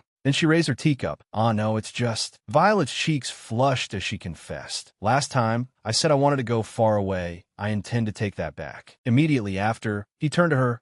Her voice rang out evenly again. "Thinking back, I was being too selfish." As she raised the teacup to her lips, she continued, "My brother is preparing to get married and we're engaged. It must be too complicated for you." She continued before sipping her tea. "Ah, of course it's not that I don't want to get married." Hearing that, Akkad immediately called her name, Lavi. He asked worriedly, "Let me see. You didn't burn your mouth, did you?" Violet quickly replied, "No, I'm fine." He moved closer to her and asked again, "Are you really okay?" When his hand touched her lips, she couldn't help but quickly lick his hand. "Oh, why did I do that?" Violet's cheeks flushed as she thought to herself, "I want to touch Akkad more." It's a feeling of definitely wanting to embrace him. He was slightly surprised by her earlier action. "Lavi." She was still licking his hand as she responded. Akkad spoke softly. "I don't know why, but right now you." Before he could finish his sentence, she forced a kiss on him. Violet expressed in a low voice, "Akkad, I love you. I love you so much. I don't want to be away from you for even a moment." Saying that, she rushed forward to kiss him forcefully, and Akkad cooperated by wrapping his arms around her waist. "Let me check your temperature and your breath." The corners of her eyes welled up with tears. "I want to feel that you're alive." The snowy scene suddenly appeared. "Make me forget that I left you in that cold place." Then he pushed her away and called out sharply, "Lavi." Violet was slightly surprised at being pushed away by Akkad. She asked softly, "Akkad, what's wrong? Why do you have such a sad expression?" Then she said, a little hesitantly, "We're engaged, so this much should be fine. We've kissed before, don't you like it?" Hearing that, Akkad responded in a low voice, "It's not that." She was stunned by his question. "Lavi, right now, who are you looking at?" Violet's pupils widened as she asked softly, "What do you mean by that?" She lowered her face slightly with a dazed expression. "He's asking who I'm looking at?"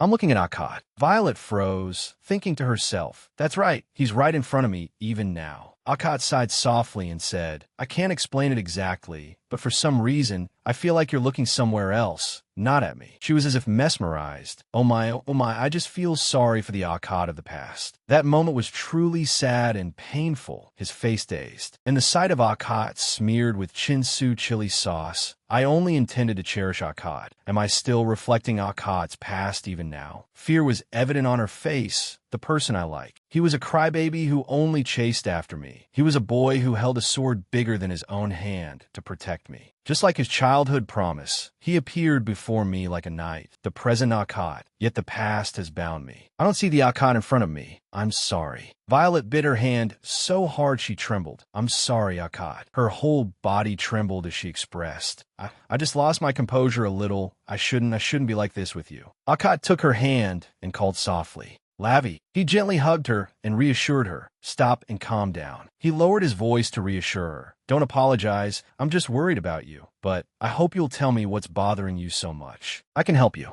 Violet was slightly stunned by his words. That scene drenched in chinsu chili sauce appeared again, making her unable to bear it as she stammered, Akkad, I've been having nightmares lately. the image of Akot lying stretched out on a background of bright red syrup against the snow. I saw you get badly injured and die. It was so vivid that I keep thinking about it, so I'm very worried you'll really get hurt. Then Violet gave a faint, weak smile. I'm sorry, it's strange, isn't it? Then she looked up. It was just a dream. Akot couldn't help but be surprised. It's not strange at all. Instantly, Violet was stunned, unable to believe he would say that. Akot held her hand tightly and spoke in a soft voice. I told you I often have nightmares on the battlefield, right? It might just be because of anxiety. You never know. Then he raised a hand to his chin. If Lavi feels safe, she won't have nightmares, right? Like at Brother Werner's wedding. In places with many outsiders, if we increase the number of guards a little, it will be more reassuring. Arkit began to analyze. This wedding is a joyous occasion for the Salome family, and many knights have decided to guard the ceremony. Among them are the Knights of Dia. If we add Enoch's manpower, there won't be any problem, even if there's danger. Then he took her hand. Then he lowered his voice and confessed, I will do my best to make sure your dream doesn't come true, so don't worry about yourself. Violet looked at her own pale hands and thought, even though it was only a half-hearted confession, Arkit was still trying to find a way for my sake. I wish we had done this from the beginning. Moved, she threw herself into his arms. Thank you. I'll be more honest too. Right after, Violet told herself, no matter how tiring and terrible it is, I must find out everything. I won't let something terrible happen again. Then she asked softly, everything is all right now, right? Arkit stroked her silky hair encouragingly. It will be Lavi. After that, I looked into the memories with Serendina a few more times, but I couldn't see the necessary information. Even when I tried to search for other memories, all I could see was the blurring white snow. The carriage slowly started to move. Violet sat inside the carriage with a pensive expression, thinking to herself, it's truly ironic. I've never watched the snow with the Arkit of today. She gazed at the street scenery and thought, anyway, it would be difficult without any progress like this. My brother's wedding is already here. Werner, with a pale face, spoke with difficulty, so tense he looked like he was about to faint. Hearing that, Violet immediately hit his shoulder. Don't just stand there like an idiot. This startled him, causing him to yelp, oh my. Then she placed both hands on his shoulders. Come on, straighten your shoulders like this. Lift your chin up, don't let your legs shake. Werner did as he was told and asked back, like this? You already look more commanding than before, and the listless look from earlier is gone. Very good, just like that. Then she praised him softly. My brother really is best when he's sitting still. Hearing that, he became even more confident. Is that so? How long do I have to do this? For the rest of my life? From the crowd, everyone's eyes were fixed on one person. Violet and Werner stepped out, and she couldn't help but wonder, why is it suddenly so noisy? Outside the door was the sight of Zakrith and Serendina greeting each other. Who on earth has arrived? The three of them together in one frame were a visual explosion. Violet thought to herself, those three are sitting in the same place. The three of them were laughing and talking happily with each other. This is the wedding of important families in the Empire. Although there are many distinguished guests here, I didn't expect the opposing prince and the crown prince to be together. Right after, she told herself, I have to hide so I won't be seen. Before she could even run, she was held back by Werner. So you do think it's a pity that I'm getting married, right? Absolutely not. Violet buried her face in his shoulder, thinking, before Arkit arrives, being next to my brother is the safest. Even if he's a bit of a fool, he's still on my side. P.S. Corner, Arkit is checking security with the knights. Then he turned and asked softly, but Lavi, don't you need to go see Rose? But she asked back, sister-in-law Rose? Instantly, Werner's face went blank. Why? I want to see the image of her in her wedding dress. The two siblings continue to talk, but I have to keep an eye on you. You don't have to worry about me. Go on. Werner revealed in a low voice. Today is an important day for Rose, too. Looking at his happy expression, Violet thought, thankfully, he has become more considerate. An old memory then surfaced in her mind. From that day on, Sister Rose became more awkward. Then Violet shook her head repeatedly, telling herself, no, don't dwell on the past. Unlike the Sister Rose in my memory, the Sister Rose of today likes me a lot. She thought seriously to herself, I just need to greet her quickly and come back. After that, she said, I know, I'll go and be right back. Inside the room was the image of a golden wine glass. Rose was sitting inside, holding her wedding bouquet. She turned with a bright smile. Yes, please come in. Violet raised her hand hesitantly, trying to comfort herself. Don't be nervous. It's just a simple greeting. She knocked gently on the door. A voice called out from inside, "Yes, please come in." Violet opened the door and stepped in, thinking, when I open the door, Sister Rose will welcome me as usual. She said in a small voice, "It's me, Violet." Hearing her name, Rose said happily, "Lavi, come in quickly. I was so worried when I didn't see you. It seems very busy outside." Violet stood before her and stammered. About that. She marveled inwardly. She's always beautiful, but today she's 100,000 times more beautiful. She smiled brightly and said, "Congratulations on your wedding ceremony." She praised playfully, "You're truly beautiful today. If you weren't my brother's bride, I might have secretly run away with him." Rose played along with her, "Oh my, if the other person was Lavi, I might just follow you." Hearing her say that, Violet shyly covered her face. "You're also very..." Rose continued, "What? Really eloping with Lavi? Although it would be very difficult with Sir Arcot chasing us to the ends of the earth with that scary face of his." Violet asked in surprise, It's not that the relationship between you two is bad, is it?" Rose was surprised. What could it be? She let out a laugh and explained, "I just like to tease Arcot. When it comes to Lavi, his facial expression changes constantly. It's very interesting." She continued, "In reality, we're more like comrades than enemies. The beast chasing the rabbits in pairs. Arcot with Lavi and Rose with Werner." Hearing her say that, Violet breathed a sigh of relief. What a relief the past and the present really are different. She thought to herself, even though I don't know how things happened before, no matter what anyone says, Sister Rose will be on my side. Violet bowed and said, "Then I'll return to the guest seating area." Rose replied, "Is that so? The ceremony is about to begin."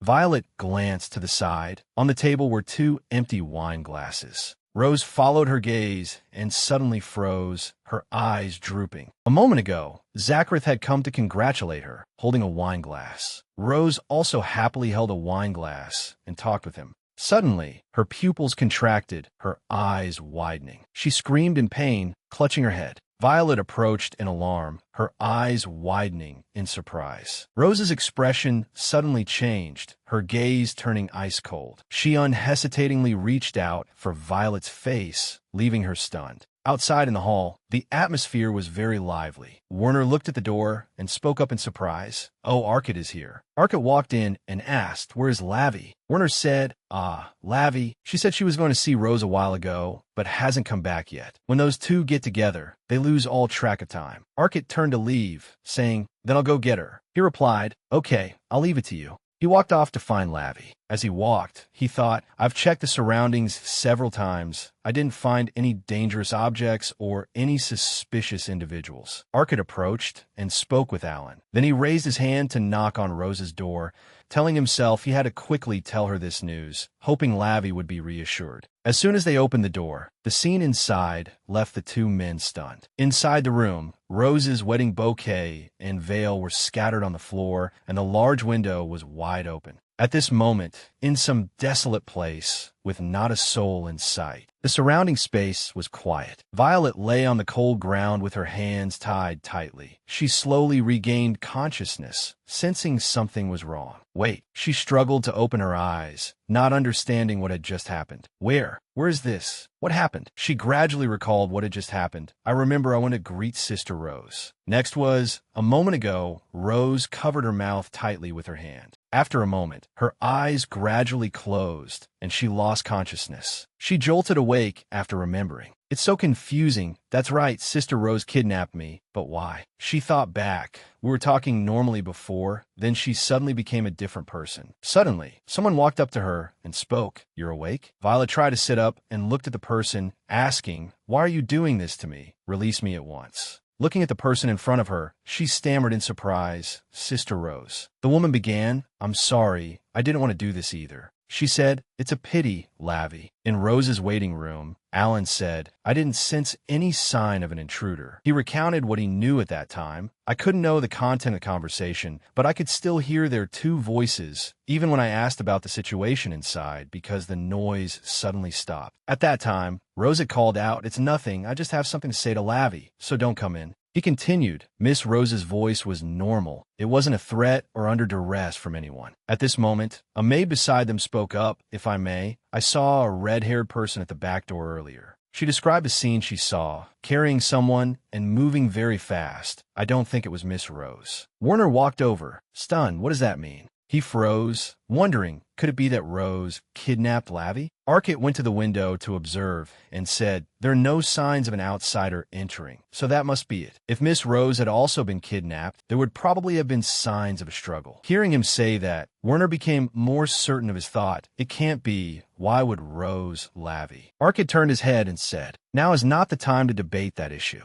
We must quickly find Miss Joels and Lavi. Werner replied, that's right. He ordered, Alan, stop the wedding ceremony and gather everyone. Alan replied, Vung. He continued, and Arkad you too. Before he could finish his sentence, he replied, yes. Arkad's expression gradually became frightening as he said, I will follow right away. On Lavi's side, Tess stood before her and said, what a pity, Lavi. Lavi looked at the person before her, thinking. The face was familiar yet strange, the voice a little higher than before. She stammered, you. Could it be? She thought of the person she had met before. Was it Tess? She frantically asked, why are you here? Then what about Sister Rose? Tess slowly sat down and said, Rose Salami's role was to get Lavi out of the party. She continued, I intended to use her as a decoy to buy time. The search party was formed sooner than I thought. At this moment, Arkad and Alan had already set out to find her. At the same time, Rose was lying alone in a desolate, remote place. They might have found her by now. Lavi's eyes widened as she looked at her, thinking to herself, a role. If so, is Tess the one behind Sister Rose? She remembered Rose's strange expression from earlier. Sister Rose's eyes had changed abruptly, as if by magic or some kind of drug. She clutched the pendant in her hand. In any case, the opponent is Tess. I don't know if this is a good thing for me or not. Sister Rose is a good fighter, so fighting her would be exhausting. Tess spoke up, all right. Now is not the time to talk about other people. She pulled a vial of liquid from her pocket. As she opened the vial, she said, I also have time to fulfill my role. Lavi shouted in panic, what is that? What are you going to do to me? Tess comforted her in a soft voice. It's nothing. You just need to drink this. She coaxed, it won't hurt. Although I don't know what kind of poison it is, I heard it's painless. Hearing this, Lavi was stunned. Poison? She protested vehemently. Absolutely not. What on earth did I do wrong? Tess grabbed her wrist and said, that's right, Lavi did nothing wrong. She raised Lavi's hand high, looked straight into her eyes, and said, you're just unlucky. She continued, sometimes things like this happen in the world. It's not my will, but it's what you call misfortune. She spoke of her own past. Sometimes you have to part with someone important,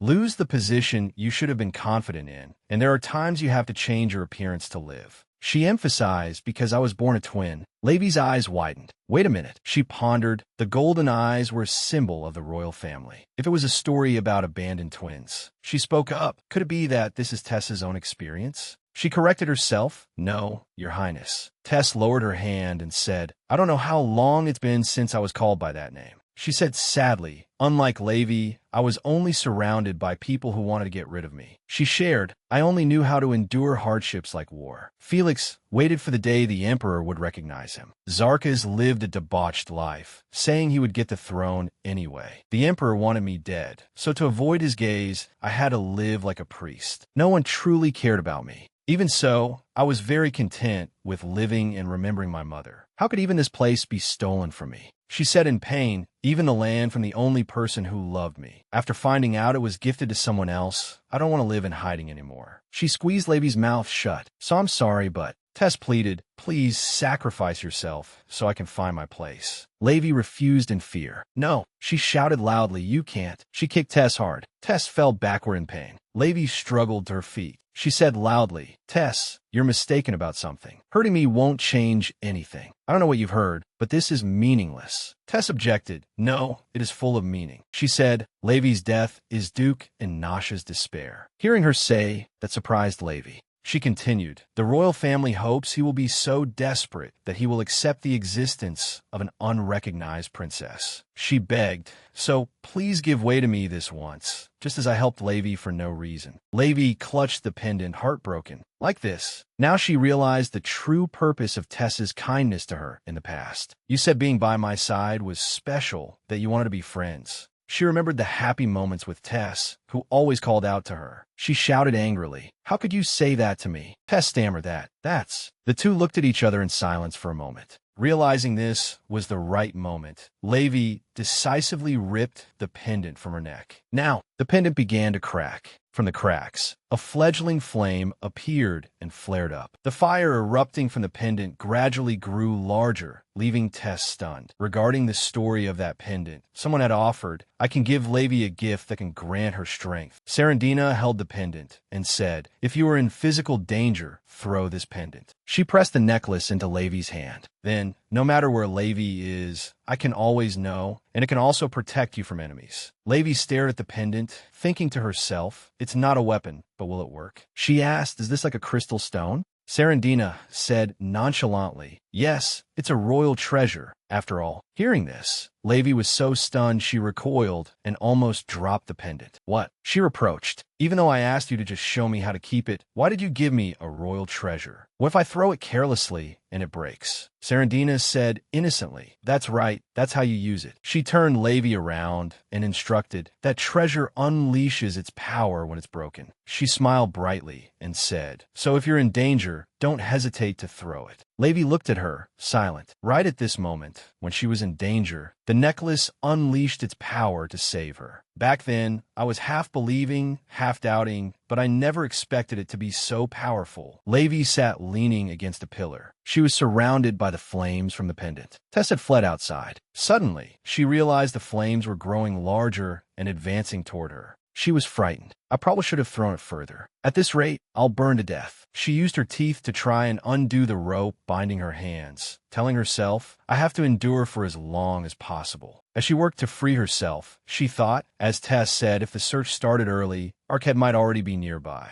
She remembered Arkad once telling her, don't worry, Levi. He had said gently, let's say something does happen, as long as we are breathing next to each other, any incurable disease or fatal wound can be healed. Levi stood up, telling herself, I just need to stay alive. She tried to cross through the flames, affirming with certainty, no matter what happens, Arkad will save me. Outside, after escaping the fire, Tess panted, exhausted. She looked at the place where the fire was still blazing, confused. What was that just now? She recalled the scene from before. Levi threw a jewel, and a path of fire appeared. I never expected an accessory to be a self-defense weapon. The mission had failed, and the vial of poison she wanted to force Levi to drink had also fallen to the ground and shattered. Tess decided to turn and leave, ignoring Levi, who was still in the large fire. No, it would be hard for Levi to escape this fire unharmed. If I just leave her like this, the goal will be achieved on its own. She remembered the image of Levi's anger from before. How could you say that to me? Her gaze wavered slightly. She felt, Levi is like my childhood self, knowing nothing and only worrying about those around her. That's why I wanted to protect Levi. At some point, I truly wanted to become friends. But one day, the vial of poison was presented, and someone said, I will give you this poison. Jabret said, colorless, odorless, painless. It's a type of drug that leaves no trace, so it cannot be easily detected. Can you give it to Laviolette Dia to drink? Tess asked, confused, why are you making me do that? She turned to refuse his request. Let's just say I heard nothing just now. Please do not sacrifice innocent people for the royal family's grudges. He stated the condition. If you succeed, I will announce the princess's existence to the entire empire. Tess, who was about to leave, suddenly froze. She turned back in surprise. What are you saying now? He said, I heard that was the will of the deceased empress, correct? Your twin has already been recognized by the royal family. Jabret smiled, holding out the vial of poison and asking, there won't be another chance like this. Even so, do you not want those impossible things? The fire was now growing more intense. Tess decided to turn and leave. I made my choice back then. She followed the stairs to go outside. I will fulfill my wish by sacrificing innocent people. Suddenly, strange noises came from outside. It caught her attention. But why is it so noisy outside? She turned to look and couldn't help but be surprised. Outside, Arkad and the search party had arrived. They had taken down all the guards outside. Tess was surprised. The search party is already here? She assessed the current situation. People were gathering after seeing the fire. It would be very difficult to escape from that crowd. She touched her earring and decided, I'll have to use that method. A loud crash rang out. Arkad entered and said loudly, there is one entrance to the tower. A few will remain on the first floor. The rest of you, go inside. The search party acknowledged the order loudly. Yes, sir. Arquette took the lead, holding a sharp sword. He was worried about the fire at the top of the tower. He was anxious. Although this was a place not normally clearly visible, the light it emitted was immediately noticeable. This was clearly not an ordinary fire. He secretly hoped that whatever it was a signal that Lavi was safe. Suddenly, Lavi's figure appeared right before his eyes. Arquette shouted, "Lavi!" Her eyes lit up. She quickly ran into Arcade's arms, shouting loudly, "Arcade," which surprised him. He asked caringly, "Are you okay? Are you hurt?" She replied, "I'm not hurt anywhere. I was held captive continuously, and when I saw the fire, I ran away." She blushed and said, "But I was so scared. Get me out of here quickly." Arcade said in a soft voice, "All right, let's go." His sword flashed brightly. Without hesitation, Arcade placed his blade against her neck and said, "If you were really Lavi." She was shocked by his sudden action. "Arcade, why are you suddenly like this?" His eyes turned cold, his voice stern. "Don't call my name so casually." The polished sword reflected the true form of Tess, disguised as Lavi. Were she really? Lavi lowered her head, thinking, "I can't believe it." At this moment, Tess, who was hiding in Lavi's identity, was also surprised. "While I've been wearing the earring, no one has recognized me. The reason I could disguise myself as a man in the temple for so long was thanks to the power of this earring. When Tess was a child, a priest gave her an earring and said, 'From now on, always wear this earring.' At that time, the little girl had wondered why. He explained, because in the future, the princess must live with a different appearance than she has now. That earring was a royal treasure that could change the user's appearance. Thanks to being born with a little divine power, the princess could serve as a priest in the temple. Your resemblance to the empress might get you discovered quickly. Except when you are with me, you must live in a disguised form." Tess stared at the earring, lost in thought. "Even if your appearance changes, I will be by your side to escort you.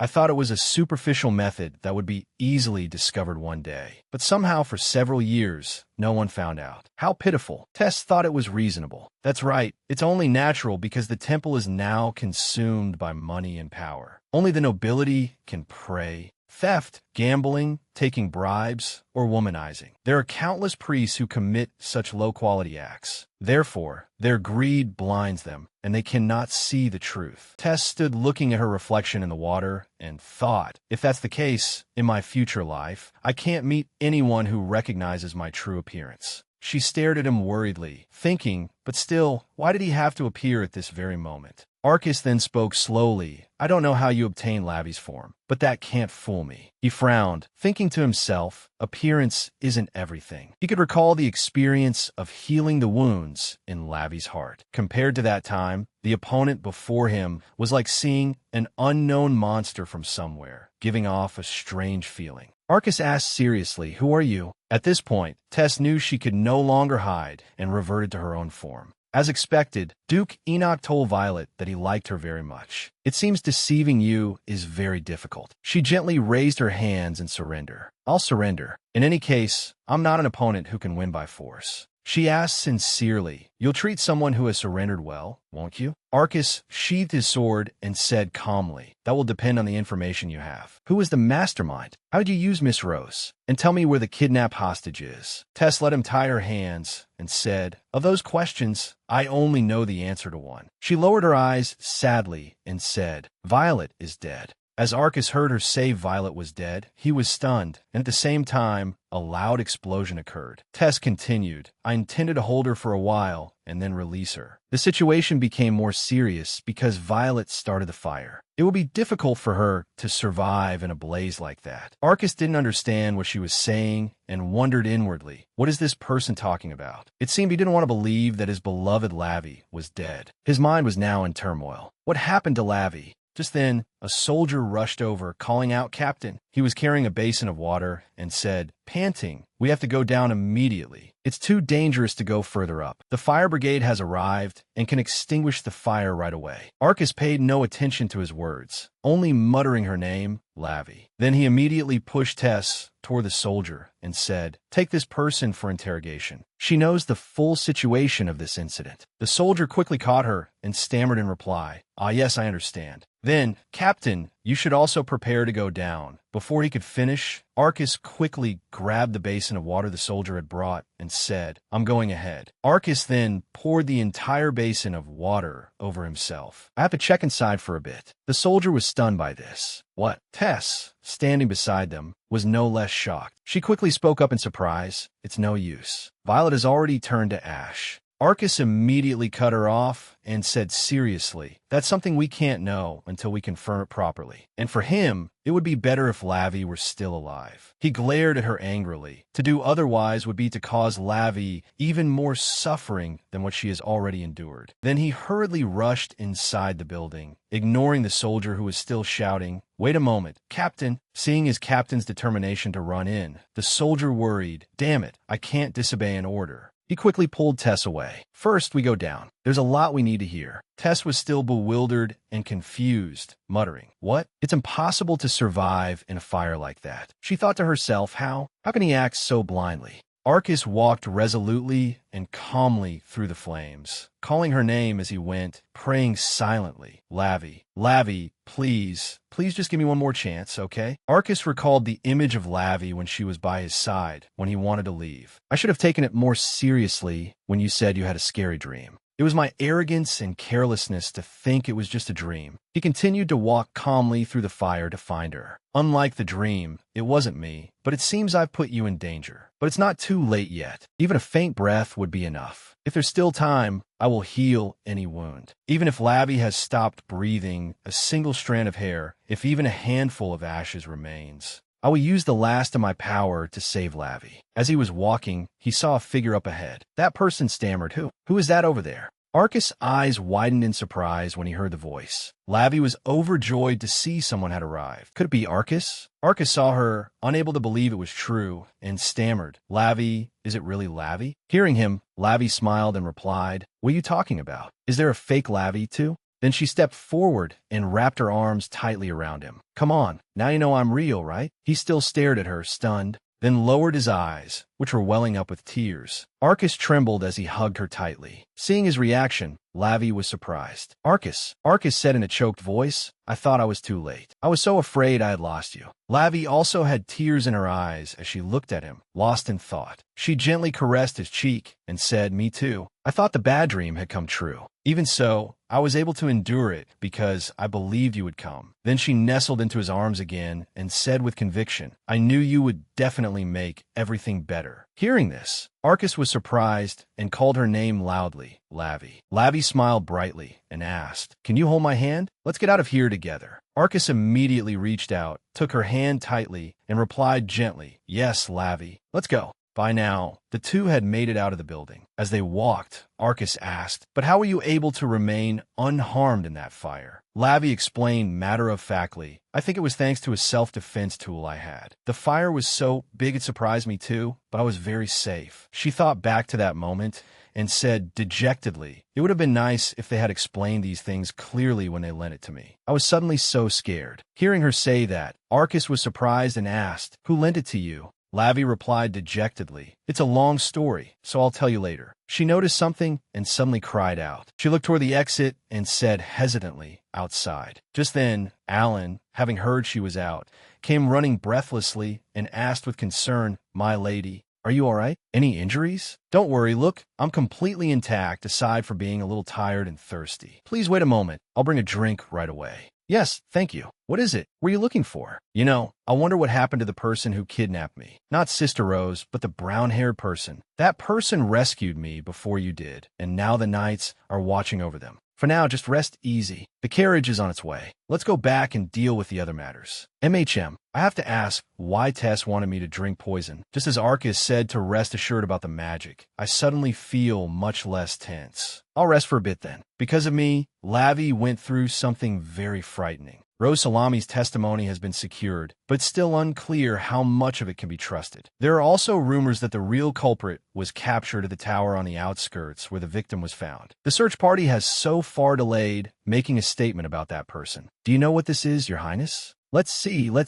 This is today's newspaper. This is the article I read before the incident on Warner's wedding day. Why are you showing this to me? We have captured the culprit of the incident mentioned in the paper, and I have heard from the culprit's own mouth who the mastermind is. Is the name of His Highness, Crown Prince Zakrit. I am the mastermind? Is there any proof? If you're just going to make accusations like this without concrete evidence, it's quite awkward. What evidence could be clearer than the culprit's confession? Furthermore, she has also been confirmed to be the princess. Didn't Your Highness the Crown Prince make a deal to harm Lavi in exchange for revealing her status? Zakrit suddenly shouted in anger. Stop it, Arkad Enon. He stood up straight, very angry and annoyed, and asked, What princess? You dare to interrogate me based on her words? He said firmly and seriously, without other evidence, that statement cannot escape the charge of insulting the royal family. Seeing his fierce reaction, Arkad repeated what he had said earlier. As I said, there is no other evidence related to this case. The tower has burned down, and the poison container has also been destroyed by the fire. He pulled a piece of paper from his side and said slowly, But what if there is other evidence for the accusation against the Crown Prince?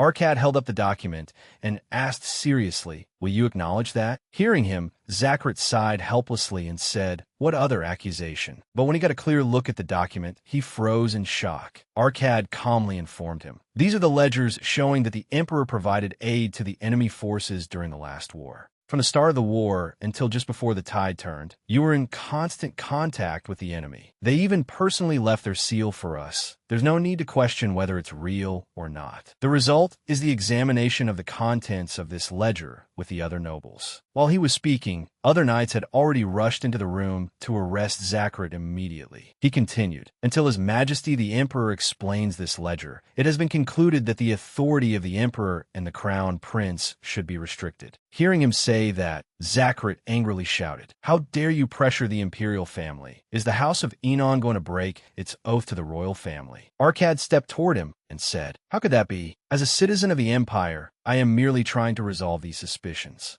His eyes were firm as he emphasized, If you're truly innocent, then please clear up the suspicion. A royal knight suddenly reached out, grabbed Zakrit's arm, and immediately pulled him away. Your Highness, this way. He irritably and quickly shook off the knight's hand, shouting loudly, Let go! I will walk on my own 2 feet. The knight stood stunned, watching Zakrit. He immediately strode away, then suddenly stopped and stood watching Warner, who was slowly approaching him. The knight following behind Zakrit also stopped abruptly. Warner stood still, his eyes wide with surprise as he looked at him and called out softly, Zakrit. Zakrit quickly walked past, his expression unchanging, and said, I'm so disappointed in you, Warner. He continued walking with the lead knight without looking back, even after listening to your worries since our academy days. I was the one who sent the precious medicine. So how could you do this to me? Warner turned his head, stunned and bewildered, and replied, I didn't want to go this far either, but... He lowered his head, looking troubled and hesitant, and said softly, I'm sorry. Zakrit paused, tilting his head back, and replied, All right, so that's your answer. He frowned, his deep eyes showing his displeasure as he said, You've changed, Warner. He sadly watched Zakrit's back as it slowly receded into the distance. Zakrit recalled the times he had helped Warner up when they were young and said silently to himself, Because of that, I will definitely make you the way you were before. As Zakrit walked, a cunning smile appeared on his face as he thought, My plan starts now. The sun gradually set, giving way to the rising moon. Inside the building, a voice suddenly spoke. So being detained is gentler than I thought. Warner glanced at Arkad as they walked and said, The evidence is very clear. It can't be denied. Arkad, walking behind, suddenly raised a hand to his chin in thought and then replied to him, I shouldn't have had another plan. Arkad glanced away, pensively continuing, In any case, what I received from Prince Philips was a great help. He mused to himself. The culprit of the kidnapping has been silent all this time. The general story and purpose were determined through Lavi's testimony. Arkad stood with his arms crossed, staring at Tess, who was sitting quietly on a chair in the detention room with her head bowed meekly. He gazed thoughtfully at Tess' face and thought, the proposal to restore her status as a princess, that could only come from the Emperor or the Crown Prince. The person behind this has almost been identified, but Arkad remained standing, deep in thought, and said to himself, The interrogation continues because a confession is needed. He slowly stepped closer and said, That is clearly the reason for your silence.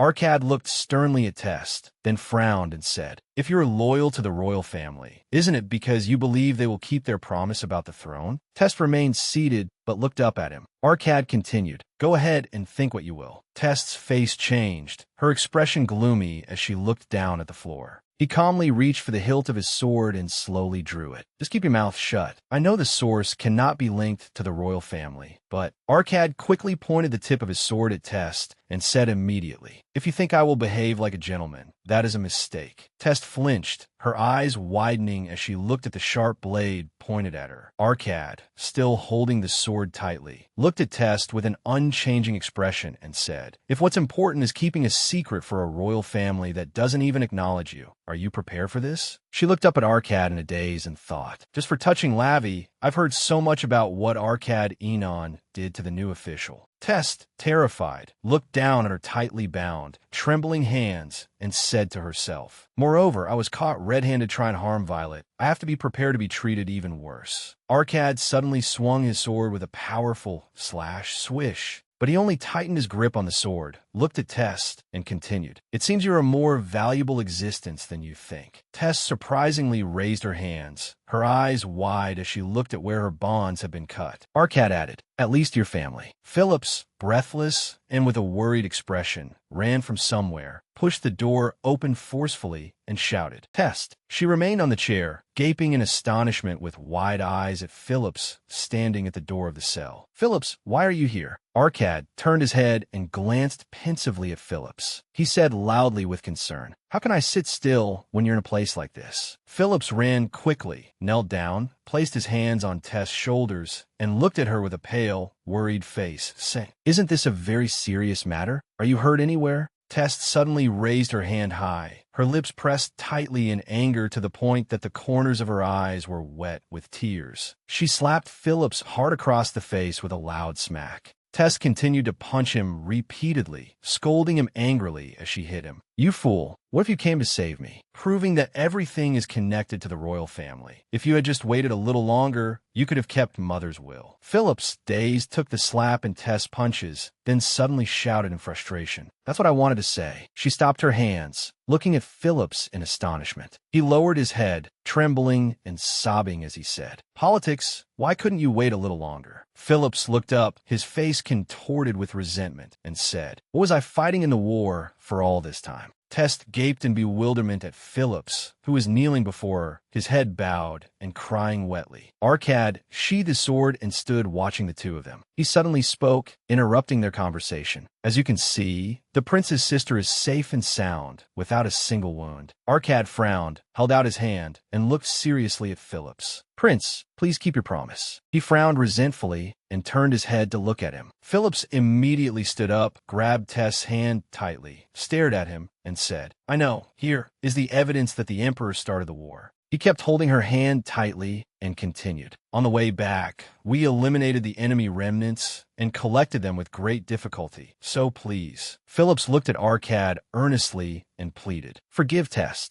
Arcad left the cell with Warner, and as they walked down the corridor, he said, "Adding to the evidence that has been handed over in the investigation so far, we have succeeded in temporarily freezing the royal authority. It was not a bad exchange." Warner glanced at him and replied, "If one aims for the throne, it would be very difficult to give up that document. His Highness the Prince seemed afraid we would harm the princess." He suddenly stopped and said to Arcad, "When I think of Lavi, I wanted to do that 100,000 times. Warner, dejected and sad, asked further, "It's still not very good, is it?" Arcad stood silently, lost in thought. He stepped forward, reached out to open the door, and replied as he opened it, "Right?" Arcad paused and said pensively, "After getting out of that tower, Lavi has been constantly having nightmares." Suddenly, there was a sad sigh. Lavi walked barefoot on the cold ground, so worried she wanted to cry. Lavi, wearing her nightgown, stood panting, her face full of anxiety and unease as she called out loudly, "Where's Arcad?"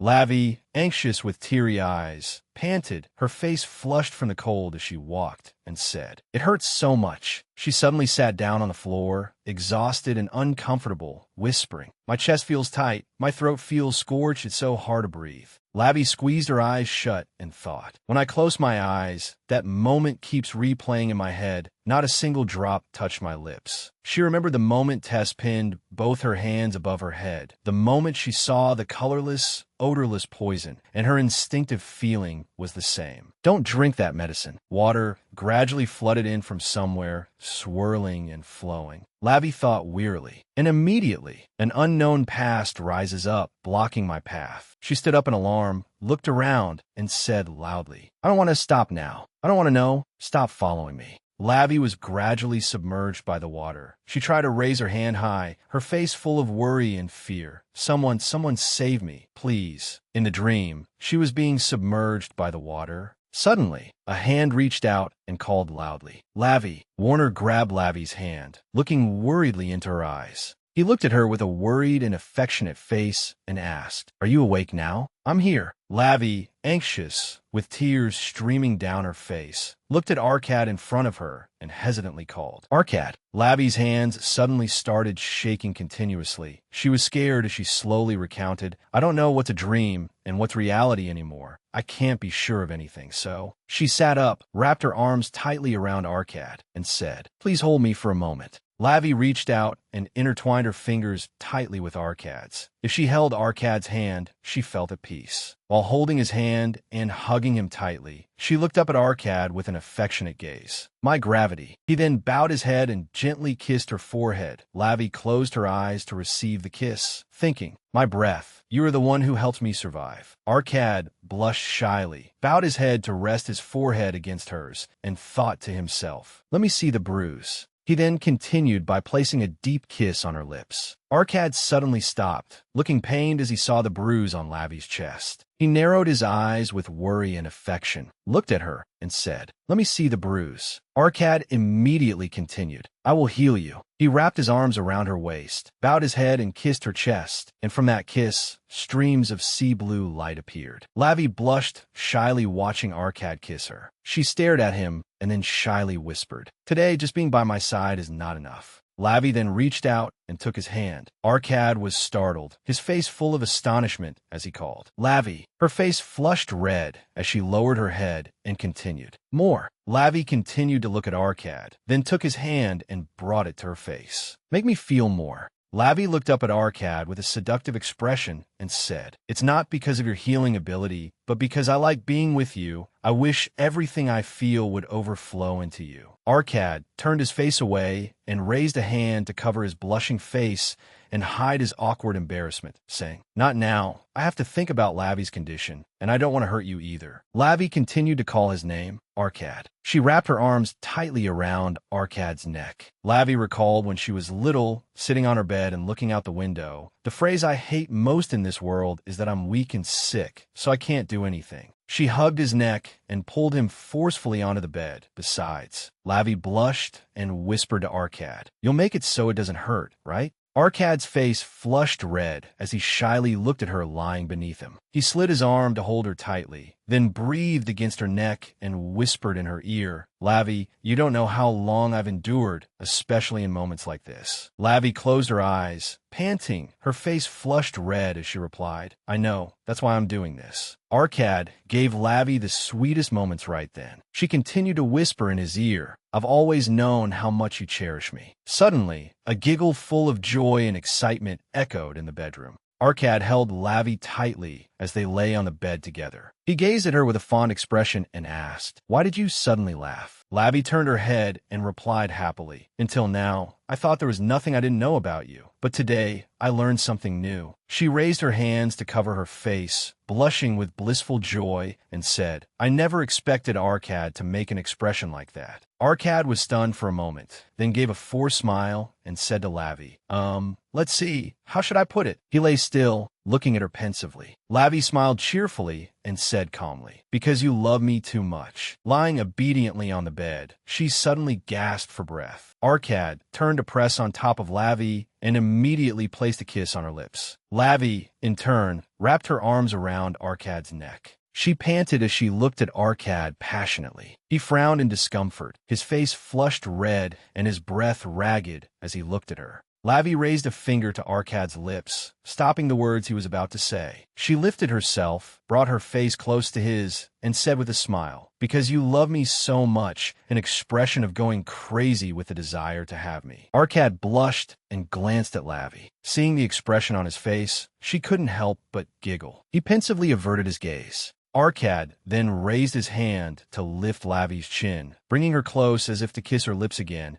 and immediately said softly, "What? It's not like you're wrong." Lavi suddenly became shy, her face flushing in alarm as she quickly raised her hand to cover Arkad's mouth and replied, Wait a minute, Arkad. We can't do more today." She widened her eyes to stare at him. Then her eyes suddenly welled up with tears as she told him, "If we do that, I'll die." Arkad looked at Lavi, stunned and surprised. He squeezed his eyes shut and thought to himself, "What am I supposed to do when you say such cute things?" Arkad bowed his head to place a kiss on her forehead and then said, "I was just going to give you a good night kiss." Lavi blushed, closed her eyes, and happily received that kiss. Arkad lay down, looking at Lavi with a fond expression, then suddenly reached out to stroke her soft hair. "Sleep well, Lavi." Lavi lay facing him, watching him intently, then said with satisfaction, You too, Arkad." He wrapped his arm around her, pulling her into his embrace as they lay on the bed, falling into a deep sleep. Lavi snuggled close, resting her head on Arkad's chest, and quickly fell asleep, her steady breath warming his chest continuously. Arkad placed another kiss on her forehead and wished silently, "Now, sleep very deeply." He held her tightly in his arms and rested his head close to hers, then became pensive and worried, whispering to himself, the nightmares tormenting Lavi. Arkad imagined what Lavi must have suffered through, alone and in pain. The dreams that one would forget when war breaks out. Since when did they start bullying Lavi in reality? It was also the image of his own death. He thought about how terrible it would be for Lavi if he really died. Indeed, it was just a nightmare. Arkad recalled when she sat on the sofa, terrified, clinging to him tightly. Lavi said anxiously to him, this time. She just kept holding on to Arkad without letting go. "Everything will be fine this time." He pensively held her and thought to himself, "I can overlook it because I said something that had no special meaning." Arkad recalled that moment. "For some reason, I had a strange feeling at that moment. So, the next day, I went to my father's study. I wanted to see the records left behind by the previous generation of the Enoch family. In a room filled with books and documents recording everything about the Enoch family, a voice suddenly spoke. I want to see the records left behind by the previous generation of the Enoch family." Duke Enoch, sitting on a chair, asked him in surprise, "Why are you suddenly looking for that? You'll get to see it anyway if you inherit the dukedom." Arkad stood still, staring at Duke Enoch. "I can't wait until then. I need it immediately." He continued seriously, "The records of the heads of the house who used the final reason." Duke Enoch frowned, staring at him in astonishment. Then the Duke slammed both hands on the table, shot up, and shouted, "Such a document doesn't exist. Why are you interested in that? There's no reason you would ever have to use it." Arkad quickly replied seriously, Lavi." The Duke, astonished and bewildered, widened his eyes and asked again, "What?" He replied, "Lavi has been having strange dreams lately." Arkad placed a hand on his chest, frowning gravely as he looked at the Duke and continued, "And I think it's related to my ability. I'm inclined to believe my own theory, but if that's not it, I need to know for certain." Thinking of the ability inherited from the Enoch family, he asked, "In the end, what is the final reason of Enoch?" The Duke frowned, his face darkening as he stared pensively at him. Duke Enoch then told Arkad what he knew. "I don't know for sure either. In the end, the masters who used the reason burned their own records." He was startled to hear those words and immediately asked again, "Why on earth?" The Duke then pulled open a drawer that hadn't been touched in a long time. Inside was a notebook that had been stored for quite a while. The others couldn't know. However, I can only guess that one diary remains. The Duke took the diary, held it out in front of Arkad, and said, "Why remain silent about the final reason? You'll know when you read this." He stared pensively at the diary before him. Arkad reached out to touch the diary on the table and thought carefully, pensively. In this diary, the secret of this ability. He picked up the diary, flipped through the pages, and read the contents inside intently. Arkad was startled, his face grim as he looked at the diary full of scribbles and splattered bloodstains. Beneath them, lines of text detailed the story. He exclaimed, As Arcad read, images from the content began to form in his mind. In the spring of my 14th year, I was designated as the official successor of the Enoch family. I began to have a strange dream. The son of the Enoch family was kneeling, holding a woman lying on his lap, and helplessly recounted that moment. I was holding the hand of the woman who was slowly dying in my dream. Although it was the first time I'd seen this face, at that moment, I felt a deep sense of longing and regret. Looking at her, I suddenly shed tears. I said in the dream, "I won't let you die like this." He gripped her hand tightly and said helplessly, "Let's start over, no matter how many times it takes." The lines from the diary ran continuously through Arcad's mind. An image of her running and jumping, beautiful and happy in his dream. On my 16th birthday, I dreamed of a woman again. She turned her head, smiled happily, and looked at me, standing silently behind her. Her face was more youthful than before. She had spent happy days with me. He stared blankly towards her with wide, somber eyes. But in the dream, I was too worried about her safety. In the dream, I ran to her and immediately grabbed her arm tightly, and thus began to bind her. Once again, the image of her lying still on his lap, and then a fierce fire erupted. And, once again, he burst into tears and gripped her hand tightly. I jolted awake again, sitting up in my familiar bed. I had woken up from a scene just like the first dream. I sat there, clutching the fabric over my chest, panting in extreme anguish and terror to the point of tears, even after waking up. I couldn't move for a while because of the overwhelming sorrow. What on earth was that dream that made my heart ache as if it were being burned? At the temple, priests and the archbishop officiated a ceremony. The autumn of my 18th year, my engagement party. I was wearing a formal suit, standing in the temple, but when I saw my bride, I was utterly astonished. I will never forget this day for the rest of my life. He stared at the bride, who was holding her veil, smiling happily as she slowly walked towards him. The moment the girl from my dreams appeared before my eyes. When I saw her stop and stand opposite me, the moment our eyes met, I realized the memories were flooding back. His eyes widened in alarm, his face pale. It wasn't a dream. He tried to recall every dream he had each night, whispering to himself that encounter. He remembered her lying still in his arms, and that death as well. They were all memories that I had seen and heard. An image of her lying still on the floor. In the winter of my 28th year, my fiancée died. The flickering light from a pair of candles illuminated the empty room. After that, 10 years passed. Inside the room, he was trying to record the entire event. During that time, I had countless dreams. He stood motionless before the coffin holding her body. In some dreams, I lost her. In other dreams, I lost her even though we weren't married. He listlessly recalled every detail. And in that repeating scene, every time, I did not hesitate to bring my wife back to life. He had used a type of energy from the Enoch family to once again save the wife in his dream. The final ability of the Enoch family, the power to trade one's own life to resurrect a loved one. An image of him in agony, clutching his head. Even after waking from the dream, the chest pain and feverish feeling continued. It was a part of the pain I experienced from using the power in that past life. With this ability, the resurrected person will lose their memory. An image of the fire in the fireplace burning endlessly. Those who used this ability went mad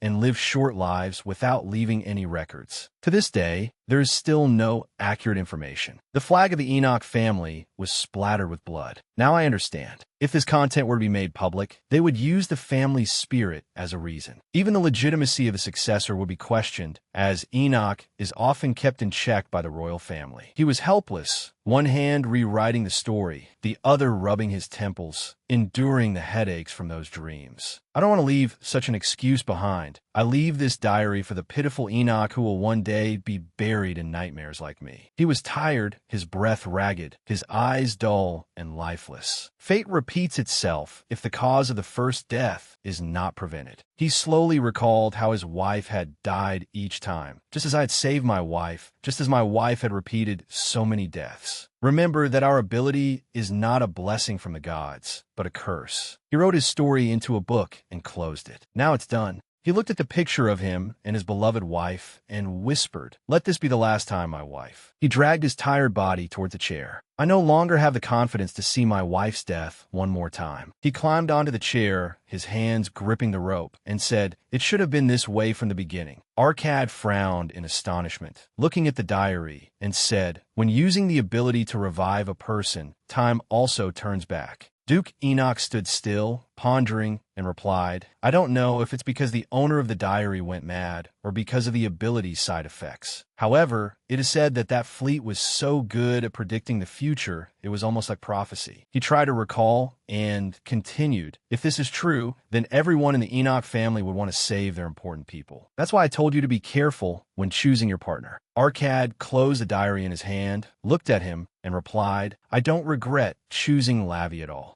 He stood still, lost in thought. "But if I use the ability, I will have nightmares. Lavi is the one having nightmares, not me." Arcad stared at the diary, thinking, if so, then the contents of this diary have nothing to do with us. Why do I feel so anxious? Arcad lay in bed, wrapping his arm tightly around Lavi, pulling her even closer. "Until now, I've always wanted to save Lavi at any moment." He pondered as he placed a kiss on her forehead, whispering, "But my ability isn't to bring Lavi back to life. If it's a power that attracts a curse, even so, I might not hesitate." The bright sunlight shone on the beautiful greenhouse. Inside, Serendina appeared from nowhere, stood still, and asked with a cheerful smile, "Long time no see, Lavi. How have you been?" Lavi gave a forced smile, raising a hand to scratch her chin as she recalled, "Fortunately, I've recovered a lot. I've been taking all sorts of medicine for weeks." Serendina smiled until her eyes crinkled and replied, "In my eyes, it seems you become healthier for another reason." Lavi's eyes widened in confusion as she asked, "Huh? What?" Serendina raised her hands to her face, smiling shyly, and said, "Lavi, you have a lot of evidence of a miracle. It's because you spend every night with Duke Enoch, isn't it?" Lavi was startled, her face immediately flushing red. Inside the cool greenhouse, a flustered, blushing Lavi said, "How could you?" Serendina looked at her calmly and replied, "The Jia residence is in an uproar right now. Lavi will soon become a duchess." Lavi raised a hand to her chin, deep in thought. "I didn't expect there to be rumors about us sleeping together in the residence." Lavi recalled the scene of the two of them caressing, blushing, cuddling, and kissing in bed. It was definitely after spending the night with Arcad. Her health had improved strangely. The number of nightmares had decreased, and even when memories returned, she recovered quickly. Lavi lowered her head, blushing shyly, and quickly tried to change the subject. Anyway, shall we begin? Finding clues in the past. Serendina looked at her shy, blushing expression, smiled, and replied, "Oh my, I'm so happy that Lavi is so enthusiastic." Lavi slowly extended her hand, thinking to herself, "Last time, thanks to the magical tool, I was safe and sound. Whatever it is, I have to repay the favor. My condition has been good lately. I wonder if I can come up with something useful." Suddenly, the sound of hurried footsteps approached, accompanied by a loud shout. "Wait a minute." Caleb rushed towards the two of them. "Don't overexert yourself." Lavi, not understanding what was happening, stared at him with wide, bewildered eyes, wondering, what is this situation? Caleb stopped short, staring at the two of them. Suddenly, a voice called out, "Caleb." Lavi, startled, grabbed Caleb's arm with both hands and pulled him back. "What kind of game is this?" "That person is the princess of the Hmong kingdom." Serendina stared at Caleb in front of her and suddenly broke into a cheerful smile, saying, "Oh my, big brother." She raised a finger, smiled, and continued, "I've been staying at this villa for several weeks, and I finally get to meet you."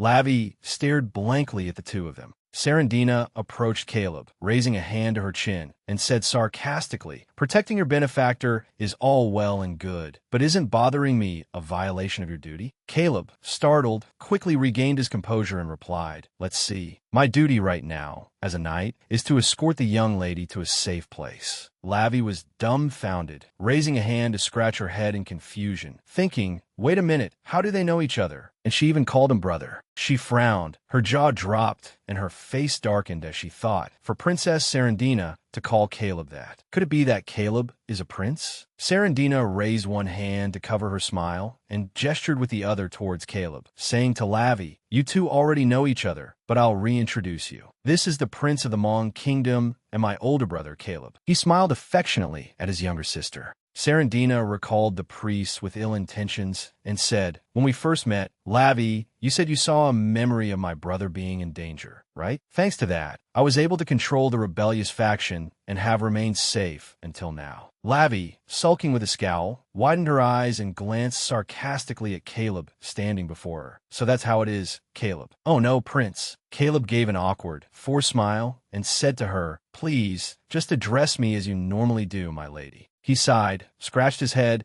and glanced at Serendina, saying, "I'm alive thanks to the young lady. I don't want to be addressed so formally by the savior of my life." Lavi looked at Caleb with a stern frown and asked, "So, because I'm your benefactor, you became a knight in my house?" He pointed a finger at himself and replied cheerfully, "Yes, you could say that. I've been protecting you securely all this time." Lavi recalled everything that had happened before and pouted, shouting, "Securely? Lying about napping, drinking, and using divine power." Caleb remembered those embarrassing moments and explained with a forced smile, "I don't know about the other things, but ultimately it wasn't intentional. Most city knights from any country can use their divine abilities." Caleb suddenly frowned thoughtfully, raising a hand to his chin. "The temple of this empire is very peculiar, choosing city knights without any judgment. The quality is unusually poor. They only open the temple to nobles and above, using divine power, money, and influence too blatantly." Caleb suddenly realized something, his face brightening and his eyes widening as he asked Lavi, "The main culprit who kidnapped you was also a priest, wasn't she?" She pondered for a long time, then quickly replied, "Well, she was originally a princess, but that's how it appeared. She was instigated to kidnap and poison me on the condition of serving herself." Caleb bowed his head, his eyes narrowed, and his face grim, thinking for a long time before saying, "Actually, I also tried to investigate that independently." He recalled all the details, connecting them, and then Caleb thought of the poison vial and said, "Because they couldn't bypass the security, I can understand using Sir Joust. If they really intended to kill you, my lady, they would have done it after the kidnapping. But why did they deliberately make you drink the potion?" Lavi was surprised by his words, then calmly and quickly replied, "I'm also concerned about this, but the fire burned all the evidence." Lavi sighed wearily. "If only we could have secured that bottle of potion, it would have been a crucial clue." Caleb stared at her in surprise. Serendina raised a hand to her chin, thoughtfully watching Lavi. Suddenly, Serendina looked at Caleb with a cheerful smile and said, "It seems my brother has come to this place and grown quite attached, hasn't he? He's so worried about his benefactor's body that he stopped me in my tracks." He was startled, turned his head to look at Serendina, and stammered, "What?" Lavi just looked at them blankly. Serendina's face turned dark and menacing as she stared at Caleb with a cunning smile. "I know very well that you don't want to be hindered." He was terrified, his face darkening as he backed away step by step. Lavi gave a forced smile, looking at the two of them and thinking, "Now I understand why they call me a witch." Serendina returned to her normal demeanor, glanced at Lavi, and said, "But let's just let it go." Serendina turned her head to look at Lavi, smiled, and continued, "Now I know why." Lavi's eyes widened in surprise, not understanding. Serendina clasped her hands together excitedly, looking at Lavi with a cunning smile, and asked cheerfully, "Lavi, have you ever considered living abroad? I mean, if you were to break up with your fiancé." Lavi jumped, breaking into a sweat, and stared at her in horror with wide eyes.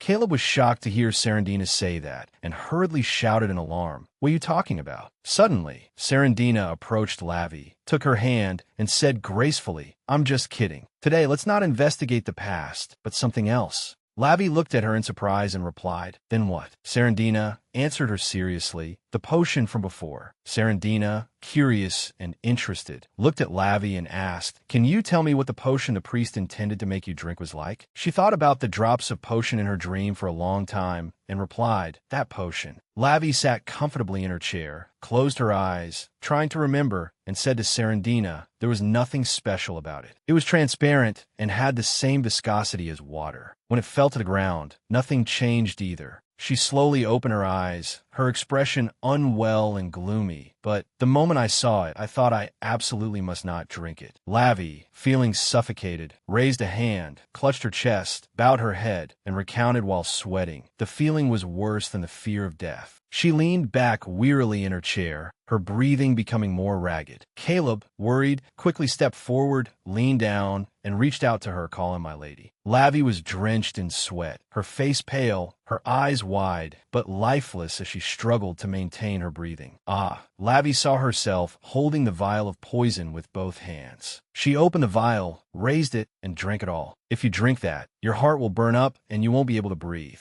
Lavi collapsed, slumping to the ground, feeling a nausea that made her want to turn her insides out. The last time, in agony, her face dark with suffering, she raised her hands to cover the red blood flowing from her mouth, finally vomiting blood. Suddenly, a loud shout full of worry and anxiety rang out. Serendina. Caleb, seeing Lavi in distress and trembling uncontrollably, grabbed her shoulders tightly, turned to Serendina, and snapped, "Stop here. At this rate, the young lady will collapse." Caleb was startled, his eyes widening in horror as he looked forward. Serendina, shocked, frowned, her face changing color as she looked at Caleb. She angrily and immediately shot up, looking at Caleb, who was holding Lavi's shoulders tightly, and called out loudly, "Brother." Serendina stood still, clenching her fists, and said, "I'm not sure, but it seems there's something to investigate. Right now, I must go meet the priests of the Hmong kingdom immediately." She was about to turn and leave. Lavi, sitting on the chair with her head bowed, breathing heavily with difficulty, asked, "What is it? Shouldn't I know too?" Serendina approached the greenhouse door, raised her hand to place it on the door,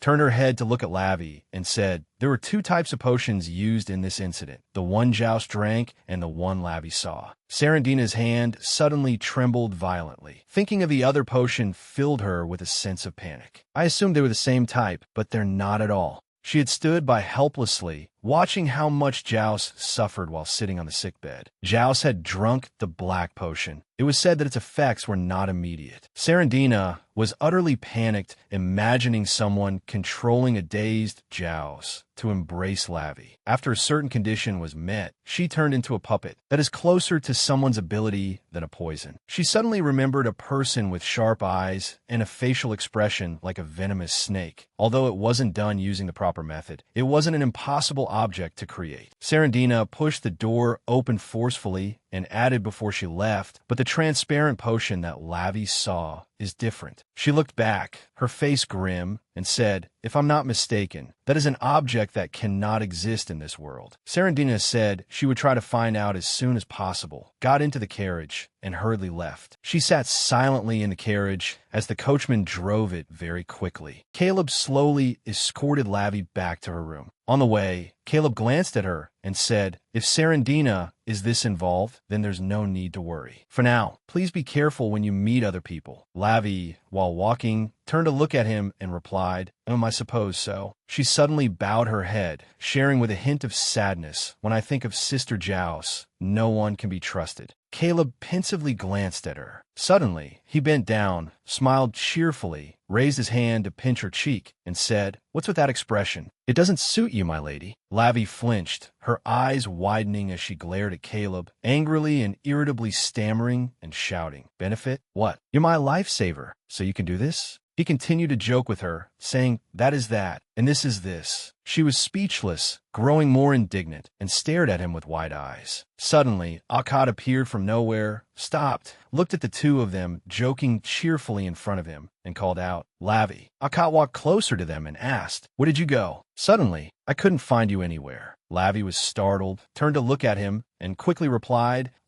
Sorry, I just want to see the princess for a moment." Lavi immediately ran to Akkad, saying as she ran, "Even so, I was on my way to see you right now." Caleb stared blankly at Lavi's retreating figure. He silently bowed his head, smiling to hide the feeling of disappointment in his heart. Caleb recalled the moment Serendina took Lavi's hand and asked, "Lavi, Do you have any intention of living abroad? Or perhaps breaking up with your fiancée? He had seen the unwillingness on her face. Caleb quietly walked away, muttering to himself as he went, "That will absolutely not happen, Serendina." Caleb didn't look back, but he could sense Lavi and Akhat talking happily with each other. Only one person could make her have such an expression. In a room dimly lit by the flickering yellow light of candles, Zaprat sat silently, leaning back in his chair with his arms crossed, pensively looking at the light in front of him. Kumin, he continued to look at the light from the candle in front of him and said, "No matter what you ask, I have nothing to say, Duke Enoch." The door was pushed open by Werner, who immediately said, "Akhat is not coming today." Zaprat shot up, looking in astonishment at him, standing motionless at the door. Werner frowned, looking seriously at Zaprat, and said, "Talk with me for a moment, Zaprat." A voice suddenly rang out from inside the room. "What is it?" All this time, no matter how I asked, you refused. Zaprat slowly went to get a bottle of wine and 2 glasses. He cheerfully asked, "Would you like some tea or wine?" "Even though I'm locked up, the guards here are quite friendly." Werner scowled, annoyed, and shouted, "Zaprat, it's as if you're on vacation." He wondered, suddenly turning his head to glance at him, and asked, "But why did you come here?" Werner frowned, his lips pressed tightly together, hesitantly looking down at the floor in silence. After a long silence, he walked closer to Zaprat and asked in return, "Can you tell me why you did it?" He stood still, holding the wine bottle, staring intently at him.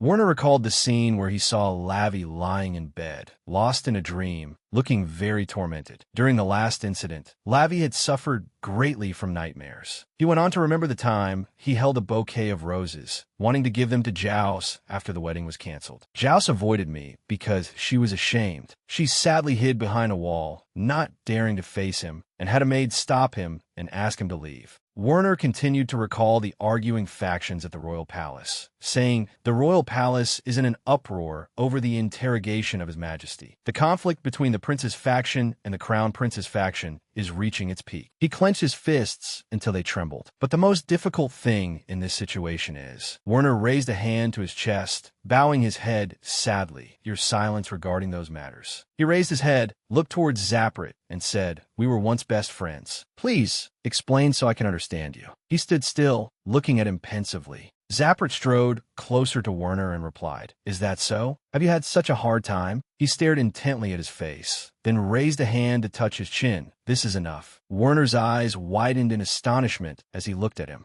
Zaprat frowned, a cunning smile spreading across his face until his eyes narrowed, and then he offered a blessing, saying, "Werner, I hope you will encounter much misfortune." When he was young, Werner bowed his head, frowning and sobbing, saying, "Lavi is in a lot of pain." He knelt before the altar of the holy temple, wiping his tears with his hand as he spoke to Zaprat. "It's been 3 days, and her fever hasn't broken. Is it because I haven't prayed enough?" Zaprat stood silently beside him, watching him. He thought pensively, "Does he love his sister that much? I used to feel that way too, but not anymore." Zaprat knelt beside Werner and comforted him, saying, "Don't cry, Werner." He smiled at him, then took his hand and continued, "If your prayers are not enough, then I will do it with you, Werner." He stopped crying and turned to look at Zaprat in astonishment. Werner looked at Zaprat's hand, holding his tightly, and said, "Thank you." He turned to look at him, then beamed a joyful smile. "Thank you. You really are my best friend." Zaprat gave Werner a strange smile. He recalled every moment they had prayed together and confided in each other. "Even though I'm always by his side, my position is only that of a friend. Even so, I thought it was okay. When Werner is in trouble, he will definitely come to me." Werner sat on the grass, hugging his knees, and turned to look at Zaprat happily, saying, "Even if I inherit the Marquisate, retiring is still better. You'll help me later, right?" Werner stood in a room, raising a hand to his chin,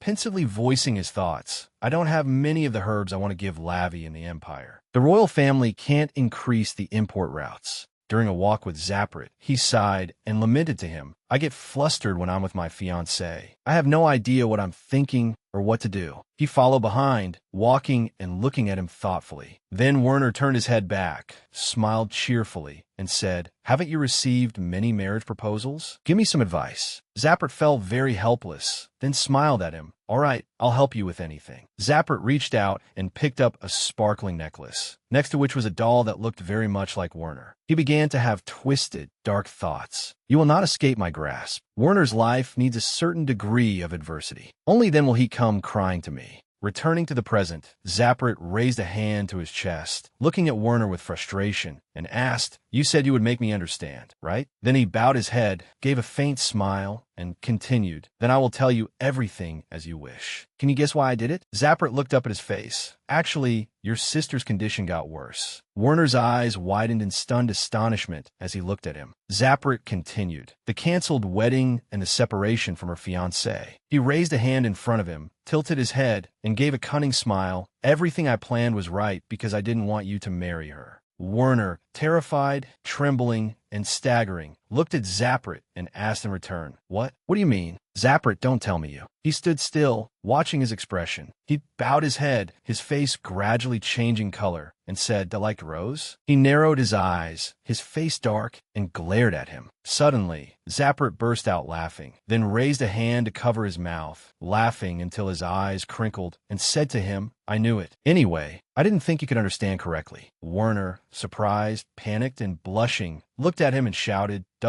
Why are you laughing?" Zappert walked closer, patted his shoulder, and continued with a casual smile. "It's fine that you don't know. Thanks to that, I've made up my mind. Well, I'll be going first." Werner looked at him in a panic and replied, Who said you could go?" The door was pushed open once again, and several people hurriedly entered. Zappert immediately answered, "Didn't I just say?" Immediately, 3 grim-faced guards rushed towards where Werner was standing. Zappert turned his head, gave a cunning smile, and glanced at him, saying, "The guards here are very friendly." The 3 guards immediately raised their hands to restrain Werner. He was surprised and panicked, his eyes darting back and forth at the guards trying to seize him, and then he shouted loudly, "What is this game? Let me go, Zappert. I don't know what you're planning, but stop." One of the 3 guards took a cloth soaked in a sleeping drug and covered his nose with it. He tried to struggle and resist, but to no avail. The 2 guards behind him struggled to support his unconscious body. The remaining guard immediately placed a cloak on Zappert. He tossed away the vial of sleeping drug in his hand and said cheerfully, "Werner, he is sleeping very soundly." The vial of sleeping drug slowly fell to the floor. Zappert continued, "If you open your eyes again, your answer will change." In a long, brightly lit corridor, a coquettish call suddenly rang out, Akkad. Lavi, knowing she was at fault, hurriedly followed behind Akkad and asked, "Are you angry because I went out on my own just now?" He walked calmly and slowly, so she could keep up, but replied without turning his head, "No." He didn't seem worried and continued, "Anyway, he has placed people at all the entrances and walls of the residence and changed the codes over time so that a similar incident doesn't happen at Brother Werner's wedding, so the guards can check on each other's status. I didn't think you would go that far astray, so."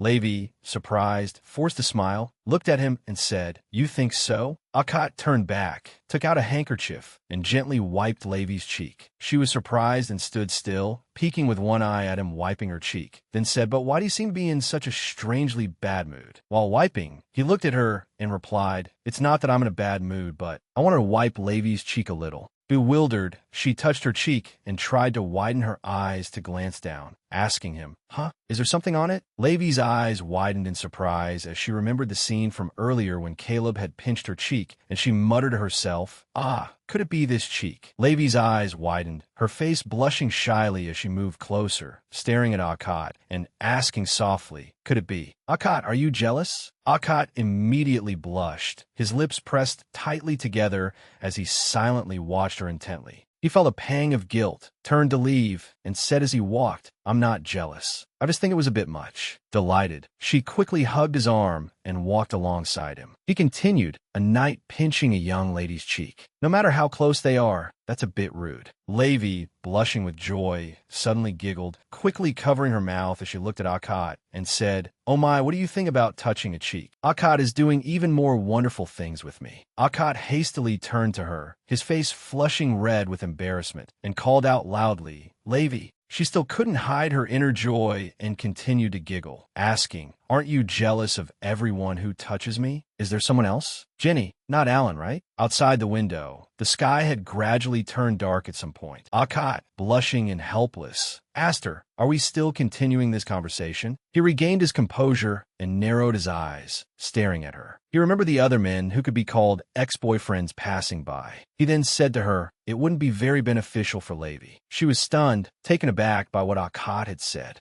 Embarrassed and wanted to change the subject, Levi forced a smile and said to him, Hey, let's not talk about that. Suddenly, Levin came running hurriedly towards the two of them, calling out as he ran, Lord Akkad. Akkad, who had his arm around Levi's waist as they walked together, stopped and looked back towards him, asking, What is it? Why the rush? Levi also turned her head to look behind them. Levin stopped behind the two of them, tiredly clutching his stomach and bowing his head, panting as he replied, This is a message from the knight in charge of the royal palace. Crown Prince Zakrit has escaped the palace and is on the run. Akkad and Levi, listening to Levin, widened their eyes in utter shock and disbelief. Levin awkwardly raised his head to look at the two of them about that. He thought of the information he had just heard, that Zakrit was capturing and holding Werner, and related to them. Lord Werner is being held hostage. Akkad, full of worry and anger, raised his hand and shouted, I clearly said to guard the royal palace thoroughly. Levin was tightly clutching a piece of paper wrapped around a vial, and he silently listened to the reprimand. Levi stood still, stunned, looking at Levin. Akkad frowned, his face full of anger, and continued to shout resentfully at him. Why even Sir Werner? Levin, terrified, his face pale and drenched in sweat, stammered, It is. He recalled what Werner had said before leaving the duchy and recounted it all. Lord Werner said he went to visit the detached palace himself. It seems he went to persuade the crown prince. Levin had heard others talking and thought of the scene of Werner going to the detached palace. After that, it seems the knights were bribed. Akkad grew even more worried, clenched his fists, and said with a strained voice, Could it be that he's using Lady Zeus like last time? Levi remained silent and pensive, saying nothing. Levin timidly bowed his head slightly, looked at him, and hastily replied, Yes, just like that time. Levin suddenly remembered an old event where he had brought a statue to Zakrit and recounted it. A few days ago, the crown prince told me to bring a goddess statue from his room. He recalled that at that time, Zakrit held the goddess statue in his hand, looked at it, and smiled very strangely, under the pretext of wanting to pray for repentance. Levin, upon learning that Werner had been kidnapped by Zakrit, had gone there again and told Akkad. After the escape, the room was searched. The goddess statue was broken, and only an unknown vial was found nearby. He seriously and quickly held up the black vial in front of Akkad and said, It seems the potion was hidden inside the goddess statue and brought in. Levi looked at the vial in Levin's hand, and her face immediately turned pale. She hurriedly stepped forward and snatched the vial. Levin stared blankly at Levi, not understanding what was happening. Akkad, surprised by Levi's sudden strange action, called out loudly, Levi. She threw the vial to the floor and then stomped on it, crushing it. Afterwards, Levi panted, her whole body trembling. Akkad immediately reached out to hold her tightly and asked worriedly, Levi, are you okay? Why did you do that? Levi lowered her head slightly, her complexion not good, placed a hand on her chest, and said with difficulty, It's horrible. Levi, drenched in sweat and utterly terrified, stammered to Akkad, This vial. Just looking at it makes me feel sick. Levi recalled a time in some past when she was walking in the hallway of the detached palace and met Zeus walking in the opposite direction. Sister Zeus betrayed me. She slowly recalled the Zeus of that time and continued, with the face of a villainess straight out of a novel, as if nothing was wrong. She painfully recalled the moment when those close to her all looked at her with strange eyes as they gradually became odd. In another past, my parents, then Alan, my tutor, or Jenny. Levi, terrified, recalled that time when she was like a puppet controlled by others, suffering and losing everything. The people I trusted and loved betrayed me. She was dazed and helpless, shedding many tears, and only at the very end did I realize. Levi, panicking as if looking at a current of water in front of her that wanted to drown her. Behind it, there was a black potion. She burst into tears, trembling, and hugged her arms tightly. It's likely from the royal family. Arkit silently watched the terrified, crying Levi with a pained expression. Levi sobbed even more as she imagined a glass of wine laced with the poison. If you drink even a single drop of that potion, you'll become a puppet of the royal family. The duration varies from person to person, but she vaguely thought of the scene where Zeus, as a puppet of the royal family, was holding her immobile body, acting without regard for the other person's intentions, able to maximize one's abilities. Levi frowned in terror, raised her hands to cover her face, and said, "The terrible part is that it makes it so you can't trust anyone." She immediately looked up at Arkit and said urgently and worriedly, "Sister Zeus has a strong spirit," so she came to her senses quickly. The knights hypnotized this time are different. They can be used as consumables. If you're not resolute from the start, you'll have a very hard time. Arkit was very surprised and stared at her. His face grew serious as he lowered his head and made a decision in his mind. "I understand. I'll pass the message to the search team."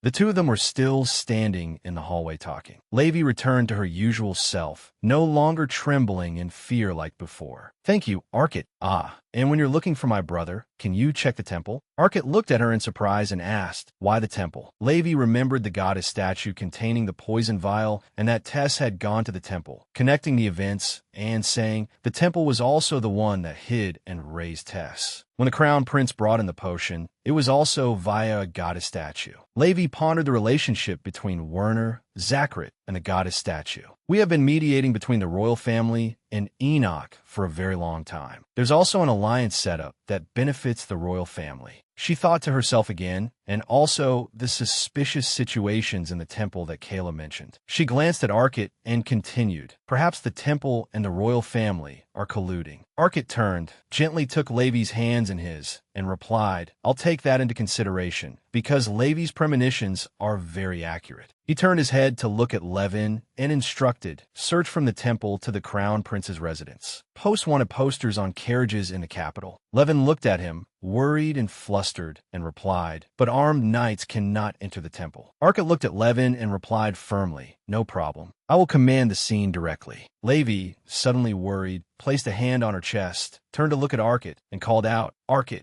He turned his head back, smiled affectionately at Levi, and reassured her, "Don't worry. I will bring Sir Werner back safely, no matter the cost." Levi flinched, her eyes widening as she stared at Arkit. She quickly came to her senses, grabbed his hands with both of hers, and said uneasily, "Don't be like that." Levi looked up fearfully, her wide eyes slightly teary, and replied, "No matter the cost." "That." Arkit stared at her, surprised and taken aback. The words he wanted to say to Levi were swallowed back down. "Ah, Mulvey." In the moment he held Levi's hand, he suddenly remembered something and thought, stunned, "I know Levi wouldn't allow it." Acting like someone who has lost something. He then remembered the person who wrote the diary and thought to himself, just like a boat in the diary. Arkit thought about the contents of the diary. Just by reading the forbidden records, could I have been drawn into that curse? Why is my mood so? He regained his composure and immediately bent down to hug Levi. "I'm sorry. I'll correct what I just said." Arkit continued to hold her tightly, but his expression gradually darkened as he tried to say gently, "Sir Werner and I will return safely." He straightened up and patted Levi's shoulder. "And I have something to ask of you." Arkit, looking a little worried, gave a gentle smile and said to Levi, "When I get back, I want to ask you something. Can you answer me honestly?" Levi's eyes were wide as she looked at him worriedly and asked, "Can't you ask me now?" He sighed, smiled, and looked at her intently, replying, "I'm sorry. I'm just scared right now, that's why." Arkit gradually became serious, his gaze firm as he told Levi, "I need to prepare myself mentally." Levi lowered her head, blushing like a child, and glanced at him with some worry, replying, "I'll do my best. I heard this is the most secure room in the mansion." Arkit reached out to close the door and told Levi that if it's locked from the inside, it can't be forced open from the outside, so she must lock it. He stood still at the door, worried for her safety, and carefully instructed, "Even if we don't find the crown prince, I'll come check on you once every half a day. Absolutely do not open the door for anyone but me." As Levi said, if the black potion is a power of the royal family. She stood still, listening to every word he was saying. Arkit looked at Levi with lingering attachment and then reassured her to ease her worries. As Levi said, if the black potion is a power of the royal family, then at the very least, I won't let myself be affected by it. She stood silently looking at Arkad, then suddenly thought, the royal family cannot directly harm Enoch. So that vow also applies to one's mind, huh? Then she stepped forward, reached out to touch Arkad's handsome face, and whispered as she touched it, even if everyone else changes or betrays me. Only Arkad has never been like that. Then she nodded and said to him, I understand. Be careful and come back safe. Arkad smiled at her with an adoring gaze and raised his hand to catch Lavi's hand that was touching his cheek. I will come back, Lavi. A horse-drawn carriage appeared from nowhere and stopped in front of the temple gate in the dark night. A young man wearing a rather discreet hooded cloak stepped down from the carriage and strode toward the priest. The priest looked at the young man and said, Come in. The priest then raised both hands, offering a small white box. The priest continued, as I said before, this is the item that will help you. It is a precious thing, so keep it carefully. The young man quickly reached out and took the box. He clutched the box tightly, a cunning smile on his face as he replied, I don't know if it will be necessary to use this, but I will take it for now. The priest looked at the young man, extended his hand, and said, Then this way. He slowly removed his hood, revealing a hideous scar on his face, and said with a smirk, No need for directions. This is a place I know very well. He looked up at the temple, anyway. His face was revealed as he frowned and gave a cunning smile to the priest, saying, It's been a while since I've been home. Inside the temple, a loud shout suddenly echoed. What is this sudden disrespectful act? Alan, with a sword at his hip, led a team of knights and strode confidently into the temple. A priest, seeing the knights advancing, panicked and shouted loudly, entering the temple with weapons. You're not even allowed to enter and exit properly. Alan stopped, holding a scroll tightly in his hand, and looked at him with a cold frown, saying the crown prince and a group are on the run. I came here after receiving information that he is here. Since there is no time, please refer to this document for more details. The priest unhappily took the scroll and slowly opened it. The priest looked at the contents of the scroll and read aloud, Anonymous report. He immediately held the paper up high and shouted, Can't you just make up as many of these as you want? Working without any concrete evidence. How can a knight possibly handle this? Alan and the knights looked at him in silence. Arkad appeared from nowhere, approaching the knights and saying authoritatively as he walked, This is my order. He stared at the priest. You can do whatever you want. Seeing Arkad, the priest was startled and frightened. Arkad frowned and cleared his throat, saying loudly, I mean if the crown prince really isn't here. The knights quickly fanned out, searching every nook and cranny of the temple. The knights searched from outside the temple to the area around the goddess statue. A knight suddenly pulled back a curtain, revealing a strange door, and shouted, Over here, this door is locked. After a while, the door was thrown open. Zacharias bowed his head without looking at the door and said, entering a sacred place with muddy feet. He stood upright in front of the goddess statue, looking out the door and asking, Are you ready to receive a new punishment? Arkad frowned, and along with the knights, hurriedly entered. He then reached for the hilt of his sword, slowly drawing it out and saying, You speak as if you had become a god yourself. Now you're also suspected of kidnapping and fleeing. This is not a comfortable situation. He gave him a stern glare. Now stop and surrender and return Marquis Warner. Zacharias remained standing, looking at him and the knights. Return him? Behind him, Warner was lying motionless. He opened his eyes wide in annoyance, looking at the knights and Arkad. Don't laugh. Warner's place is by my side. Golden streams of light like lightning spread everywhere, and from the secret passages, soldiers poured out. They rushed out and stood still, holding their swords firmly in their hands, very aggressive with grim faces, blocking Zacharias. Arkad was stunned and shocked, frowning as he stared at the soldiers on the opposite side, saying to himself, Most of the knights of the House of Enoch. He bowed his head and gritted his teeth in hatred, thinking to himself, Such familiar yet strange faces, I wonder if Lavi felt this way when she was kidnapped by Zeus. Zacharias crossed his arms, looking at Arkad with a mocking smile. I will make you regret chasing me all the way here. He immediately flashed a cunning smile, his eyes turning strange as he controlled the soldiers, and said cruelly, Kill them all for me. The soldiers, their faces full of killing intent, immediately gripped their swords and charged towards Arkad together. He hadn't reacted in time and just stood still, watching the soldiers rushing at him. Arcad frowned, gritted his teeth, his eyes darting around as he quickly regained his composure, holding his sword and taking a few steps back to dodge the attacks from the soldiers. He struck the back of one soldier's head with his hand. Then he dodged and raised his sword to block a blow from another soldier. Arcad, tense and frowning, immediately turned his head to look behind him and shouted, "Inform all members. These people are hypnotized and being controlled, so don't panic because of familiar faces, stun them, or knock them unconscious." The knights quickly grasped the situation and replied, "Understood." They immediately charged forward enthusiastically, following his words, after which the sound of clanging rang out continuously. Alan gritted his teeth, blocking a powerful slash but also dodging to prevent the soldiers from being killed. Arcad maintained his composure and also tried to hold back the soldiers who were continuously rushing forward. A long time later, the controlled soldiers were all lying on the floor. Zachary's quickly went to where Warner was lying, putting an arm around him to help him sit up, frowning at him as he did so, saying, "As expected, ordinary knights can't get very far. If only I had a monster like Jove's." Seeing that Zachary's wanted to escape with Warner again, Arcad gripped his sword and rushed forward, shouting, "Wait, where do you think you're going?" Slash! A spray of blood splattered everywhere. Arcad suddenly froze, his face grim. He was slightly dazed, painfully turning his head to look down at his side. A deep cut, but luckily, thanks to the layer of clothing, it wasn't too deep. Arcad glanced at the soldier, covered in blood, who was trying to attack him, thinking, "How is he holding a sword? I clearly used the strength of my arm to knock him out." Zachary's picked Warner up, looked at him, and said with a contemptuous smile, "You didn't think you had subdued them to that extent, did you?"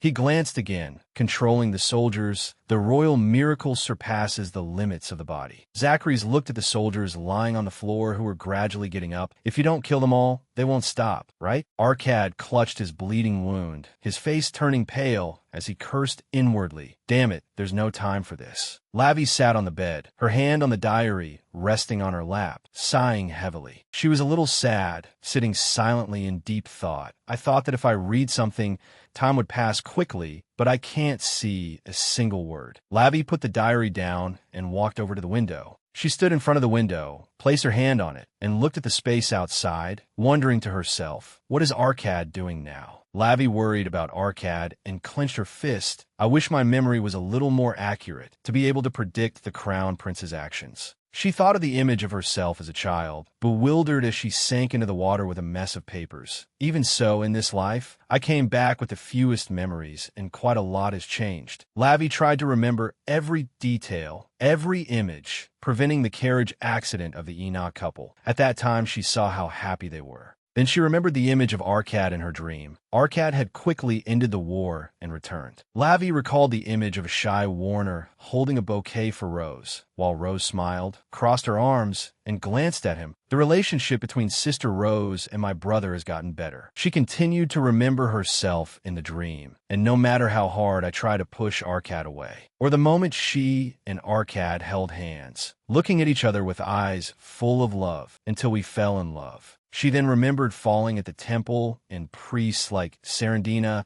kindly helping her up, and a connection I never had in other lives. Meeting Serendina was also a big variable. Lavi remembered Serendina's appearance in the greenhouse last time and said to herself, with the information that Serendina will soon find, it would be great if it could change the upcoming outcome. She turned her head and glanced at the statue of the goddess. Lavi walked closer, bowed, and reached out to gently touch the statue, if God really exists. She picked up the statue, frowning and grimacing as she stared at it. Honestly, even though I've been to the temple often lately, I admit I've never prayed properly. The gods let the temple become that way, so there's probably nothing to say, right? Lavi then held the statue with both hands and stood up straight. "So today, please listen to my wish." She sincerely and gently bowed her head, looking at the statue and pleading, "Please let Arcad return to my side safely." Suddenly, there was the sound of footsteps accompanied by a knock on the door. Startled, she stood still and listened silently. Lavi immediately lifted her skirt and ran quickly to the door, asking as she ran, Who is it? The person standing outside looked quite a lot like Arcad. That person answered her. It's me, Arcad. The person wore a very strange-looking earring, his face expressionless as he looked at the door and asked, Lavi, can you open the door? At that moment, as Arcad was fighting with the hypnotized knights, his sword struck them, and red blood splattered everywhere.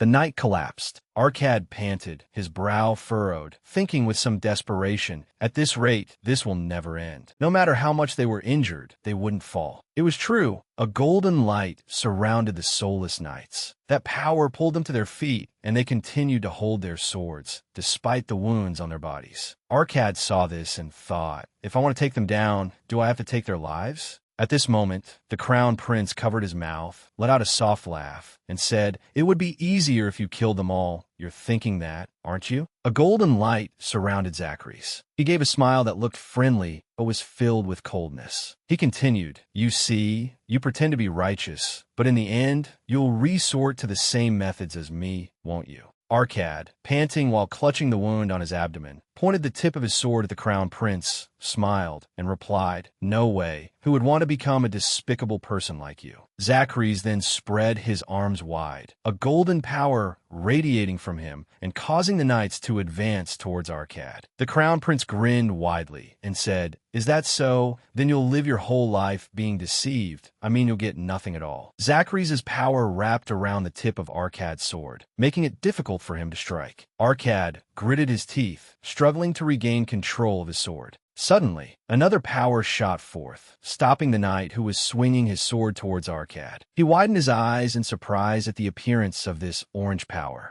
The knights controlled by the crown prince fell one by one, to the surprise of Alan and everyone. Zacharias' eyes widened in shock, and he exclaimed, What?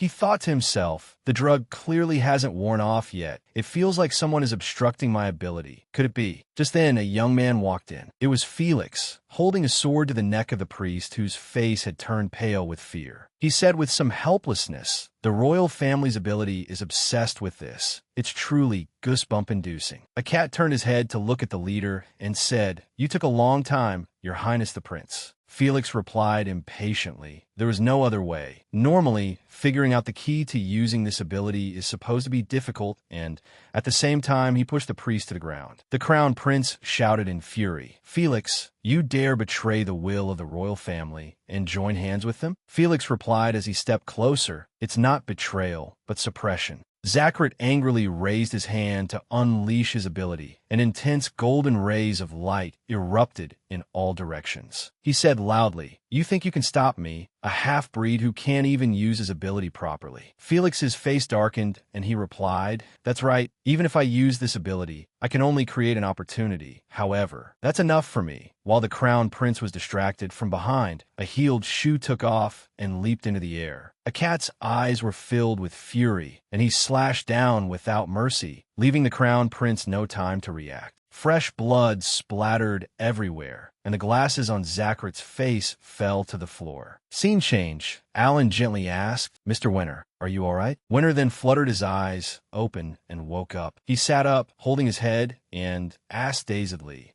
What happened? I was clearly with Zacharias. Alan smiled and replied, First, we'll take you to the mansion. You need to see a doctor first. Winter became frantic, asking urgently, Wait a minute, what about Lavi? Is Lavi safe? I don't know what happened, but Before he could finish, Alan gently reassured him, Mr. Akat has returned to where Miss Lavi is, so don't worry. While searching for you, Mr. Winter, I heard that Lavi was hiding in a safe place. Winter finally breathed a sigh of relief. Is that so? What a relief. The crown prince was now being escorted away by the knights, his eyes glinting with calculation. He frowned and thought to himself, although it's a pity, I've stalled for enough time, so this is fine. I still have one last card to play. Scene change. At the same time, on a road through a pine forest, snow was falling heavily. A wooden carriage was traveling along the snow-covered road. The people inside the carriage were Lavi and a cat, both wearing thick, hooded cloaks. Lavi thought uneasily. Where on earth are we going? A cat seemed so urgent earlier that I just followed him. In Lavi's memory, a cat had gripped her shoulders tightly and said with a soulless expression, Lavi, the plan has gone wrong. We have to get out of here right now. Lavi asked in surprise, What? But before she could finish her sentence, a cat cut her off. There's no time now. Hurry up. He continued to urge, If we stay, even the people here will get hurt.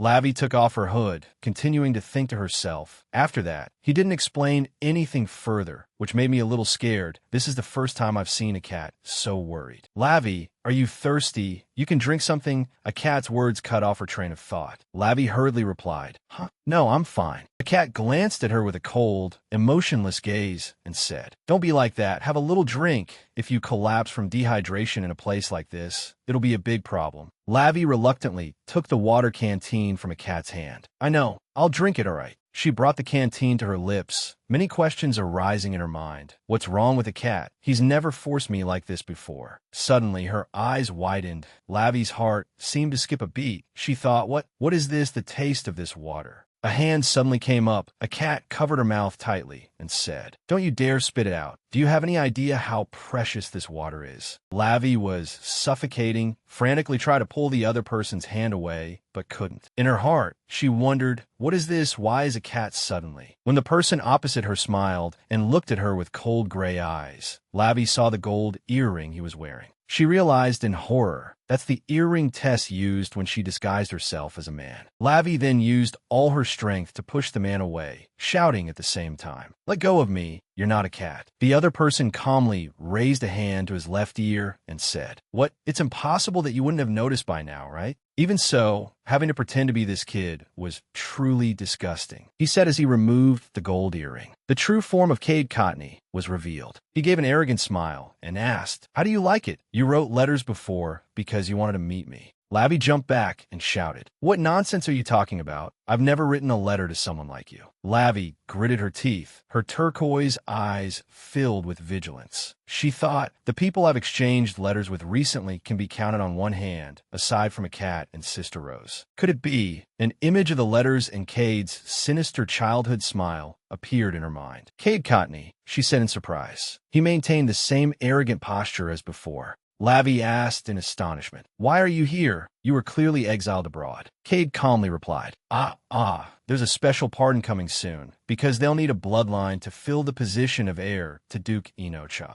Lavi immediately shouted, What are you talking about? There's a cat. With a cat here, how can the position of heir be vacant? Cade then smiled and replied, It's because of you, Violet Daya. A cat will die saving you. These words made Lavi freeze, her eyes wide. Cade continued, Do you know what you just drank? A vial of water secretly passed down in the temple since ancient times. It is what the priests cannot purify with their divine power. It collects and gathers the fragments of filth and pain. It is a curse that has been stagnant for a long time. If a person drinks that, their immune system will gradually weaken and they will suffer from extreme pain, always in a weak state and mentally unclear. In other words, to die abandoned by the gods. Cade gave a satisfied smile, his sinister eyes incredibly cold. He continued, Therefore, even if you get injured now, you can't be healed, not just by priests. Even a cat's power won't get through. He moved closer to Lavi, taunting, If he can't use that ability for someone important, I wonder what expression that kid will make. If you die,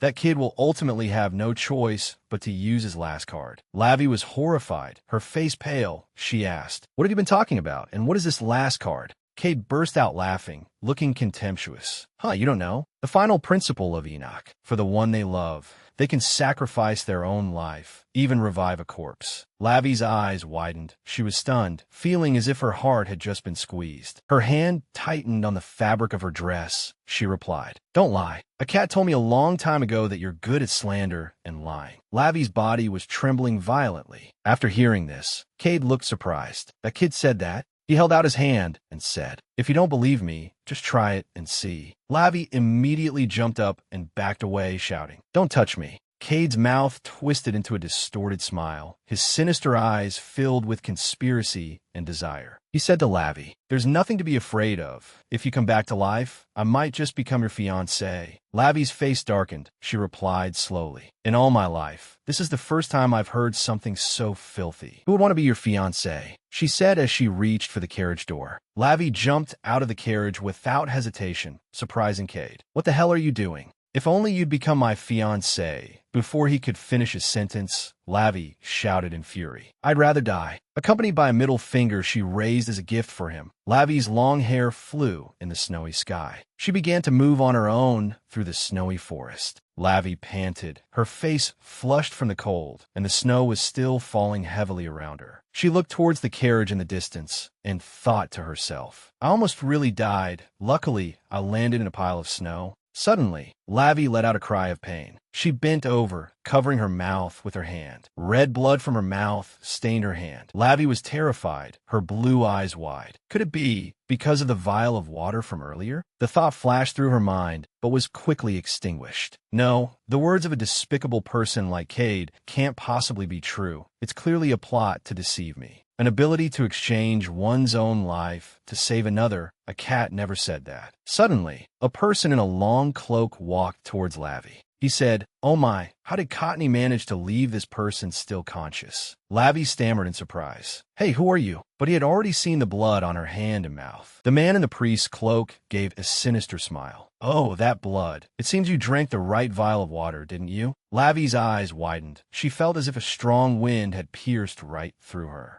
Lavi thought to herself, "My memories are flooding back. During the repeated timelines, whenever I died before a cat, there was always someone watching us. Hiding in the snow, in this very forest, the priest watched us and smiled." At that time, tears were streaming down a cat's cheeks as he knelt beside Lavi's blood-soaked body. He said quietly, "I am sorry, Lavi. You can call me selfish, but no matter what happens, Lavi, I hope you will live." A cat gently caressed her blood-stained face, then bent down and placed a kiss on Lavi's lips. Immediately, a blinding light erupted. The flashback in Lavi's mind continued, "And when I opened my eyes again, your body, as cold as snow, had collapsed in front of me. When I saw that you had taken all of my wounds onto yourself, instinctively, I had no choice but to realize. Why did you save me, a cat? I don't want to live without you either." Lavi sobbed as she hugged the cat's body tightly, tears streaming down her cheeks. She said in anguish, "If I could go back, I really want to see you again." A blinding light shone out again, and a magic circle appeared at the two's feet. And appearing below was the image of a young Arcad and Lavi, smiling in a sun-drenched garden. Back in the present, the priest pulled out a dagger with an intricately carved hilt. He said, "If Enoch disappears, the only thing in the Empire possessing divine power will be the temple. In any case, the royal family won't be able to find its purpose and will eventually be swallowed by the temple," he said as he approached Lavi. "Then, at some point, the Hmong kingdom will be destroyed, and we will witness the birth of the kingdom of the gods." He grinned sinisterly, his cold, soulless black eyes looking at Lavi. He brandished the dagger in his hand and continued, "This is your honor. You are the foundation for our temple to reclaim its glory," he said, then mercilessly stabbed the dagger into Lavi's stomach. She collapsed to the ground, red blood flowing out and soaking her clothes. The priest let out a sharp breath, then spread his arms and burst out laughing. "Ha ha ha, now it's all over." He gloatingly began to ponder. "Now, all I need to do is bring Arcad Enoch here. Oh no, it's snowing heavily, so it's hard to search. It's better to take the body." Before he could finish his sentence, from behind, a rock struck his head.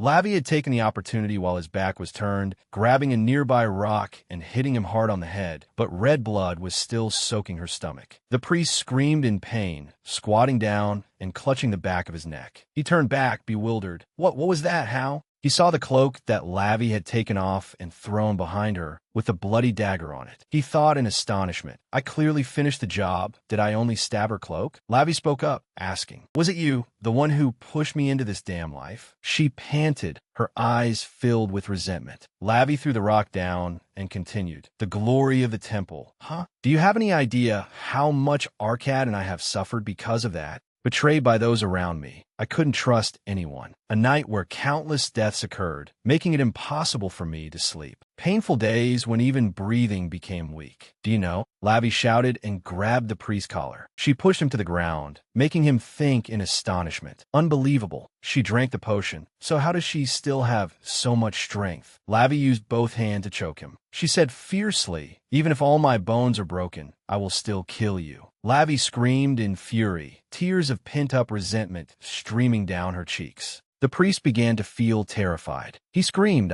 and used all his strength to push Lavi away. He turned and started to run away. His face was terrified, and at the same time, he couldn't stop wondering, why am I so scared? The opponent is just a noble lady with a weak body. Why am I so scared that I'm running away? She holds a terrible grudge. It feels like I've encountered a ghost. Lavi sat on the snow, looking at him with an expression of utmost resentment. The priest hurriedly ran to the dagger and pulled it out. He shouted at Lavi, "You fool, how could you possibly kill me? Just obediently become the foundation for my plan." Lavi stood up and calmly replied, "Go ahead and do as you please, but Arkad's personality and abilities are different from what you know. It's not just a terrible curse for me, but for you as well." Lavi's blue eyes went wild, wide, and staring. Her tears flowed ceaselessly as she continued, "Your plan will never succeed. Even if you try to kill Arkad, I will definitely turn back time dozens, hundreds of times to save him." The priest gritted his teeth, swung the dagger, and said, "Shut your mouth, you demon. How dare you?" A voice cut him off. Lavi is not the one who needs to shut her mouth, followed by a surprise slash. Arkad rushed out. The priest's blood splattered everywhere, his face ashen with pain and fear. Arkad continued to shout, "You're the one who's become a demon, High Priest." He fell, still trying to say helplessly, "No, I can't fail here." Arkad hurriedly ran to Lavi, shouting her name. He hugged her and asked worriedly, "Are you hurt? You have so much blood on you." Lavi replied, "I'm fine." Her hands were still trembling. Lavi thought to herself, "Is it because I heard the high priest's words and my anger boiled over? Just now, for a moment, I felt like I had become someone else. It doesn't seem to be the effect of the water, but what could it be then?" At the same time, Arkad hugged Lavi tightly and said, "I went to that room, but you weren't there. I was so panicked. I'm so glad you're safe and sound." Lavi was still filled with unease. Her eyes widened as she thought to herself, "Can this really be called being safe? What am I going to do now? Because of that vial of water, I might not be able to be healed. Is there no other way but to live cautiously for the rest of my life?" She looked straight at Arkad and said, "Arkad, actually, there's something I want to tell you." He immediately asked back, "Huh? What is it?" But before he could finish, Arkad suddenly saw a figure in the distance. His gaze immediately became wary as he tried to see who it was. That person was Cade. He resentfully gritted his teeth and muttered, "The high priest is dead, so what about my deal? Damn it, if that's the case, I'll take your lives." He shouted angrily and charged straight at the other two with his sword. Arkad quickly pulled Lavi back to shield her, his sword immediately swinging up. Arkad rushed forward and slashed across Cade's chest. He could only cry out in pain. Then Arkad lowered his sword and panted, his eyes still warily focused on his opponent's every move. He said, "Cade Courtney, you survived thanks to the generosity of the Enoch family, but in the end, you ruined everything with your own hands." Cade had collapsed to the ground. He tried to support his body with his sword and wiped the blood from his mouth. He replied to Arkad resentfully, "What did you say? Generosity? Who is it that made my life like this?" Arkad walked closer to him and said, "If you must blame someone, then it's Courtney's ambition. Even now, you still can't admit it. It turns out that all this time, Cade hasn't matured at all. Honestly, your life is truly pitiful." Arkad looked at him with a serious expression. Cade furiously gritted his teeth and said loudly, "You insolent brat. What do you know? You've been blessed your whole life. I curse you, Arkad Enoch." Cade shouted and swung his sword at Arkad. In that moment, Arkad said softly, "A curse? I've had enough of those." At the same time, he shattered Cade's sword and delivered the final blow. His blood splattered out. Cade collapsed onto the snow, and Lavi hurriedly ran over, shouting, "Arkad." He turned back and said quietly, "I'm sorry, Lavi. I should have noticed a little sooner. The sound was buried by the blizzard. I was a step too late." Lavi turned pale and frantically said loudly, "Arkad, now is not the time for you to be saying such things. The wound on your stomach is too severe. How did you get hurt like this?" Arkad collapsed in pain. He replied,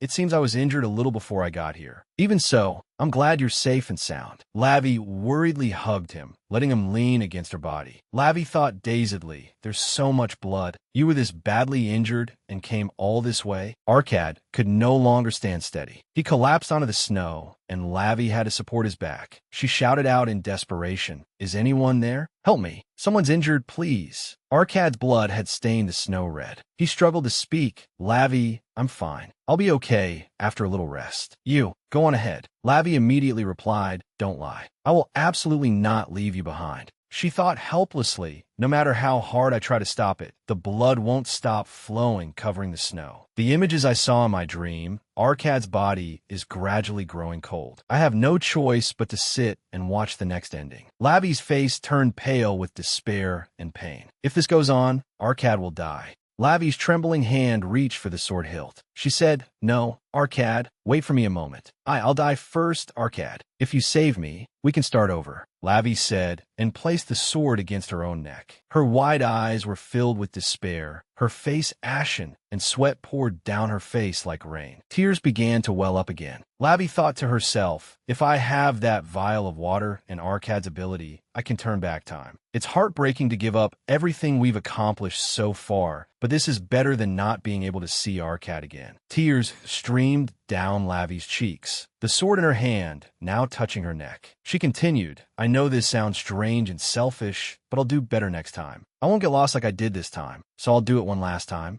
Suddenly, Arcad grabbed Lavi's hand that was holding the sword. To her surprise, he looked at her and said softly, don't do it. You dying and me saving you, only to go through these terrible things. It's time to stop repeating it. Lavi was stunned. Her mouth twisted. Her whole body began to tremble. She struggled to say, huh? How could you? Arcad, don't tell me you remember. Arcad frowned, saying self-reproachfully, it would have been better if I did remember. Actually, Lavi, on the day you asked to go far away, I went through the Enoch records, and I read the story of someone who repeated countless deaths because of the will of Enoch. I should have asked you sooner, but I've been putting it off because I was scared. You had to go through all those terrible things, yet I didn't have the confidence to confirm it. I don't know why the memories I should have came to you, but I realized it after hearing what you said to the priest just now, before I rushed out to kill him. Because I like you, because I wanted you to live, I've made you suffer so much all this time. So now I'm going to stop. I will free you from a curse. Arcad said, and gave a fond smile. His eyes as he looked at Lavi were filled with tenderness. He touched Lavi's cheek and gave her a kiss on the lips, whispering, I'm sorry, Lavi. Then Arcad collapsed. Lavi's eyes widened in horror, two streams of tears flowing ceaselessly down her cheeks. In her mind, she could only cry out in despair, know this. It can't be.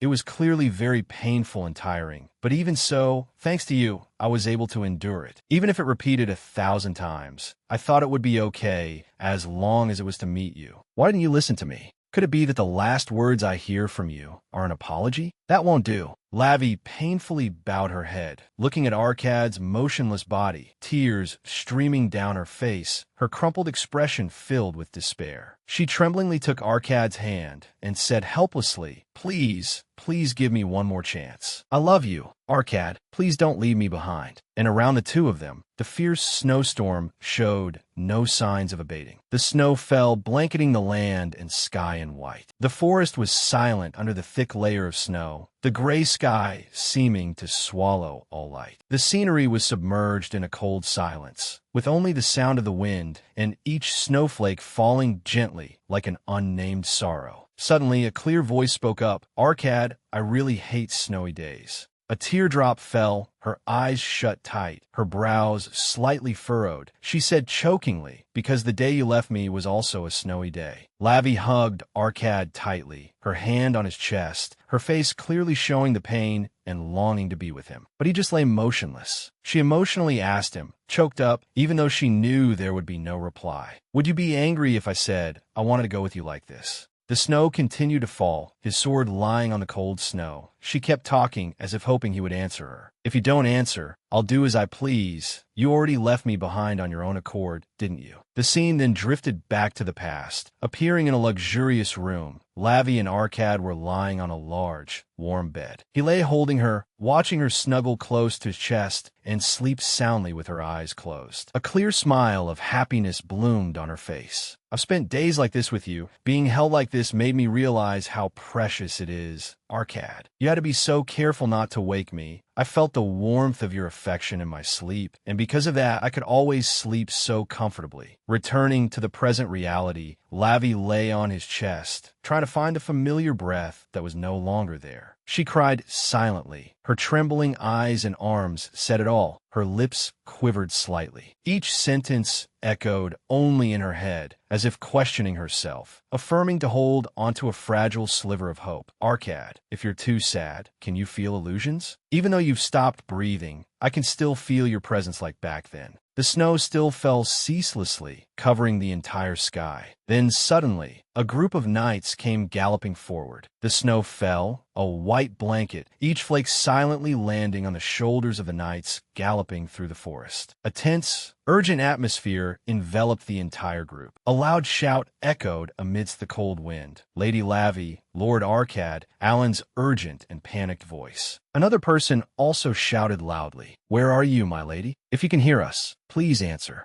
Amidst that chaos, Alan's gaze faltered. His face showed clear worry, a dozen questions flashing through his mind as he tried to find a way to locate Lavi and Arcad. Just as he grasped the situation, it became apparent that due to the snowstorm, all of Arcad's tracks had disappeared. How on earth were they supposed to find the two of them? As he was shielding himself from the snowstorm, he suddenly saw something, seeing a pool of red blood in the distance in the forest. Alan didn't think twice and shouted, "There's a bloodstain over there to the north." One by one, they approached the pool of blood with him. Then he suddenly froze, his face showing sheer horror, not believing his eyes. The surrounding scene was chaotic, dead bodies scattered on the cold snow. He couldn't help but exclaim, "Oh my God!" But then a sight appeared that made him unable to believe his eyes. Lavi was lying on Arcad's body. Both had many wounds on them, and it seemed they were no longer breathing. Alan couldn't believe his eyes. He collapsed to the ground, muttering, "Could it be that both of them?" Caleb then ran to their side. He said to himself, as well as to everyone, "Damn it, are we too late?" Caleb knelt down to check the pulses and breathing of both. Then he felt something, his eyes widened. A glimmer of hope flashed in his eyes. He turned to him and said, "Captain, it's still too early to give up. The young lady is still breathing. Quickly bring the knights of the Hmong kingdom here."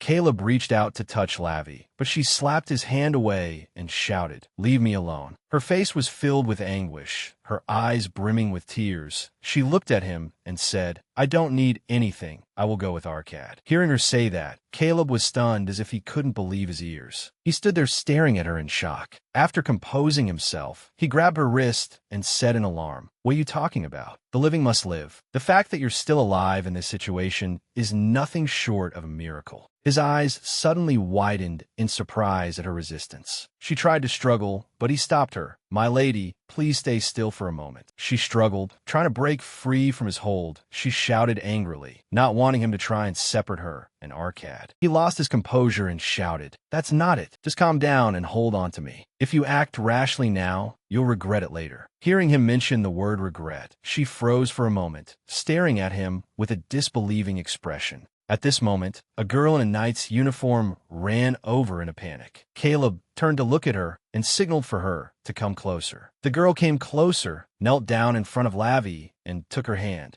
She looked at her with a sympathetic and comforting expression. "I'm so sorry to have to say this in this situation, but it seems you're no longer single." Hearing the girl say that, Lavi was a bit confused and didn't understand. She stared at her and asked with a doubtful tone, "What are you talking about?" The other girl didn't hide anything. She smiled at her and said, "You don't know? Well, it means that now you're not single anymore. There's a baby seed in your belly." Hearing the girl say this, her face immediately brightened a little. Her eyes now held a glimmer of hope. She couldn't believe her ears. She trembled and stammered, "Unbelievable. You're not just lying because you're afraid I'll die, are you?" A baby? The girl's expression suddenly became serious. She placed a hand on her chest to show the seriousness of her words. It's true. Have you ever felt anything different from usual? Then the girl continued, your body's condition should have been unbearable, but your physical state is good, or you become too strong, feeling a strange aura. Hearing her say that, Lavi began to think, recalling her actions and feelings over the past period. She continued, of course, they're not like the symptoms of a normal pregnancy, but from what I can see, your baby has a special healing ability. Hearing that the fetus in her womb had a special ability, Lavi was a little surprised. She glanced at Arcad, lying motionless on the snow. A thought flashed in her mind. If it has a special healing ability, then could it be? To verify her suspicion, she lay down and pressed her ear to his chest to check his heartbeat. A tear welled up from the corner of her eye, her eyes now filled with hope and happiness. Looking at his body lying motionless on the snow, she now cried out in joy, clearly unable to believe this sudden miracle. Arcad's heart is still beating. It had clearly stopped, but how is this possible? Caleb, who had been silent until now, spoke up. It seems the baby's power is holding onto the young Duke. He looked at her with a firm expression and said, so, my lady, you should also come to your senses. His expression was hard to read. Then he continued, for instance, stop saying you'll follow him. I don't want to hear it a second time. Then he suddenly flew into a rage and yelled, hey, there are 2 injured people here. All those with healing abilities, come and treat both of them. At this moment, Lavi didn't care about much else. She focused on the joy before her, placing her hand on his body. Then she gave a gentle smile and spoke to him. Arcad, can you hear me? Our baby, even though you and I had given up. She placed a hand on her flat, slightly protruding belly and said softly, this baby still hasn't given up. She smiled. Tears she couldn't hold back streamed down.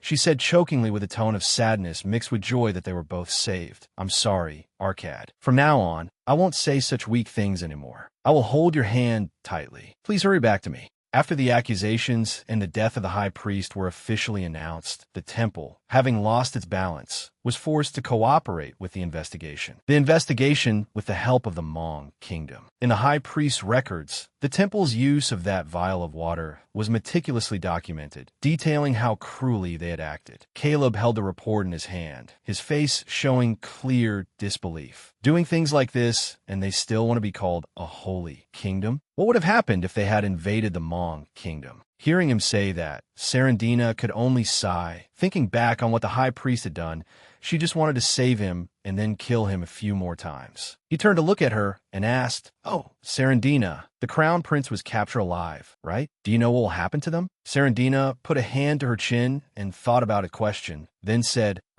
if it's that person. Her expression was a bit pensive now. A mysterious smile appeared on her lips. Perhaps he is now receiving a little of Lady Lavi's pain. At this moment, in another place, the sound of a shattering teacup mixed with pained groans rang out. Zareth now had one hand covering his mouth and the other leaning on the table to support his body. He panted and said tremblingly, what on earth is this? His eyes were wide, his face showing extreme fear. What are you feeding me, Warner Dea? Warner Dea said nothing, just stared at him with a cold, emotionless gaze, no expression on his face. Finally, he spoke. What else could it be? It's what you made my sister drink for a trivial plan like yours. Zareth clutched his throat and coughed violently, leaning his hands on the table to support himself. Then he came closer and said frantically, I really didn't intend to harm your sister. I didn't. He knelt down and grabbed his arm, his face showing helplessness and frenzy as he tried to find any way to appease Warner Dea's rage. He tried to justify his reasons, but it was insignificant. I really didn't intend to harm your sister, really. Anyway, she's recovering safely now, right? There's obviously an antidote. Warner Dea then spoke,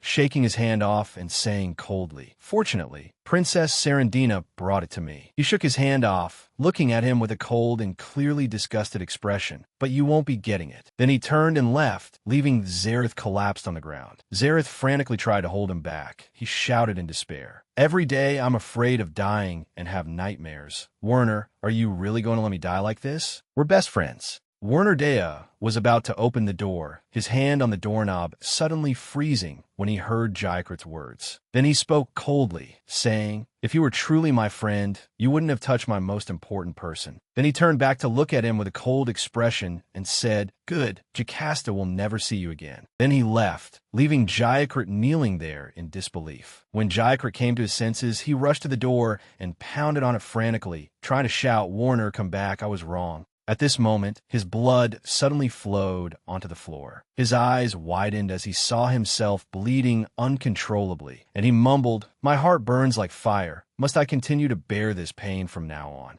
He didn't want to. He frantically clawed at the door, struggling to escape this hellish place. He screamed madly, I don't want to die like this. Warner, anyone, please save me." His screams echoed throughout the dark room. Scene change. Warner Dea entered a room where a pink-haired young man was. He looked up at the young man, then smiled and said in a friendly manner, "What brings you here, Arcad? You seem to be looking better than before." He inquired, "You're already up? I heard you were seriously injured." Arcad sighed, leaned his back against the wall, and said, "The recovery was faster than I thought." He thought to himself, "It's all thanks to Lavi," but then Arcad suddenly became serious. He looked at Warner Dea and got straight to the point, "And I also want to deal with the Crown Prince." Then he thought of the scene of Jaikrit going mad inside that dark cell and said, "But you seem to be more effective at that, Warner." Warner Dea's gaze became distant, his expression darkened, and he said in an ice-cold tone, "If that's the case, then it's a good thing. You and Lavi have worked hard. My responsibility is also great for letting Jocasta escape the Seper Palace. And I also think that as Lavi's brother, I should do this." Then he and Arcad walked out of the palace, both sides filled with roses. He said, "I should have done this sooner." Arcad turned to look at him and said, "I'm going to see Lavi now. Are you coming to the mansion too?" Hearing his question, Warner Dea shook his head, sighed, and said, "No, you go ahead. I have to go to my fiancé's place today. I have something to say to Rose." Scene changed to Rose's mansion. A red-haired girl appeared and gave a bright smile. She smiled and said to Warner Dea, "I was very surprised that you came here first, because I thought you felt uncomfortable meeting me." Warner Dea looked at the girl before him and asked, "Why would you think that?" The girl was a little shy and embarrassed. She said bashfully, "That's because the condition of the strategy was to prioritize Lavi's safety." Her eyes lowered slightly, her gaze showing a hint of guilt. She continued, "But even when I was being controlled, Lavi was still put in danger.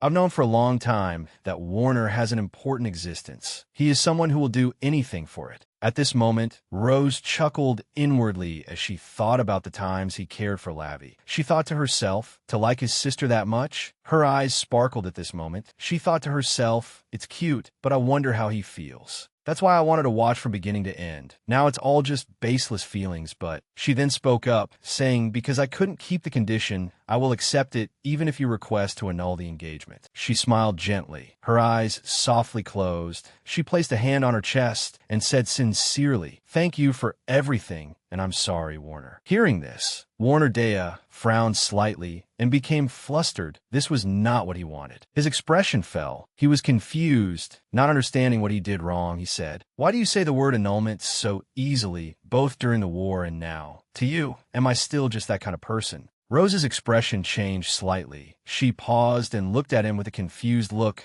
She tried to explain, about that." Without letting her finish, he stepped closer and said, "If you want to annul the engagement like that, then I will annul it instead." Then he suddenly took her hand, pulled her into his arms, his cheeks slightly flushed. He blushed and confessed, "This time, I will propose." Hearing him say that, she was a little stunned. Without letting her speak, he continued in a serious and sincere tone, "Not for political strategy or for family. Please promise to marry me again, Miss Rose Salome." She was now beginning to understand a little. She stared at him and asked with a tremble, "Warner, what is this?" He continued to hold her hand and said firmly, "Thinking of the wedding day, I have lived thinking that protecting Lavi was my duty. But on the wedding day, when I learned the truth that Lavi had been kidnapped, at that moment, compared to Lavi's safety, I realized I had to worry about you first. If you acted that way, there must have been a reason, and I blame myself for not knowing it." Then he looked straight into her eyes with a sincere gaze. his expression now looking as vulnerable as a puppy needing its owner's sympathy. He said, I want to be the one by your side whenever you are tired, so if you don't hate me, can you give me one more chance? Rose was a bit flustered at this moment. Her cheeks flushed red up to her ears. She avoided his gaze and stammered a reply. Warner, can you really not let go? With his strength, Warner keeps pulling me, but I'm not moving at all. Hearing her say that, he could only whine and say, if you know, you could just overlook it. She then burst out laughing, looked at him, and teased gently, how could I overlook it? Then she placed her hand on his chest and said, I like this genuine side of Warner. Then she smiled happily, leaned against his firm chest, and said, if we can start over, not for any other reason, but just because I am important. Scene changed back to the mansion. Lavi was now wearing a light pink princess dress, pacing back and forth, worried about Warner Day's situation. She mumbled as she walked, my brother must be doing well, right? I already coached him on how to propose to Sister Rose. Could it be that he got nervous and couldn't say a word? Then, worried, she lifted her dress as if wanting to run to Rose's mansion to check on the situation. This won't do. I have to go see for myself. Alan, who was beside her, spoke up to stop her, my lady. Then, without hesitation, Alan came closer, picked her up like a princess, and said softly, please sit still, if only for the baby's sake. Having said that, he carried her and placed her on the bed.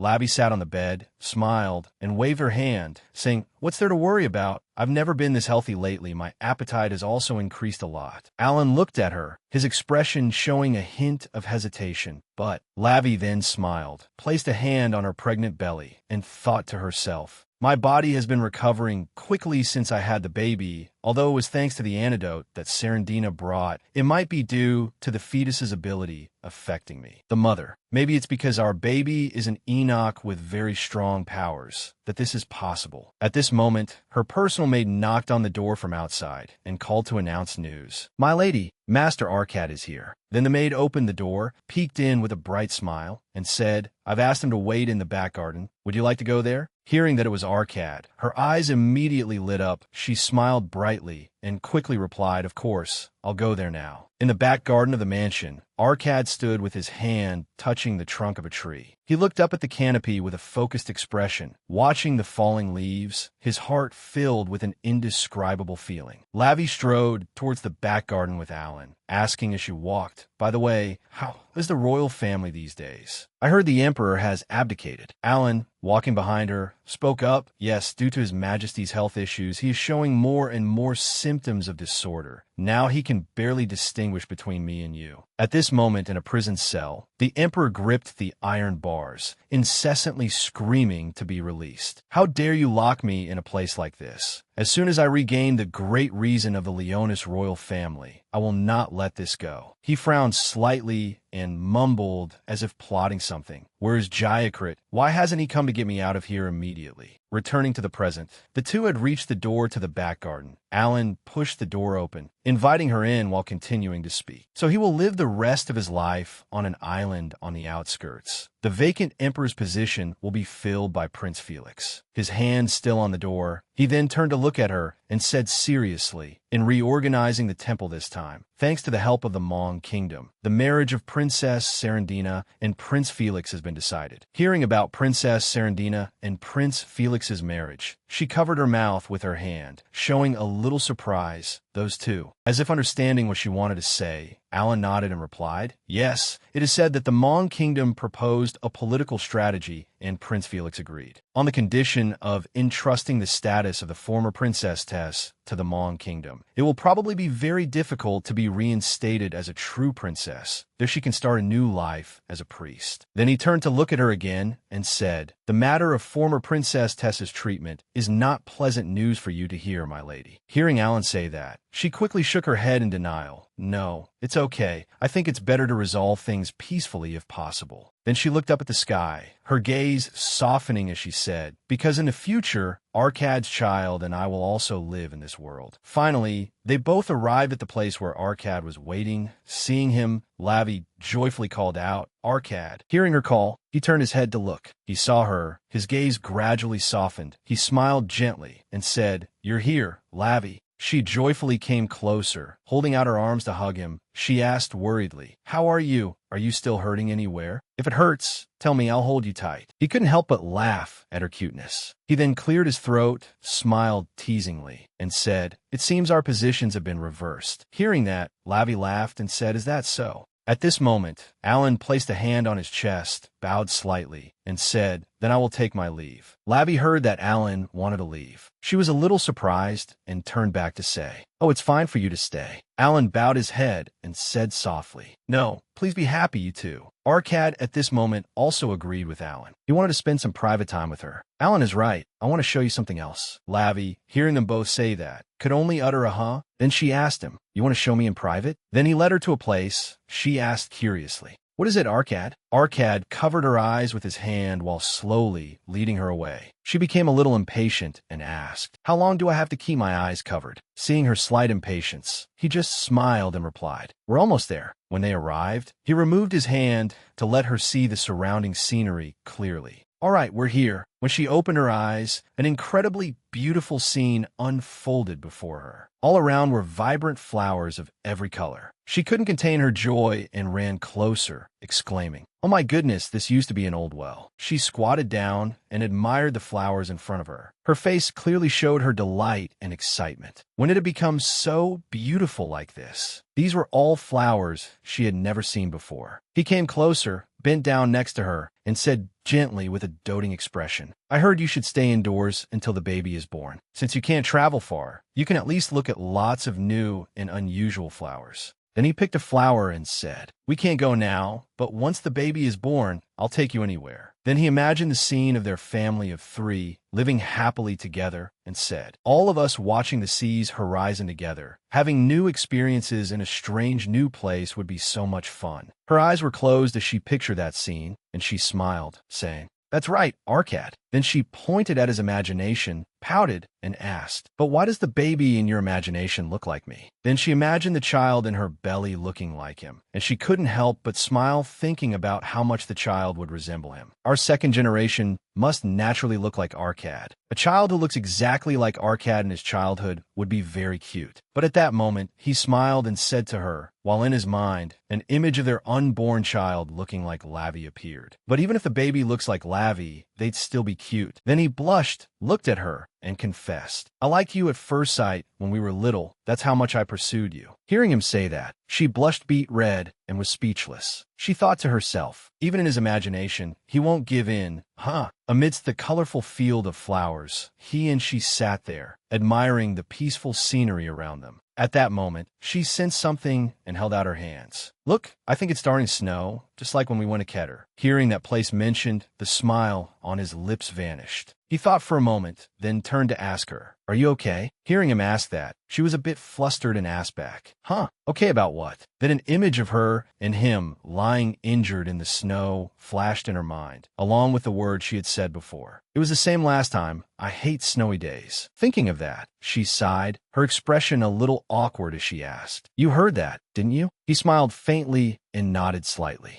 MHM. Then he continued, "When all my senses were drifting away as I was dying, I was scared by what you said. So I came to, I couldn't wipe your tears for you then. I wonder what I would do if you were to become sad every time it snowed." It was only then that I realized I had made the wrong choice, because the despair of not being able to see each other again was greater than any other pain. I didn't know that you were in even more pain. After recalling those scenes for a while, he turned to look at her seriously. "I'm sorry for leaving you with such a wound, Lavi." Hearing him say that, she opened her mouth to speak. "Arcad, do you know why I never liked being gentle and demure, even as a child? Even when I had no memories, it was because I felt it would be a waste to squander the life you gave me." Then she turned to face him, smiled, and continued, "And the snowy day is no longer the day you left me, but the day you returned to me, and also the day we found out about our child." She tilted her head, smiled at him, and continued speaking. "All of these things happened because I'm still alive. Thank you for letting me live, Arcad. I'm happy that I could live to meet you, to think of you." Then she playfully placed a finger on his lips. At this moment, he was moved, his cheeks flushing red. She continued, "So instead of saying sorry, you should say something else, shouldn't you?" Arcad's eyes lowered slightly as he thought pensively. MHM. Then, before she could react, he pulled her close and hugged her tightly. He gave a gentle smile meant only for her, and said, "I love you, Lavi." Hearing him say that, she smiled with satisfaction and replied with a smile, "I love you too, Arcad, my friend, my knight, and my lover. No matter how our relationship changes, we are always the most important person to each other. After a long time, we have arduously reached this future. It doesn't matter when the snow falls again. At the end of that winter, spring will surely follow."